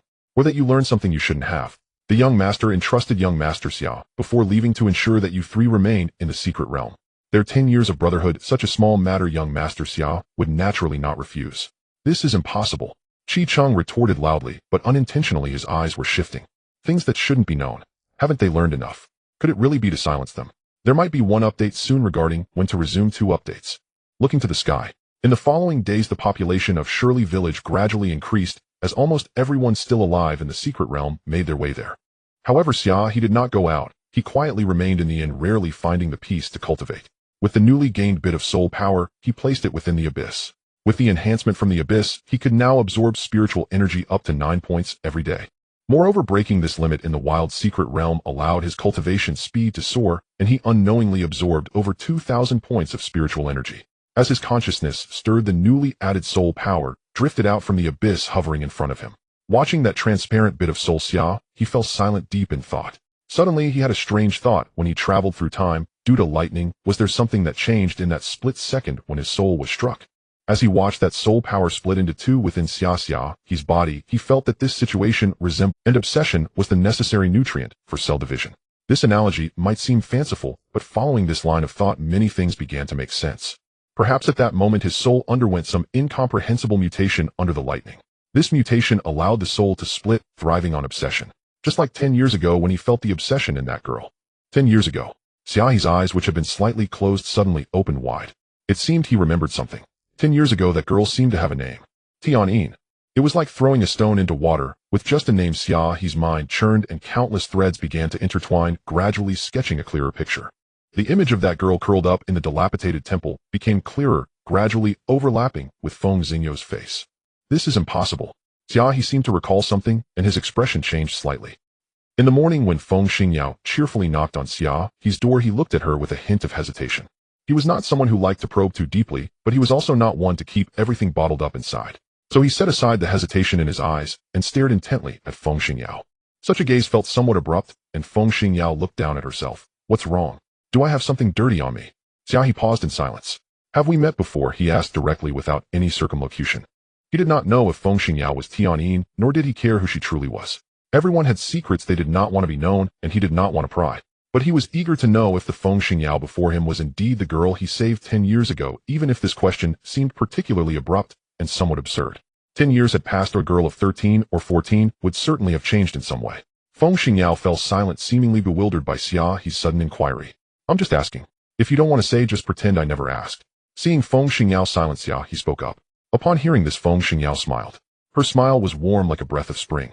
Yes, we have met. She nodded casually. 10 years ago you saved me, in a dilapidated temple. As if recalling something, she gestured with her hand. Back then you were just so small, like a little radish.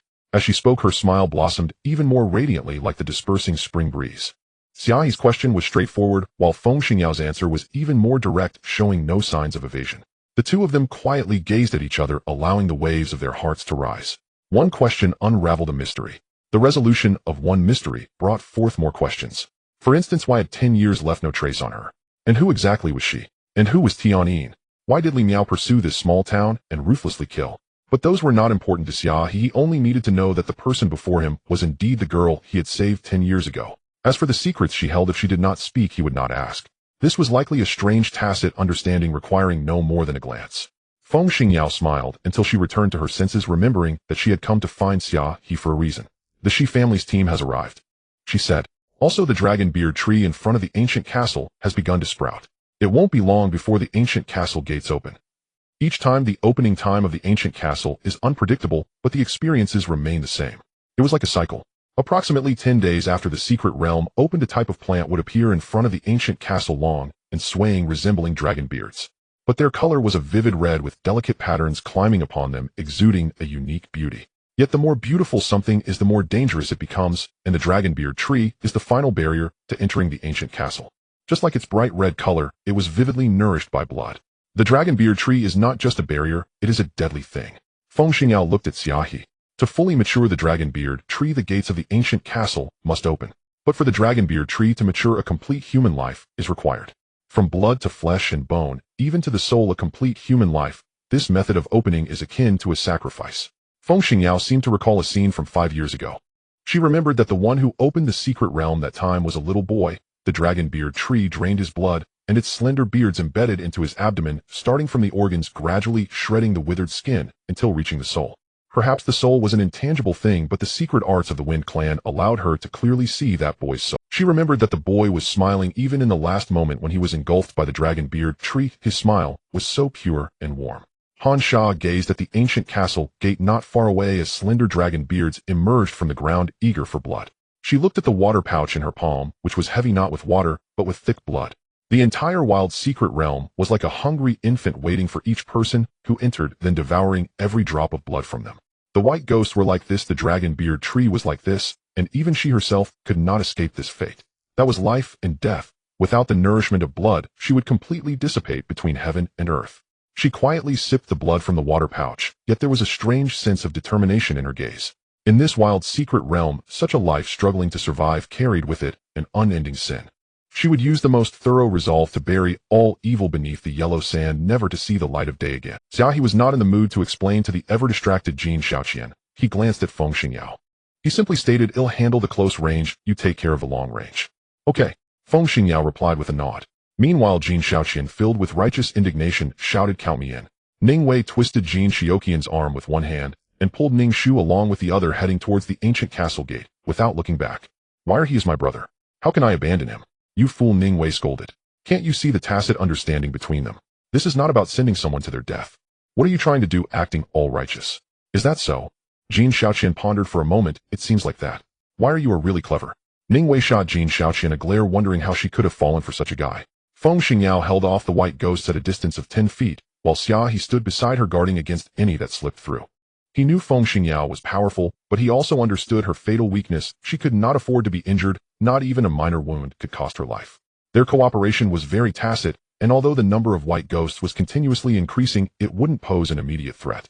Their objective was not to eliminate all the white ghosts, but to wait until Ning Wei and the others entered the ancient castle before they could leave. "Actually, I was afraid you would try to intervene and stop the crowd," Feng Xingyao suddenly said. "Stop the crowd to save Wu Mingwei?" Xia He asked. "After all, he has helped you." Feng Xingyao responded. Xia He knew she was referring to the day Wu Minghui killed Xiao Yuan. That felt more like a transaction. I have already spared his life. His life and death are no longer my concern. Xia He said calmly. Just as I said, if it is truly necessary, I don't mind watching from the sidelines. He could not oppose everyone by himself, especially for someone like Wu Minghui, who had no connections to him anymore. That's about enough, Xia. He looked towards the direction of the ancient castle, where Ning Wei and her group had already entered. All right, Feng Xingyao agreed. At this moment, all the people had left, and the two headed towards the ancient castle. However, at that moment, a small figure blocked their path. Han Sha stood quietly with her arms crossed, blocking them in front. Around them, the white ghosts surged wildly, completely surrounding and engulfing Xia He and Feng Xingyao. Xia He stepped forward, shielding Feng Xingyao behind him, his gaze warily fixed on Han Sha. These white ghosts were summoned by you, weren't they? He said. Yes, Han Sha nodded lightly, raising her hand, causing the white ghosts that were attacking Feng Xingyao to retreat. The mass of white ghosts surged, obscuring the sky and blocking all space, yet beneath them a clear area was left for the three. Han Sha quietly took out a water pouch and took a sip before slowly looking in the direction of the two. Tian-Ying, you should ignite this and leave the wild wilderness secret realm.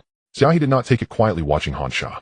He had never heard of a second way to leave the wild wilderness secret realm besides the altar inside the ancient castle, but Xia He had no doubt about the truth of Han Sha's words. To be able to command all the white ghosts in the entire secret realm, someone like her possessed the ability to send them out of the realm, which did not surprise him.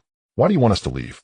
He looked at Han Sha and asked. Seeing Xia He not taking at Han Sha threw the two strands of hair towards Feng Xingyao. Feng Xingyao caught it and smiled at Han Sha, saying thanks. Xia He noticed that Han Sha did not respond and suddenly changed the subject. Perhaps you never intended to let the altar open again, did you? You are right, he said. Han Sha still did not answer Xia He as she only gave him a deep glance, her gaze profound. The white ghosts poured down from the sky, engulfing Han Sha's figure, rushing and swirling, heading for the sky. Like a cloud. Among the white clouds, Han Sha gradually revealed her form, standing with her arms crossed, riding the cloud away, resembling an immortal. As Han Sha departed, the entire mass of white ghosts began to recede like a tide. Feng Xingyao looked at Xia He and handed him a strand of hair left by Han Sha. Xia He remained silent and did not take it. I know what you're thinking. From a certain perspective, she is an old acquaintance of mine, and her asking me to leave could be seen as a way to stop me from entering the ancient castle. Logically, once inside the ancient castle, there shouldn't be too much danger. As long as we find the altar and wait for the missing moon to disappear, we can leave the secret realm. But Han Sha's actions mean that there will be danger within the ancient castle. Xia He looked at Feng Xingyao. Since she is an old acquaintance of yours and has provided you a way to leave, you should go first. Leave? Feng Xingyao asked. What about you? Xia He looked toward the ancient castle. Did you forget? I didn't come here seeking opportunities, but for the Qian fruit. So for me, even if it is a den of dragons and tigers, I must venture in. Upon hearing this, Feng Xingyou's lips curved into a smile, and she raised her eyebrows. How do you know that I came here without any ulterior motives? She said softly with a smile. I waited for 5 years for the secret realm to open, almost losing my life here, not for the sake of seeking opportunities. Xia He returned to his senses, looking at Feng Xingyao with some confusion. It seemed that only at this moment did he realize. For Feng Xingyao, with her cultivation at the 3rd level of the mystical realm, and her unique physique, the spiritual power in the wild wilderness secret realm was like a drop in the bucket, hardly worth risking her life for. There is something in the wild wilderness secret realm called Mo Jing, which can cure my illness. Feng Xingyao looked up at the ancient castle, a slight smile on her lips. Her illness was such that once wounded she would bleed uncontrollably. With her cultivation, it was not difficult to avoid injury if she remained cautious in one place, but she didn't want to be bound by this for her entire life. Since that's the case, then let's go in. Xia He nodded, taking Feng Xingyou's hand as they walked towards the ancient castle door, propped open by the dragon beard tree. After the two stepped into the ancient castle, the dragon beard tree, deprived of the nourishment of blood, began to wither and shrink towards the ground. At the moment the ancient castle was about to close, Han Sha appeared at the door. She gently waved her hand, forcing the door that was about to close wide open. Foolish humans. She entered the ancient castle, leaving only that cold remark behind. The moment he stepped into the ancient castle, Xia He felt as though there was a layer of mist around him. The mist was somewhat thick, wrapping him completely within it, making it difficult to move. But suddenly he realized his hand was empty. He looked around, but he could no longer see Feng Xingyou's figure. It is said that within the ancient castle lies a mysterious place. Some say it is a pawn shop, where if you can pay the right price you can obtain anything you desire. However, not everyone who enters the ancient castle has such fortune. Most find themselves wandering through corridors paved with stone bricks, relying on luck to locate the altar in the final days. When Xia He saw the thick mist surrounding her, she recalled the words of Feng Xingyao before entering the castle. This is not a corridor. Could it be that ahead of her lies the pawn shop, where one can acquire anything? She quickly calmed herself and wandered aimlessly in a direction. It was a modest-sized room, faintly visible amidst the vast thick fog. Inside the room, the surrounding walls were painted in pure black, imparting a somewhat oppressive atmosphere. xianxia moved through the space. This description might be somewhat inaccurate, for she was not truly walking. Upon closer inspection, her skirt was enveloped in mist, rendering her lower half indistinct.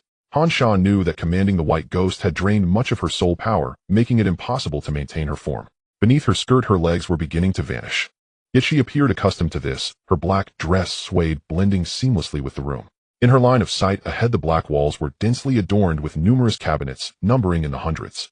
xianxia approached and casually opened one of them. Inside was a water pouch. She pulled out the wooden cork and took small sips.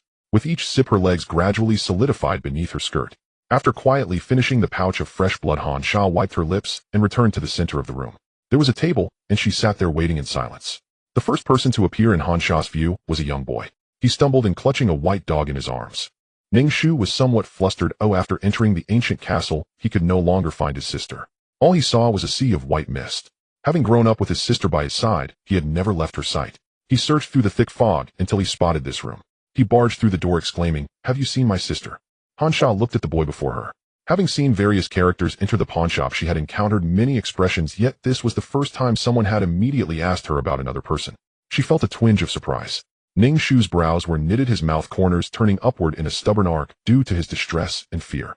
"Do you know where this place is, eh?" xianxia asked. Ningxu shook his head. "Have you seen my sister?" he asked again, his eyes revealing unmasked urgency. "Sister?" xianxia blurted out. "Perhaps your sister has already abandoned you." After the words fell, both xianxia and Ningxu froze. xianxia let out a self-deprecating laugh, realizing she had overstepped. Ningxu, however, did not notice this. His face turned red, akin to a sulking child. In a serious tone, he replied, "My sister would never leave me behind. She said we are each other's only family in this world, and even in death we shall be together. She would never abandon me." Hearing this, xianxia suddenly found the young boy in front of her somewhat intriguing. She lazily propped her chin and looked at Ningxu. "So if one day you and your sister face danger, and she has to protect you at the cost of her own life, what do you think she would choose?" xianxia felt her question was somewhat malicious, yet in that moment, she was suddenly very eager to know the answer. Just as she had never understood why Su Zhuo was willing to die for Su Wu, even though he could have chosen to live. "No need to choose," Ningxu waved his hand. xianxia looked at him. "No choice is required.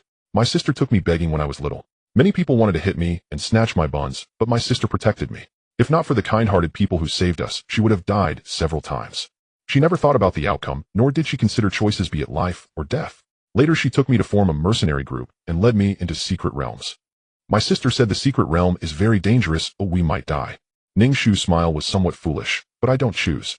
Life or death doesn't require a choice. As long as two people are together, it doesn't matter if we live or die. So, if there really comes a day when there's a choice between life and death, my sister wouldn't think. She would just know that no matter what lies ahead, she would shield me with her body." And for Ningxu, he did not care about danger. He simply needed to know that the meaning of his life was to be by his sister's. That was enough. "There's never a need to choose, is there?" xianxia murmured, her gaze distant. "Not choosing between life and death, just knowing what to do and doing it with life and death being irrelevant results. Is it really like that? So back then, when she willingly sacrificed herself to the dragon whiskers tree Xiao, did you ever think that it would lead to death? You just thought she wanted you to do it, so you did it right." xianxia looked at Ningxu, her eyes gradually clearing. "Your sister is not here. You've come to the wrong place." She pointed in a direction. "However, if you trust me, if you keep going straight from here, you will see your sister." "Thank you." Ningxu's eyes instantly brightened. "You are a good person."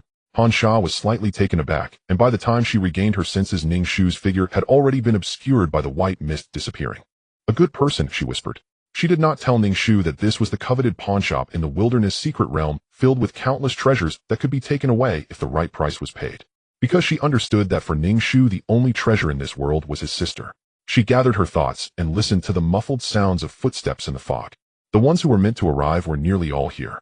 Xia He's figure appeared at the pawnshop's entrance. He quietly observed xianxia, who sat at the center of the pawnshop, his expression slightly taken aback, but quickly returning to normal. "What a coincidence," he said. xianxia glanced at him. "For Tianyin sake, I gave you a chance to leave, but it seems you— This pawnshop, did you open it?" "Summer," he asked with a slight smile, curiously surveying the pawnshop. "Look at me, do I have anything to pawn?" His gaze swept around before landing back on xianxia, who quietly threw a water pouch in front of him. "Fill it with your blood, then tell me what you desire." Summer, he bent down to pick up the pouch from the ground. "This wilderness secret realm has always been intertwined with blood. That's just how it is," he said. "Each dragon possesses 3 dragon scales at its heart, which are the dragon clan's life scales.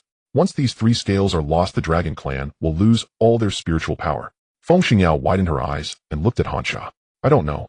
She murmured defensively, since that's the case. A glimmer of light appeared at Hansa's heart as she quietly reached her hand into that light. The sound of flesh being torn echoed in the quiet room, causing Xia to shiver involuntarily. A diamond-shaped black jade stone appeared in her hand.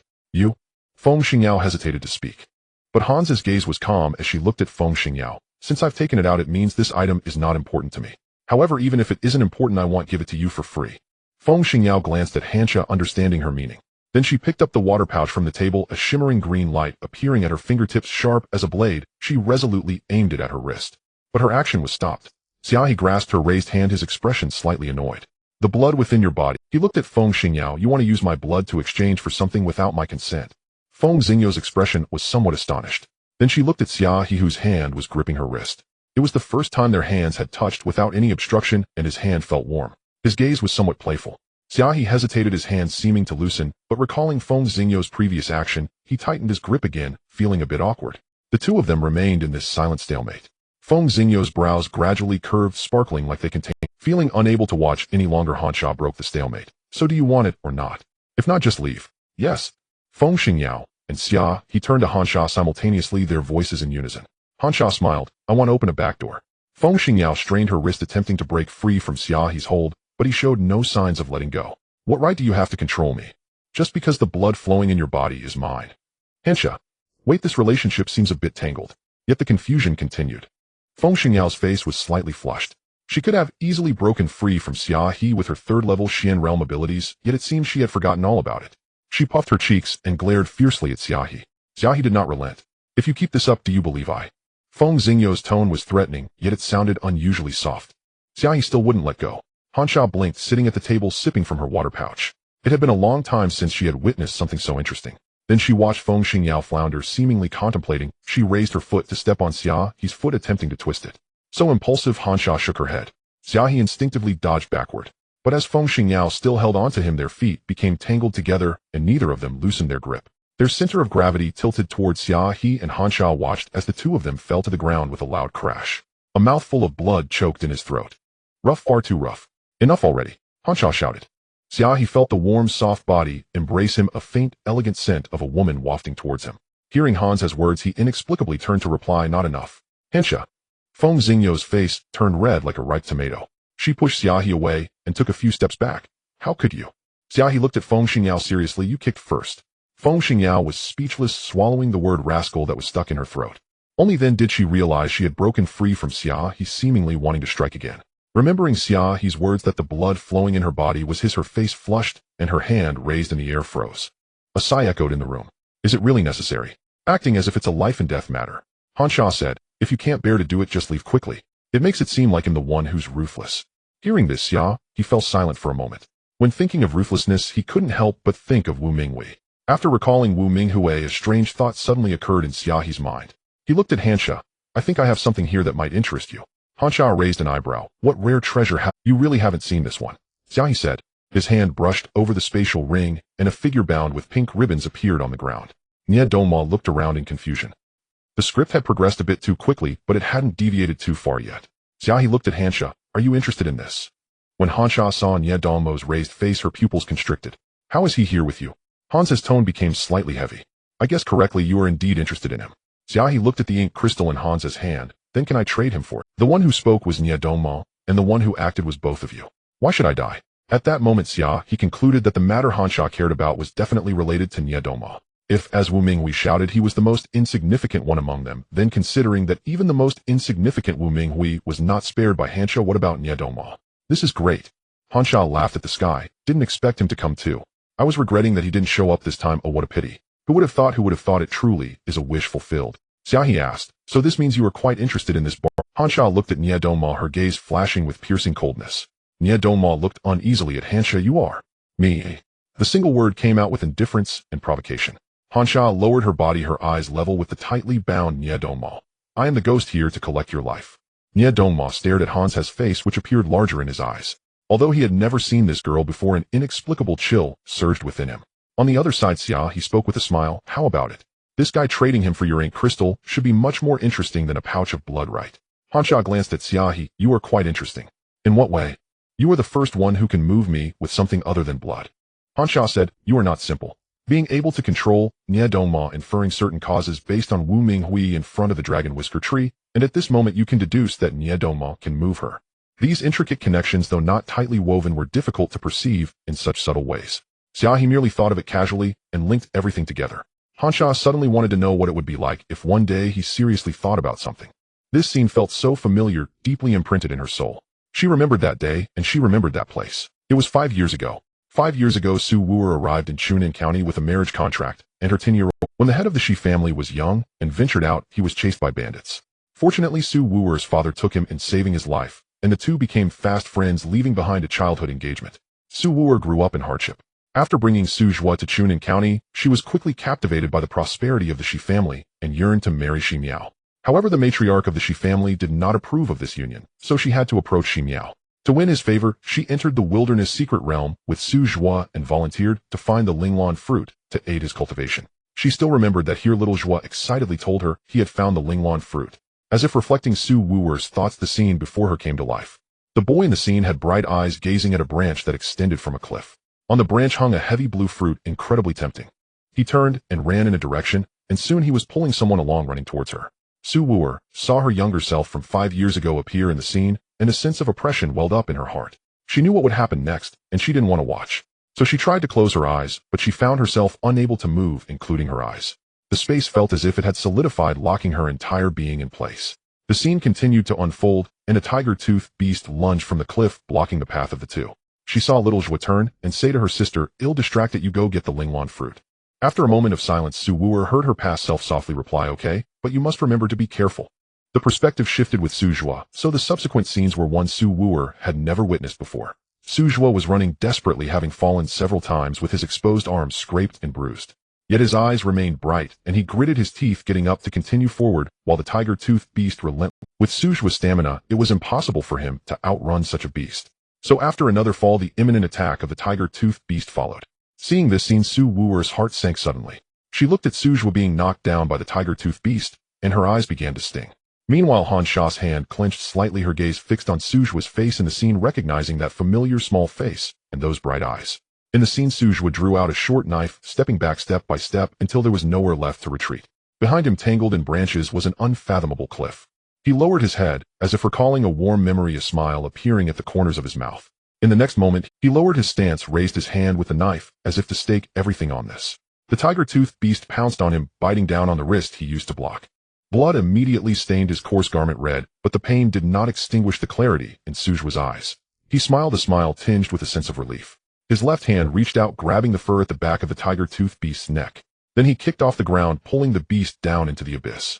The scene froze like that. Tears welled up in Su Wu'er's eyes. "No," she cried out, her sorrowful voice seemingly trying to hold on to something.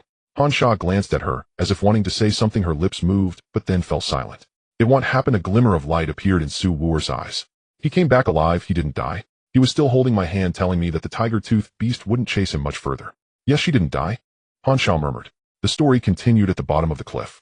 No, or rather the second story began the moment Su Zhua was chased by the tiger-toothed beast. At that time, Xia found it somewhat dull, casually watching Su Zhua fall repeatedly to the ground. She had seen such scenes too many times, accustomed to them, and had no intention to intervene.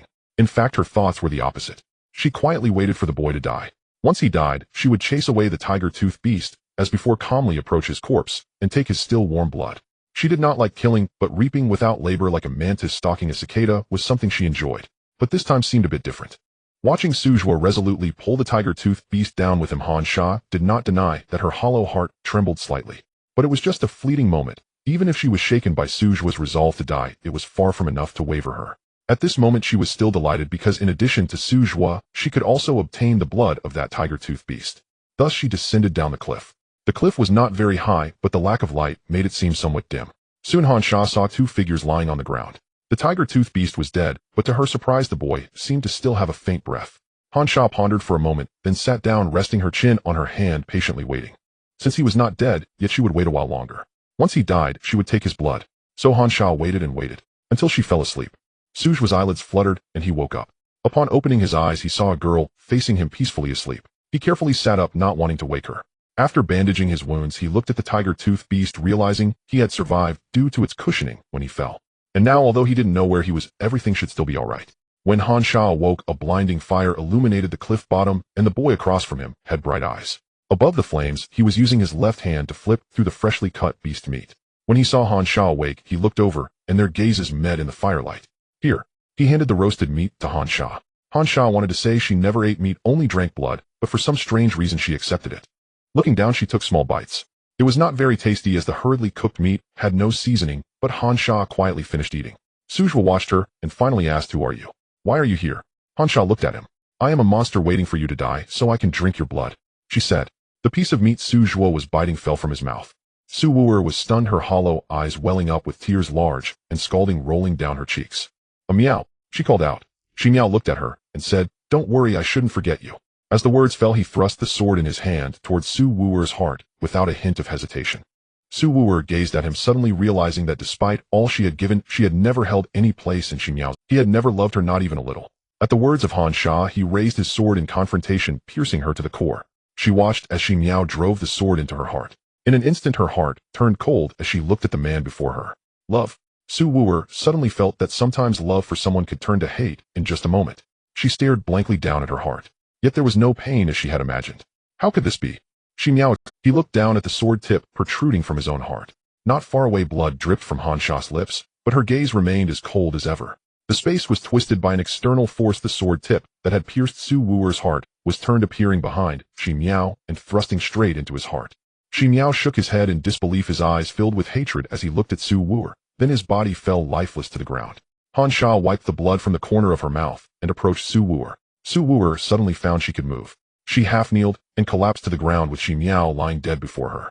His blood soaked the hem of her clothes, and his gaze remained fixed on her face. Su Wu'er reached out, seemingly wanting to touch Xi Miao's face and close his unblinking eyes. But as she glanced at the sword tip, her hand froze. He wanted her dead. He truly intended to kill her, without hesitation or compassion. "Why won't you let me die?" Su Wu'er looked at Han Sha, her hollow gaze revealing madness. Han Sha said quietly, "Your life was exchanged for Xiao Zhuo's. I won't let you die. In that case, you might as well." "No, I won't kill you," Han Sha replied. "I only want you to understand some things, to see some people clearly, and to know whether certain things are worth it." "Worth it?" Su Wu'er remembered how Su Zhuo had selflessly led the tiger-toothed beast away for her, sacrificing his life to offer the dragon whisker tree for her. And with the same words, Xi Miao raised his sword to pierce her heart. Was it worth it? Was it worth it? What had she had forsaken the only person who had ever treated her well, betrayed kinship and conscience, only to end up with such a ridiculous and tragic conclusion. Regret, is it?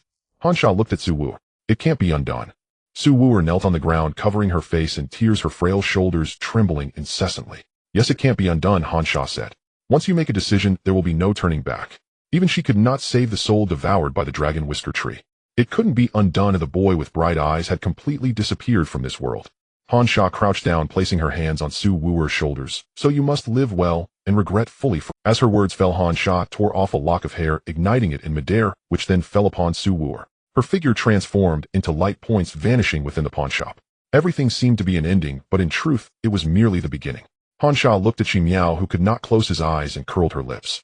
Dirty things do not deserve to remain in this world. As Han Sha spoke, Xi Miao's body ignited, turning to ash. Han Sha raised her head, her gaze indifferent. "Dirty things do not deserve to remain in this world," she repeated.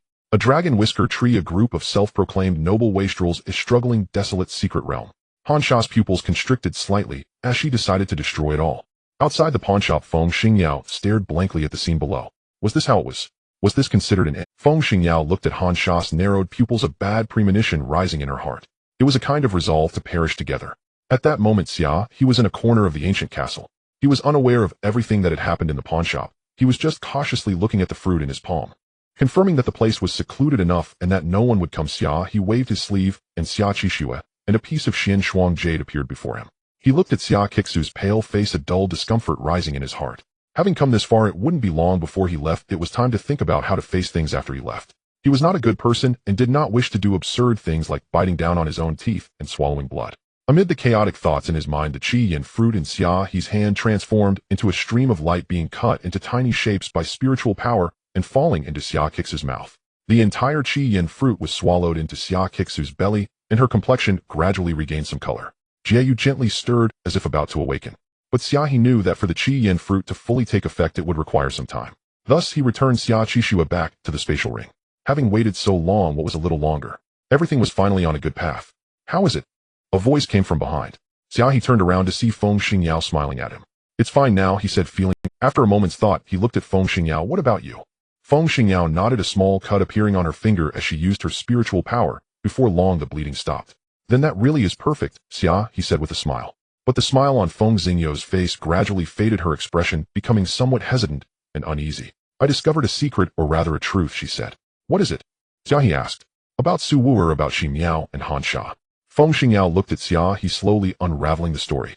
As the entire tale became clear, Xia He's expression turned somewhat complex. Perhaps this was a somewhat sad story. A Xi Miao who wanted to kill ultimately killed himself. A Su Wu'er who sacrificed her conscience finally lived in regret. And the sincere Su Zhua ultimately created the cold-hearted Han Sha. All causes and effects like the cycle of... But the most pressing issue at the moment was not to lament the causes and effects. Xia He looked at Feng Xingyao. Han Sha might destroy the entire secret realm, he said, and no one will be able to escape. Han Sha was resolute in her life and death intentions. She sent off Su Wu'er, a consequence left by Su Zhua. She gave Feng Xingyao a strand of hair stemming from old acquaintances. Arranging for these people to leave meant that those who stayed would be in great danger. However, within the ancient castle there was no danger, leaving only the possibility that this peril would be created solely by Han Sha. Xia He looked at Feng Xingyao, enveloped in a silence. He seemed to be pondering, considering the causality. What would Han Sha... After a long while, as if recalling something, he turned his gaze to Feng Xingyao. Do you remember at the entrance of the ancient castle, she gave you 2 strands of hair? Feng Xingyao nodded, then opened her palm to reveal the 2 strands she had been clutching tightly. She intended to hand one of them to Xia He, so that even if there was real danger, at least they could leave together in the fire. But at that moment, Xia He's gaze narrowed slightly. The 2 strands of hair in Feng Xingyou's hand suddenly ignited without warning. What are you doing? Feng Xingyao exclaimed anxiously. You leave first, wait for me outside. Xia He looked at the light points appearing around Feng Xingyao, smiling. You bastard. Feng Xingyou's words lingered in the air, and as the lights vanished, a hint of suppressed sobs could be faintly heard. But soon the figure along with the lights disappeared. Xia He stared blankly at the spot where Feng Xingyao had stood, feeling a void in his heart. There was a reason for his actions. He was inherently lazy and would only think deeply unless in a dire situation. Thus he had grown accustomed to severing his escape routes before making decisions. Perhaps the lack of retreat would make one bolder. A certain light gradually appeared in Xia He's eyes, both brilliant and resolute. Therefore he decided to stay. Ning Shu carried Bai Yu out of the space of the pawnshop and saw Ning Wei not far. Sister, sister. He opened his arms and waved. Then the sound of Bai Yu falling to the ground woke it from a deep sleep. It turned its head, looking at Ning Shu, who was rushing towards Ning Wei with a face full of grievance. Where have you been? Sister has been looking for you for ages, nearly driving herself mad. Ning Wei tightly hugged Ning Shu, still shaken from fear, her hands and feet icy cold. Bai Yu cast a cold glance. Stop the lovey-dovey stuff, something has happened. As Bai Yu spoke, the entire ancient castle began to tremble. The ancient castle was interconnected by numerous corridors resembling a maze. As the tremors intensified, cracks began to appear in the brick walls of the corridors. Bai Yu bit onto Ning Shu's pant leg and dragged him forward. Woof! Ning Shu exclaimed, and quickly pulled Ning Wei along, starting to run with Bai Yu. Behind them the corridors began to collapse. This scene was not only experienced by Ning Wei, but the entire ancient castle's corridors started to cave in from the outside. Everyone began to run, fleeing for their lives. What's happening? Everything was fine, how could the castle collapse? Countless voices roared in their hearts. At this moment, looking down from the distant horizon, the dragon's head was covered in cracks, as if it would vanish between heaven and earth at any moment. At the end of the corridor, Han Sha sat quietly at the center of a colorful stone platform, her expression slightly dazed, yet carrying an unshakable resolve. As the castle collapsed, it felt as if a knife was twisting within her body. She swallowed the metallic taste of blood that rose in her throat. She listened quietly to the sound of the castle's collapse. Her pupils gradually narrowed into a line. At the moment Han Sha's pupils narrowed, he suddenly felt a foreboding in his heart. It was not some peculiar intuition, but at that moment the corpse he had left in the spatial ring suddenly went into a frenzy, struggling wildly, as if summoned. Indeed, it was a summoning. At this moment, deep within the corridor, besides the hurried footsteps of the living, there began to emerge different sounds. Harsh and hoarse noises echoed in the confined space. The footsteps that followed were faint, landing on the ground as if they were weightless. Until something came into view. Those were corpses. Wrinkled skin draped over white bones, their eyes a bleak white. Ning Shu held Bai Yu up, pointing ahead, his voice trembling. Sister, what? What are those? Ning Wei did not answer Ning Shu. In the face of life and death, every moment allowed no time for thought. She only knew that these corpses emanated a bloodthirsty aura, very dangerous. Bai Yu sniffed diligently at the ground. The castle was that big, and it tried to distinguish various scents amid the chaos. For instance, the smell of blood and Xia He scent. It sounded difficult, and Bai Yu gritted its teeth, feeling its spirit weaken for a moment. The celestial spirit dog with such a glorious name should at least possess some abilities. Amidst the chaotic sense it seemed to sense something, and Bai Yu's eyes brightened. Run down the left path.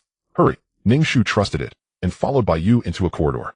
Bai Yu ran desperately forward with the crowd trailing behind. Suddenly halting, Bai Yu sniffed the air. There are corpses ahead, detour to the right. As soon as it finished speaking it led the group into another corridor. Xianxia widened his eyes watching Bai Yu lead the way ahead. Throughout this journey they truly encountered not a single corpse, and there were few places that had collapsed. This life is like a cheat code. Xianxia sighed. After winding around, Bai Yu turned into a corridor and saw a familiar figure. A wave of grievance surged up from his heart. Xia He looked at the fluffy white shadow that leapt onto him. You murderous fiend, do you want to kill me? Xia He stared blankly at Bai Yu in his arms, then at the group of familiar faces appearing behind Bai Yu. Everyone, he smiled. Xianxia chuckled. This smile from Brother Xia gives me goosebumps. Xia He ignored Xianxia and continued. As long as everyone is here, that's good. Ningwei glanced around frowning slightly. What about the woman beside you? She asked. She has left, Xia He replied. Xianxia asked in confusion. Left? Xia He nodded. She should have already gone out. Wait. How is that possible? He exclaimed. Did you find a way out? Unfortunately, that route has been cut off, Xia He said. Xianxia looked regretful, then furrowed his brows looking at Xia He as if he were a fool. Why aren't you leaving? He glared at Xia He frustrated. I stayed to lead you and cause some trouble. Xia He's voice was calm, devoid of much jest, yet a tremor stirred deep within Xianxia's heart. How do we handle this? He asked, eyes wide. Xia He pondered, his gaze shifting to the depths of the corridor. First we get out of here alive, he replied, then turned to Xianxia. Got any blood to spare? Lend me some. Xianxia's eyes widened as he instinctively responded. Will there be a return on that loan? Before Xia He could answer, Ningwei slapped him on the back of the head, eliciting a sharp cry of pain. Han Sha sat silently upon the altar listening to the sound of the world shattering. She wished to destroy everything, the foul and corrupt hearts of humanity, and in doing so destroy herself as well. The entire secret realm was bound to her. Su Wu'er could leave, Tianyin could leave, but she could not. The moment the realm was destroyed, she would inevitably be buried along with it. Her hand rested over her heart, even though it was hollow. She felt no regret, no pain. Someone had to do this, and that someone could only be her. The corridor continued to collapse. She knew the mummified corpses she had raised must have arrived. Those human lives were so fragile and pitiful. As Han Sha pondered this, she heard footsteps. Faster than I expected, she murmured. Figures gradually emerged in her line of sight. The figure at the forefront seemed familiar. Han Sha's gaze narrowed in confusion, fixing on Xia He. Her voice was low. Where is Tianyin? She asked this without questioning why Xia He was there or what he was doing. Xia He understood why Han Sha asked this. To her, only Feng Xingyao mattered, just as her own life held no value in her eyes. Don't worry, I sent her away, Xia He replied. Han Sha uttered a soft, "Oh," and a cold glint flashed in her eyes. Then you don't need to leave. As her words fell, the air around the altar grew heavy like oppressive shackles. Just like Feng Xingyao in the pawnshop, the group found themselves frozen, unable to move. Unease flickered across everyone's faces. Xia He felt himself bound, a strange sensation akin to sudden gravitational increase, yet also a repulsion from the very space around him. But as he looked at Han Sha, there was no panic in his eyes. He noticed a fleeting, almost imperceptible hesitation. Then her pupils contracted, and 3 mummified corpses appeared around the altar. If there had been unease before, now terror seized everyone's faces. Xia He watched this without showing much surprise. Then he looked at Han Sha 10 paces away. His body began to move, or to put it more accurately, he struggled. Struggle implied weakness against strength, a futile effort. Han Sha watched him move, attempting to raise his hand. Within a tiny range, his wrist trembled. His bones seemed to grind against each other, emitting a creaking sound. Though slow, he was indeed moving. A hint of mockery flickered in Han Sha's eyes as she looked at Xia He, as if intending to tighten the space around him further. But at that moment a coppery taste rose in her throat, and her spiritual energy faltered. How tiresome, she thought. Han Sha shook her head, thinking that even if he could regain some mobility, he was nothing but an ant.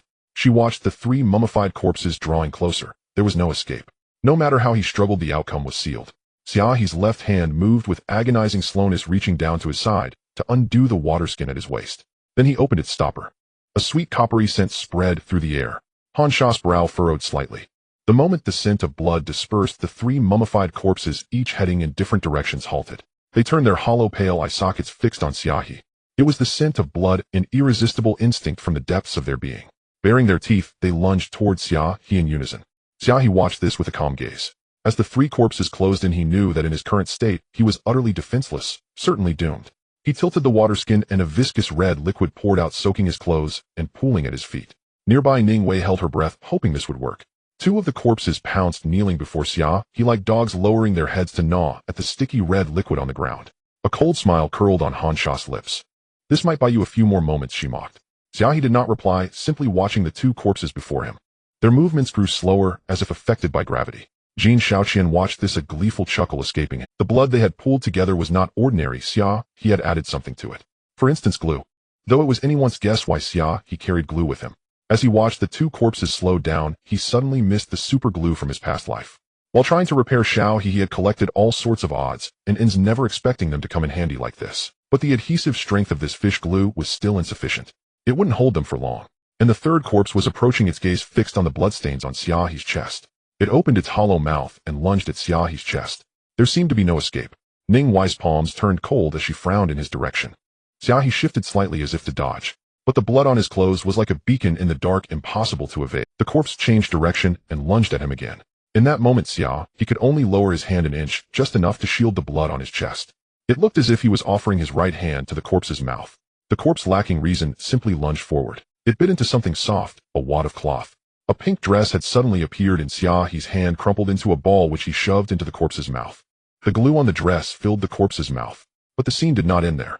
The corpse struggled, thrashing wild. Each blow landed on Xia He with a dull thud. His gaze remained calm, but the force of the struggle pushed him backward step by step. This direction was one he had carefully chosen. His earlier sidestep was no idle move. Now his back was toward 10 paces, not far at all. To limit movement with gravity requires a certain range, but the dried corpse near Xia He was unaffected, which only indicates that xianxia's control over the others was not through gravity. It was a force that originated from space, a subtle control directed at individual entities. However, such precise control meant that xianxia had to expend more mental energy. Xia He was somewhat puzzled as to why xianxia went to such lengths, wasting her mental energy and putting so much effort into cultivating the dried corpses just to kill them at this moment. Xia He found this somewhat annoying. Killing someone with a single strike seemed tedious and uninteresting. As the dried corpse struck him, it simultaneously pushed him towards xianxia. Xia He glanced at Ning Wei. A gentle breeze stirred in the space, aimlessly swirling, lifting the blood-stained hem of Xia He's clothing. As the hem changed direction slightly, the actions of the dried corpse striking Xia He also varied. The wind's chaotic movement meant that the dried corpse's actions were unpredictable, and thus Xia He's movements became somewhat erratic. As the unpredictability of the actions increased, Xia He felt the constraining spatial force begin to weaken. This principle was akin to shooting an arrow at a wild goose in the sky, calculating its speed and the resistance the arrow would face. Then you would release an arrow along its inevitable path, penetrating it decisively. The fundamental reason you could do this was due to foresight. You could foresee the goose's trajectory. Earlier, when Xia He appeared, he stood still like a living target, and xianxia had drawn her bow, with a space-based force trapping him without warning. But at this moment, Xia He moved without any pattern. Thus xianxia was unable to lock down the space around his body. Xia He lifted his hand and made a move. This process was quite swift. Xia He took 10 steps of time. From testing to understanding the principle and breaking free, he accomplished it in just 10 steps. Surprise appeared in xianxia's eyes as she looked at Xia He, who had suddenly appeared before her. "This is impossible," she whispered. From entering the altar to being bound, and at her mercy, this group of people had become fish on her chopping board with no hope of escape. But Xia He succeeded. In fact, not only did he break free, but the salted fish leisurely looked at her, defiantly flipping over on the chopping board. Hearing xianxia's words, Xia He did not respond with "that's impossible" or boast from a position of superiority. Not because it was uninteresting, but because his ability to act relied on xianxia's inability to predict his movements. In such an environment, anything logically coherent could not be done, such as providing a straightforward response. He looked at xianxia. "You are truly beautiful," he said. xianxia was momentarily stunned, and the forces in the space became chaotic. "Indeed, girls have no resistance to beauty." Xia He nodded self-righteously. While speaking, he pulled the dried corpse into his embrace, sharing an intimate hug. The next moment, he rolled on the ground with the dried corpse. As he hit the ground, the water pouch in his hand was completely crushed, and the blood-mixed glue stuck the last dried corpse firmly to the ground. But he did not stand up, for he knew that he should get up out of habit, so he refrained from doing so. He rolled halfway on the ground, and casually turned to look at xianxia. xianxia watched Xia He's performance with indifference. "You are very uninteresting." Xia He did not respond. His answer remained illogical. "You know, from the first moment I saw you, I suddenly understood what it meant to fall in love at first sight." xianxia was taken aback, and the forces in the space became chaotic again. "Can we have something more sensible?" xianxia gritted her teeth, fully aware that Xia He was deliberately provoking her state of mind, yet her face still betrayed her as a blush crept upon her cheeks. "You don't need to struggle anymore." She paused for a moment, looking at Xia He. "This is quite uninteresting." With her words, the forces in the entire space dissipated in an instant, and everyone restored their ability to move. "This is very boring," she said. It was indeed quite boring, Xia He thought. Suddenly a sword appeared in his hand, blade pointing down. His figure rolled forcefully on the ground, and lunged towards Han Sha's heart. This scene was abrupt with no warning whatsoever. Xia He was already very close to Han Sha. Such an action could easily be accomplished in an instant. Thus the sword pierced downwards through Han Sha's heart, protruding from behind her. No blood fell, and the scene was eerily quiet. "You cannot kill me," Han Sha mocked as she gazed at Xia He's face so close, but her words seemed to trigger something. In the pawnshop, Xia He seemed to have seen Tian Yi make a move against her he should know. "I know you have no heart," he said. "After all, how could I possibly kill you?" A flicker of anger appeared on Han Sha's face. "Enough, I have nothing more to do." Some meaningless words take up brain cells. "If you want to trap me, then trap me," Xia He said. "After all, my goal has been achieved." Indeed, his objective had been. Han Sha looked at the sword in Xia He's hand, which pierced down through her heart, as if nailing her to the end of the sword. If she were to retreat, the sword would slice through her back. Using spatial force to bind Xia He from another perspective was more like binding herself. Is this Xia He? To surround the Wei state, to save Zhao, to attack, where the enemy must save. "You are very clever." Han Sha looked at Xia He. "I have always known that." Xia He smiled. "Since I have harnessed the force, I will not bind you again. Your actions are of no value. But this way is safer. Yet even if you bind me like this, you cannot save everyone," she said. As her words fell, her pupils constricted. Behind her, the ground tore like thin paper by countless withered hands. A multitude of dried corpses appeared behind her. Those dried corpses began to step towards Ning Wei and her group, to attack where the enemy must save. Han Sha looked at Xia He. "I will too." Xia He gazed at the group of dried corpses, his brows furrowing ever so slightly, but soon relaxing. His gaze fell upon Han Sha's porcelain white face, his voice earnest and sincere. "Are you doing this to avenge Su Zhua?" Han Sha's expression changed. Xia He's tone turned heavy. "But they are innocent. The damned have already died. You shouldn't be overly obsessed." Han Sha raised an eyebrow, a smile appearing on her face, which seemed somewhat radiant. "No, it's not that I am upset. It's that the hearts of people in this world are too filthy. Only by destroying everything can it be clean indeed." "You're such a kind person. Making such a decision must be exhausting," he said, which left Han Sha utterly stunned. "Kindness. Kindness is a pure word, much like the April days on earth. Yet juxtaposed with the cold sand that commands the undead to kill, without blinking, it creates a strange dissonance." Thus the cold sand smiled. "No, I am not kind," she said. Xia He watched as the corners of her mouth gradually lifted, a strange emotion flickering in her eyes, swaying slightly. "Have you ever truly killed someone?" he asked. "Killing?" The expression on the cold sand's face faltered slightly, as if she were about to argue. "You haven't." Xia He's words interrupted her. "Wu Mingwei died beneath the dragonbeard tree. Shi Miao died by his own sword. And even when you wanted to kill me, you had to rely on the undead. Why not kill me yourself? That would save a lot of trouble." "Indeed," the cold sand observed Xia He, "that would certainly simplify matters." Her expression began to shift, a hint of anger spreading, then magnifying on her face like a delicate porcelain piece marred by cracks. "Clearly you all should die, but damn it, I just can't bring myself to do it." The cold sand's eyes widened as she moved closer, following the tip of Xia He's sword. Xia He could see the emotions in her eyes, a burst of pent-up frustration. "I have never killed anyone." Her voice, which had risen in anger, trailed off. "Life is truly fragile. Killing is really quite easy, yet I just can't do it." "Then why not heed the voice of your—" Xia He inquired. "Killing has never been the best solution." The cold sand lifted her gaze. "But it is the most straightforward and satisfying way to vent frustration," she stated. Sometimes she hated how well she had been protected in the past, resulting in her heart clinging to a withered kindness, unable to break free. Xia He was taken aback. The cold sand glanced at Xia He. "I don't care how you know about Su Zhua, but since you do, you should understand that the hearts of people in this world are the dirtiest of things. They have no bottom line, and you can never imagine how filthy a heart can be." Outside the altar, footsteps gradually grew audible. The collapse, coupled with the undead, could not trap everyone. At this moment, the fortunate survivors finally arrived at the altar's edge. Huashan was the first to appear here. He looked at the scene seemingly puzzled, but did not linger long. He drew his sword and joined Ning Wei in battle. The undead kept lunging forward, but with Huashan's appearance, more and more survivors emerged. Unanimously, without much thought, they naturally joined Ning Wei's line, collectively fighting against the undead. The battle seemed to split into two parts. One was the struggle between the crowd and the undead, while the other was Xia He and the cold sand. Compared to the fierce clash between life and death, the situation of the cold sand and Xia He appeared much calmer. "Did you see? Actually, they aren't bad people," Xia He said. "Bad people?" The cold sand observed those people working together to fight against the undead, with newcomers constantly appearing, and not a single person stood idly by. "Because this concerns their own interests," the cold sand said. "If they don't kill these undead, they will die themselves. Just like before the dragonbeard tree, weren't they the ones who pushed Wu Mingwei out to die?" Upon hearing this, Xia He shook his head. "No," he countered, "this isn't about interests. This is about life and death. Life and death shouldn't be a test, because everyone wants to live." He looked at the cold sand, his gaze serious. "Right is right and wrong is wrong. This cannot be obscured by the word instinct." The cold sand scoffed. "Testing humanity is inherently a mistake." Xia He replied. The cold sand sneered. Once a mistake is made, one must pay the price. This is justice, she said. Can you kill everyone in the world? Xia He asked. Just to secure one area, the cold sand replied. At least within my line of sight, there should be a clear space. Self-deception, Xia He said. Moreover, you can't even kill someone. The cold sand looked down at her hands, her delicate pale fingers like jade. These hands were very clean. She truly had never killed anyone. Perhaps she really is a very kind person. Even if trapped here for 1,000 years needing a great deal of blood to sustain life, she has never killed anyone. How ridiculous. Have you ever thought that evil exists because the goodness of the human heart is too beautiful? Xia He's words abruptly echoed in her ears. The causality of all this is because of Su Zhuo. Oh, perhaps you have forgotten that Su Zhuo was a good person, Xia He said. Have you ever considered that your hatred for the ugliness of human hearts is because you have witnessed Su Zhuo's kindness?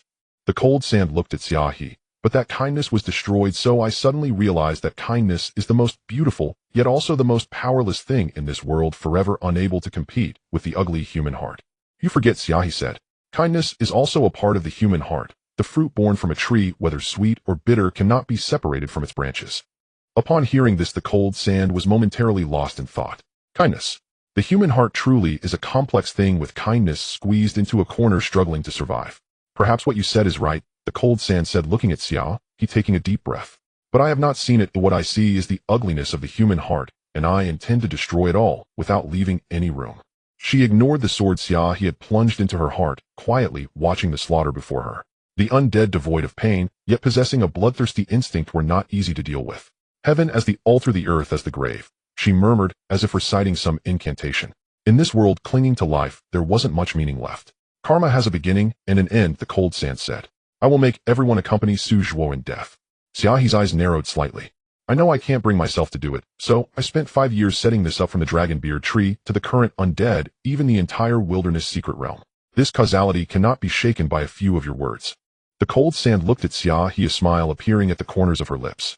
With that smile, a trickle of blood emerged from the corner of her mouth, stark against her porcelain white face.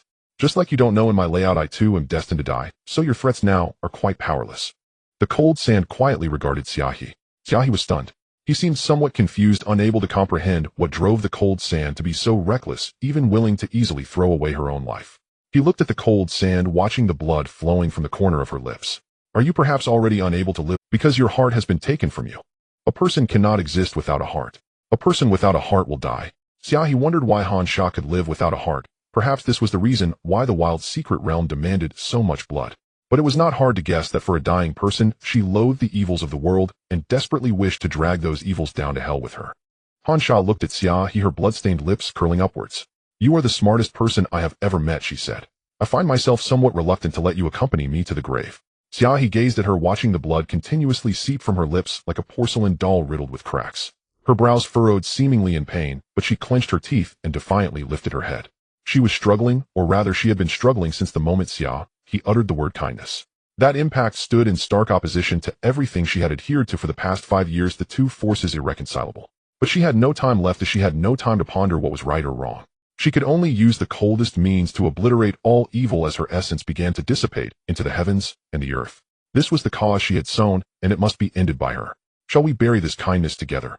Xia He asked. You built a pawn shop to avoid taking lives for blood, yet you could have killed like a white ghost. Now your decision to kill is also for Su Zhuo's kindness. Don't you think that in the end what you can't let go of is still that kindness? There is evil in this world, but it is precisely because of evil that goodness shines so beautifully. Do you really want to bury even the last shred of goodness completely? Xia He looked at xianxia as each word fell from her lips. xianxia bit down on her lip tightly. After a long while she let out a mournful laugh. You don't have to say anything. She directed her gaze towards the group of dry corpses. Actually, I have a secret that I can perhaps share with you. I'm not as formidable as you imagine. In a way, I am no different from those white ghosts, or rather I am just a white ghost with a remnant of intellect.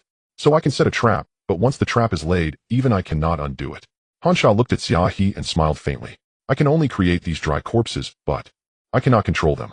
Her tone was somewhat playful, but it struck fear into Xia He's heart. The reason he wasted so much time trying to find a breakthrough from xianxia was that he had overestimated her. He thought she was the master of the wild secret realm, but in reality, she was merely a struggling creature among it. Xia He glanced at xianxia, feeling a touch of coldness. Madwoman. With that, he sheathed his sword, no longer looking at xianxia. On the other side, the battle between the crowd and the dry corpses had reached a fever pitch, the stench of blood filling the entire space. Han Sha watched as Xia He charged into the fray, quickly blending into it. Good and evil intertwined within Han Sha's heart. She murmured softly, "But this evil arose because of me. If it weren't for the dragon beard, tree, the white ghosts, or this wild secret realm, how could there be such a grotesque human heart? It is my fault, one I should bear." She lowered her head like a child who had made a mistake. She loathed those who had killed Suzhua, but ultimately the one who took Suzhua's life was that dragon beard tree.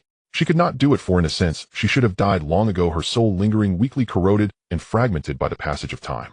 Those white ghosts were merely fragments of her soul, unable to sustain themselves. She watched helplessly as her soul gradually dissipated, powerless to stop it. Her body transformed into hills and rivers. Everything was once hers, yet it felt increasingly alien. They left her losing their intellect, leaving only a bloodthirsty instinct. Even she, without the sustenance of blood, would dissipate between heaven and earth. Once she had clung to life by maintaining until Suzhua's tragic and direct death, she suddenly realized that beneath the entire secret realm there was a twisted and terrifying evil breeding. This was her fault, as she could not just watch herself go astray.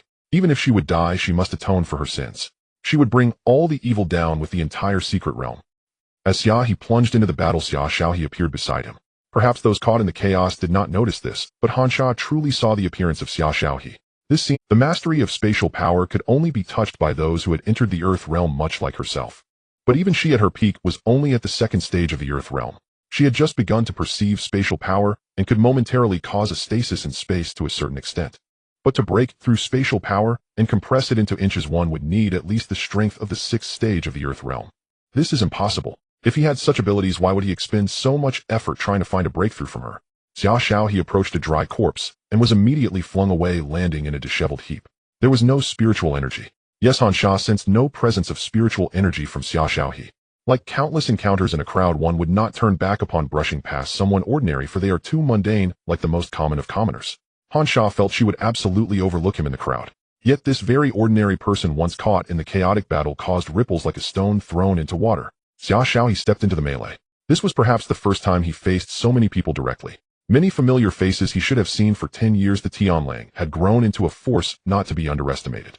He suddenly wanted to know just how much power he held in his hands, as if he wanted to know what kind of waves would arise if this power were to bask in the sunlight.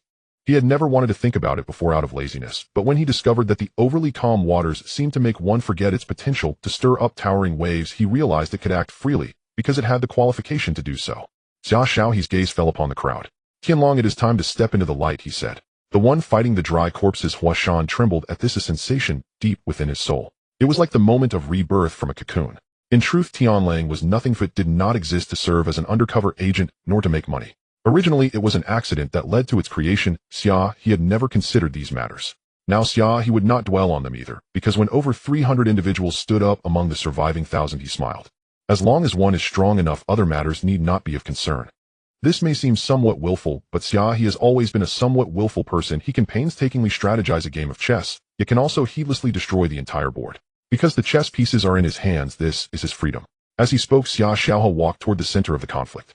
Over 300 individuals gathered around him, like rivers converging into the sea. Fighting separately is a taxing endeavor. When human strength combines, many tasks become exponentially easier. Especially when faced with life and death, the appearance of such a person is akin to a stabilizing force. Xia He calmly directed the others. He had experience dealing with the corpses, knowing that what truly controlled them was merely a bloodthirsty desire. He quickly organized the situation before him, coordinating long-range attacks, close combat, and substitutes with meticulous order. The corpses were repelled to the outskirts, howling in despair. At that moment, Xia He stood at the center, and a certain radiance seemed to emanate from him, evoking an involuntary sense of reverence from those around, even if it was blind admiration. Thus, in such a moment, it seemed that no one noticed that their revered leader always maintained a half-step distance from the person. Tianlang. These two characters, rarely mentioned in Chunan County, struck a chord in the hearts of the crowd, especially in the face of life and death.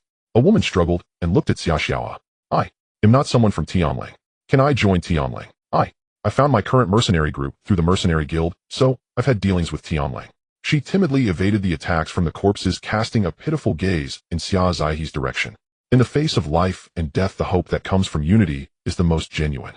Just as Xia He once told Hansha, the instinct to survive is inherent. In this critical moment of peril, Xia He surprisingly fell silent for a moment, then cautiously and respectfully asked the person ahead. "Boss," he called out respectfully and cautiously. "What do you think? Is this acceptable?" It was only at this moment that everyone seemed to notice Xia He's presence. And at that moment, the term boss brought a significant impact. It wasn't entirely Xia He's fault. It could be considered a case of being overshadowed by someone brilliantly bright. Naturally, no one would be bored enough to pay attention to him. But the situation was different now. Xia He had already established his presence, and this respectful and cautious remark would elevate Xia He's image to an exalted level. For all the mercenary groups registered in my mercenary guild, as long as you trust me, I will lead you out, Xia He declared. He had already positioned himself at a sufficiently high stature, and in the face of death no one would willingly abandon such an opportunity.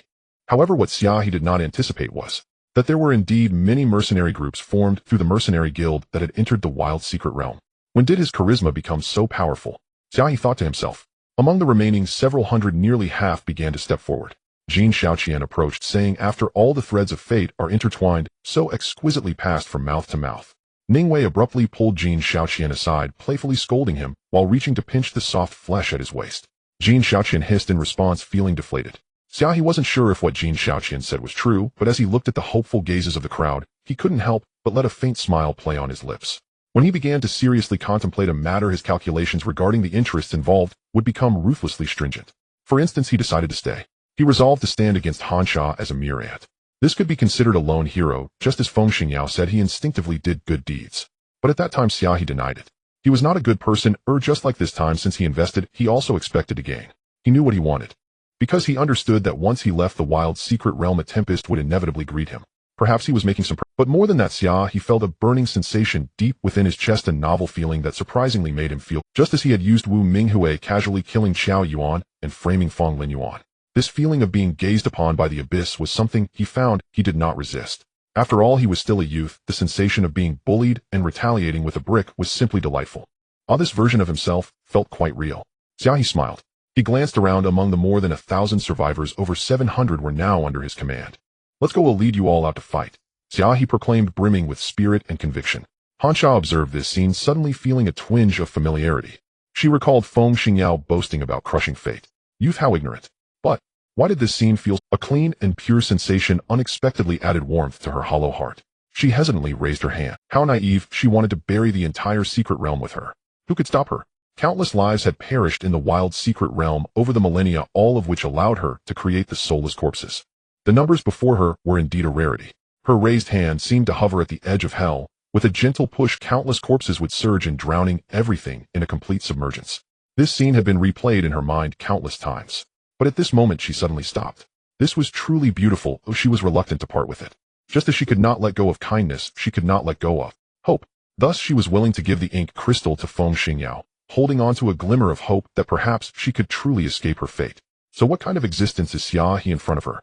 When he began to think deeply, his thoughts would weave a net encompassing all possibilities, meticulously dissecting them, and then at the most decisive moment striking down. Such a response was truly beautiful. She felt a pang of reluctance. She should die, let her leave quietly. Xia silently withdrew her hand, curling it within her sleeve. She tightened her grip. At that moment, countless restless corpses confined within the altar's depths turned to ash in an instant. Truly a sin. She retrieved her water pouch, gulping down the bloody sweet liquid. But it was futile. Time was up, and any struggle was in vain, especially since she had expended her last bit. Truly a sin. She retrieved her water pouch, gulping down the bloody sweet liquid. But it was futile. Time was up, and any struggle was in vain, especially since she had expended her last bit of spiritual power, destroying the corpses beneath. She sensed a small fragment of her soul tearing away. That pearly white soul morphed into a sphere as it rubbed against the air, then opened, revealing a mass of sharp fangs. The white ghost, stepping into the sunlight, signifies many things, laying bare everything without concealment. But it also signifies freedom. Apart from the Tianlong, there is also the identity of Xia He. In the place of Chunin County, Xia He's identity is not one of obscurity, so when he steps before the crowd, the accumulated effects elevate Xia He's reputation to an extreme. Human hearts. At this moment it manifests as a kind of cohesion. Xia He charged forward, fearlessly binding the corpses, while a faint red hue appeared on the edge of Xia He's sword. It was molten lava. As the sword sliced through, the head of the corpse fell. The headless body twitched a couple of times before becoming still, while the head on the ground, mouth agape, was rendered grotesque, without a body to support it. This is a very good solution. With a method in hand, the others felt more assured. Although there was no extraordinary Xia He, it was still feasible for several people to bind one corpse, and soon others wielding knives and swords hacked, severing the heads of the corpses and leaving them on the ground. In an instant, many heads of corpses appeared on the ground, struggling to bite, yet unable to move. Xia watched this scene, already able to envision the final outcome. Almost everyone crowded around Xia He. For those who did not approach him, had mostly perished. She watched as flames flickered in Xia He's hands, falling upon each grotesque head, turning their final struggles to ashes. It's almost over. Han Sha's expression showed a hint of weariness, but also a sense of relief. When all the dust, Xia He gazed quietly at the crowd. Young Master Xia He, my life in Huashan has been saved by you twice. From today onward my life belongs to you. Huashan vows to serve Tianlang with unwavering loyalty. I vow to serve Tianlang with unwavering loyalty. I vow to serve Tianlang with unwavering loyalty. In an instant the eyes of the survivors brimmed with fervor as they looked at the one standing at the center. Xia He did not decline her. In fact, one could say he had been waiting for this moment, waiting for the hearts of the people to converge. Then he looked in one direction, where a little girl was situated. The little girl sat on the ground, appearing somewhat weary. As her tired expression manifested, translucent white ghosts emerged from her body. But these white ghosts posed no threat to the crowd. Soon someone snapped back to reality. It's her. All of this is brought about by this devil. These corpses attacked us, yet not a single one harmed her. Undoubtedly she is involved. In an instant, everyone's words pointed towards Han Sha. Han Sha glanced over. Among them were some who had frequented the pawn shop, having traded valuable treasures for merely a pouch of blood in her hands. They must have recognized her, yet not a single person at this moment would speak in her defense. She smiled slightly, showing no sign of disappointment. After all, it was a transaction that implied fairness, meaning that people part ways without lingering debts. She quietly closed her eyes, tilting her head slightly, her gaze laced with a smile, her snow-white neck exposed as if offering itself for slaughter. All of this when she decided to destroy the corpses beneath the ground and preserve a fragment of kindness. She had already known her destined outcome. Xia He observed this scene. He understood that Han Sha had little time left, but just as Han Sha would strike at him to take, many times their interactions were mundane, as she would not spare him because of their encounters, nor would he save her at this moment because of those encounters. For everything was indeed her karma. But just as the crowd closed in with countless spiritual energies stirring, Han Sha heard a clear voice. She is not a bad person. When I was lost, she helped me find my sister. Ning Shu broke free from the crowd holding by Yue and stood in front of Han Sha. In his gaze there was a kind of innocence, but also a stubbornness. Han Sha looked at Ning Shu's back and inexplicably thought of Suzhua. Kindness. Even in endless darkness, as long as there is a glimmer, it is enough to illuminate the entire darkness. Han Sha felt that this decision she made was right. Deep within her heart something seemed to brighten. Her gaze fell in the direction of Xia He, and she smiled slightly. Her pupils constricted. Xia He felt as if familiar sensations had wrapped around him in an instant. Yet he did not panic, for he knew that having reached this point Han Sha would not harm him, nor could she. However, at the next moment he felt the space around him beginning to constrict, power rubbing against his body, as if his figure vanished. Along with him Han Sha also disappeared. What's going on? Where is young Master Xia He? Was he taken by that demoness? At this moment, deep within the altar, a silhouette slowly emerged. Xia He's gaze swept around and was stunned. Surrounding him were countless corpses, twisted and haphazardly piled together like chaotic firewood. If all of these were to appear on the ground, no matter how he struggled, it would be impossible to lead everyone out of this. Gradually Han Sha's figure appeared beside him. She fell to the ground, blood oozing from the corner of her lips. She bit her teeth and swallowed the blood. Then she raised her head, a clean and triumphant smile on her face. See, I have not lost, she said. I just do not. Like a child, she proudly showcased her candy. Han Sha looked at Xia He, her face pale, yet the corners of her lips, stained with blood, appeared particularly vivid. Indeed, you have won, Xia He quietly said as he gazed at Han Sha. Winning or losing is quite meaningless in the face of life and death. But Han Sha smiled, looking at Xia He. The altar is about to open, they will leave safely. She looked at Xia He with clear eyes. But I have exhausted my last bit of cultivation to bring you deep beneath the altar. You cannot leave now. Missing the altar means he has no way to escape the wild secret realm. This is an unchanging rule for thousands of years. Xia He looked at Han Sha, his expression slightly changing. Wait a moment. He seemed not to have heard the meaning behind Han Sha's words, somewhat distracted. Han Sha was slightly taken aback. In the next moment, she saw a faint white light manifesting in Xia He's arms. A figure appeared in his arms. Xia He quietly gazed at Xia Qixue in his embrace, a clean smile appearing at the corners of his lips. Sister, you've finally woken up. Xia Qixu's delicate feathers trembled, a blush appearing on her face as she quietly opened her eyes. What met her gaze was Xia He's smiling face. Such a smile is warm and comforting. Thus Xia Qixue also smiled.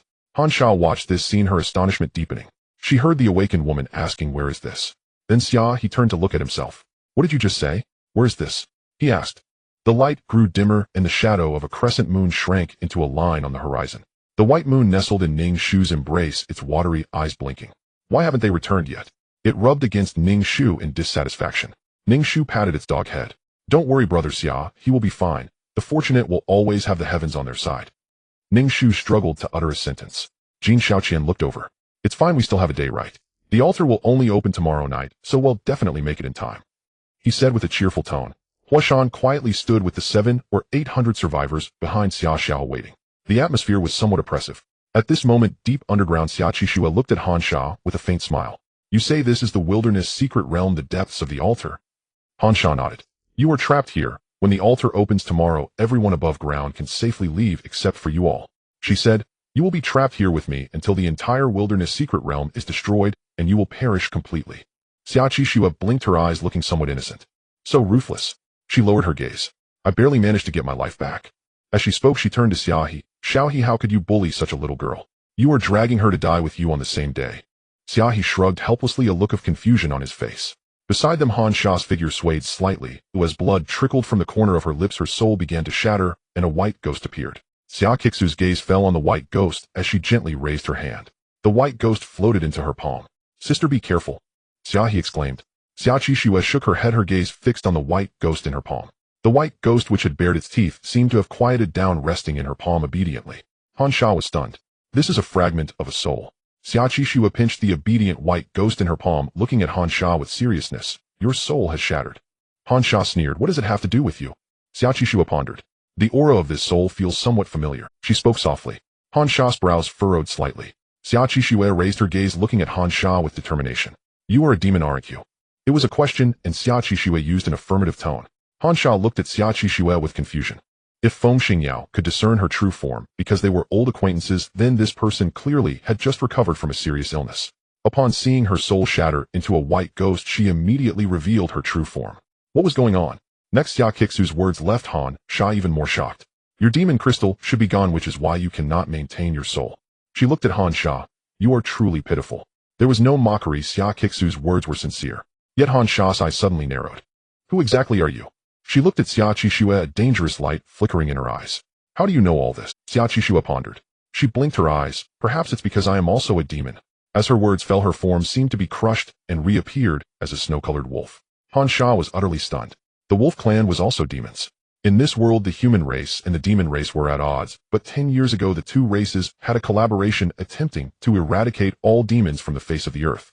Han Sha was aware of all this. The calamity of that year had created countless bloodshed and had intricate ties to her loss of heart and demon crystal. Snow wolf. No wonder. Han Sha looked at Xia Qixue. The snow wolf bloodline, which has not appeared in 1,000 years, possesses the most transparent soul in the world. It's not difficult for you to discern I am of the demon race through a white ghost. But what of it? She was nearing death. Any further astonishment paled in comparison to the impending death she felt. Even if you can see that I am a demon, it won't change anything. Han Sha forced a smile, her gaze dimming. "I can change it," Xia Qixue said. "But first I need to know, what kind of demon are you?" Xia Qixue returned to her human form and looked at Han Sha. "No need." Han Sha was about to answer when her words were interrupted. "She is a demon dragon." Xia He quietly answered while looking at Han Sha. Xia Kixu's expression changed at once. "A demon dragon? Did the demon dragons not become extinct over 1,000 years ago?" She looked at Han Sha, her eyes wide. Han Sha smiled. "No," she replied. "More than 1,000 years ago, I was captured by a mysterious person as the last survivor of the demon race, and he threw me in the back mountain. Since that time, I lost my demon crystal, and my soul began to dissipate little by little while my body started to die. To maintain my soul and consciousness, I needed a lot of fresh blood." Xia Qixue looked at Han Sha. And then, about 10 years ago, that mysterious person reappeared and took... Han Sha smiled. "Since then I knew I wouldn't live much longer." Xia He listened quietly. He had originally thought the secret realm was a holy place, but it turned out to be a prison. From 1,000 years ago, Han Sha had been trapped here, helplessly watching her body die and her soul vanish. Yet even so, the consciousness she maintained still clung to that kindness even to the last moment. Han Sha fell silent, suddenly seeming to recall something. Her gaze fell on Xia He. "Are you also a demon?" she asked curiously. Xia He thought for a moment and nodded. Han Sha smiled as if recalling something.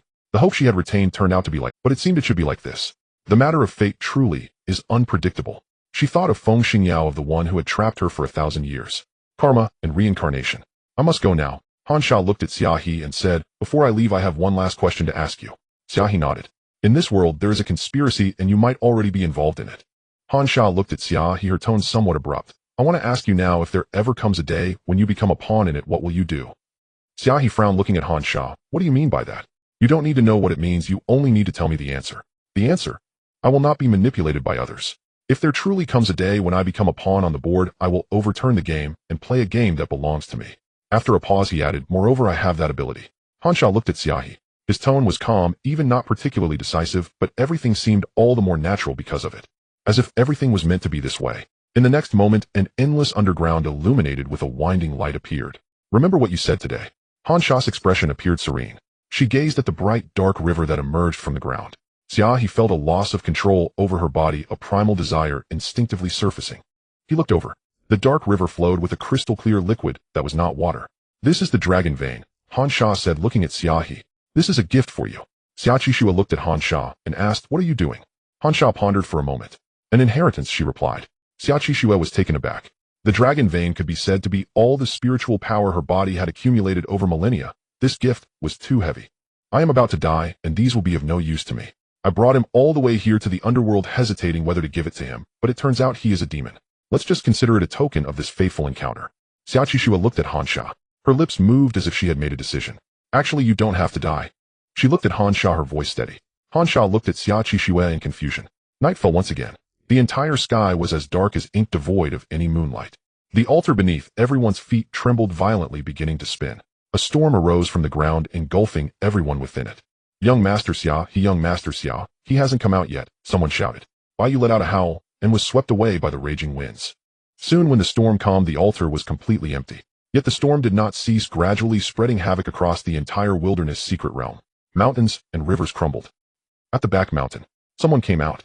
Someone came out. With a shout, a figure was flung out from the thick clouds atop the back mountain. Someone quickly recognized that person. Father! A child rushed forward, looking up at the man who had emerged. Father, you really didn't lie to me, you're amazing. The man embraced by the child showed a hint of embarrassment as he looked at the swirling thick clouds, somewhat dazed. The truly formidable person is not me. He patted the child's head, but his expression was somewhat lost. The truly formidable person could not come out. Such lamentation rose quietly in the hearts of the countless survivors. But as the thick clouds faded little by little until they disappeared, that faint hope ultimately dissipated. No, this is impossible. Shi Jie shook off the butler who was holding his hand. Miaoer has been in the secret realm before, how could he not return? On the other side, Nie Rong also wore a face of disbelief. Dongma, my son. He trembled, taking a step back. Nie Dongma did not come out. For the elderly man who had just experienced the death of Nie Yang, losing his beloved son, Nie Dongma again, was nearly a fatal blow. On the Fong family's side, Fong Lingen stared intently at the thick clouds as they gradually dispersed until they vanished. He did not seem to share the same sorrow as Shi Jie and Nie Rong, but Fong Linyuan, standing nearby, noticed his father's trembling shoulders. The elegant young man stepped forward, quietly comforting his father. What is meant to happen has happened. Of fate is beyond our control. Father, you are not to blame. His words were sincere, tinged with sadness. Yet no one noticed the slight upward curve of his lips, forming a subtle smile. Nie Dongma did not come out, Xi Miao did not come out, and Xia He did not either. The three young talents from the three great families, all with high hopes, just vanished. How interesting. Xia He, you probably will never know that the one who truly wanted you dead was me. Fong Linyuan sorrowfully comforted Fong Lingen, but there was an unmistakable smugness in his eyes. The deaths of Shi Miao and Nie Dongma meant that very few people in Chunin County were now stronger than him. And Xia He's death meant that from now on all of the Fong family's resources would belong to him alone. As long as he was given 5 years, he would surely enter the Xian realm. At that time, he would be the strongest among the younger generation in all of Chunin County. Xia He, it is truly good that you have died. Fong Lingen felt as if his entire world had collapsed. You see, Xia He was not alone. He had entered the wilderness secret realm with Xia Qixue. His failure to return meant that Xia Qixue would not come back either. Neither would she come back. 2 children both gone. In Fong Lingen's mind, a graceful figure seemed to appear, quietly watching him with a faint smile. Chuyen. He looked at that figure, calling her name. But she did not answer him. He reached out, seemingly wanting to touch something, but where he touched there was only a fleeting gust of wind. Chuyen, you are blaming me, right? Blaming me for not being able to protect your last 2 children. He gazed ahead, his eye. Fong Linyuan stepped forward to support Fong Lingen. Father, what's wrong with you? Fong Lingen pushed Fong Linyuan away, his eyes bloodshot. Get away. Fong Linyuan stumbled back 2 steps until someone behind him hurriedly caught him. Young master, are you alright? He looked at Fong Lingen's staggered figure, his eyes narrowing slightly. I'm fine. Fong Linyuan waved his hand and said. Guarding the back mountain, Wang Si watched as Xia Zaihua's figure emerged from the thick clouds. He saw himself as if smiling for a moment. Then he collapsed to the ground. Around him, countless people surged forward, protecting Xia Xiaohua in their midst. Boss, young master Xia, he is gone. You can't have anything happen to you. Huashan stood beside Xia Xiaohua, his gaze sorrowful. Seeing Wang Si, the crowd parted, and Wang Si squeezed through. He lifted Xia Xiaohua and placed her on a stretcher. The stretcher had been prepared long ago, though he had hoped not to need it. Let's take the boss home first, he said. At the blacksmith shop, Wang Si stood beside Xia He feeling somewhat at a loss. The boss had once instructed him not to seek a doctor for him no matter what happened. But at this moment Wang Si was already flustered. In the face of life and death, those strange instructions could only be temporarily set aside.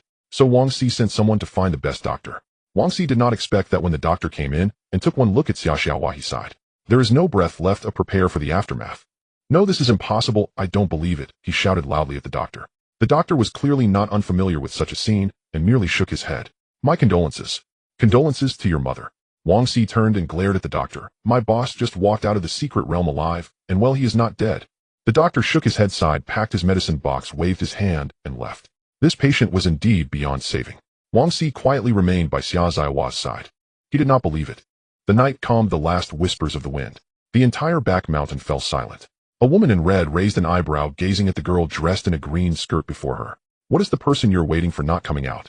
Feng Xingyao turned back and glanced at her. Let's go, she said. Her voice was soft, and the woman in red felt a flicker of confusion. This girl had been waiting here for 2 days and nights, almost without rest. That person must be particularly important to her. But the more it was like this, the more the girl's calm voice puzzled her. Your master has also been waiting for me for 2 days. Feng Xingyao glanced at the woman in red and spoke softly. The woman in red smiled. All right, she replied, turning to lead the way. Under the night sky, Feng Xingyou's gaze flickered slightly. She wasn't worried about Xia He. She had waited here for so long simply to see him. But since he was not coming out anytime soon, she might as well do something else. After a moment of contemplation, Feng Xingyao raised her gaze and halted. In front of her lay a riot of colors. He is doing quite well, Feng Xingyao smiled. The woman in red bowed and gestured for her to enter. Feng Xingyao stepped forward, walking inside Feng's residence. As soon as he stepped into the study, Feng Lingen's calm was shattered in an instant. It's gone, he said with a bitter smile. Father, please accept my condolences, Feng Linyuan said sincerely. Condolences, eh? Feng Lingen glanced sideways at Feng Linyuan. How can you ask me to accept condolences? Feng Linyuan fell silent. Feng Lingen's voice trembled. 2 children, that is 2 lives. How do you expect me to face Chuyin? Her last bloodline. Just like that, it was buried in my hands. This is all my fault. Feng Linyuan looked at Feng Lingen, watching his father pound his chest in distress, and inexplicably said, Father, it has been 3 years since mother passed away. Feng Lingen seemed not to have heard. Father, Feng Linyuan continued, for 3 years I have never heard you miss. At these words, Feng Lingen frowned and looked over. Feng Linyuan's gaze was somewhat distant. I do not know who Chuyin is, nor do I know what that woman means to you, father. I only know that mother lived her life for you in life and in death. What exactly are you trying to say? Feng Lingen asked in confusion, his hands trembling. Feng Linyuan's brows furrowed slightly before lifting sharp as a sword drawn from its sheath. For 10 years, father, you should have let go of that illusory feeling. You must know that Yenner and I are your children, while those 2 children, Feng Linyuan paused and said calmly, I don't know whose wild seeds those are. Feng Lingen's hand shook, and with each of Feng Linyuan's words the tremor grew stronger. Until the last sentence, the final 2 words struck his heart like a blade. He raised his hand. A crisp sound echoed through the study. Feng Linyuan's face was turned sideways by the slap, a trickle of blood oozing from his mouth, but there was no excess expression on his face. He turned his head, his gaze landing on Feng Lingen's face, quietly observing his father. Do you know, father, that because of Xia He I have become the laughingstock of the entire Chunin County? Do you know, father, that Yenner already has someone she likes, yet is forced to accept a ridiculous engagement, sacrificing her happiness for a lifetime? Feng Lingen took 2 steps back, his numb hand propping up on the table as he struggled to stand with Feng Linyuan's each word. Feng Linyuan smiled, a hint of emotion breaking through his calm facade. And now with those 2 dead, isn't that good? Father, you were always just the father of Yenner and me. Everything has simply returned to its rightful path. Feng Lingen looked at Feng Linyuan, shaking his head as if he had never known his son. He raised his hand, trembling, then dejectedly lowered it. Have you thought this way for the past 10 years? Fatherly love and filial piety, brotherly friendship. He thought everything was fine, only to realize it was all a facade. Beneath the harmonious surface had everything twisted to such an extent. Father, this is all your fault, Feng Linyuan said earnestly, looking at Feng Lingen. Feng Lingen's trembling hand clutched at his chest, a feeling of suffocation rising within him, and he spat out a mouthful of blood, collapsing to the ground. Feng Linyuan watched this scene, his eyes reflecting terror and concern. He cautiously approached and leaned down, shaking Feng Lingen. Father, what's wrong?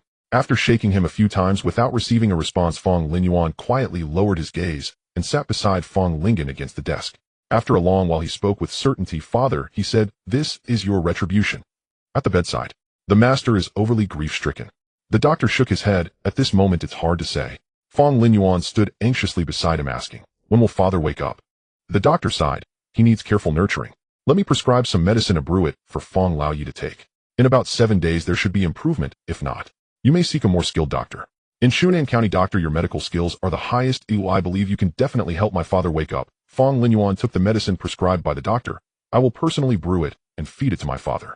Young master's filial piety, the doctor praised. When Fong Yin rushed in, Fong Lingyan was already lying on the sickbed, unaware of his surroundings. Elder brother, what happened to father? She asked anxiously. Fong Linyuan sighed. Xia He and Xia did not make it out. A father was overly grieved. The doctor has prescribed medicine, but we don't know if it will be effective. How could this be? Fong Yin shook her head, disbelief etched on her face. Fong Linyuan approached and gently patted Fong Yan's head. In these days, just spend more time with father. What about you, elder brother? There are so many matters in the Fong family, and with father in this situation, I must step up and take responsibility. Fong Yin nodded. Elder brother, thank you for your hard work. Fong Linyuan smiled gently. This is the responsibility an elder brother should bear. He looked at Fong Yin. Do not be too saddened. In truth, things aren't too bad. At least with Xia He dead, no one will use the engagement to bind you. Mentioning the engagement, Fong Yan's face turned pale and tears streamed down her cheeks. But he is already dead. Even without the engagement, what does it matter? Fong Yan's voice was tinged with sorrow. Fong Linyuan comforted her. At least with Xia He dead, it shows that there is some justice in this world. It can be considered a revenge for Nyeyang. Fong Yin lowered her head, lost in thought, remaining silent, as she bit her lower lip until it turned white. Brother C, this is the 17th group. Quan stood respectfully before Wang Si. 17th. This was the 17th group to arrive here seeking to join the Sky Wolf sect. Within a single day, hundreds had come forward to join the Sky Wolf sect, many possessing both exceptional talent and unwavering resolve. Yet Wang Si had refused them all. He had no idea what had transpired, and more critically, his senior brother lay bedridden. The physician had advised him to prepare for the worst. If he truly were about to die, should Wang Si gather that crowd and shout, "Our leader is dead," why join the Sky Wolf sect at all? To attend a funeral as mere spectators. His breath had ceased entirely. Already one full night had passed. Yet Wang Si gazed upon Xia He lying motionless upon the bed, and not a single thought of surrender stirred within him. He even smiled wryly to himself. Perhaps resurrection, the most improbable of miracles, was not beyond possibility after all. Tell me, could a miracle truly occur? Jin Shaoqian turned to Ning Wei and suddenly asked. Ning Wei remained silent, her gaze fixed upon the distant mountains behind the compound. Jin Shaoqian continued unbidden. Miracles exist precisely to be witnessed. Behind them, 8 figures stood in quiet formation. Not a word spoken of life or death, nor any mention. As Jin Shaoqian had said, they waited, patiently, steadfastly, for a miracle as elusive as mist. A month slipped by. Spring had quietly withdrawn. Faint cicada calls now echoed through the mountainous rear grounds. The air grew heavy and still. Feng Xingyao stood atop the Vermilion Tower, gazing into the distance at the undulating range of mountains. Below, clamor rose from the courtyard, but over this past month she had grown accustomed to it. After all, this was a pleasure house, a business that must remain open. Behind her, a figure lingered in the shadows of the silk curtains, sipping tea with serene nonchalance. How is it? My drunken beauty pavilion enjoys rather robust patronage, wouldn't you agree? Feng Xingyao turned to face him. He wore a deep crimson robe. He stood like an ancient city wall weathered by centuries of wind and rain in Chuanjing, except for the coiled python embroidered upon his sleeve, lending a single vivid thread of vitality to the otherwise somber hue. Few would ever imagine you'd choose such a humble locale to run a pleasure house. Feng Xingyao smiled faintly. He paid no heed to her remark, instead turning his gaze outward toward the pavilion's facade. Rain is imminent. Have you still not met the one you've been waiting for? What of it? You've been living rent-free under my roof after all. So what? If things continue thus, I may soon assign you to entertain guests downstairs. Who dares approach me? Indeed. A moment of quiet concession followed. Before the bustling drunken beauty pavilion, the blacksmith's forge stood unusually still. Wang Si dozed beside Xia Xiaohe, vigil kept in slumber. At that very instant, Xia Xiaohe's eyelids fluttered, then slowly opened. Where rain approaches, shall you descend the mountain first? I'll keep watch here. Jin Shaoqian chuckled warmly as he urged her. Ning Wei shook her head, eyes fixed on the gathering clouds cresting the mountaintop. The clouds churned violently, then lightning split the sky with a deafening crack. Jin Shaoqian glanced sidelong at Ning Wei, puzzled. How could a young woman remain unfazed by thunder? Another bolt struck. Jin Shaoqian leapt forward, trembling uncontrollably as he clutched Ning Wei tight. Waiter, I'm terrified. Ning Wei looked at him. No mockery crossed her lips, no scoff at a man fearing thunder. Then the rain began to fall. She drew him close, unfurled her umbrella, and bore his weight alongside her own. Tell me, do miracles truly exist in this world? As rain whispered softly against the earth, Ning Wei asked. Jin Shaoqian paused in thought. Meeting you, that alone is a miracle. His reply dripped with bittersweet sincerity. Ning Wei offered no answer. Her gaze remained locked upon the roiling heavens, where lightning tore the cloud mass apart only for it to surge back together, boiling with elemental fury. Ning Wei seized Jin Xiaoqian's arm and pointed upward. Look, does that not resemble a dragon? They exchanged glances and spoke as one. The celestial dragon writhed across the horizon, soaring through the vault of heaven. Just then Jin Xiaoqian pointed again. Look, there amid those clouds. Are those two human silhouettes? Ning Wei followed his finger. The dragon's maw seemed to open wide, and from it poured a radiant rainbow bridge. Upon that luminous arch, two figures descended slowly, steadily. Ning Wei murmured, voice hushed with awe. I have seen it now. The world does hold miracles. Legendary heroes often descend upon seven-hued clouds. Yet Xia He was no hero, nor had he endured profound sorrow. The rainbow bridge lowered gently, setting him safely upon solid ground. He saw Jin Xiaoqian and Ning Wei, and smiled. What a coincidence, he said. Jin Xiaoqian clicked his teeth. Not at all coincidental. Were you waiting for me? Xia He arched a brow in quiet challenge. Why wait for me? Jin Xiaoqian's eyes darted evasively across the surroundings. Well, moonviewing, of course. He slid an arm around Ning Wei's waist. Ning Wei did not pull away. She watched the two men exchange banter, effortlessly avoiding the very word death. The moonlight tonight is truly exquisite. Xia He nodded in wholehearted agreement. Then, across the heavens, a thunderclap detonated. Ink-black clouds boiled furiously, and rain lashed down like whips. Ning Wei blinked, only then noticing another figure standing silently beside Xia He. And who might this be? She asked. I am Xia Qixue, Xiao's elder sister. Xia Qixue smiled warmly at Ning Wei. Ning Wei hesitated, puzzled by this sudden appearance, until memory stirred Xia He's origins, the tangled threads of cause and consequence. So, he had entered the secret realm to save his elder sister. She paused, studying Xia He in silence. Have you uncovered who poisoned your sister? Xia He looked at Ning Wei, and at Jin Xiaoqian, who had drawn near. He smiled faintly, his hand slipping beneath his sleeve, fingers curling slowly, restraining power held in perfect silent check. If you remain uncertain, perhaps this death offers the perfect vantage to see clearly. Or, seize this chance of apparent demise to depart Chunnan County entirely. Free from entanglement, you would. Ning Wei knew well whether it was Xia Qixue's poisoning, or Xia He's precarious position within the Fong family. It was all a chain binding him. This fabricated death, however, presented Xia He with an ideal opportunity to break free. Xia He lifted his brows slightly, and met Ning Wei's gaze. He understood her words fully, spoken not from abstraction, but from intimate understanding of his plight, offering the most rational, advantageous path forward. Yet Xia He shook his head. But I did not die. Ning Wei regarded him, perplexed by his reply. Moreover, I care little for turmoil. Sometimes one simply cannot afford laziness. He inclined his head slightly, as if pondering, or as if final resolve had settled deep within him. Lightning cleaved the sky, crashing into the horizon. Xia He turned, and extended his hand towards Xia Qixue. Elder sister, I shall take you home, he said. Rain pounded the entire Chunnan County. Unlike the precious spring rain, the early summer rain fell recklessly, somewhat indulgently. Xia He stood at the entrance of the Fong residence, accompanied by Xia Qixue. This scene resembled one from 10 years ago, with two people holding hands alone in a foreign land as outsiders. Just like 10 years ago, Xia He knocked on the brass ring on the door. The door opened slightly, and the sound of the doorman's grumbling came through. It's the middle of the night, disturbing people. The words were abruptly cut off. You? The doorman's eyes widened, and without hesitation he slammed the door shut. It was indeed a familiar scene. Everything seemed familiar, yet the protagonist had changed. The one shocked inside the door was Fong Linyuan. This is impossible, he exclaimed. Xia He's appearance meant that Nia Doma had failed, that Wu Minghui had lost. More importantly, he couldn't comprehend how these two could possibly return alive after a month since the closure of the secret realm. Young master, what should we do? The doorman looked respectfully at Fong Linyuan. A month had passed, and the master lay on the sickbed, unaware of when he would awaken. In this month, any discerning person could see who currently held power in this family. Fong Linyuan's methods had gradually revealed themselves over this month, appearing gentle and refined, yet those who opposed him quickly vanished from the Fong family. His tactics had truly shocked the entire Fong household. At this moment the doorman looked at Fong Linyuan. His expression was one of astonishment, but the surprise did not last long. His brows furrowed slightly, as if in contemplation. There was no need for further astonishment regarding matters that had already been settled. Besides, for Fong Linyuan, the entire Fong family was now his. Even if Xia He had returned alive, it was already too late. He turned to Xue Chong, who was following him, and whispered a few words. Xue Chong nodded, his gaze towards Fong Linyuan filled with respect, and he quickly ran off in a certain direction. The rain continued to fall. Xia He glanced deeply at the Fong residence, then turned to Xia Qixue. He smiled, feeling that this scene was particularly reminiscent of 10 years ago. Sister, we should go now, he said. Xia Qixue looked at Xia He, observing his calm gaze. All right, she nodded. Wang Si felt a slight itch on his face, wondering why mosquitoes had come out so early in early summer. He scratched his face, suddenly feeling something was off, and opened his eyes wide. Xia Shao's hand was on his face, patting it. Boss, you finally resurrected. Hearing Wang Sis' delighted shout of resurrection, Xia He felt something was off.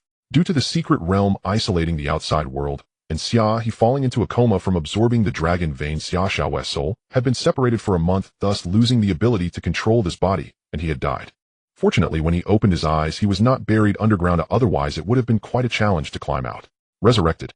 Resurrected. So great. Xia He shouted, "Stop." Wang Si halted, turning to look at Xia He with a goofy smile, not asking why Xia He could still wake up lively after losing consciousness for a month. As long as the boss was alive, the rest didn't matter. However, Xia He's expression gradually turned serious. He looked at Wang Si and said, "In these days there must be quite a few people wanting to join the Tianlong rite. The boss is truly prophetic. Even if dead, he knows everything." Wang Si sincerely praised. Xia He held back the urge to roll his eyes and asked Wang Si, "What about those people now?" "Don't worry, boss. Although I didn't dare to recruit them while you were dead, I've comforted those who needed it. Now that you're back, I'll go recruit them. No need for that. The Tianling doesn't need so many people for now," he said, looking at Wang Si. "You just need to deliver a message to them and let them leave on their own." "What message?" Wang Si asked. Xia He raised an eyebrow. "Xia He has returned." As the wind and rain fell, this news spread quietly throughout the Tianling. Countless people emerging from the desolate secret realm felt their hearts ignite at this moment. He has returned, he has come back alive. After Wang Si finished delivering the message, he quietly stood beside Xia He, somewhat perplexed. He certainly knew who Xia He was, but it was precisely because he knew who Xia He was that he looked at Xia He, his eyes filled with confusion. He had never heard of his boss having any connection with Xia He. Why was such a message being spread? Xia He noticed Wang Si's confusion and gazed out at the desolate night. The wind and rain were bleak. "I know what you're wondering," he said. "Actually, over the years there has been something I wanted to tell you." Wang Si was confused, holding his breath. He had a premonition that his boss' next words might shock him. Xia He remained silent for a moment. "It's been 10 years, you didn't ask, so I didn't say anything. Hence you probably still don't know my name." Wang Si looked at Xia He. "My name is Xia He," he stated. "Xia He is my boss." Wang Si's mouth dropped open as if he couldn't catch his breath. Xia patted his shoulder as a form of comfort. "He's coming soon, or I can finally take a break." Xia stretched lazily. "These 10 years haven't been easy for me either." Wang Si looked at Xia. "I've been managing Tianlang for the past 10 years, haven't I? Making it seem like you had it tough." Xiao's face stiffened. "So everyone just came to eat free meals?" Xia coughed. Wang Si glanced sideways at the rain. "I'd like to see what this behind the scenes manipulator who hasn't shown up in 10 years wants to do." Xia choked slightly. The term behind the scenes manipulator sounded a bit unpleasant. Xia He chose to come to the blacksmith shop not because he wanted to take over Tianlang. After all, Xia was his avatar, essentially another version of him, so there wasn't much meaning in taking over. Mainly the rain was quite heavy, and he realized after thinking for a long time that he actually had nowhere else to go. Looking across the entire Chunan County besides the Fong family, he found he didn't really know anyone. It hadn't been easy to end up in this situation over 10 years. Just as he was thinking, Wang Si's face appeared before him. Although they had been together for 10 years, this was indeed the first time he saw himself. In his eyes, he was just here to pick peaches. His little eyes were full of grievance and unwillingness. Xia He coughed, and with a confident posture led Xianxia inside. "Brother, let me borrow your place to avoid the rain." His gaze flickered. Fong Yin knew she was deeply saddened, but she had to keep herself awake. Just as she knew that Xia He could not have killed Nieyang, even though all evidence pointed toward Xia He, sometimes as a woman, she trusted her intuition more than evidence. Yet even if she believed Xia He was not the murderer and might even be a victim in this killing, she still could not forgive, because she could judge that behind all this it directly pointed to Xia He. Thus, in a certain sense, even if it wasn't Xia He who killed Nieyang had lost his life due to Xia He, because she was a woman and she was unreasonable. Xia He looked at Fong Yin as if he wanted to say some comforting words, but felt it unnecessary. This woman had always been awake. So he looked at Fong Yin. "Where is Uncle Fong?" he asked directly. Fong Yan's eyes revealed confusion, a trace of imperceptible vigilance appearing. "What do you want with my father?" Xia He fell silent for a moment, looking at Fong Yin.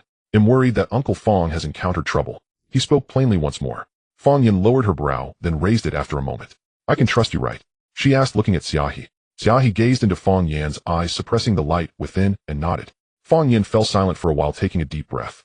"I suspect someone has harmed my father, even wanting him to never wake up again."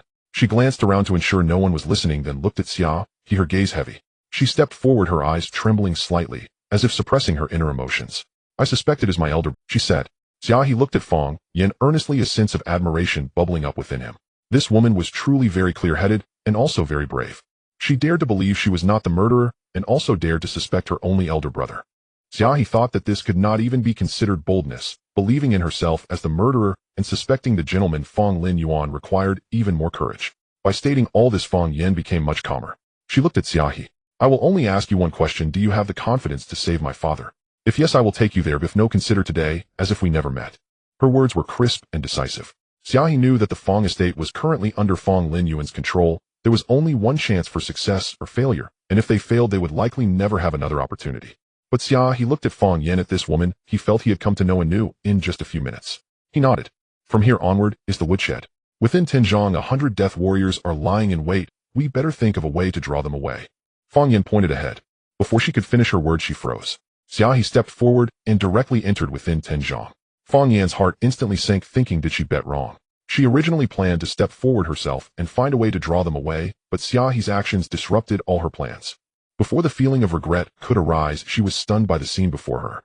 It was flames, vast and sweeping flames. The flames spread out in the direction she had just pointed, instantly covering the area like a dragon, like a dance. As the flames spread, Fong Yen heard the sound of numerous screams. One by one, human-shaped fireballs emerged from who knows where, rolling about. Xia He stood in the center of the crowd, his fingers dancing skillfully. With exquisite control, the flames began to shrink, clinging to each person like a red garment.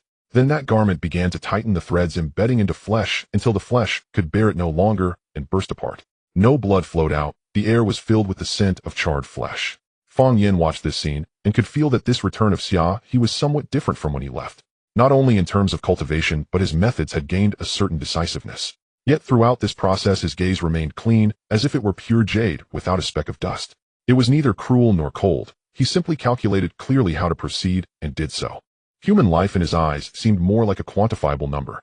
Xia He looked at the scene before him, calculating how to kill more people with the least amount of spiritual energy. The flames spread out, but also continuously compressed, the temperature in the air rising bit by bit. He walked forward, the flames blooming behind him.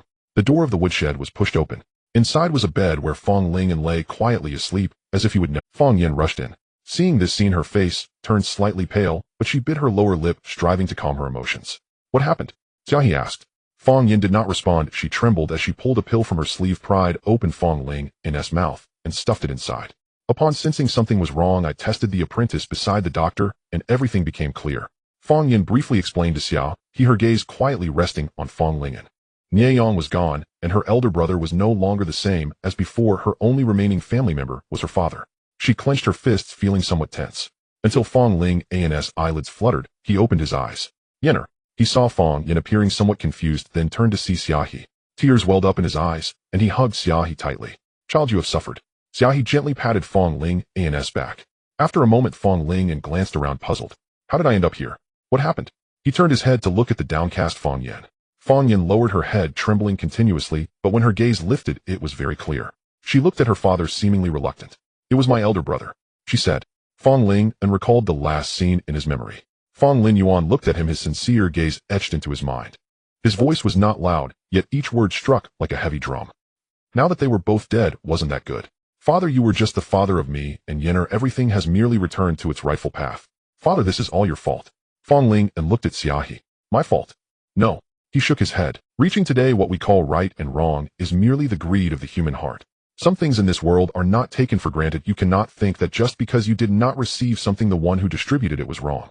Nothing is supposed to be. Such greed should never become an excuse for wrongdoing. Even using extreme means to nurture that insatiable greed. I will go take a look. Fong Ling struggled to get up from the bed. Xia He quietly bent down. I will carry you, he said. Fong Ling wanted to take a look to see what sort of son he had raised. He knew that because of Xia He had somewhat neglected Fong Linyuan, but from any perspective, he asked himself if he had wronged this son. Whether it was the Shi family or the Nie family, there were several young masters from various clans, while he, after Fong Yen, had no thoughts of having more children. It could be said that it was because of Xia He that he felt some guilt towards Fong Linyuan, making him the only male descendant of the Fong family. He believed he had treated this child well, and he suddenly wanted to see the true face of this child. Some things once seen could make him determine his resolve. Fong Linyuan had disheveled hair, and the gaze hidden beneath his messy locks was somewhat vacant. He couldn't understand why things had developed to this point. The third stage of the Xian realm. This was impossible. Each stage of the Xian realm required the equivalent of 10 stages of the Huang realm's spiritual energy. The Huang realm took Xia He 10 years to complete, while Fong Linyuan had broken through to the third stage in just a month and a half. It shouldn't be. A fluctuation began to appear in Fong Linyuan's calm gaze, just as his trembling hands could no longer be controlled. He thought he had hope. He was already at the 9th stage of the Huang realm. As long as he broke through 2 more stages within the Huang realm, he could catch up to Xia He. However, Xia He was already at the third stage of the Xian realm, and to reach such heights, he would need at least another 30 years. And what would Xia He be like 30 years from now? He couldn't possibly wait for him to catch up. A sense of powerlessness, even a faint despair, gradually spread in Fong Linyuan's heart. But it was merely a fleeting feeling. He was not the kind of person to give up easily. If he couldn't catch up, then before Xia He could take flight, he would thoroughly break his wings. Fong Linyuan tidied his disheveled hair bit by bit. Then he looked toward the head of the constables blocked by the crowd. He knew that a significant figure had arrived in this small county, or otherwise he wouldn't have had the chance to borrow the empty bell, a spiritual artifact from the county magistrate. His gaze gradually sharpened. If he was not mistaken, that person was about to appear. He still had a chance to turn the tables, so he looked forward and gently shook the empty bell in his hand. The sound of the bell was somewhat heavy, and the crowd in front of the constables suddenly felt as though they were ensnared by a layer of chains with those of lower cultivation unable to move at all. The empty bell was a spiritual artifact. Its inability to suppress Xia He did not represent its true power. What's going on? Why can't I move? Someone asked.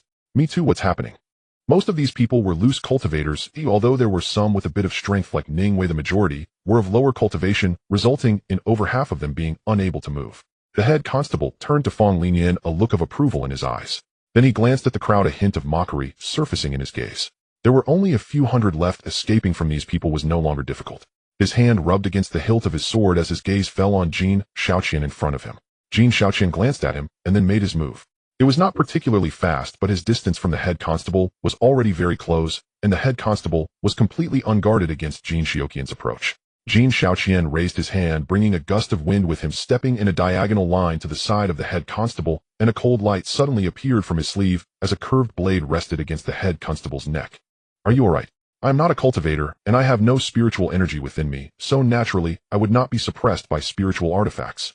As he spoke, Jin Shaoqian pressed the curved blade down, drawing a line of blood to intimidate the eager constables. The constable felt the pain on his neck, a cold look appearing on his face. Openly attacking a government official is a serious crime. I know. Jin Shaoqian's tone was casual. I see your skills. You are quite a hero. Who is Xia He that you would go to such length? I really haven't thought about that question. Jin Shaoqian pondered for a moment, shrugged. Forget it, I can't figure it out. You know my people are coming soon. Let's leave it at that. When he arrives, you won't be able to escape. If you let me go now and help me catch Xia He, I can treat this as if nothing happened.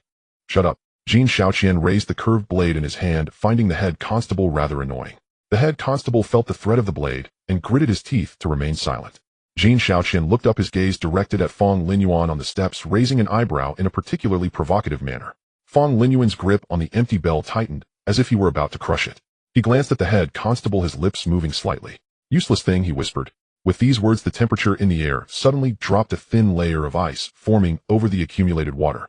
Young Master Fong, please don't act recklessly, the head constable hurriedly said. Fong Linyuan glanced at him. Although he did not care at all for the lives of the constables before him, he could not tear his face completely before the final moment had arrived. He withdrew his hand, and the thin ice on the ground melted. Not far away, Fong Linyuan quietly watched this scene. The few words that the head constable did not hear were crystal clear to him. Useless thing. Was this person before him truly his cultured and gentle son? His methods were ruthless. First he poisoned Xia Qixua, then he framed Xia He for Nianyang's death, and even poisoned himself, directly taking control of the Fong family. Like a venomous snake lurking in the shadows waiting to strike, when you are unaware, sinking its fangs into your throat, and injecting the deadliest poison, coldly watching you walk towards death.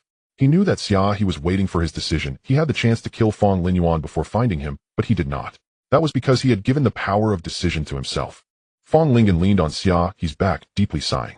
At that moment he felt as if he had aged 10 years in an instant. Shall he, for my sake, spare him a life as a repayment for the favor I have owed you over the past 10 years? Fong Linyuan's gaze was somewhat murky. He had never mentioned the word favor in front of Xia He. With this word, it seemed that something had disconnected between Xia He and Fong Linyuan. After the disconnection, an invisible high wall began to emerge between the two people who were clearly very close. When the word favor replaced emotion, it meant that many things had been clearly delineated. Shall he, from today onward the favor between us shall be severed. You owe me nothing, and need not be bound by this. Xia He was somewhat stunned and puzzled, but before he could ask anything he stopped. Fong Linyuan looked over. His brows arched like a sword unsheathed. Have you found it? He inquired with approval.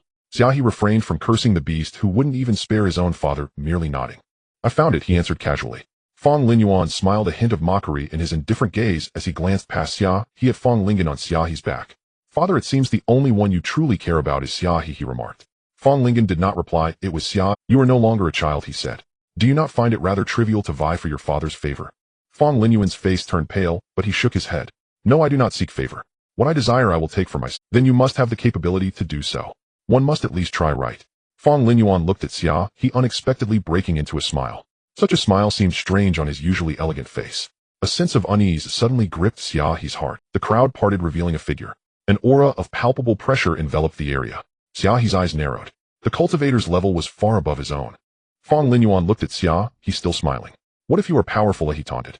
Can you single-handedly contend with an entire nation? Contend with an entire nation.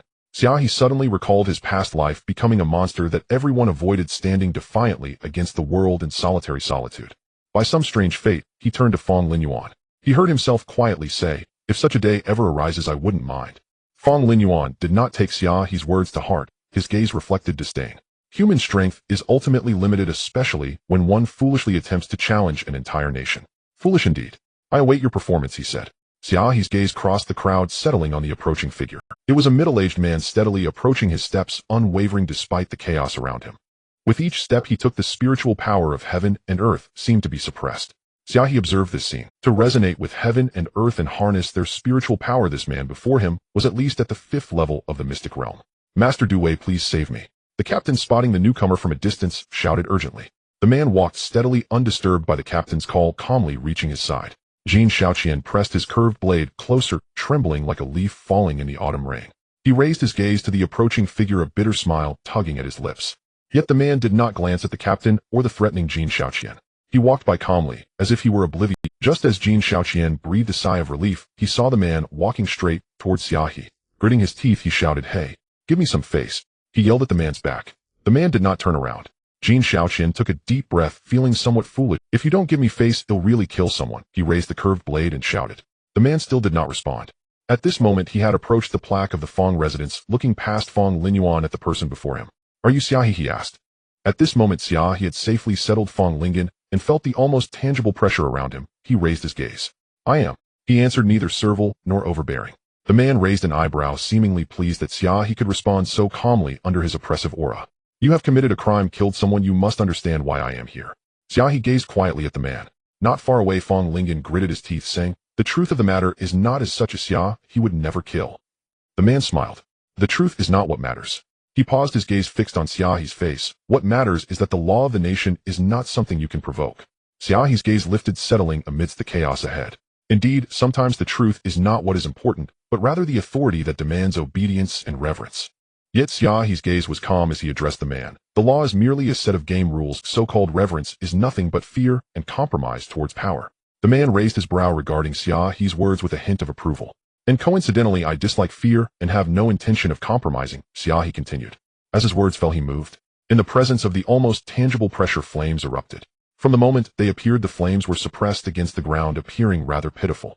Fong Linyuan watched this scene, openly expressing his delight. He knew that the newcomer was Mo Kuan, the prefect of Yejuan, who had broken through to the 5th level of the mystic realm 5 years ago.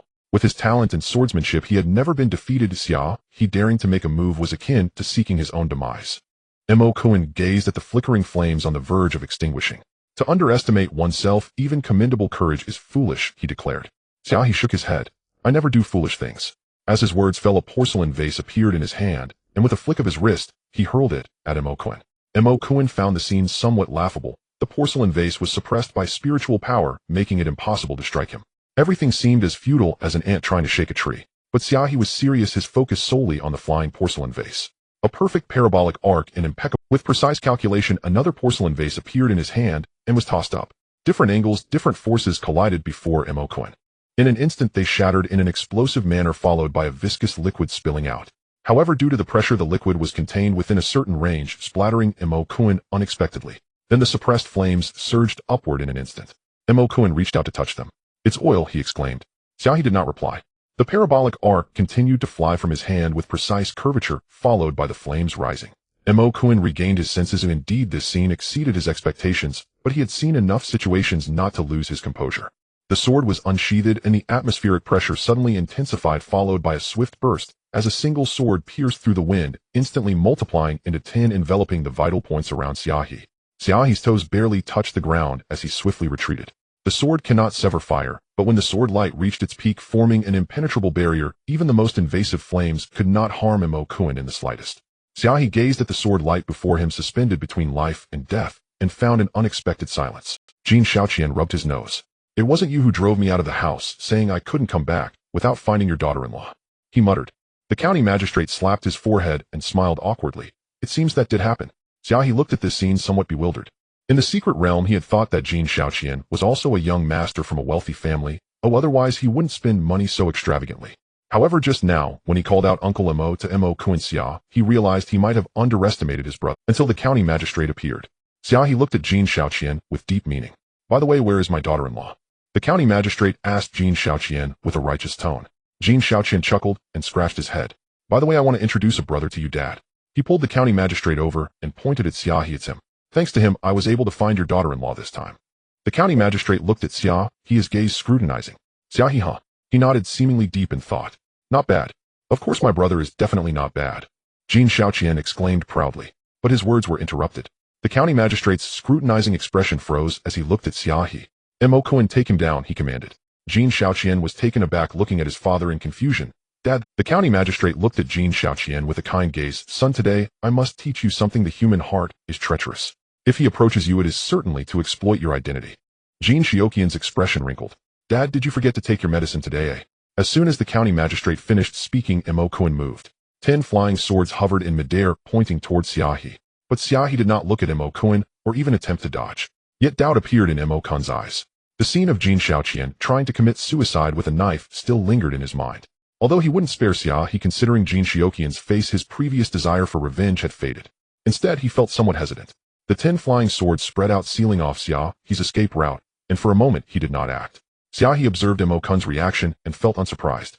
The situation was somewhat stalemated, with the most critical point still being Xiaoqian's side.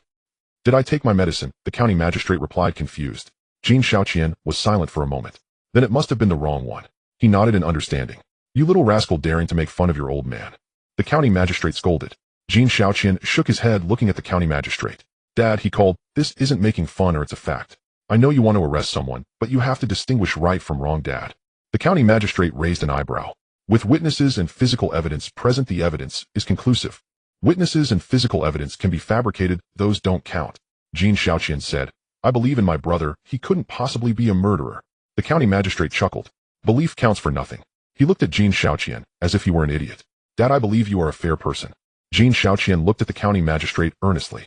The county magistrate was taken aback, suddenly realizing he might have just insulted himself. Fair? What kind of fairness do you want? He asked. Xiaoqian turned to look at Xia He. Dad, you have to give my brother a chance to prove his innocence. The county magistrate sneered as he looked at Xia He. Son, let me show you how treacherous human hearts can be. If he did this, even if I give him a chance, he won't be able to prove his innocence. Through the sword light ahead Xia, he looked at the county magistrate. Then, county magistrate, what evidence do you have to prove that I killed him? He retorted. Where is this so-called witness and physical evidence? The county magistrate's gaze towards Xia He was somewhat cold. The physical evidence is the letter that Nieyong sent to meet you at the Drunken Beauty Pavilion. The witnesses are those who were present at the Drunken Beauty Pavilion. They all know you killed Nieyong. But did anyone see it with their own eyes? Xia He asked.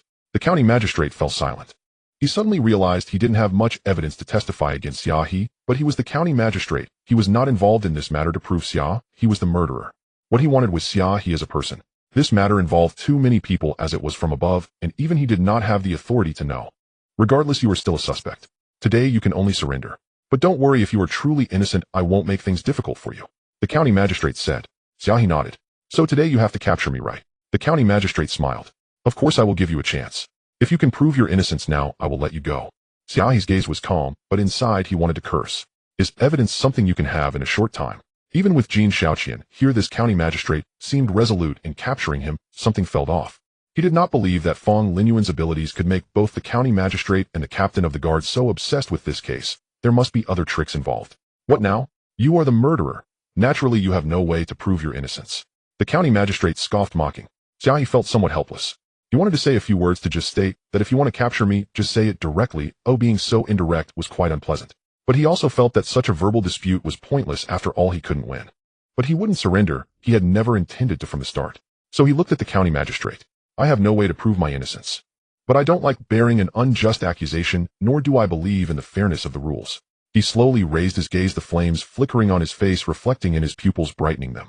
If the county magistrate insists on this, then I can only fight to the death. To prove your innocence, the county magistrate— Not exactly. After all, even if I died to prove my innocence, I doubt the county magistrate would believe me. This so-called fight to the death is merely reluctance. Xia He knew that with Jin Shaoqian present, perhaps surrendering at this moment was the wisest choice, but he was unwilling. He did not want to bear an unjust accusation, nor did he want to present himself to others like fish on a chopping board. Even if this was the rule, even if violating the rules would bring immense pressure.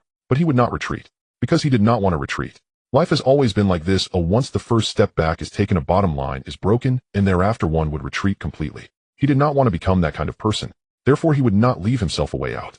Flames solidified bit by bit in his hands, forming a crimson sword. He raised the sword horizontally, pointing the blade at Imokuin. Please enlighten me further, he said. Imokuin looked at the young man before him. His gaze was clear and firm. But deep within Imokuin's clear gaze he saw a hint of death intent. Life or death to be reborn. 10 swords vanished, transforming into one sword in his hand. He raised the sword, its tip hanging low. I will be serious, Imokuin said. The wind suddenly stirred at ground level. The cold shadow of the sword was about to strike. However, at that moment a patch of greenery burst forth from the ground, with soft green grass creeping up along the tip of Imokuin's lowered sword, entangling his wrist. Not far away a sedan stopped and a girl's figure appeared. She quietly walked towards Xia He and stood beside him. With her hand raised, she struck a very handsome pose. Please enlighten me, she said earnestly, looking at Imokuin, who had already freed himself from the grass. Imokuin was taken aback. Since when had the third stage of the mystic realm become so common? In a small place like Chunin County, two had appeared at once. Though his realm was 2 levels higher than the two before him, he had sparred with Xia He and understood the coldness of life and death she wielded, which was quite troublesome. The moment this girl appeared, she had bound him with the grass. Such an attribute easily controlled the battlefield, and once he was bound, he would easily become a living target. Feng Xingyao noticed the hesitation on Imokuin's face and raised her head somewhat provocatively. Are you afraid? Imokuin gritted his teeth, ready to strike. The voice of the county magistrate came. You step back first. Imokuin retracted his stance and stepped back. Feng Xingyao smiled, glancing at Xia He beside her, raising an eyebrow with a look of pride. Xia He smiled, knowing what Feng Xingyao was thinking. Impressive, he nodded in praise. Feng Xingyao chuckled, revealing her 2 shiny little tiger teeth. Unbeknownst to when the county magistrate had already approached. He looked at Feng Xingyao. Who are you? He asked with a stern gaze. Do you know what a grave crime it is to obstruct an official's duties? Feng Xingyao assessed the county magistrate. That's 2 questions, of which one should I answer first? She rubbed her head, appearing somewhat troubled. Xia He looked over. No rush, one at a time. Feng Xingyao nodded, then looked at the county magistrate. As for my identity, I am the owner of Zuyan Tower, a notable figure in Chunin County. The county magistrate glanced at Feng Xingyao. So you're a brothel, madam? Feng Xingyao was momentarily taken aback, thinking that while there was some truth to that, she was merely a fake, and thus not too offended. She adjusted her makeup and continued. As for the second question, I did not obstruct the officials. I only stepped forward after hearing the county magistrate mention that Xia He should prove his innocence. Miss Feng, what do you mean by that? Jin Shaoqian leaned over to ask. Feng Xingyao replied calmly. You must know that this incident occurred at my Zuyan Tower. No one understands it better than I do. Since I stepped forward, it means I have evidence. The county magistrate's expression subtly shifted. Where is the evidence? He asked. Feng Xingyao looked in a direction where a woman in red stood. Hong Quan walked over quietly and bowed to the county magistrate. That day I witnessed it. I saw it clearly, she said. Everyone in Zuyan Tower knows that I have a good relationship with young Master Nieyang. That day he indeed invited Xia He to meet, but before meeting Xia He had seen me first. The county magistrate frowned, looking at Hong Quan. You better be careful with your words. If there's a single untruth, I will not let it slide. Hong Quan acknowledged and continued. That day he did not stay long before booking a room and leaving. However, he had promised to return after finishing his conversation with Xia He, so I was waiting for him that day. Coincidentally, that room was within my line of sight. The county magistrate can surely send someone to Zuyan Tower to check. Hong Quan continued. So that day I saw that person enter that room. He was dressed in white, and although his face was obscured, it was evident that he was not Xia He. Hearing this, the county magistrate snorted. That's just one person's word. Do you have any evidence? Hong Quan replied. Naturally I have evidence. That day when that person left, I went in to find Nieyang, so before the crowd arrived, I was the first to witness the scene. Recalling that scene, Hong Quan's eyes turned red. That day she indeed was the first to see Nieyang. She watched him fall in a pool of blood, her heart feeling as if it had been emptied. He leaned against the wall. I went over to pull him, and behind him I discovered marks left by fingernails. They appeared somewhat chaotic, but upon closer inspection one could discern that it was a character. Hong Quan took a deep breath and slowly exhaled. The character was Yuan. The county magistrate's expression darkened slightly, showing signs of displeasure, but he concealed it well. You must be responsible for what you say. He looked at Hong Quan. Hong Quan continued. If the county magistrate does not believe me, you can follow me to Zuyan Tower. The room where young Master Niao was holds crucial evidence that the owner has deliberately preserved. The character Yuan is still on that wall today. On the side, Jin Xiaoqian timely chimed in, asking loudly, "By the way, where's Fong Linyuan?" The focus of the incident quickly shifted to Fong Linyuan. Previously startled, the head constable cautiously reporting to the county magistrate that Fong Linyuan left when the young master stopped the captain. Left? Jin Xiaoqian raised an eyebrow, and then clapped his hands. "Father, are you being used by others as a pawn? Fong Linyuan has fled in fear of being implicated. Isn't the true culprit obvious?" The county magistrate glared fiercely at Jin Xiaoqian. Jin Xiaoqian turned his head aside, rolling his eyes. Meanwhile, Mo Kuan glanced at Xia He, recalling the hint of determination in the youth's eyes, feeling a wave of emotion. He turned to the county magistrate. "Sir, there is indeed a lack of sufficient evidence in this matter. Why not take a pause for now? I will assist the county magistrate in investigating the truth of this matter." Hearing this, Jin Xiaoqian looked at Mo Kuan. "Uncle Mo is still the best." The county magistrate glanced at Jin Xiaoqian, who continued turning his head to roll his eyes. The county magistrate frowned, narrowing his eyes as he looked at Xia He. Then his gaze swept past him as if he hadn't seen him. He turned to Jin Xiaoqian. "Let's go home, son. By the way, where's your father's daughter-in-law? You're not trying to save face by fooling your father, are you?" Feng Xingyao watched as the county magistrate dragged Jin Xiaoqian away, as if nothing had happened, blinking her eyes. Mo Kuan glanced at Xia He, tightened his grip on the sword, and also turned to leave. As the county magistrate departed with Jin Xiaoqian, and Mo Kuan, Zhang Ru discreetly dispersed the officials. For a moment, the area in front of the Fong residence became empty. Xia He seemed somewhat dazed. Everything had started rather quickly, but ended rather simply. Everything ended quite smoothly, but the ease of it all felt strangely suspicious. He had never met Hong Quan yet. From her actions, he could sense a mutual sympathy towards Nieyang. Hong Quan slightly raised her gaze, her tone still steady. "The true murderer should not go unpunished," she stated. "As for you, I saved you as a matter of convenience, plus the owner wishes to meet you." Xia He looked at Feng Xingyao. "Are you really the owner of Zui Yanlu?" He had sent people to probe the depths of Zui Yanlu, but had not received any results, so he was somewhat curious. "What does it not seem so?" Feng Xingyao lifted her chin. Hong Quan glanced at her, and then said to Xia He, Feng Xingyao exclaimed, "Does it have to be so straightforward? Who would be interested in that guy Zui Yanlu anyway?" She pouted and turned her head away, refusing to speak. Xia He found this scene somewhat amusing, then looked at Feng Xingyao and said, "You know, you look a bit cute when you're angry." Feng Xingyao suddenly felt like exploding with rage. "So you really like seeing me angry? Cute, my foot." She puffed her cheeks and stomped her feet, thinking, shouldn't someone comfort me? Xia He fell silent for a moment. "You really are cute," he replied. Feng Xingyao sighed, and Hong Quan unexpectedly showed a rare smile. "Young Master Xia." A voice broke this strange atmosphere as Huashan led a group of people running over, nearly 1,000 people surrounding Xia He like a monkey show. "Are you really all right?" Xia He nodded and said to the crowd, "This time I owe it all to everyone." Huashan waved his hand. "Everyone's lives were saved by you.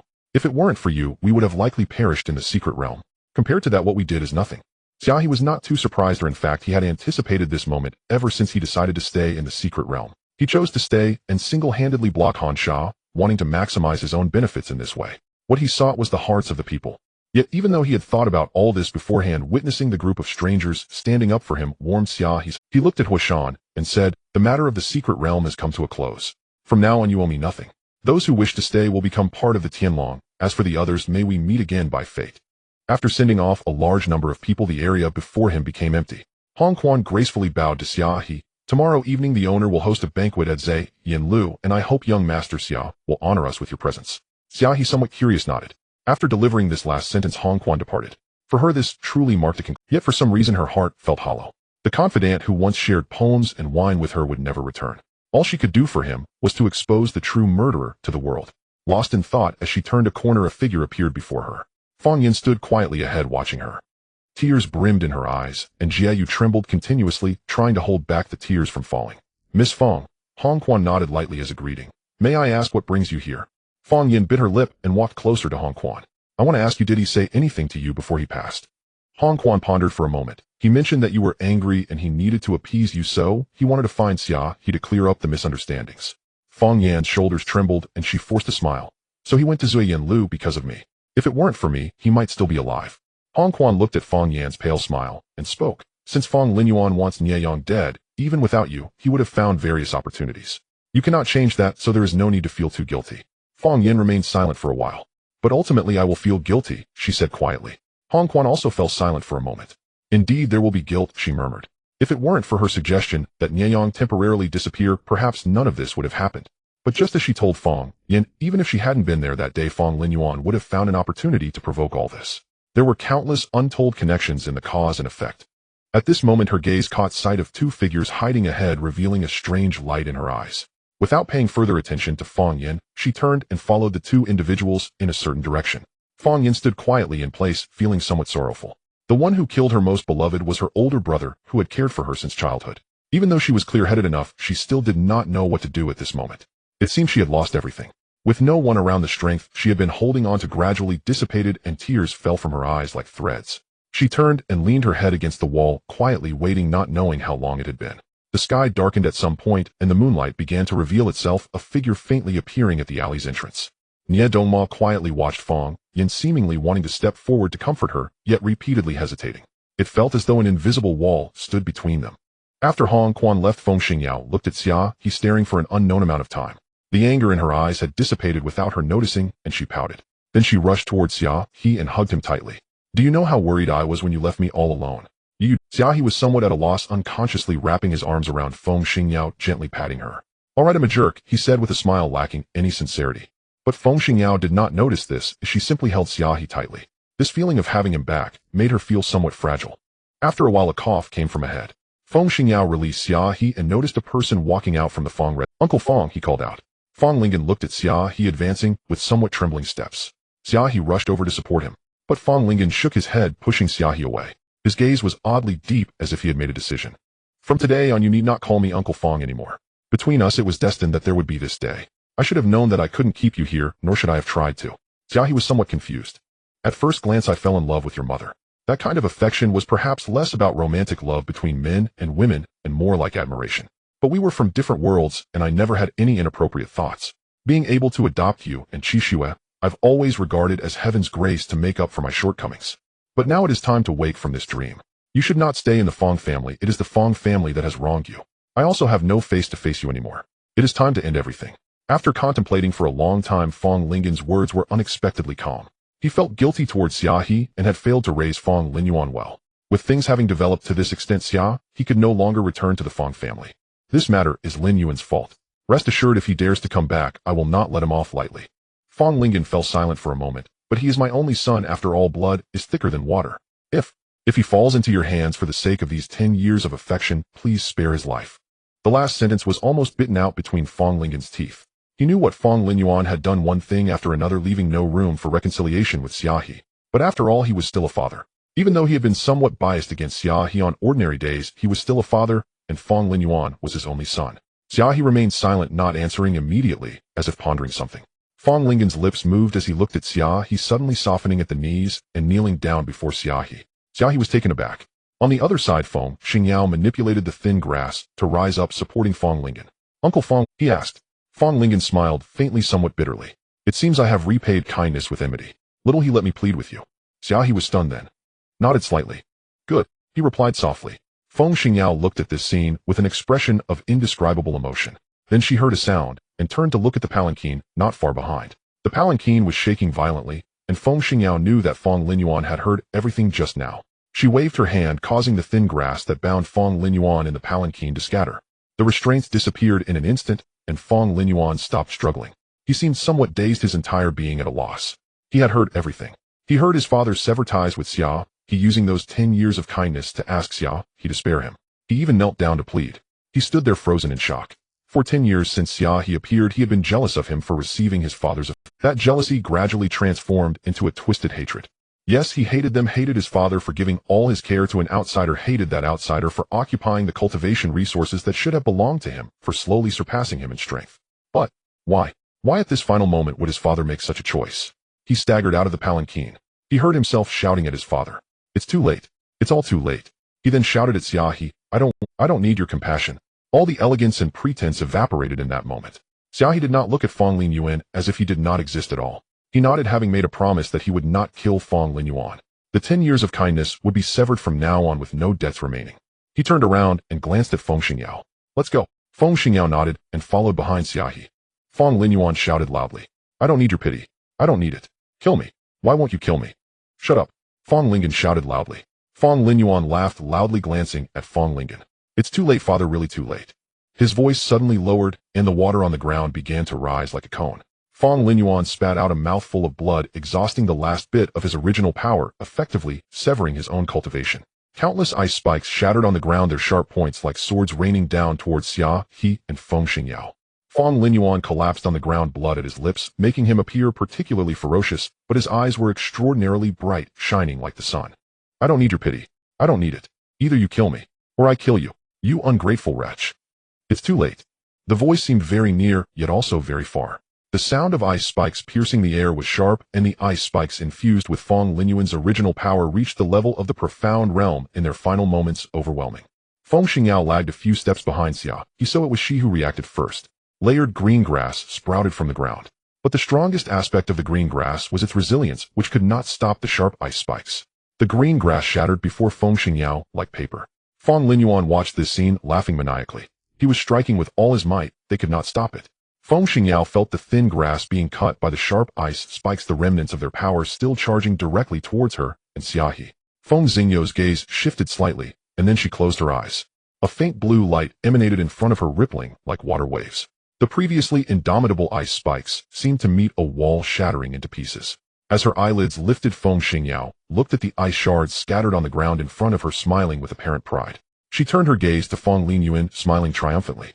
You think you have the qualification to kill, eh? Feng Xingyou's words were full of unfiltered sarcasm. Xia He, having regained his composure, quietly watched Feng Xingyou's commanding demeanor. Fong Linyuan's face twisted in anger and fear, and upon hearing this he spat out another mouthful of blood. Feng Xingyao smiled, her gaze sweeping past him before returning to Xia He. Let's go. She stretched out her hand. Xia He nodded, and the two left. Fong Linyuan's gaze was hollow. This is impossible. How could this happen? He had expended all his cultivation, exhausted all his original power to destroy his foundation, yet that woman had effortlessly neutralized it. A deep sense of powerlessness and despair arose in his heart. Fong Linyuan approached, but did not help Fong Linyuan up. He sighed, you should leave too. Fong Linyuan raised his head and looked at his father, his gaze hollow. I promised Xia He that I would not easily let you go, just treat it as if I never had you as a son. He calmly said to Fong Linyuan. Fong Linyuan looked at him for the first time, clearly reflecting Fong Lingan's figure in his own eyes. He seemed somewhat aged. Fong Lingan looked at Fong Linyuan, still not extending a hand to support him. There will always be a day when the truth will come to light. Even if you return, you cannot escape the punishment of the law. It is better for you to leave the Fong family from now on. Father. Fong Linyuan looked at Fong Lingan. Are you trying to drive me away? Fong Lingan looked at Fong Lingan. From today onwards your name will be erased from the clan registry of the Fong family. In my life I have no son like you. Now that you have lost your cultivation, you should wake up. Fong Linyuan smiled bitterly, deeply looking at Fong Lingan. Then he extended his hand to support himself from the ground and staggered away. Night fell, bringing a slight chill. Fong Linyuan staggered through the deep alley, walking alone. He did not know where he should go nor where he could go. Now he was nothing but a waste, having lost everything. The person he once longed to trample beneath his feet had already ascended to the clouds, a height he could never hope to reach, leaving him to gaze upward. Suddenly he found all of this rather meaningless. The struggle for all of this seemed pointless. Winning or losing felt trivial, and gains and losses were equally insignificant. When Fong Linyuan knelt before Xia He, pleading for him, he suddenly understood that all his struggles and obsessions were merely an attempt to gain his father's attention. Now it seemed he had gained it, yet it also felt as if he could never obtain it again. It was quite meaningless. Even his life had become somewhat meaningless. He looked ahead at the two figures approaching, his brows arching like swords, and he smiled somewhat recklessly. Are you? He asked. The two figures drew closer. They were very familiar. Lin Yinshi and Shi Cheng. They exchanged glances, revealing a mocking expression. Oh, isn't this young Master Fong? How did you fall to such a state? Truly pitiful. Fong Linyuan raised his brows, looking at the two. How are you still alive? He had initially sent the three of them to follow Xia He into the secret realm, hoping they would lie in wait and kill him unexpectedly. Xia He had returned, and he thought the three of them were dead, yet he did not expect to see these two at this moment. Lin Yinshi looked at Fong Linyuan. We are still alive. Are you disappointed, young master? He clicked his tongue. Fong Linyuan raised his brows, and then fell silent for a moment. I am somewhat disappointed, but it no longer matters, he replied. You may leave. Leave? Shi Cheng stepped in front of Fong Linyuan, saying, You wanted to kill us. Now that you have fallen into our hands, do you still think we will let you go? Fong Linyuan frowned, somewhat puzzled. A figure in red appeared not far away. Hong Quan watched this scene, the moonlight falling into her pupils, then vanishing. Stop the nonsense, let's settle the accounts. I have no interest in waiting for you to reminisce, she said to Lin Yinshi and Shi Cheng. They quickly complied and surrounded Fong Linyuan. Hong Quan observed this scene. She watched the flashes of blades, blood seeping from the ground, the moonlight coating the puddle of blood in a soft white. It was just like when she pushed open the door to find Nieyang lying in a pool of blood. She quietly watched, witnessing Feng Linyuan die before her. Her gaze was cold, showing little fluctuation. Once the dust settled, she tossed a silver ingot to Lin Yanshi and Qi Cheng, then turned to leave. What she needed to do was already done. Nieyang would close his eyes. "Aren't you going in?" Xia He looked at Feng Xingyao, pointed to the Zuyan building not far from the blacksmith shop. "I've been sleeping in Zuyan building for the past few days. Although I am not the owner there, I am quite familiar with that guy. I will be fine going back. Why not stay with me?" Xia He asked, somewhat confused. Feng Xingyao lowered her head, her cheeks tinged with a faint blush. "What are you to me?" She mumbled a couple of phrases, then turned and ran away. Xia He, puzzled, was about to chase after her when Wang Si grabbed him from behind. "That innocent girl hasn't even entered your door yet, and you already brought someone back. What kind of behavior is that?" He shot a glance at Xia He. Xia He was somewhat taken aback, as if realizing something, and then he frowned at Wang Si. "Get me some water." "Sure, I will go." He sulked and turned away. Why did he feel an instinctive urge to listen to him? It was truly vexing. Zuyan building. Feng Xingyao stumbled into her room and locked the door. The flush on her face was uncharacteristically intense. She spat out a mouthful of blood. Clutching her heart, a faint blue light splintered through her fingers. "You go," she said through gritted teeth. The ink crystal trembled, black patterns wrapping around the blue light. Faint laughter of a woman echoed around, now distant, now near, as if teasing. But Feng Xingyao paid no heed to these. After a moment, she propped herself up and stood. She sat at the table, pouring herself a glass of water and drinking quietly. At this moment her face was particularly pale, but her eyes sparkled with a cunning glimmer. "Do I care about innocent people? Truly a fool." Seemingly dissatisfied with the small cup, she lifted the teapot and poured the water directly into her mouth. "You should know that for girls like this, they are usually very shy, afraid to gulp down water, worried others think they are not poised. How could you directly bring her back to spend the night? Which girl would dare to come back with you?" Wang Si lectured while pouring water for Xia He, trying hard to maintain a high posture. Xia He nodded deep and, "So, I am not saying you are stupid. You really are quite foolish, unable to understand even this little girl's thoughts." Xia He remained silent, seemingly recalling something. He remembered Feng Xingyao boldly gnawing on the stone eagle in the wild secret realm. Where was the poise in that? Wang Si watched as Xia He suddenly stood up from his chair, the teacup falling to the ground and shattering. He rushed out like that. "Hey, what are you doing?" Xia He felt something was off. Although he did not know what kind of woman Feng Xingyao was, she was definitely not the poised lady Wang Si described. The shy and blushing look just now didn't seem like shyness. He suddenly recalled Feng Linyuan's full-powered attack when he had exhausted his cultivation today. That strike, if exchanged in places, would be difficult to brush off lightly. How could Feng Xingyao possibly handle it so easily? Deep in thought, he had already rushed to the door of the Zuyan building. Without hesitation, he stepped inside. "Young master, it's been a long time since you came to see us." A girl approached without even opening her eyes. Xia He pushed her aside. "Where's Feng Xingyao?" The girl pushed away, shook off her sleepiness. "What Feng Xingyao? We don't have anyone by that name here." Xia He furrowed his brow and barged inside, reaching for the door. "Hey, young master, at this hour it's chaotic inside. You can't just barge in." Xia He glared coldly at the girl. "What have I not seen? Just a chaotic scene. What is there to fear?" Saying this, Xia He resolutely pushed the door open. The girl trembled like a little daisy in the wind. It's over, it's over." She turned and fled. "This has nothing to do with me. I don't know anything." Inside the room, the sounds of flirtation filled the air. A young man in red frowned slightly, his eyes flirtatious. In truth, he quite liked Feng Linyuan and didn't really intend to write about punishing scum. He could only say he would try not to be too harsh on the protagonist. Xia He found the young man quite handsome, with a pair of phoenix eyes that turned up at the corners. Perhaps due to the critical moment, there was a hint of charm in his gaze, a seductive allure that even overshadowed the beautiful women behind him. The moment he saw Xia He, he raised an eyebrow and casually glanced at the group of beauties beside him. "Be good, you all go wrap yourselves in the quilt first. I will deal with this eyesore of a person first." Having said that, he lazily adjusted his collar and walked towards Xia He. His dreamy gaze slightly lifted as he scrutinized Xia He. Raising an eyebrow until his gaze met Xia He's, a lazy smile crept onto his lips. "Are you seeking death?" Xia He glanced at him. "I'm looking for someone, not seeking death." Having said that, he turned to leave. A familiar hand casually draped over his shoulder, effortlessly hooking around his neck. The man's intoxicated face grew larger in Xia He's view. "There's no one here, but since we've bumped into each other, why not see how the word death is written?" As Xia He was about to throw off the hand, it had already moved away from his shoulder. The man waved his hand grandly. "Come, bring paper and ink." Xia He was taken aback. "Do you know? There are 4 ways to write the word death." The man's hand once again familiarly hooked onto Xia He. "It's fine, I know for sure you don't, so I'll write them out for you." Xia He felt that the person in front of him must be mentally unstable. He swiftly threw off the man's hand and ran towards the door. The man leisurely wrote the character for death on the white paper in a neat and orderly manner. "You see, to understand how to live well, one must see how to write the word death. Don't you agree?" He turned to look. Where did he go? "Young master, that person ran away."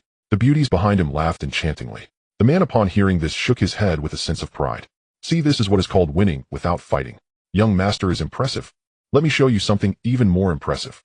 Young master, hurry. Xia He had no time to waste. He was feeling a bit anxious. So knowing that behind each door there might be chaos, he calmly kicked one open. Instantly a commotion erupted. Young master, we still need to do business. The previously sleepy young girl with a face full of righteousness bravely held onto Xia He's clothes. Young master, you can't kick the door anymore. Xia He turned to look at the young girl. Do you know how to write the word death? He asked. The young girl pouted. Young master, how can you bear to threaten someone? She said, looking wronged. I'll tell you, there are 4 ways to write the word death. She pointed to the first door he kicked open. There's a young master inside. You go find him, he will teach you. The girl's pouted lips opened, her big watery eyes blinking. Wow, that's amazing. So there are 4 ways to write the word death, she exclaimed with admiration. Taking advantage of the girl's starry-eyed expression, Xia He quickly pulled his clothes and bolted. However, when he turned around, he suddenly found himself in a warm embrace. Hong Quan covered her chest, looking coldly at Xia He. Are you the one who was ungrateful at my Zui Yin Lu? The young girl leaned in closer. Yes. Sister Hong Quan, you must help me. He actually dared to barge in. I know how to write the word death. Xia He looked at Hong Quan. I'm looking for Feng Xingyao. You came just in time. Guide me. Hong Quan had never seen anyone so brazenly straightforward, yet Xia He appeared completely unfazed. Hong Quan snorted twice. If you don't guide me, I will kick open every door. Xia He replied earnestly. Hong Quan gritted her teeth. Follow me, she said. Feng Xingyao was casually sipping tea when the door was kicked open. Who lacks the eyesight to? Feng Xingyao slammed the table, then turned to look at the intruder, her expression instantly changing. I can't believe you made the tea taste this good. That's just plain water, Hong Quan said with a dark expression.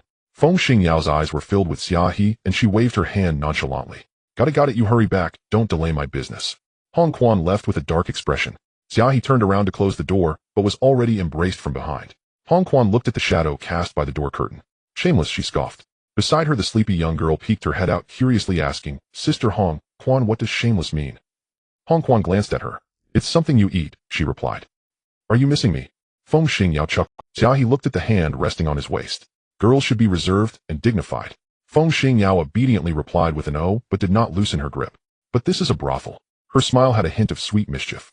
Xia He said, but you are not a woman of the world. It's the same even if I blow out the candles. Feng Xingyao rolled her eyes. Xia He was at a loss for words. At that moment, he particularly wanted to bring Wang Si over to see what kind of girl he found so reserved and shy. He raised his hand, resting it on Feng Xingyao's hand. Is this too fast? He asked. Not at all, it's getting late. Feng Xingyao yawned, loosening her hold on Xia He, rubbing her eyes. It really is late. Xia He glanced at the night sky outside. So are you staying to sleep together, or going back first? Feng Xingyao's left hand rested on her chest, smiling slightly. Xia He fell silent for a moment before looking at Feng Xingyao. Are you alright? He asked. Feng Xingyao looked puzzled. I'm fine. Xia He fell silent again, asking, You're not? Feng Xingyao rolled her eyes. Can't you wish for me to be well? Xia He responded with an O. Then I can relax. He said, Indeed, it's getting late, I should leave. Feng Xingyao nodded. Goodbye, she said with a smile. Xia He left. Feng Xingyao released the hand resting on her chest, her heart beating a bit fast. She lowered her head, biting her lip, her expression somewhat unclear. It felt a bit disappointing, yet also like a sigh of relief. In the end, the complex emotions in her eyes turned into a playful smile. Her heart raced a little faster, as if it contained a small rabbit. She covered her heart. Don't jump, you, she pouted. Her heart thumped violently a few more times as if protesting, but eventually it stopped, as if it truly had heard her words. Outside the door, Hong Quan watched Xia He rush out, a barely noticeable smile crossing her lips. You seem quite interesting, she remarked. Xia He glanced at Hong Quan. Are you seeking death? He asked. Hong Quan laughed again, then her gaze lingered on Xia He, slightly pausing. I'm not seeking death, she said. I'm looking for you. The room was slightly dim, but as Xia He stepped inside, he quickly realized where he was. This is where Nie Yang. Walking behind Xia He, Hong Quan interrupted. This is the place where Nie Yang was killed. As she spoke, she moved to one side and began to light the candles around the room one by one. As the light brightened, Xia He's gaze easily fell upon a wall covered in scratch marks, chaotic and disordered, yet revealing the madness and despair concealed within. He felt somewhat puzzled. Not because of the scratch marks, but because. Why is that word missing? He asked. That word was naturally far. Hong Quan raised her gaze slightly. It's simple. What I said today was a lie to deceive the county lord. Xia He was taken aback, even more confused. He did not understand why Hong Quan would risk offending the county lord with a lie, but even more perplexing was that her lie was meant to absolve him. Hong Quan smiled, her lips curving, but the smile did not reach her eyes. Have you ever thought that perhaps I like you? As she spoke, she gracefully moved closer, one hand gliding towards Xia He's face like a water snake. Xia He paused for a moment and sidestepped to avoid her. I hadn't thought of that. Hong Quan's finger fell short, and she looked at Xia He with a hint of surprise. But Xia He's gaze remained calm, without a hint of fluctuation. Maybe you can think about it now. Hong Quan smiled. Not interested. Xia He replied lightly. Hong Quan's expression darkened, and the smile she wore began to fade. Countless red ribbons suddenly swept out from all corners of the room, swirling like a dance, but carrying a piercing force. Hong Quan's voice turned cold. Perhaps you could think differently. I absolve you simply because I want to take your life. Xia He glanced at her. The red ribbons around him glimmered like blades. He retreated step by step until his back pressed against the wall, his palm resting on the chaotic scratches. In this exchange of time and space, his situation mirrored Nie Yang's back then. Hong Quan quietly regarded Xia He, her gaze indifferent. Fong Linyuan was already dead. Next it would be Xia He. Flames abruptly ignited, clinging to the red ribbons. Hong Quan's gaze held a hint of mockery, but they did not catch fire. Xia He furrowed his brow. The material of these red ribbons was unknown, proving impossible to ignite. Yet he did not panic, his gaze fixed upon Hong Quan. His body leaned back as 4 red ribbons intertwined above him, clashing together with a sound reminiscent of clanging weapons. Xia He slid out, moving toward Hong Quan. Hong Quan seemed taken aback that Xia He could evade the attack of the red ribbons in such haste, and still make a decisive move toward her. She drew a hairpin from her hair, and looked at Xia He, who had already stood up.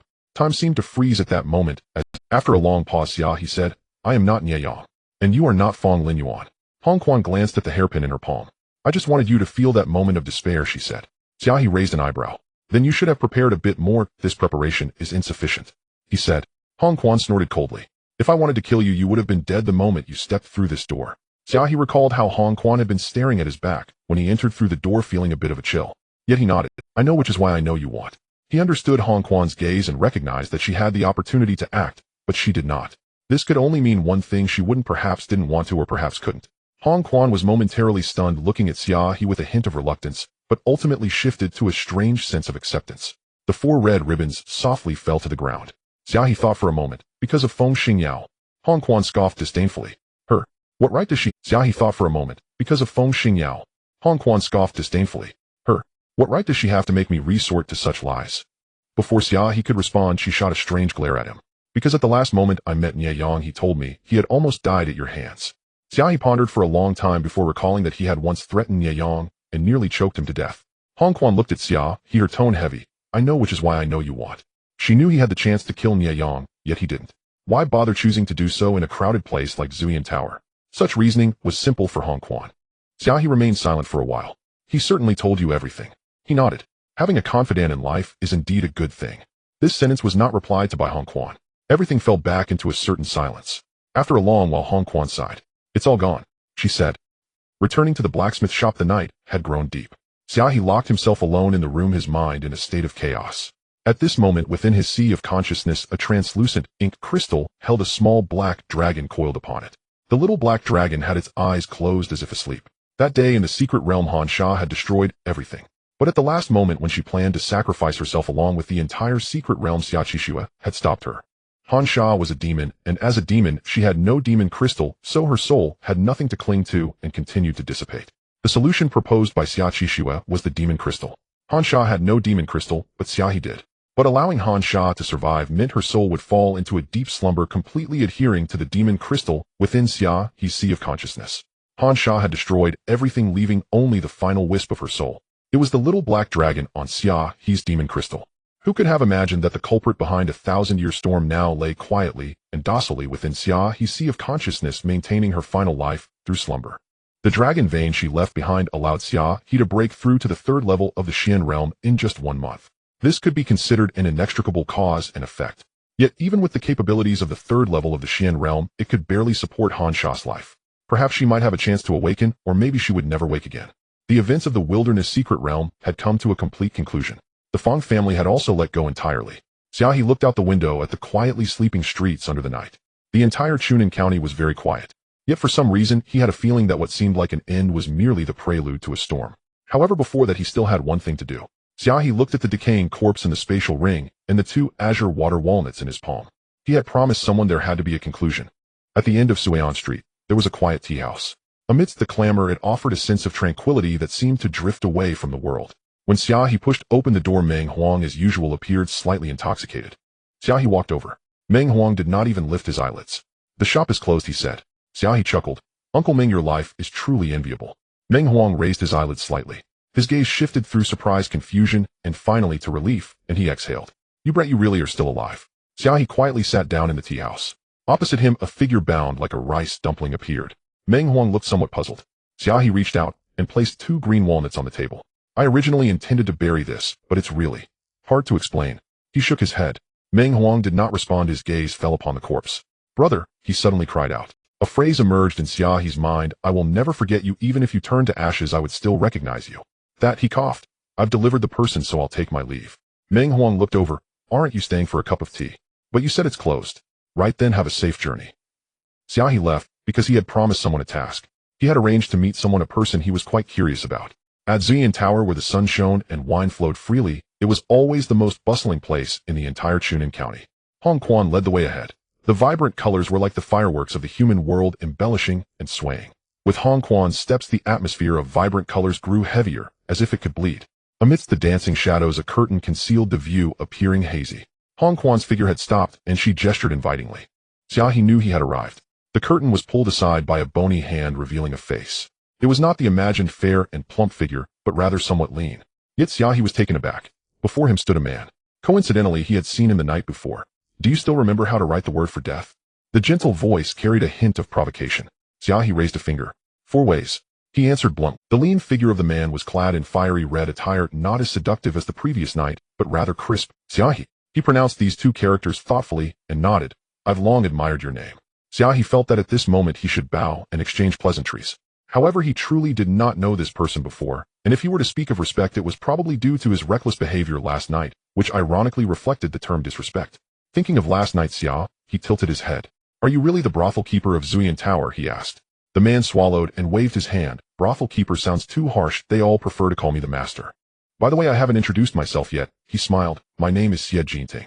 Xia Jinting's gaze was quite sincere. Had it not been for last night, Xia, he would have surely thought him a pure-hearted young master. Yet with the events of last night in mind, Xia, he looked at Xia Jinting with a peculiar expression. It was indeed quite strange for a grown man to run a brothel in a remote county. Xia Jinting raised an eyebrow, observing Xia He's hesitance with amusement. You know, the happiest time for a man is when he enters a brothel, yet I find it too troublesome to visit one, so I might as well open my own and be the master, surrounded by beauty and revelry. He spread his arms as if to embrace the sky. Xia He gazed at Xia Jinting. I have never seen such a brazen, he said. Xia Jinting raised an eyebrow. Oh. Their eyes met, and Xia Jinting's gaze flickered. Now that you see me, what do you think? Xia Jinting asked. I find it quite delightful. Hong Quan, quickly bring out the best food and wine of the day. I want to drink to my heart's content with young Master Xia. Xia Jinting laughed heartily. And bring in Hong Hong, and the others hurry up and attend to me, knead my shoulders, and massage my legs. Xia He watched as a group of songbirds surrounded Xia Jinting, who lay comfortably in the embrace of indulgence. Did you see that? Throughout history, how many figures have there been, and how many can leisurely linger in a brothel like me? He laughed heartily, casually pulling a woman into his embrace and teasing her. After all, the entire brothel is mine. Amidst the 3,000 streams, a single vibrant red stood out like a drop of blood, dazzling and somewhat blinding. Xia He quietly sat at the table, picking up a pig trotter and beginning to gnaw. At the county office, the magistrate had a solemn expression, as if deep in thought. The people from above are coming soon, Mo Kuan said. We must confirm whether Xia He is the person they are looking for before they arrive, otherwise we will have no chance to redeem ourselves. The magistrate clenched his fist. Otherwise, if they find that child first, and then pin the charge of harboring on me, everything will be over. Mo Kuan fell silent for a moment. But it seems that the young master has a deep friendship with Xia He. The magistrate glanced at Mo Kuan. Xiaoqian is still too naive and does not understand the wickedness of human hearts, so he was used by Xia He. This time, even for Shioki Sake, I must uncover Xia He's true identity. Mo Kuan nodded. Does the magistrate have a plan? He asked. The magistrate thought for a moment and looked at Mo Kuan. If I remember correctly, Master Liang Yin is hiding in the back mountain. Mo Kuan nodded, then seemed to realize something. His eyes brightened. Do you mean? Everyone who knew back then knows that Master Liang had a close relationship with the beauty Fu. After the incident, he voluntarily returned home and later hid in the back mountain. Now that I think about it, it seems like quite a coincidence. The magistrate murmured. The back mountain is not the back of the front and back. Feng Xingyao shook her head. The back refers to the Empress. Xia He was somewhat curious. Is there any reason behind this? Chunin County of Yi County is the hometown of the beauty Fu. It is said that when the 14-year-old beauty was selected as a talented woman, she crossed this mountain northward and looked back countless times with reluctance. Feng Xingyao continued. Later the beauty Fu followed the late emperor and once said that if she were to die, she would wish for a wisp of her soul to return to her homeland. Years ago, the beauty Fu fell gravely ill and passed away. The late emperor transported her remains back to her hometown, burying her in this mountain wilderness. What happened next? Xia He asked. The late emperor posthumously honored the beauty Fu as empress, and this mountain has since been known by another name. Feng Xingyao said. Back mountain. Xia He pondered. Feng Xingyao nodded, and then stood on tiptoe. Isn't this Jin Shaoqian a bit ill? Why does he have to meet in such a remote place? Xia He asked. Deep in the back mountain, a bamboo forest swayed. A white deer ambled leisurely through the bamboo grove, occasionally nibbling on the tender bamboo leaves. Dashua, come here. A hand reached out from the window of the bamboo house, waving towards the white deer. The white deer named Dashua ran over. The hand rubbed its head. Dashua, a guest has arrived. Could you go greet them? The white deer shook its head, clearly. Be good. The voice from inside the house was gentle, yet carried a hint of sternness. The white deer shot a disgruntled glance and turned to run away. A man pushed open the window, watching the white deer fade into the distance, his expression somewhat puzzled. He had been living in seclusion here for several years with no visitors in sight, and he never expected anyone to come today, let alone a fair number of people. The county magistrate walked into the bamboo forest, the guiding white deer leaping away. He looked around and entered the bamboo house. The bamboo house was somewhat old, and the person inside it was also somewhat aged. Liang Yin was dressed in an old cloth shirt, looking at the visitor. Jin He. He nodded. I didn't expect to see you in my life. The county magistrate Jin He saluted. I have met my teacher, he said. Liang Yin casually helped Jin He up. Jin He's gaze fell on his surroundings. This bamboo house was quite old, with an old screen depicting a map in front, and on the table was an old chessboard. The only discordant element was a painting of a beautiful woman hanging on the wall not far away. It was very new. Jin He retracted his gaze and looked at Liang Yin. Is this a painting of a beauty? Liang Yin nodded casually without any concealment or circumlocution. Jin He stared at Liang Yin, his gaze heavy for a long time. I have come this time with a matter to request of my teacher. He saluted. Liang Yin looked at the new painting on the wall, seemingly in thought. Xia He and Feng Xingyao were walking in the back mountain, when suddenly a white shadow darted past. Feng Xingyou's eyes lit up. Catch it. Xia He was taken aback. If we catch it, we'll have meat to eat tonight. Feng Xingyao shouted, twisting on her toes, and the white deer called out and dashed away. As the green grass flew, it was bitten open by the white deer. Xia He watched as Feng Xingyou's figure disappeared, feeling somewhat helpless. After Feng Xingyou's figure vanished, a sense of alertness suddenly arose in Xia He's heart. The wind around him stilled for an instant, as if an invisible hand was grasping at him from all directions. It was a suppression of a realm akin to facing the cold sand in the secret realm back then. The fire within his body instinctively ignited. He looked in a direction and began to step towards it. The suppression of the realm grew heavier, his steps slower, yet they never ceased. In the distance, Liang Yin raised his eyebrows slightly, as if surprised. Jin He stood beside him, watching this scene. What do you see? He asked. Liang Yin's raised brow fell. It does seem somewhat similar. However, it seems a bit too easy. Jin He thought for a moment if it truly was the person he suspected entering the game so easily was indeed too simple. Xia He walked very slowly, but never stopped his steps until he saw two people ahead. Jin He's face bore little expression, while Liang Yan's expression appeared somewhat serious. He recognized Jin He and quickly understood that Jin Shaoqian had invited him out, presumably for some scheme. However, he was not overly flustered. County magistrate. He looked at Jin He. Jin He grunted, but due to Liang Yan's presence, he still had little expression. Liang Yan scrutinized Xia He closely, his gaze evaluative. He vaguely guessed something, but could not ascertain it too precisely. The pressure suddenly lifted and Liang Yan nodded it. Follow me. Xia He did not refuse, knowing he had no room to decline. It was a bamboo house, and it was a painting. Liang Yan walked to the painting and waved at Xia He. Xia He looked over. Liang Yan's gaze became somewhat gentle.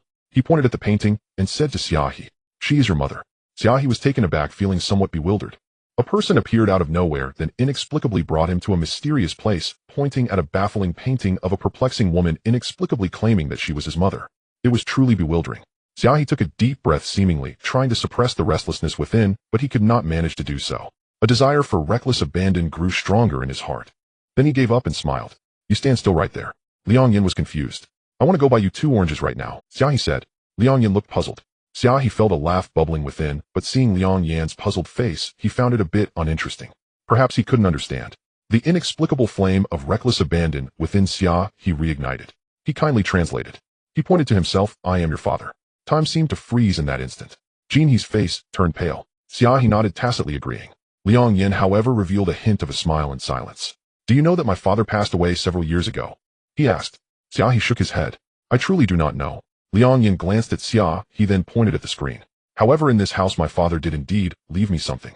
Xia He looked over. It was a screen, or rather it was a map. Mountains and rivers were laid bare before him. He did not know why, but he couldn't help but walk over. Liang Yan's hand moved slightly. The patterns on the screen rose, enveloping Xia He in an instant. Xia He quietly closed his eyes. His entire being seemed to merge into the mountains and rivers. Water flowed, gently seeping into the soil. As everything grew, mountains rose and waves surged. This was the grandeur of the landscape. For some reason, a strange sense of magnificence surged from the depths of Xia He's heart, a fresh feeling that was also somewhat nostalgic. It was the boldness of youthful ambition pointing at the rivers and mountains, something that had not appeared in him for a long time. At that moment, the sound of golden blades and spears echoed between heaven and earth. He watched as countless weapons appeared on that land, clashing against each other. His gaze grew heavy. He saw people, saw demons, and even saw the legendary demon clan that only existed in the Sea of Demons. Mountains and rivers began to divide. The demon clan's weapons were slaughtered to the last, while the demon clan occupied the Sea of Demons, confronting the human clan from afar. Then the scene froze for a moment. And then in an instant it began to move again. The patterns of the human clan began to surge. Weapons reappeared. This was a civil war. Starting from Nanshan County, everything extended outward, beginning to divide. A wave of war broke out, burning the mountains and rivers. Until a word appeared on the map. Yang. In an instant the scene before him scattered, and Xia He opened his eyes. Liang Yin looked at him. What did you see? He asked. The world. The world is a vast term, and Xia He gazed at the map before him. He understood that what he had just seen was... What did you perceive? Liang Yin asked. Division and consolidation. Xia He raised his gaze to Liang Yin, and foolishness. Liang Yin raised an eyebrow, his gaze scrutinizing. What do you mean? He inquired. The demonic race collaborated with the human race to exterminate the monster race, yet they were forced to retreat into the demon sea. The humans believed that the monster and demonic races were no longer threats, thus civil war erupted, leading to their own destruction. Xia He looked at Liang Yin. What else could this be but foolishness? Liang Yin laughed, finding it somewhat amusing. History is not as simple as you think. For instance, the marriage alliance between the humans and the demons was with the princess favored by the late emperor. That sincerity was something the demon king could not refuse. Between nations, if there is no equality in strength, then benefits are like floating weeds, easily discarded. Throughout history, how many princesses have been abandoned through marriage alliances? As for sincerity, those two words are even more laughable. Xia He chuckled. Liang Yin was taken aback, seemingly not expecting Xia He to speak such words. To one side, Jin, he sneered. You speak so lightly. History is laid bare, and naturally you can comment on it. If roles were reversed, what could you do? Xia He glanced at Jin He. His hand rested on the map. First, the extermination of the monster race was the greatest mistake of the demonic race. The demonic strength is inferior to the human race, but superior to the monster race. If they had allied with the monster race, they could have faced the human race with the strength of both races, and would not have to worry about the monster race's resistance for a while. Liang Yin looked at Xia He. You must understand that the monster race possesses an innate advantage. Once transformed on the battlefield, both humans and demons would find them hard to contend with. He continued, this was also a significant reason why the demonic race agreed to cooperate with the humans back then. Xia He chuckled. If the monster race were truly that strong, then why are they silent today? He raised an eyebrow in rebuttal. Liang Yin fell silent. Even if individual strength is formidable, the monster race as a whole is weaker than the demonic race, thus it falls within a controllable range. The demonic race could choose to cooperate with the monster race and gradually gain control over them. Jin He seemed ready to counter, but Xia He cut him off crisply. Don't say that I am thinking too easily. Indeed, I am thinking that easily. The individuals of the monster race possess strong abilities, but they are not numerous, often organized by families. As long as one key person can be controlled, it becomes quite easy to manage the entire clan. Do you think controlling one person is easy? Jin He retorted. Xia He laughed lightly. It can't be harder than dealing with a tiger. At least there are plenty of feasible options. Liang Yin observed Xia He. Xia He's brow was raised, his spirit soaring, as if a light burst forth from him, dazzling to behold. Liang Yin looked at the painting on the wall. The argument between Xia He and Jin He seemed to continue in his ears. Liang Yin suddenly changed the subject. If we set aside all that has become fact, let me ask you, in today's world, if the human race wants to completely annihilate the demonic race, how should it proceed? He inquired. Xia He glanced at the map. The demonic race retreated to the demon sea, relying on the 3,000 miles of the demon sea. Even if the human power were formidable, it would still be difficult to traverse the sea and utterly destroy the demonic race. A turbulent storm surged calmly in Xia He's mind. To annihilate the demonic race, one must eliminate the geographical advantages. Either make the demon sea disappear, since it is an inland sea. Xia He suddenly had an idea. If a waterway could be opened to directly divert the waters of the demon sea into the ocean, although it would require tremendous manpower and resources, it could be a one-time solution. Alternatively, if sufficient benefits could entice the people of the demon sea to leave, while this might sound improbable, wasn't such a thing somewhat foolish in the past? And these methods under certain circumstances would be much more feasible. Have you figured it out? Jin He mocked. It's easy to talk about the past. Right and wrong are already established, but in today's situation, what can you say? Xia He's gaze skimmed past Xia He and landed on Liang Yan. However, he did not express everything he thought. Although all of these ideas had a certain feasibility, they must be based on a solid foundation, and he was uncertain whether the Feng Kingdom possessed such a foundation. Moreover, he was somewhat reluctant to speak. From a deeper perspective, I believe that the division of the demonic and human races is not necessarily a bad thing. With enemies beyond the walls, one cannot afford to be careless. Moreover, to me, a single nation's game is not grand enough. Liang Yan raised his eyebrow, intrigued. Then what do you think would be grand enough? Xia He fell silent for a moment. If there were a person who from nothing stirred the world and ultimately encompassed the entire realm, it would surely be. Xia He spoke quietly. His tone lost some of its arrogance and seemed a bit serious. This was a rather mad idea, yet for some reason Xia He found it intriguing. Liang Yan looked at him, noticing a strange light flickering in his eyes, one filled with deep curiosity, but lacking in any ulterior motives. You are quite interesting, Liang Yan remarked. But it lacks significance. Xia He glanced at Liang Yan. Liang Yan appeared puzzled. Xia He smiled faintly and looked at Xia He. Since Xian is not present, I should take my leave. Liang Yan watched Xia He nodding slightly. Thus Xia He turned and left. Teacher, are you really just letting him? Xia He asked urgently. You haven't yet asked if he is truly the son of the beautiful woman. Liang Yan's gaze, he is not, nor could he be. It seemed he recalled something, shaking his head with a smile. He somewhat resembles me in my youth, pointing out the world with wild abandon, yet he is different. He has higher aspirations than I did, yet lacks any desire or ambition. Quite interesting. Teacher, what do you mean by this? Xia He asked. Liang Yan turned and walked to the writing desk, writing swiftly with ink, producing a complete manuscript in one go. Afterwards, he placed the manuscript into an envelope and handed it to Xia He. When you have the chance, deliver this to that young man from earlier. He will need it in the future. Xia He was perplexed, seemingly wanting to say more. Rest assured, even in my old age, I would not mistake the son of the beautiful woman. This person is even more interesting than the son of the beautiful woman. After sending off Xia He, Liang Yan seemed to recall something. He stood before the bamboo house, watching the white deer that had returned, not knowing when. How come I never thought of stirring the cosmos with my own strength back then? He murmured, somewhat regretful. If not, I wouldn't have fallen to this present state. When the cunning rabbit dies, the hounds are cooked. The letter was brought by Xia He, accompanied by Liang Yan's instructions.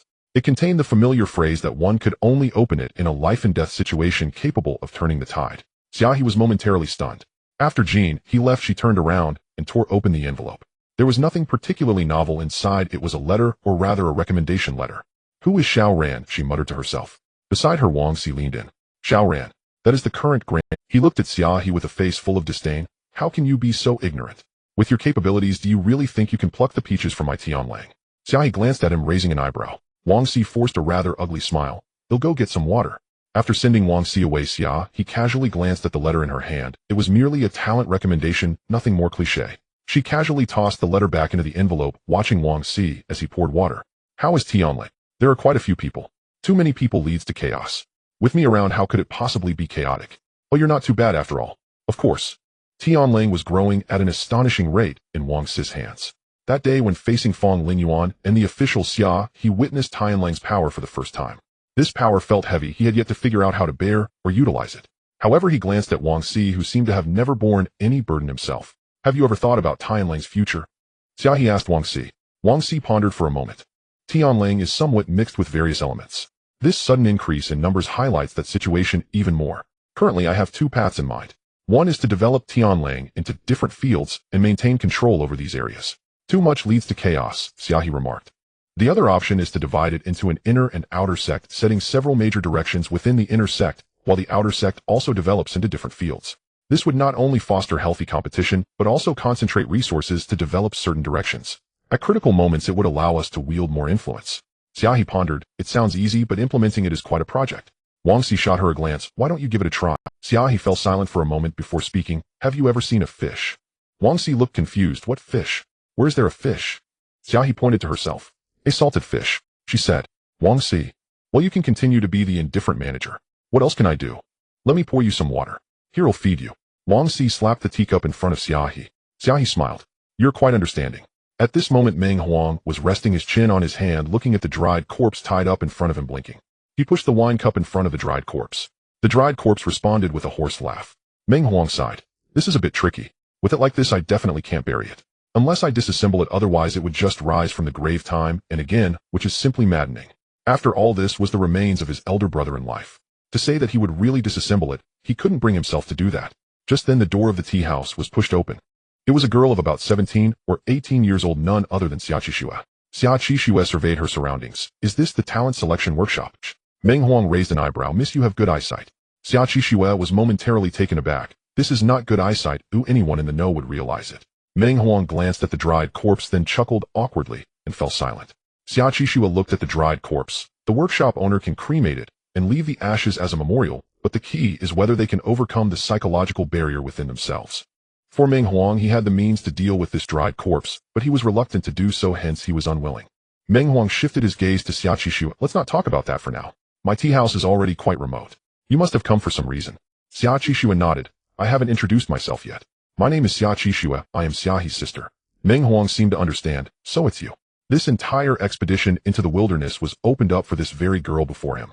What do you need from me? Xia He was silent for a moment. I came to say goodbye to you, she said. Meng Huang raised an eyebrow, somewhat puzzled. We don't seem to be familiar. Xia He smiled. I am leaving.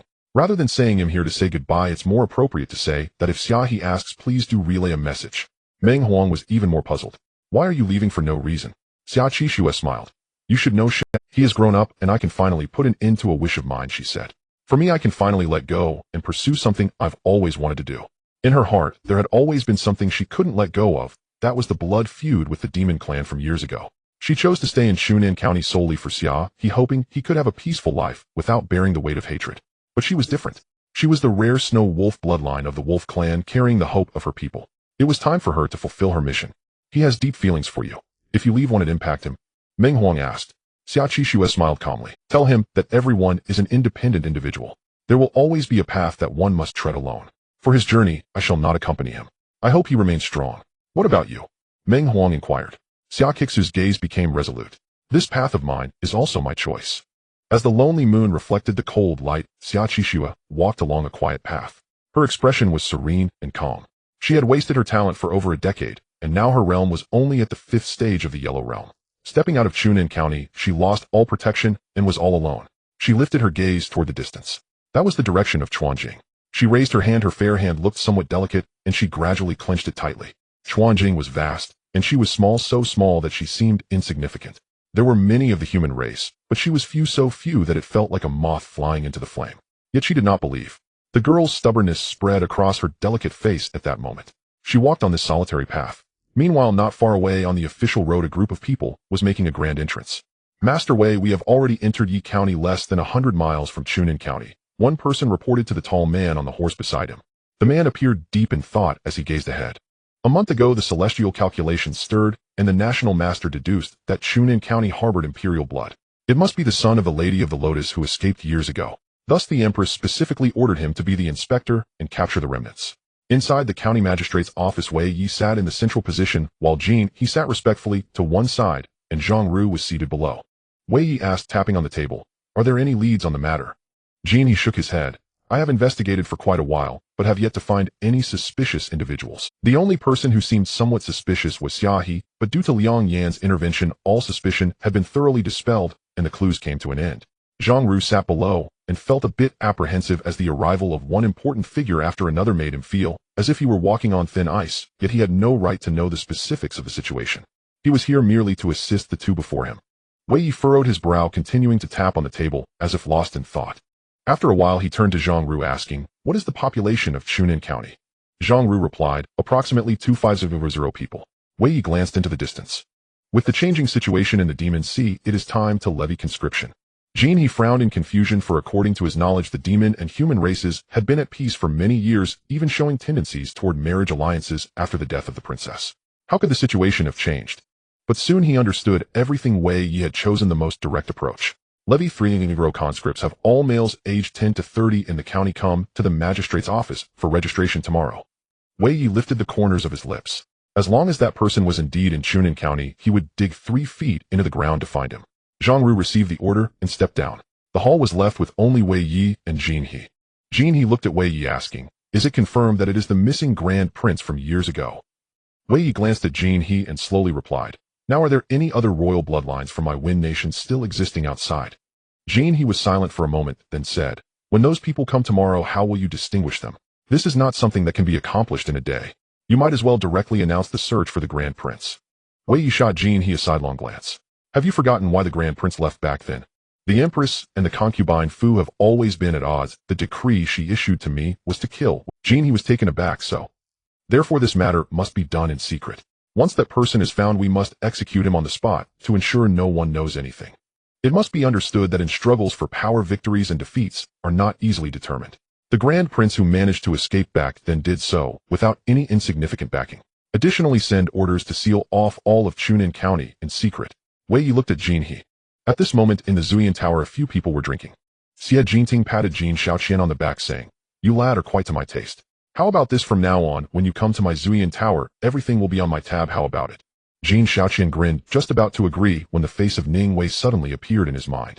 "Forget it, I have a wife at home." He waved his hand. Xia Jinting slapped Jin Shaoqian's forehead. "You lad are still a sentimental one. I never would have guessed." Jin Shaoqian raised his brow, looking quite pleased. You know, if one can meet someone in this life who makes them willing to change for them, that is a kind of happiness in itself. After saying this, he turned to Xia Jinting, asking, "Elder brother, speaking of which, you are amidst a sea of flowers. Haven't you encountered one that would make you want to change?" Xia Jinting raised his wine glass, lazily leaning against the beauty beside him. "Have you ever heard this saying, Jin brother? One flower alone does not make spring. A myriad of blossoms fills the garden with spring. The more flowers that bloom, the more splendid they must be to be truly beautiful and pleasing to the eye." On one side, Xia He put down his wine cup and looked at Xia Jinting, saying, "Don't lead him astray. It won't be good if things get chaotic later on." Xia Jinting smiled. If he could be easily led astray, then he certainly is not a truly good person. Xia He shook his head, feeling rather helpless. Don't always assume people's hearts are so firm. If one wishes to keep their heart clean, there are some things that should not be touched and must not be touched. Xia Jinting chuckled, the corners of his eyes carrying a strange emotion. Truly wine meets a confidant. He raised his glass. Not long after, news of conscription spread throughout Chunin County. Xi Jie, perhaps feeling bored or simply desiring to revel in the sensation of absolute authority over life and death, observed the growing fervor in the eyes of that group. "My lord, I have strength." A man pushed forward, patting his bulging muscles with an expectant look. Xi Jie's gaze swept past him and settled on the crowd. "Anyone else?" Hearing this, another man emerged. Xi Jie's eyes rested on the two men. "Names?" he inquired. "Wu Yong, Li Zhao." Xi Jie smiled lazily. "There's only one spot." Wu Yong and Li Zhao exchanged glances, wariness flickering in each other's eyes. "Well then," Xi Jie chuckled. Wu Yong hesitated, but before he could react, Li Zhao had already lunged his fist, slamming hard into Wu Yong's face. The hesitation evaporated as Wu Yong retaliated with a punch of his own. Xi Jie watched the scene with a self-satisfied smirk.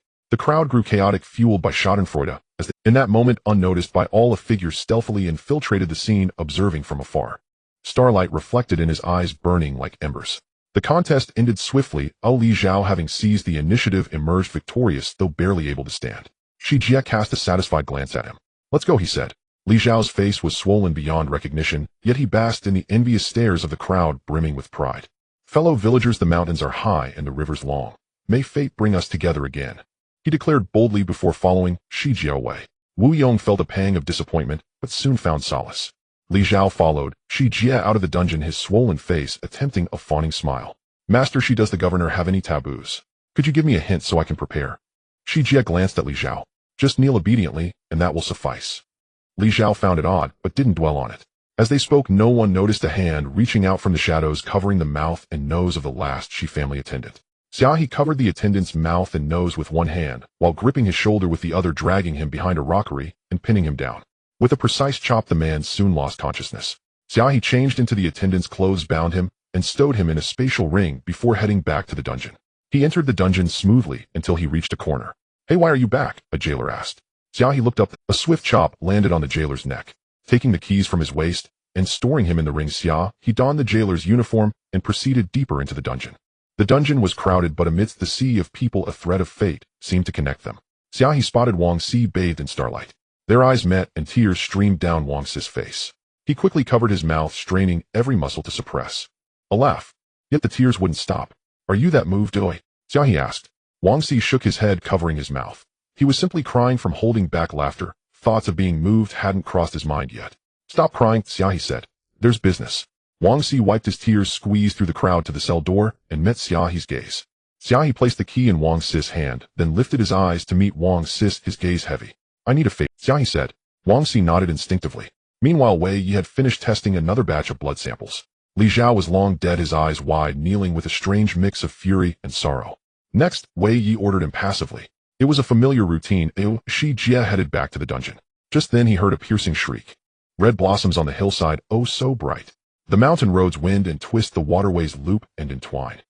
You are my little apple, no matter how much I love you, it's never enough. Wang Si, craning his neck, reached an arm through the bars and waved at Xia. Xia frowned. He recognized Wang Si and knew he held the sky wolf, but for a moment he was stunned by Wang. Are you feverish? He asked. Wang Si waved. Hey, aren't you looking for capable people? I'm here. I can sing and dance, talented and versatile. Xia's face contorted. Let me put it this way, my childhood dream was to ride across the battlefield to fight through yellow sands in golden armor. Just thinking about it gets my blood boiling. Since we have some history, let me go. Xia hesitated. He knew Wang Si's position in the Sky Wolf, who if something happened to him, he might not be able to withstand their wrath. But as he looked at Wang Si, another thought emerged. If Wang Si died, the businesses the Sky Wolf had secretly infiltrated would surely become a tempting prize, and the Shi family would reap the benefits. And by bringing Wang Si along, he could eliminate him without a trace. The governor would dismiss tonight's deaths as conscription, and on the battlefield casualties were all too common. The more Xia thought, the quicker his breath became. The chance to eliminate Wang Si was right before him. Imagining the immense gains for the Shi family, he swallowed and turned to Wang Si. All right, he agreed. Wang Si continued belting out songs, thinking to himself that the tunes the boss used to hum were quite. Turn left 3 times, turn right 3 times, twist your neck, wiggle your bottom. It's him, our friend little Neza. Xia, though unable to understand, felt overwhelmed. Can you stop singing? Wang Si looked aggrieved. A woman's heart is like a needle at the bottom of the sea. Can't touch it, can't see it clear. Xia paused, sensing something was off. I know I sing well. Don't just stand there, lead the way. Wang Si tossed his head, gave Xia a dismissive glance, and strutted forward with an air of arrogance. Xia could still hear faint singing ahead. You finally became someone else's mistress, and I know it's not because of love. He gritted his teeth, plugged his ears, and led the group to follow. No one noticed that the last attendant had a darkened expression. When had Wang Si learned the songs he used to hum? The night was deep, with stars hanging far in the depths of the sky, flickering faintly. Wang Si walked at the forefront, with Xia following closely behind. He spoke, speaking of which, why are you trying to please this governor? The Shi family hasn't fallen to such a state, have they? Xia's expression darkened. The heir he had always considered, Shi Miao, had encountered an incident in the secret realm, which was a heavy blow to him. Not only was it a mental blow, but more importantly, over the years the resources of the Shi family had been heavily inclined towards Shi Miao, leading to a gap in the cultivation of others. With Shi Miao's death, the Shi family had to rapidly cultivate another successor of equal realm, which meant a tremendous amount of resources. In Wei Yes' arrival provided Xia with such an opportunity. The governor is sent by the court and should be treated with respect. How can that be considered flattery? He glanced at Wang Si. If we are talking about flattery, you can even say you are both talented and beautiful. How could I dare to compare myself with you? Wang Si curled his lip, not bothering to argue further. Ahead the road twisted and turned, causing Wang Si to squint his eyes. As they turned the corner, the patrolling officers in the county office were fewer. Wang Si felt Xia was very close to him, so close that if he turned his head and reached out, he could grab Xia's neck. So he turned his head and reached out his hand. Xia frowned, looking at Wang Si's outstretched hand, somewhat puzzled. He had never thought Wang Si would attack him, and the reason was simple. He was a first-tier Xianjing cultivator, while Wang Si, despite having the Tianlang as a support, had no real talent for cultivation. A clash between them would be no different from striking a stone with an egg. Yet Wang Si still made his move, filled with determination. Xia frowned, and then retreated the ground before him, rolling up, causing Wang Si to crash heavily onto the ground. The gap in strength could not simply be made up for by determination. Xia glanced around, confirming that the patrolling officers would not care about this. Actually, I found you unpleasant for a long time. He looked at Wang Si, who was knocked down, a sinister smile creeping on. To report to Wei Yi, he would not kill Wang Si, but he had indeed disliked him for a long time. So he waved his hand. The Shi family's attendants behind him lined up, looking particularly imposing. Teach him a lesson. Xia raised an eyebrow, his tone filled with superiority. Remember, just leave him one life. Behind him, the sound of blades being drawn was heard. Xia turned his head, ready to scold, having said to leave one life. Which blind fool dared to draw a blade? However, his words got stuck in his throat as the blade fell between his neck, swiftly slicing through his windpipe. With a click, blood began to surge forth. He attempted to cover it with his hand, but he couldn't. His conscious awareness was stripped away by pain and suffocation, and he fell down neatly. Everything happened in the blink of an eye, so quickly that others hadn't even had time to react. Until Xia He stepped forward, pulling several pouches from Xia's waist, the Shi family attendants finally reacted. Quick, kill him to avenge the master. Xia He seemed not to have heard this. He turned around and casually threw the pouches towards Wang Si. Here's your reward. Wang Si cradled the heavy pouches, smiling broadly. During this process, the surrounding Shi family attendants gathered around. Xia He only glanced at them. Those attendants suddenly found themselves unable to move. Wang Si walked over, his hand raised, and the blade fell. The commotion was loud, and the patrolling officers around clearly heard the noise. Xia He extended his hand and threw out a set of black clothing. "Put this on." He said, "I will create an opportunity for you to leave shortly." Wang Si frowned. "If I leave, what about you?" Xia He looked toward the dimly lit front in the night. "I want to kill," he said. Wang Si was taken aback. Xia He spoke very seriously yet casually, as if saying he wanted to eat or drink. Wang Si's gaze fell on Xia, then at Xia He. He heard the footsteps of the patrolling officers approaching and smiled. "When you come back, it won't be a matter of picking peaches anymore." Xia He glanced at Wang Si. "Go back and brew me a pot of tea," he said. As soon as he finished speaking, Xia He turned around, gripping the knife in his hand, and walked forward. He truly wanted to kill, though he pretended not to know why. He knew the reason. Sometimes a human life seemed insignificant to identity, status, and even quantity diminished the value of life. But it was still a life. Stripped of wealth and poverty, life itself should be equal. Xia He could not remain indifferent. Stars twinkled in the sky, and the young man raised the knife in his hand. For the first time, he felt a desire to cleave everything apart. Life was probably like this. If you want to do something, just go do it. Why care about the autumn moon or spring light? So beneath the starlight, the blade gleamed brilliantly. As night deepened, sounds of snoring echoed in the dungeon. At this moment, A Quan and Lin Gong cautiously squeezed out of the dungeon. The guards in the dungeon were not very strict for the simple reason that there were too many people. It was impossible to keep an eye on them all. This gave A Quan and Lin Gong an opportunity. They cautiously squeezed out of the dungeon, clutching a set of keys, then moved toward each cell. Not everyone was willing to leave, but for those of Tianlong, it was an order. The entire dungeon began to stir.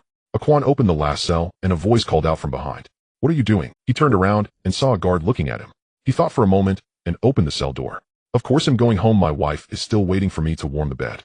As he spoke, a surge of people poured out from various cells. The guard was overwhelmed by the crowd, appearing somewhat unsteady. Xia He's gaze had turned red with blood. It was his first time killing so many people, and when the blade struck next, it was not as easy as he had imagined. Easy killing requires skill, such as knowing which bones have gaps between them on the human body, just like a butcher carving it. But Xia He did not know this. He only knew the most primitive way to hack. The blade struck bone, making it particularly laborious. His hands trembled slightly, but even so, he still did not use spiritual power. The most primitive, brutal, and bloody action stirred the most thrilling blood and scenes in his heart. Xia He felt himself soaked in blood, not just others, but his own as well. It was somewhat scalding, like a heart that was beginning to burn. He looked ahead, seeing more and more officers. He knew that Wei Yi had brought many experts this time, but his eyes gradually brightened. In the darkness, Xia He lifted his gaze. Blood dripped from the corner of his eye, yet his sight remained remarkably clear. There was no fear of death nor despair. Such a gaze carried a chilling calmness. Wei Yi felt a hint of dissatisfaction, as if his prey was not. The fear and despair and pain are the finest accompaniments to death. Xia He's clear calmness stirred a strong impulse within Wei Yi, who held dominion over life and death at that moment. He wanted to shatter that calmness. Thus he lifted the sword in his hand, bringing the blade to Xia He's heart. Xia He watched this scene, remaining still, exuding a sense of facing death without fear. However, Wei Yi leisurely shook his head and raised the tip of the sword. Xia He's gaze followed the movement of the sword tip with unwavering calm. The blade settled on his shoulder, beginning to apply pressure. Xia He did not move, nor did he struggle.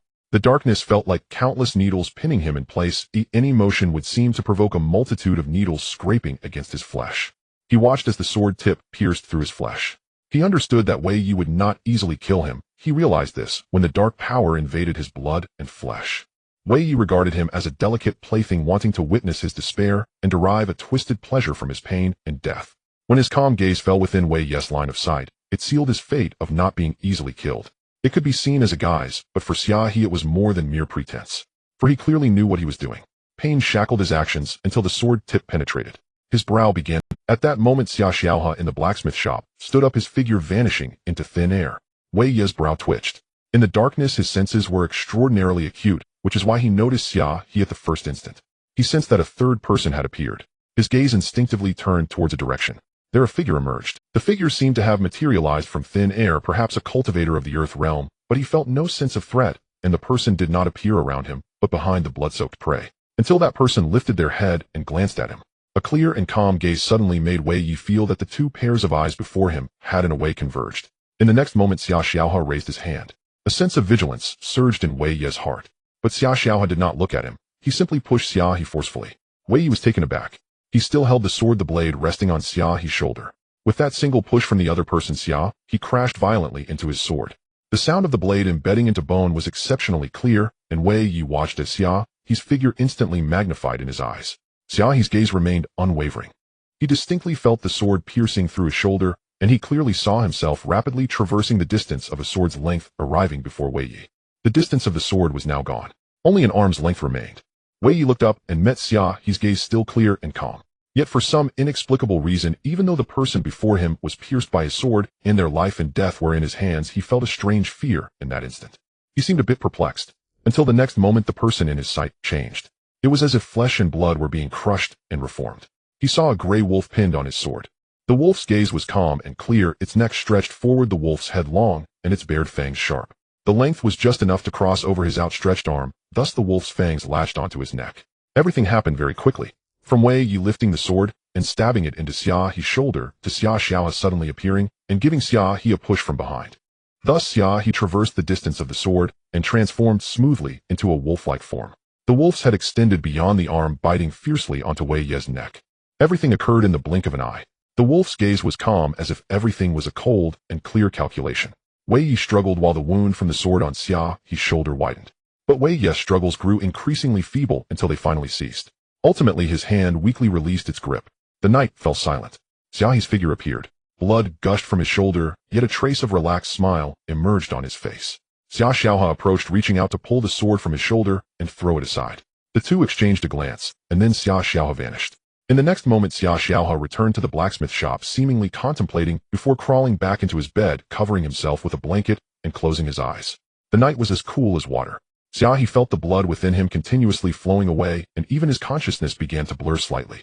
But he knew he had to leave this place. He must depart before the officials return, otherwise, even if he killed Wei Yi, he would still perish. He gritted his teeth, stood up, and walked towards the door. At that moment, a clear and dense sound of footsteps came from Xia He's heart raced, and he looked towards a direction. But he quickly sighed in relief. Even though the person outside was dressed in black, he recognized them in an instant. Feng Xingyao. She looked at the blood-soaked Xia He, and her heart seemed to skip a beat. She rushed over, noticing a sword wound tearing down from his shoulder, a 7 or 8 inch long gash. What happened to you? Don't scare me. She hurriedly reached out, trying to stem the blood flowing from his wound. Xia He shook his head and smiled. I'm fine, he said. How could you be fine? How could you? Feng Xingyao spoke in a frenzy. Xia He reached out, ruffling her hair, then looked at the group of people who had come with Feng Xingyao. Hong Quan and Xie Jinting took off their veils one after another. Xia He's gaze narrowed slightly, then smiled. The drunken face tower truly is not an ordinary brothel. You killed Wei Yi. Xia He glanced at him without answering. Uncle Yang, what happened? Xie Jinting asked. He's dead. Wei Yi is dead. That's a 7th tier of the profound realm. Even I can't be certain. Xia He said no more, his brow furrowed, and with the loss of blood, he finally couldn't hold on any longer, collapsing to the ground. Feng Xingyao caught Xia He kneeling on the ground. What's wrong with you? Xie Jinting approached, hesitating to speak. Xia He looked at Xie Jinting, his gaze somewhat vacant. I can't leave, he said. They'll carry you. Feng Xingyao declared firmly. Xia He shook his head. Young master, you've seen his current condition. Even if you can manage to get him out, the bloodstains he leaves will become clues. The cloaked figure looked at Xie Jinting. Young master, you've already done your utmost. Don't involve yourself further. That gaze was gentle, as if looking at the most precious thing in the world. Xia He slightly closed her eyes. All the clues had become quite clear. If he wasn't mistaken, the person they were looking for was someone who could be found through bloodline connections. This person was linked to the royal family's hidden secrets, and more importantly, he was the son of the woman in the portrait. If he could indulge in another guess, perhaps from that gentle gaze, that woman was still Liang Yan's unattainable. In the morning, in the blacksmith shop, Wang Si opened his eyes to see Xia He staring blankly at him. Wang Si felt that something was off. He swallowed hard and hesitantly spoke. Boss, what do you want to do? Xia He glanced at Wang Si, indicating her disinterest in him. She asked, do you know Liang Yan? Wang Si looked at Xia He. Of course I know. Liang Yan was the most famous strategist under the late emperor. Half of the credit for the Wind Kingdom's conquest of the world belongs to him. Xia He nodded, deep in thought. I see, that's quite impressive. Do you know if there are any women around Liang Yan? Wang Si's eyes widened in surprise. Oh, so boss, you want to hear about that? Xia He looked at Wang Si without explaining further, quietly waiting for him to continue. But in terms of women, Liang Yan really doesn't have much. Why is that? Wang Si chuckled. Don't be fooled by his current old appearance. It is said that he was more delicate than women when he was young. Xia He's face twitched as she recalled her impression of Liang Yan, but she really hadn't noticed. It's said that when women see him, they feel ashamed of their own looks. He has never married in his life, and I wonder if that's the reason. Wang Si replied. Xia He was silent for a moment, looking at Wang Si. Really, not even one. Wang Si chuckled. Well, there is a rumor among the common folk. Wang Si leaned closer to Xia He and whispered, it is said that Liang Yan fell in love with a woman from the late emperor's harem, someone named Fu Marin. Xia He looked at Wang Si, her eyes brightening. But boss, think about it. How could Liang Yan dare to act on the late emperor's woman? So he could only swallow everything down himself. Xia He's gaze shifted. Fu Marin. That name sounded somewhat familiar. Xia He suddenly remembered the last time Fengxing Yao mentioned the back mountain. If he recalled correctly, the name of the back mountain came from Fu Marin. Seemingly grasping something, Xia He looked at Wang Si. Does Fu Marin have a son?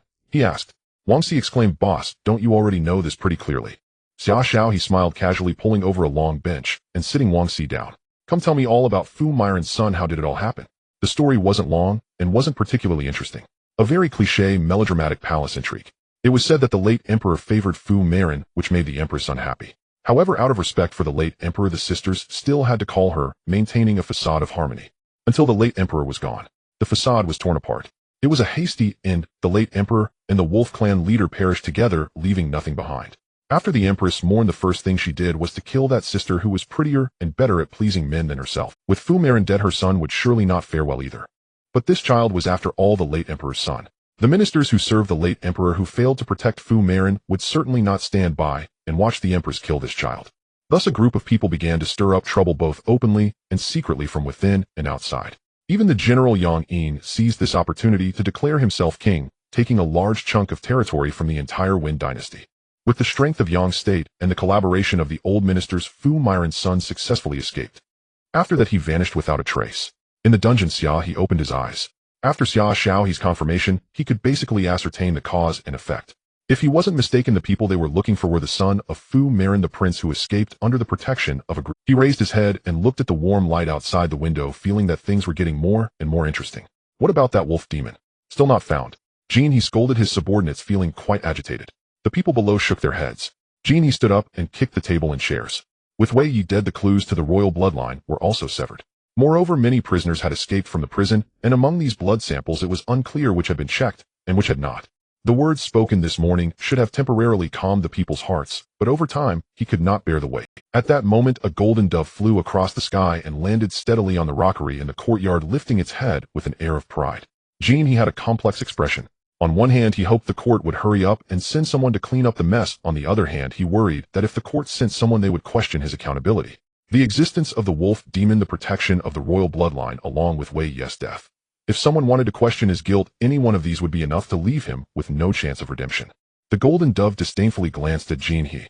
Under everyone's gaze it spoke. Declare to Master Xian to tidy up the best room. He will arrive tomorrow. Xia He's heart sank momentarily. Master Xian Shou, one of the 9 ministers, was a significant figure. The position was not the most important. What mattered was that Wei Yi had been the most trusted subordinate of Xian Shou. There were even rumors that Xian Shou once wanted to marry his second daughter to Wei Yi's son.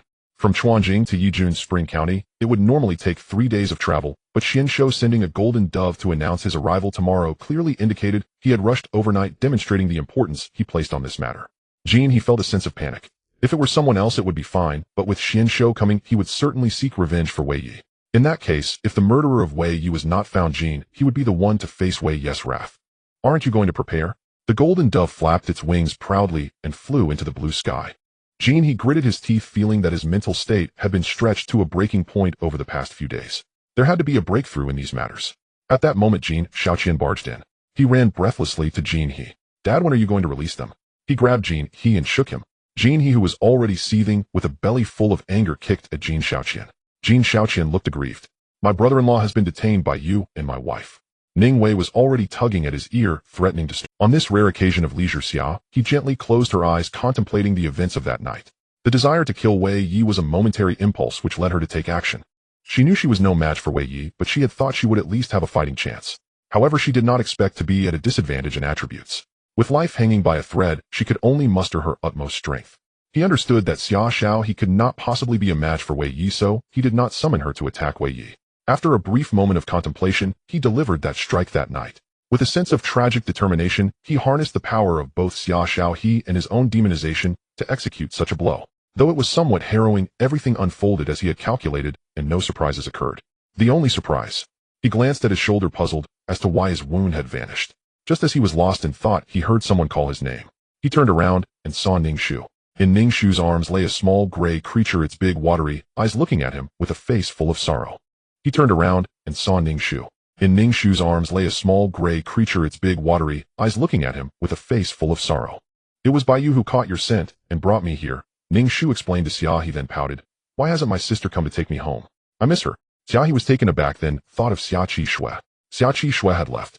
She said that there would always be a path that one could only tread alone. Xia He seemed to understand. He had experienced the coldness of this world and knew how deep an obsession could run. He was not without worry. Shortly after Xia He departed, he had dispatched people to follow her. In this world perhaps there would always be a path one must walk alone, but there would be eyes watching, there would be blessings, and one would not be lonely. He would always keep an eye on her. He looked at Ningxu. The weather has been getting hotter recently, and people tend to feel drowsy. Your sister might have fallen asleep. When she wakes up she'll come looking for you. Ningxu nodded, vigorously shaking the bars of the cell. Although he believed it, he still felt a bit lost. Xia He observed Ningxu and the countless people around him waiting eagerly. They still did not know that all of this was merely a farce conjured by a woman who wished to eradicate her husband's child. Xia He recalled the hundreds who had perished underway, yes, command, many of whom died with fervent patriotism. It was rather ironic. All around, countless people were huddled together, unable even to squat down. Yonggu, I miss home, a man said, pulling on Wu Yong's arm, feeling a bit down. A real man should achieve great things. Home. Where is home not found in the world? Wu Yong smiled and patted the shoulder of the man beside him, offering comfort. Just be patient a little longer. The county magistrate and the inspector are good people. We mustn't trouble them at this time. Xia He listened to the words in his ear and observed the scene, suddenly finding it somewhat ridiculous. Wei Yi, in search of one person, resorted to employing these civilians and using secret techniques without scruples. And because of a lie from Xia He, these civilians were still thinking of these people at such a time. He fell silent for a moment and looked at Ningxu. Do you want to go out? He asked. Ningxu hesitated for a moment, then nodded, shaking his head. I want to see my sister, but if Xia He goes out, will it cause trouble for others? He asked cautiously. Xia He was taken aback, feeling a strange sadness wash over him. He slowly turned his head to look at Ningxu. It won't, he replied. If Xia He wants to find his sister, how could it cause trouble for others? Ningxu widened his eyes, cautiously nodding. Xia He smiled. He extended his hand, letting a ray of sunlight fall into his palm, slightly warming. No rush, shall we play a game first? He murmured. As his voice faded, his gaze gradually darkened, but within the depths of his pupils a glimmer of light flickered intermittently. Things might become a bit more interesting, Xia He thought. Just because those people were silent, it did not mean the truth would remain buried forever. For if the mountain does not come to me, I shall go to the mountain. If father is unwilling to release them, I will stay here and not leave. Jin Shaoqian clung to Jin He's leg, trying to persuade him. Jin He pulled Jin Shaoqian aside. Tell me, how did I end up with such a useless child? He scolded Jin Shaoqian with exasperation. But Jin Shaoqian did not flinch or beg for mercy as he usually did. He looked at Jin He, his expression more serious than ever. Father, have you ever considered the consequences of this situation? He asked. Jin He scoffed. They have already calmed down, you need not worry. Jin Shaoqian shook his head, looking. Father, do you really think you can calm down such a significant matter? He chuckled. Don't you think that's a bit naive? As Xia He's gaze shifted, he began to ponder. At this moment, at the end of Sui and Street, a figure pushed the door open and walked in. Meng Huang lazily opened his eyes in the reclining chair, glanced at the person before him, and then closed his eyes again. You must be the head of the selection workshop. The person stepped forward, raising their head, and Meng Huang opened his eyes. Truly, how is it that people's eyesight has become so keen lately? They can see my identity at a glance. It's no longer mysterious, and it's rather dull. The person shook their head. It's not about keen eyesight. Those who should know will know. Meng Huang was taken aback, feeling that this phrase was somewhat familiar. That girl named Xia He had seemingly said the same thing. Indeed, one after another they showed him no respect. Today's children were increasingly heartless. Speak, who sent you here? What do you want? The newcomer smiled, revealing a set of pearly white teeth. I am Xia He, he said. Upon hearing this name, Meng Huang found it somewhat familiar, and soon came to his senses, slapping his thigh. The last time it was Xia He's sister who came this time. I see you are Xia He's brother, right? Meng Huang exclaimed, thinking it was almost certain. Xia He looked somewhat astonished, thinking that Meng Huang's way of thinking was rather peculiar. He shook his head. Xia He is my big brother. He said, I came here because my big brother sent me to handle something. Meng Huang was taken aback, and upon realizing, he huffed. One after another, treating this place as a holy land for visits, he raised his head. Truly, one after another, it's too much. After grumbling at Xia He for a while, he looked at Xia He. Now please tell me, what exactly are you here for? He asked. Xia He looked at Meng Huang. I would like to ask you, old sir, when you opened the wilderness secret realm, did you use Mo Jing? You actually know about the ink crystal, eh? Meng Huang looked at Xia He, his gaze filled with appraisal. Xia He nodded without reserve. I know the ink crystal is the most compatible material in this world, he said. So, Meng Huang asked. Xia He pondered for a moment. I want this piece of ink crystal, he stated. Meng Huang chuckled, finding the guy. You think he'll just give it to you? What do you take me for? He looked at Xia He, his gaze filled with scrutiny. Xia He fell silent for a moment, and then glanced at Meng Huang. The ink crystal in your hand is already shattered, and has little value. My boss said that thing is worthless. Meng Huang raised his eyebrows. Knowing he had ink crystals, and that the ones in his hand were broken, Xia He had clearly come prepared. He snorted, "Do you know why my ink crystal broke?" Xia He remained silent. "If it weren't for opening the wild secret realm for you, I wouldn't have lost this piece of ink crystal," he said. Xia He was taken aback, seemingly feeling a bit guilty, and then he began to mumble. "The loss has already occurred, so why not just give it to me? My boss worked hard to bring your brother out. Can't you show a bit of face?" Meng Huang shot Xia He a glare. "You? What about me?" Xia He replied innocently. "Fine, fine. A bunch of heartless little—" Meng Huang turned and went inside the house, retrieving the ink crystal and tossing it towards Xia He. Xia He reached out to catch it, 3 shattered pieces of ink crystal resting in his palm. He let out a long breath. His persistence had really paid off. "Why aren't you leaving quickly?" Meng Huang's sharp gaze shot over. Xia He chuckled awkwardly. "Don't be sad, boss. I've recently got several jars of fine Shifeng wine, and I'll have someone deliver them to you tomorrow." Xia He dashed out the door, waving and shouting. Meng Huang chuckled a couple of times, and then yelled, "Don't keep me waiting too long." After leaving the tea house, Xia He looked at the ink crystal in his palm, which had broken into 3 pieces, feeling somewhat lost in thought. If it weren't for the importance of this ink crystal to him, he wouldn't have acted so shamelessly. The ink crystal is the dragon scale at the heart of xianxia. xianxia had told him that the opening of this wild secret realm was due to someone using the ink crystal to cast a spell capturing the existence of the wild secret realm, which led to its opening. After that spell was cast, her piece of ink crystal shattered. Before losing consciousness, xianxia told Xia, destroying the wild secret realm doesn't mean it no longer exists. The wild secret realm is an independent space formed by the intertwining of time and space. The ink crystal can serve as a key. Even if that piece of ink crystal is already shattered with the broken ink crystal and the secret technique left by xianxia, it's still possible to enter parts of the wild secret realm. Moreover, the ink crystal is the most compatible material in the world. For Xia, this aspect would be crucial in the upcoming plans. The next day, a group of people entered the city. At the forefront atop a tall steed sat a man with striking good looks and a commanding presence. "Lord Xian, should we go to the county office first?" a respectful attendant asked. Xianxia raised an eyebrow, his lazy gaze casually sweeping across the streets. "No rush, no rush," he waved his hand. "Go find 2 locals and ask if there are any interesting places in Shu." The attendant complied and dismounted to inquire. During this process, Xianxia lazily looked ahead. He thought he was rushing overnight, and even worried he came to support Wei Yi, but that wasn't the case. He set off with Wei Yi, but he was more laid back, enjoying the scenery along the way, which resulted in him only arriving. After the attendant returned, he cautiously glanced at Xianxia. "My lord, this small place is indeed quite remote. If you mean interesting places, there really aren't any." Xianxia's gaze shifted to a prominent building not far away. "That place looks somewhat interesting," he remarked. The attendant gritted his teeth. "My lord, that won't do." Xianxia withdrew his gaze. "Oh, so you're concerned about me now?" "I dare not," the attendant replied. "It's just that place is a brothel." Xianxia chuckled. "What, am I not allowed to visit a brothel as a dignified official, one of the 9 ministers?" Xianxia proudly declared, drawing the attention of passers-by. "A dignified official? A brothel?"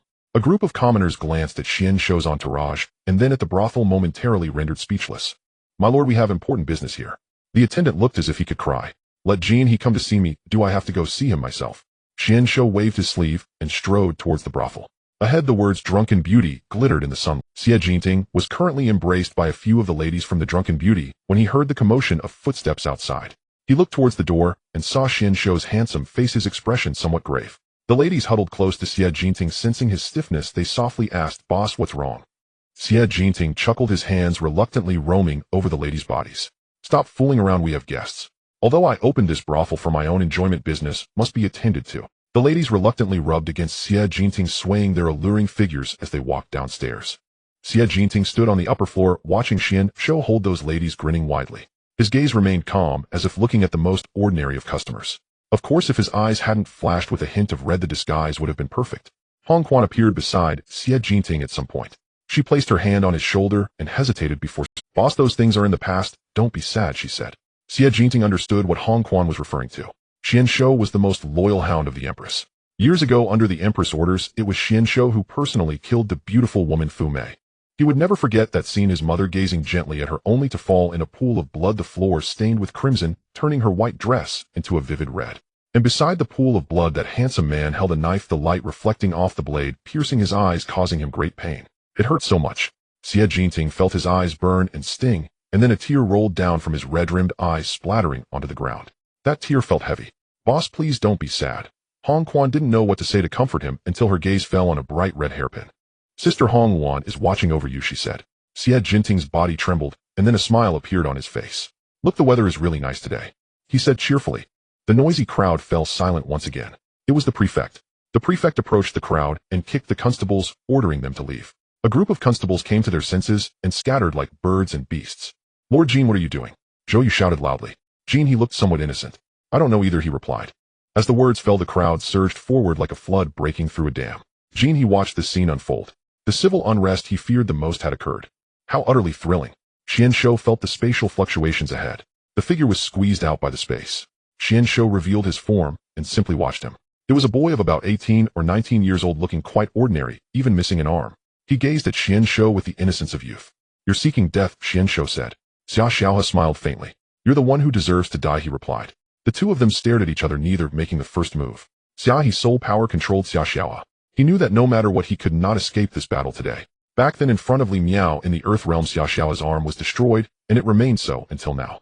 Xia He understood that in front of true Earth Realm power, he would have no strength to fight back.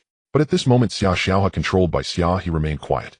It was as if he knew the outcome, and yet was unrepentant. He did not care about the lives or deaths of those people, nor did he harbor any feelings of sacrificing himself to save them. Since these events had occurred, it was destined to be a fight to the death. Since that was the case, he might as well strike first. Thus Xia moved. He bent down, picked up a clod of earth from the ground, and threw it at Xianxia with a loud smack. Xianxia was stunned. The action resembled a child throwing dirt at someone, and it was particularly amusing. After throwing the clod, Xia seemed to feel somewhat relieved. Then, he walked over to Xianxia. He raised his right hand and pointed ahead. Look, it's in chaos, he said. Xianxia looked over. The crowd surged like flowing water surrounding the constables, and some even began to fight. Blood spattered and red could be vaguely seen in plain sight. There are dead people, Xia said, both commoners and constables. Xianxia smiled casually. He felt that the person before him seemed to want to do something, yet lacked depth, being very straightforward and simple. For some reason, looking at this boy, he felt a flicker of curiosity. He opened his mouth as if wanting to say something, but his words were cut off. I know you don't care about these lives, Xia looked at Xianxia and said. Xianxia gazed at Xia casually, his silence implying agreement. But the people are in chaos, Xia stated. So what? Xianxia retorted. Civil unrest is your fault. I know you don't care, but if you were to kill these people it wouldn't matter, but they are still alive, and in chaos. In Chunin County with over 200,000 people there is chaos. So what? Xianxia asked. Wei Yi is dead, the demon clan has appeared, and the people are in chaos. None of this matters. Xia smiled, but the person you're looking for is still missing. Then what do you mean? Xianxia looked at Xia. Xia smiled. I know who you were looking for, and where he is. You guessed correctly, he is indeed related to me, and your efforts are not. Xianxia looked over. It should be so. Xia shook his head. No, it isn't so, he denied. Xianxia laughed. Once you fall into my hands, I have 100 ways to make you speak. Xia raised an eyebrow, and then drew his sword. Feel free to try, he said. The sword light suddenly flared. Flames appeared in Xianxia's palm, and the temperature across the cliff began to rise. But in the next moment, Xianxia was stunned. The sword in Xiao's hand was raised, but did not move forward. His sword fell against his own neck, and then he exerted force. You will never know where the person you are looking for is, Xiao's voice fell. Following that, his entire body collapsed. His half-head separated from the supporting neck, tilted, over looking at Xianxia with a faintly satisfied smile. Xianxia was stunned. Dead. Dead. Right before him so decisively. Dead. This is the Earth Realm. How could someone who has cultivated to the Earth Realm so easily forsake everything to die? Xianxia's mind echoed with Xia He's last words. You will never know where the person you are looking for is. You will never know where the person you are looking for is. Where is he? Where exactly is he? Xianxia grabbed Xiao's corpse and shook it frantically. Tell me. Just tell me. Xia did not answer. But cheers erupted from the foot of the mountain. Xianxia was stunned.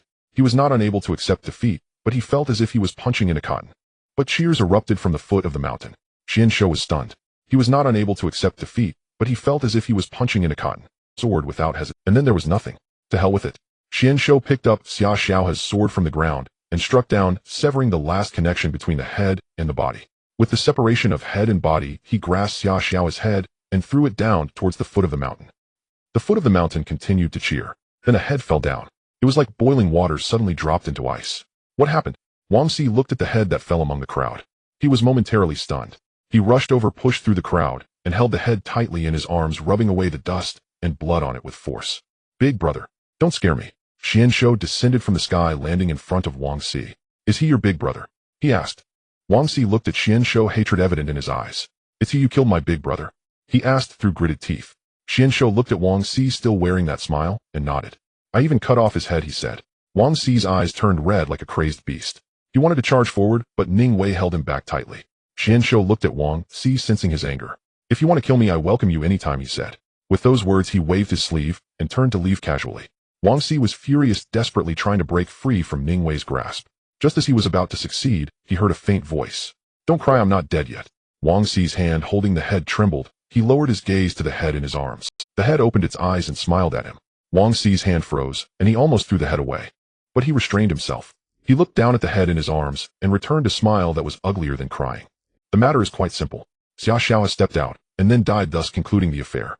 As for the words spoken before dying, such as you will never know where the person you are looking for is. Xia He admitted he actually didn't know where that person was either, but saying it this way would be more infuriating, so he said it. Of course, attention could be shifted to that prince lurking in the shadows, clearing the suspicions of others. Though it was merely a trap the last time Xia He's arm had been broken and took more than a decade to heal, and this time his head was severed, it was truly a sight too horrific to behold. Wang Xi mournfully crawled to the mountaintop. It was already evening, the crowd below had dispersed, and the surroundings were quiet. To the south, just a few more steps to the south, my corpse is right there. The head in his arms shouted. Wang Xi felt that carrying such a head and running wildly at dusk was a testament to his strong psychological endurance. Then he saw a headless corpse sitting audaciously on a rock, not far away, waving at him. Wang Xi rolled his eyes and nearly fainted. Don't faint. The head in his arms shouted, if you faint, who will take me back? Wang Xi rolled his eyes back, taking a deep, all right, I won't faint. He trembled as he moved toward the corpse. It was close now, very close, as should he return the head he was holding to its body. He swallowed hard, steeled his heart, closed his eyes, and extended the head he was holding. Hey, what are you doing? The head yelled. Wang Xi's hand trembled, and the head fell to the ground with a thud, letting out a scream that he could no longer bear. His eyes rolled back, and he promptly fainted. A helpless sigh echoed from not far away. Xia He stepped out. He glanced at Wang Xi and then at Xia He, thinking that he had originally hoped Wang Xi would carry Xia back, thus sparing him the trouble, but now it seemed he had to step in himself. Looking at Xia, who was covered in a mess of ketchup, he felt a pang of pity but still found it distasteful. Throwing him into the spatial ring would only make everything sticky. This self-directed suicide was real in action, but fake in blood. Xia He's structure posed no possibility of bleeding, but Xia He, being well-informed, believed in science, and thus held a curiosity towards the anti-scientific nature of magic. One such magic involved cutting one's arms and thighs with a knife, and the blood looked quite real. In fact, the principle was quite simple. There was generally a syringe filled with red ink inside the handle. Thus, Xia He's act of feigning death was rather perfect. After all, with a head already severed, anyone would be considered thoroughly dead. Fortunately, Xia He was not human. Wang Xi had a nightmare. He dreamed he was bound to a bonfire surrounded by a group of headless corpses holding hands, singing and dancing, looking quite happy. Then the fire ignited. Xia He heard Wang Xi screaming, "Ah, ow," and patted his face, but there was no response. He turned around and brought in a bucket of water. Looking at Wang Xi lying on the bed, he hesitated for a moment. Then he lifted him and threw him onto the ground, splashing a bucket of water over him. The bed mustn't get wet. Wang Xi jumped up suddenly, and then he saw Xia He alive with a head. He hugged Xia He, tightly burying his face in his chest. Xia He felt it was damp in his embrace, and dared not to say whether Wang Xi was crying. After all, he had just doused him with a bucket of water. He reached out, pulled Wang Xi from his embrace, and patted his forehead. "It's all over, don't be afraid," he said. Wang Xi's eyes brimmed with tears. Then he saw Xia He wave his hand, and a headless corpse and a head appeared on the ground. Wang Xi was stunned. Xia He placed the head on the corpse, and then the corpse took 2 steps, causing the head to fall off. Wang Xi swallowed hard, trembling as he hid behind Xia He. Xia He glanced at Wang Xi. "At least this is your acknowledged boss. Don't worry, even if he becomes a ghost, Xia He said gently. Wang Xi looked at Xia He with a stunned expression, only to discover that Xia He was Why was this guy not afraid at all? This was unreasonable. Wang Xi stared at Xia He, their eyes meeting. Xia He blinked, full of mirth. Wang Xi chuckled twice, then turned to look at Xia. Xia He's head turned to look back. They exchanged glances, and a smile slowly crept across Wang Xi's face. He reached out and picked up the head. In his mind, many speculations that had been circling finally connected into a crooked line under the stimulation of this scene. He glanced at Xia and then at Xia He. "Aren't you going to explain?" he asked. Xia He looked innocent, still pretending. Wang Xi took a deep breath, placing the head in front of Xia He. "This thing isn't human, right?" Xia He smiled. "You say your boss is not human, but he is listening now," he said. Wang Xi did not respond. "Actually, I should have discovered it long ago, or perhaps I have already discovered it, just unwilling to admit it or dare to think about it." Xia He nodded. "Indeed, I didn't expect to hide it from you for so long. I must say I'm quite impressive." Wang Xi chuckled twice. "The boss never gets tired. Occasionally forgetting to eat for 10 days or half a month is common. I thought he was a cultivator, so it was possible he had some techniques. Until coming out of the wild secret realm, there was no technique that could explain why a person could survive for a month without a heartbeat, pulse, or breath, yet still wake up lively after a month." "That's indeed true."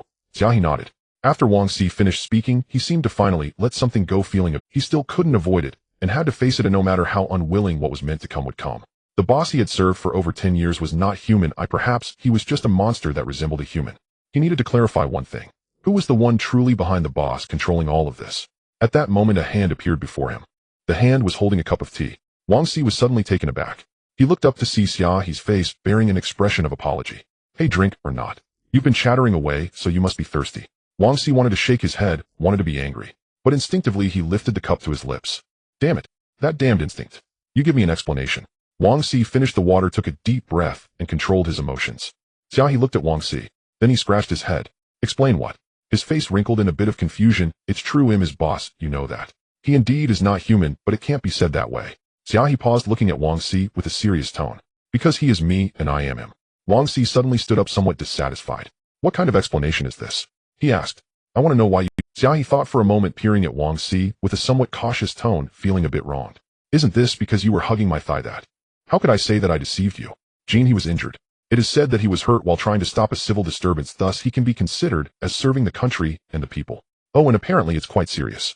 When xianxia saw Gene, that fellow was already unconscious. It was all very quick and decisive, leaving little room for words. Meanwhile, Gene Shaoqian, locked in the woodshed, heard that his father was in critical condition and immediately started to cry and make a scene. Yet xianxia had promised Gene that once the matter was over he would release his son. Moreover, this time Gene was injured in the line of duty with so many eyes watching. Thus Gene Shaoqian was let out. He glared at Zhou Yu and then rushed to see his father. Before he could even start crying, Gene opened his eyes and looked at him with a grin. Then Gene Shaoqian understood. Both of them were just acting, and it turned out he was the most innocent one. There was nothing to be unhappy about. His father was fine, he was released, and his brother-in-law was also safe, so his wife would be fine too. It was truly perfect. Gene Shaoqian instinctively wanted to laugh. However, his father reached out a hand and pinched the flesh on his thigh, giving it a hard twist. Outside, Zhou Yu had just walked in when he heard a wailing that sounded like a slaughtered pig coming from inside the room. Father, why at such a young age can you just say you're done and be done? Father, if you leave, what will happen to me and mother alone and helpless? Father. Zhou Yu sneered. This was a typical young master, utterly useless. Just because his father had a bit of trouble, he was making a scene. What use could such a person have in the future? Wang Si was still in a daze. The words of Xia He echoed in his mind. Yes, he had been deceived for over a decade, but back then it seemed he was indeed the one clinging to her, not letting her go. Xia he had tried to pry his hand off several times. The boss was the one he cried and begged to acknowledge, and over these years it was thanks to Xia He that he had today's Tianling. He had transformed from a blacksmith to the second-in-command of a gang, compared to before it was indeed a world of difference. Deceived. This was something he had asked for himself, and he had embraced it willingly. It seemed he had no right to question Xia He. Moreover, it seemed that from the beginning to the end Xia He had always been his boss. Wang Si cast a resentful glance at Xia He, but Xia He did not look at him. He crouched on the ground, trying to piece Xia He's head and body together. Separating, piecing together, separating again, piecing together again. Can it be put together? Wang Si asked cautiously. Is this thing very important? What do you think? Xia He glared at Wang Si. I broke one over 10 years ago and couldn't put it together again. Now that the head is gone, Wang Si suddenly remembered the few blueprints that Xia He had held back then. So back then you wanted to fix... He realized suddenly, so is there no way? A broken arm is at most a disability, it can still walk the world. But with the head gone. How about we get some glue and wrap a headscarf? Wang Si tentatively asked. Xia He looked at Wang Si with a smile. Walking down the street, if someone calls your name, and then you turn your head, bang, the head falls off. Wang Si's mouth twitched, wiping the sweat from his forehead. So there's no way, he asked. Xia He fell silent for a moment. There is a way, he said. Indeed, there was a way. From the moment he conceived this plan, he had already begun to prepare for this situation. He had seen ink crystal in the wilderness secret realm, and from that time on he felt that this material might be the only thing in the world that could repair Xia He. So back then he had shamelessly insisted on getting those 3 broken ink crystals from Meng Huang. But actually Xia He was also taking a gamble. He had never tried. If he could not repair Xia He, it would mean he would completely lose her. He would lose the robot he had devoted all his energy to research in his past life. He would also lose the only memorial of another world. Perhaps in some corner of his heart, there would be an emptiness, a strange loneliness. Wang Si looked at Xia He. The quiet Xia He gave him a feeling of familiarity. Even though it was a different skin, the soul was the same. The intersection between people ultimately becomes the intersection of souls, a movement, a word, a habit. Wang Si suddenly understood why he couldn't help but follow Xia He's words to do things even when he was displeased, because while the skin has changed, that familiarity between souls only needs a glance. He looked at Xia He's tranquility and felt that strange loneliness. Is it very difficult, he asked. Not difficult, Xia He replied, but there is no guarantee. We have to try. Wang Xi smiled. Just like how I clung to you back then, not knowing if I could keep you as my support, but I had to try. Look, I succeeded, didn't I? Xia He shot a glance at Wang Xi, then nodded. A piece of ink crystal fragment appeared in his palm, flames. The ink crystal was being heated in his palm, and as the temperature gradually rose it began to melt. Xia He walked to the anvil and picked up the hammer. The sound of hammering echoed in the room. Wang Xi watched this scene. The ink crystal was continuously being forged, compressed, and stretched. Xia He's gaze was serious, as if he was fulfilling a mission that came from his bloodline. His mind echoed with memories from his past life, both clear and confused. He was clearly aware of what he was doing, yet he was confused about what he was meant to do. In his past life he wanted to prove a theory, but what about now? He had been muddled for 10 years. He thought he could live like this for a lifetime. He proved his theory, and had an elder sister, and he had a home given by Uncle Fawn. Life seemed to have reached completion. He had died once, and he knew that fame and fortune are fleeting illusions with nothing sought, nothing lost, nothing regretted. It seemed he had always been too quiet. So quiet that amidst this vast world, he forgot himself. Thus he lost his family, his sister left, and even xianxia, he became what she is now. Shouldn't one keep moving forward even if they don't really wish to chase anything? As long as you stop while others keep moving, one day you will find those people have become ones you need to look up to. They can easily destroy everything you've built. You don't seek thinking your life is complete until those actions that others find effortless destroy everything you've achieved. You will realize that you who have stopped have become like a rusty machine, unable to catch up with those who were once at your level or even less than you. And you cannot reclaim the completeness that has already shattered. Thus the heart of a youth, the ambition of a swan, should it not be alive until the end. With each strike of the hammer, gradually the ink crystal began to take the form Xia he desired. At times he kept thinking about what he was doing, he was just afraid to stop. Then without looking back he walked towards the light. Perhaps I actually have no path ahead. But I think perhaps there are indeed those who will not turn back even when they hit a wall, and will not lose heart when faced with the Yellow River. After the riot of the common people, things became somewhat complicated, just as Jin Shaoqian had once thought. The hearts of the people are very important, for they are still alive. Every individual brings forth a thread of benefit intertwined, like countless strands. For instance, the Nye family of Chunyuan County is actually a branch of the Nye family from Chuanjing City, which offers tribute every year, and to maintain this tribute the Nye family of Chuanjing may resort to some underhanded tactics. These matters may seem trivial, posing no real threat to Xianxia, who is currently favored in front of the Empress, but there are others who hold sway before her, and many of them are eagerly waiting for Xianxia to make a mistake. The Golden Dove has already brought news from the court. The Empress has shielded him from pressure, but he must act swiftly. The common people have already surged outside the county office, and thus Xianxia stepped out. He then raised his hand, flames erupting with intense heat. The fire blossomed among the crowd, sparks scattering, seemingly mixing with flesh and blood, turning to ash that fell like snow. Someone has been killed. They have killed someone. A voice cried out. Xianxia smiled faintly. Do you think that numbers can truly make up for the gap in strength? His words were laced with mockery, his gaze sweeping over the crowd without a pause, as if looking at a group of I am here on the Emperor's orders to hunt a demon wolf. Yesterday, I found a clue. The criminal burned themselves to death after revealing it. I believe everyone saw the great fire yesterday. Xianxia recalled the great fire from yesterday, then revealed a smile. The dead do not speak, so they can say anything as there are no witnesses to contradict them. The demon has been found, and will leave shortly. If you all remain peaceful, that is well, but if there are those who do not recognize the situation, I do not mind taking a few lives. You all take care of yourselves.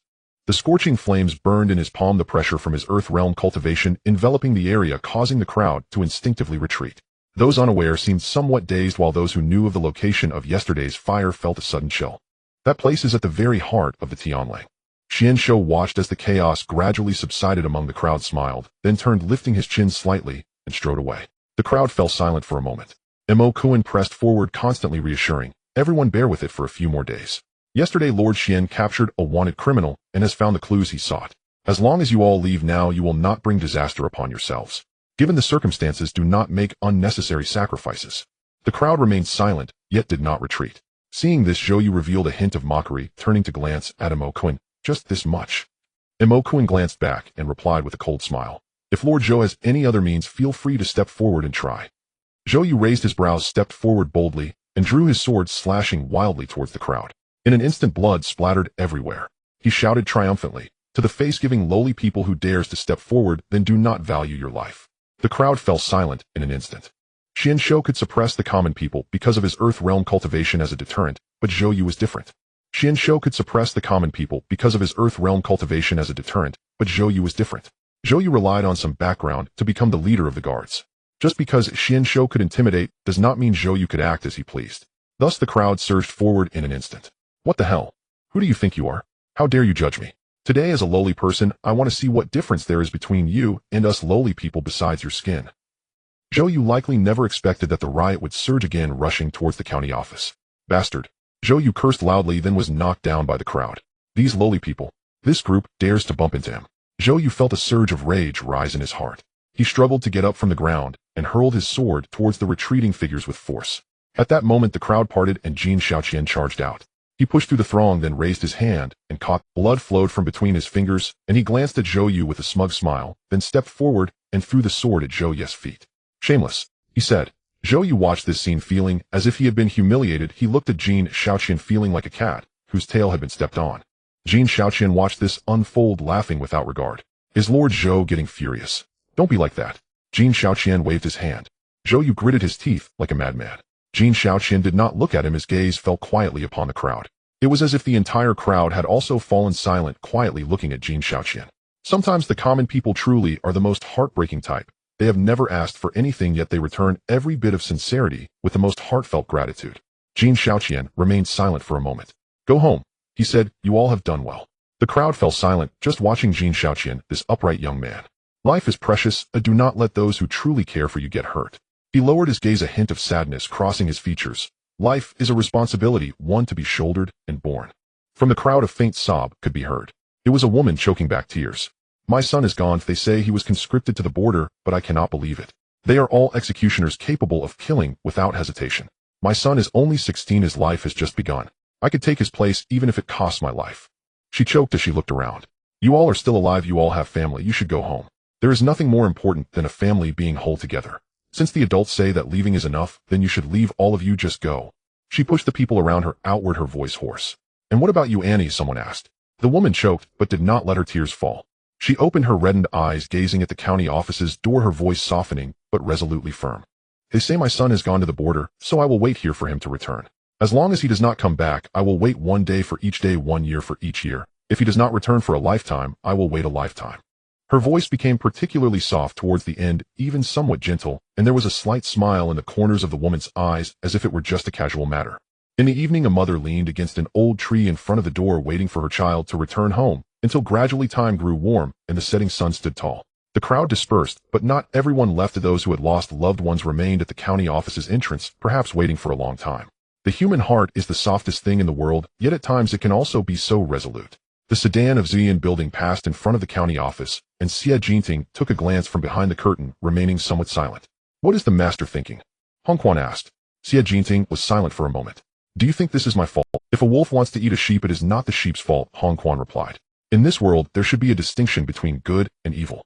Xia Jinting glanced at Hong Quan. His eyes were very dark like ink. He did not respond, as he had been quietly enduring for years.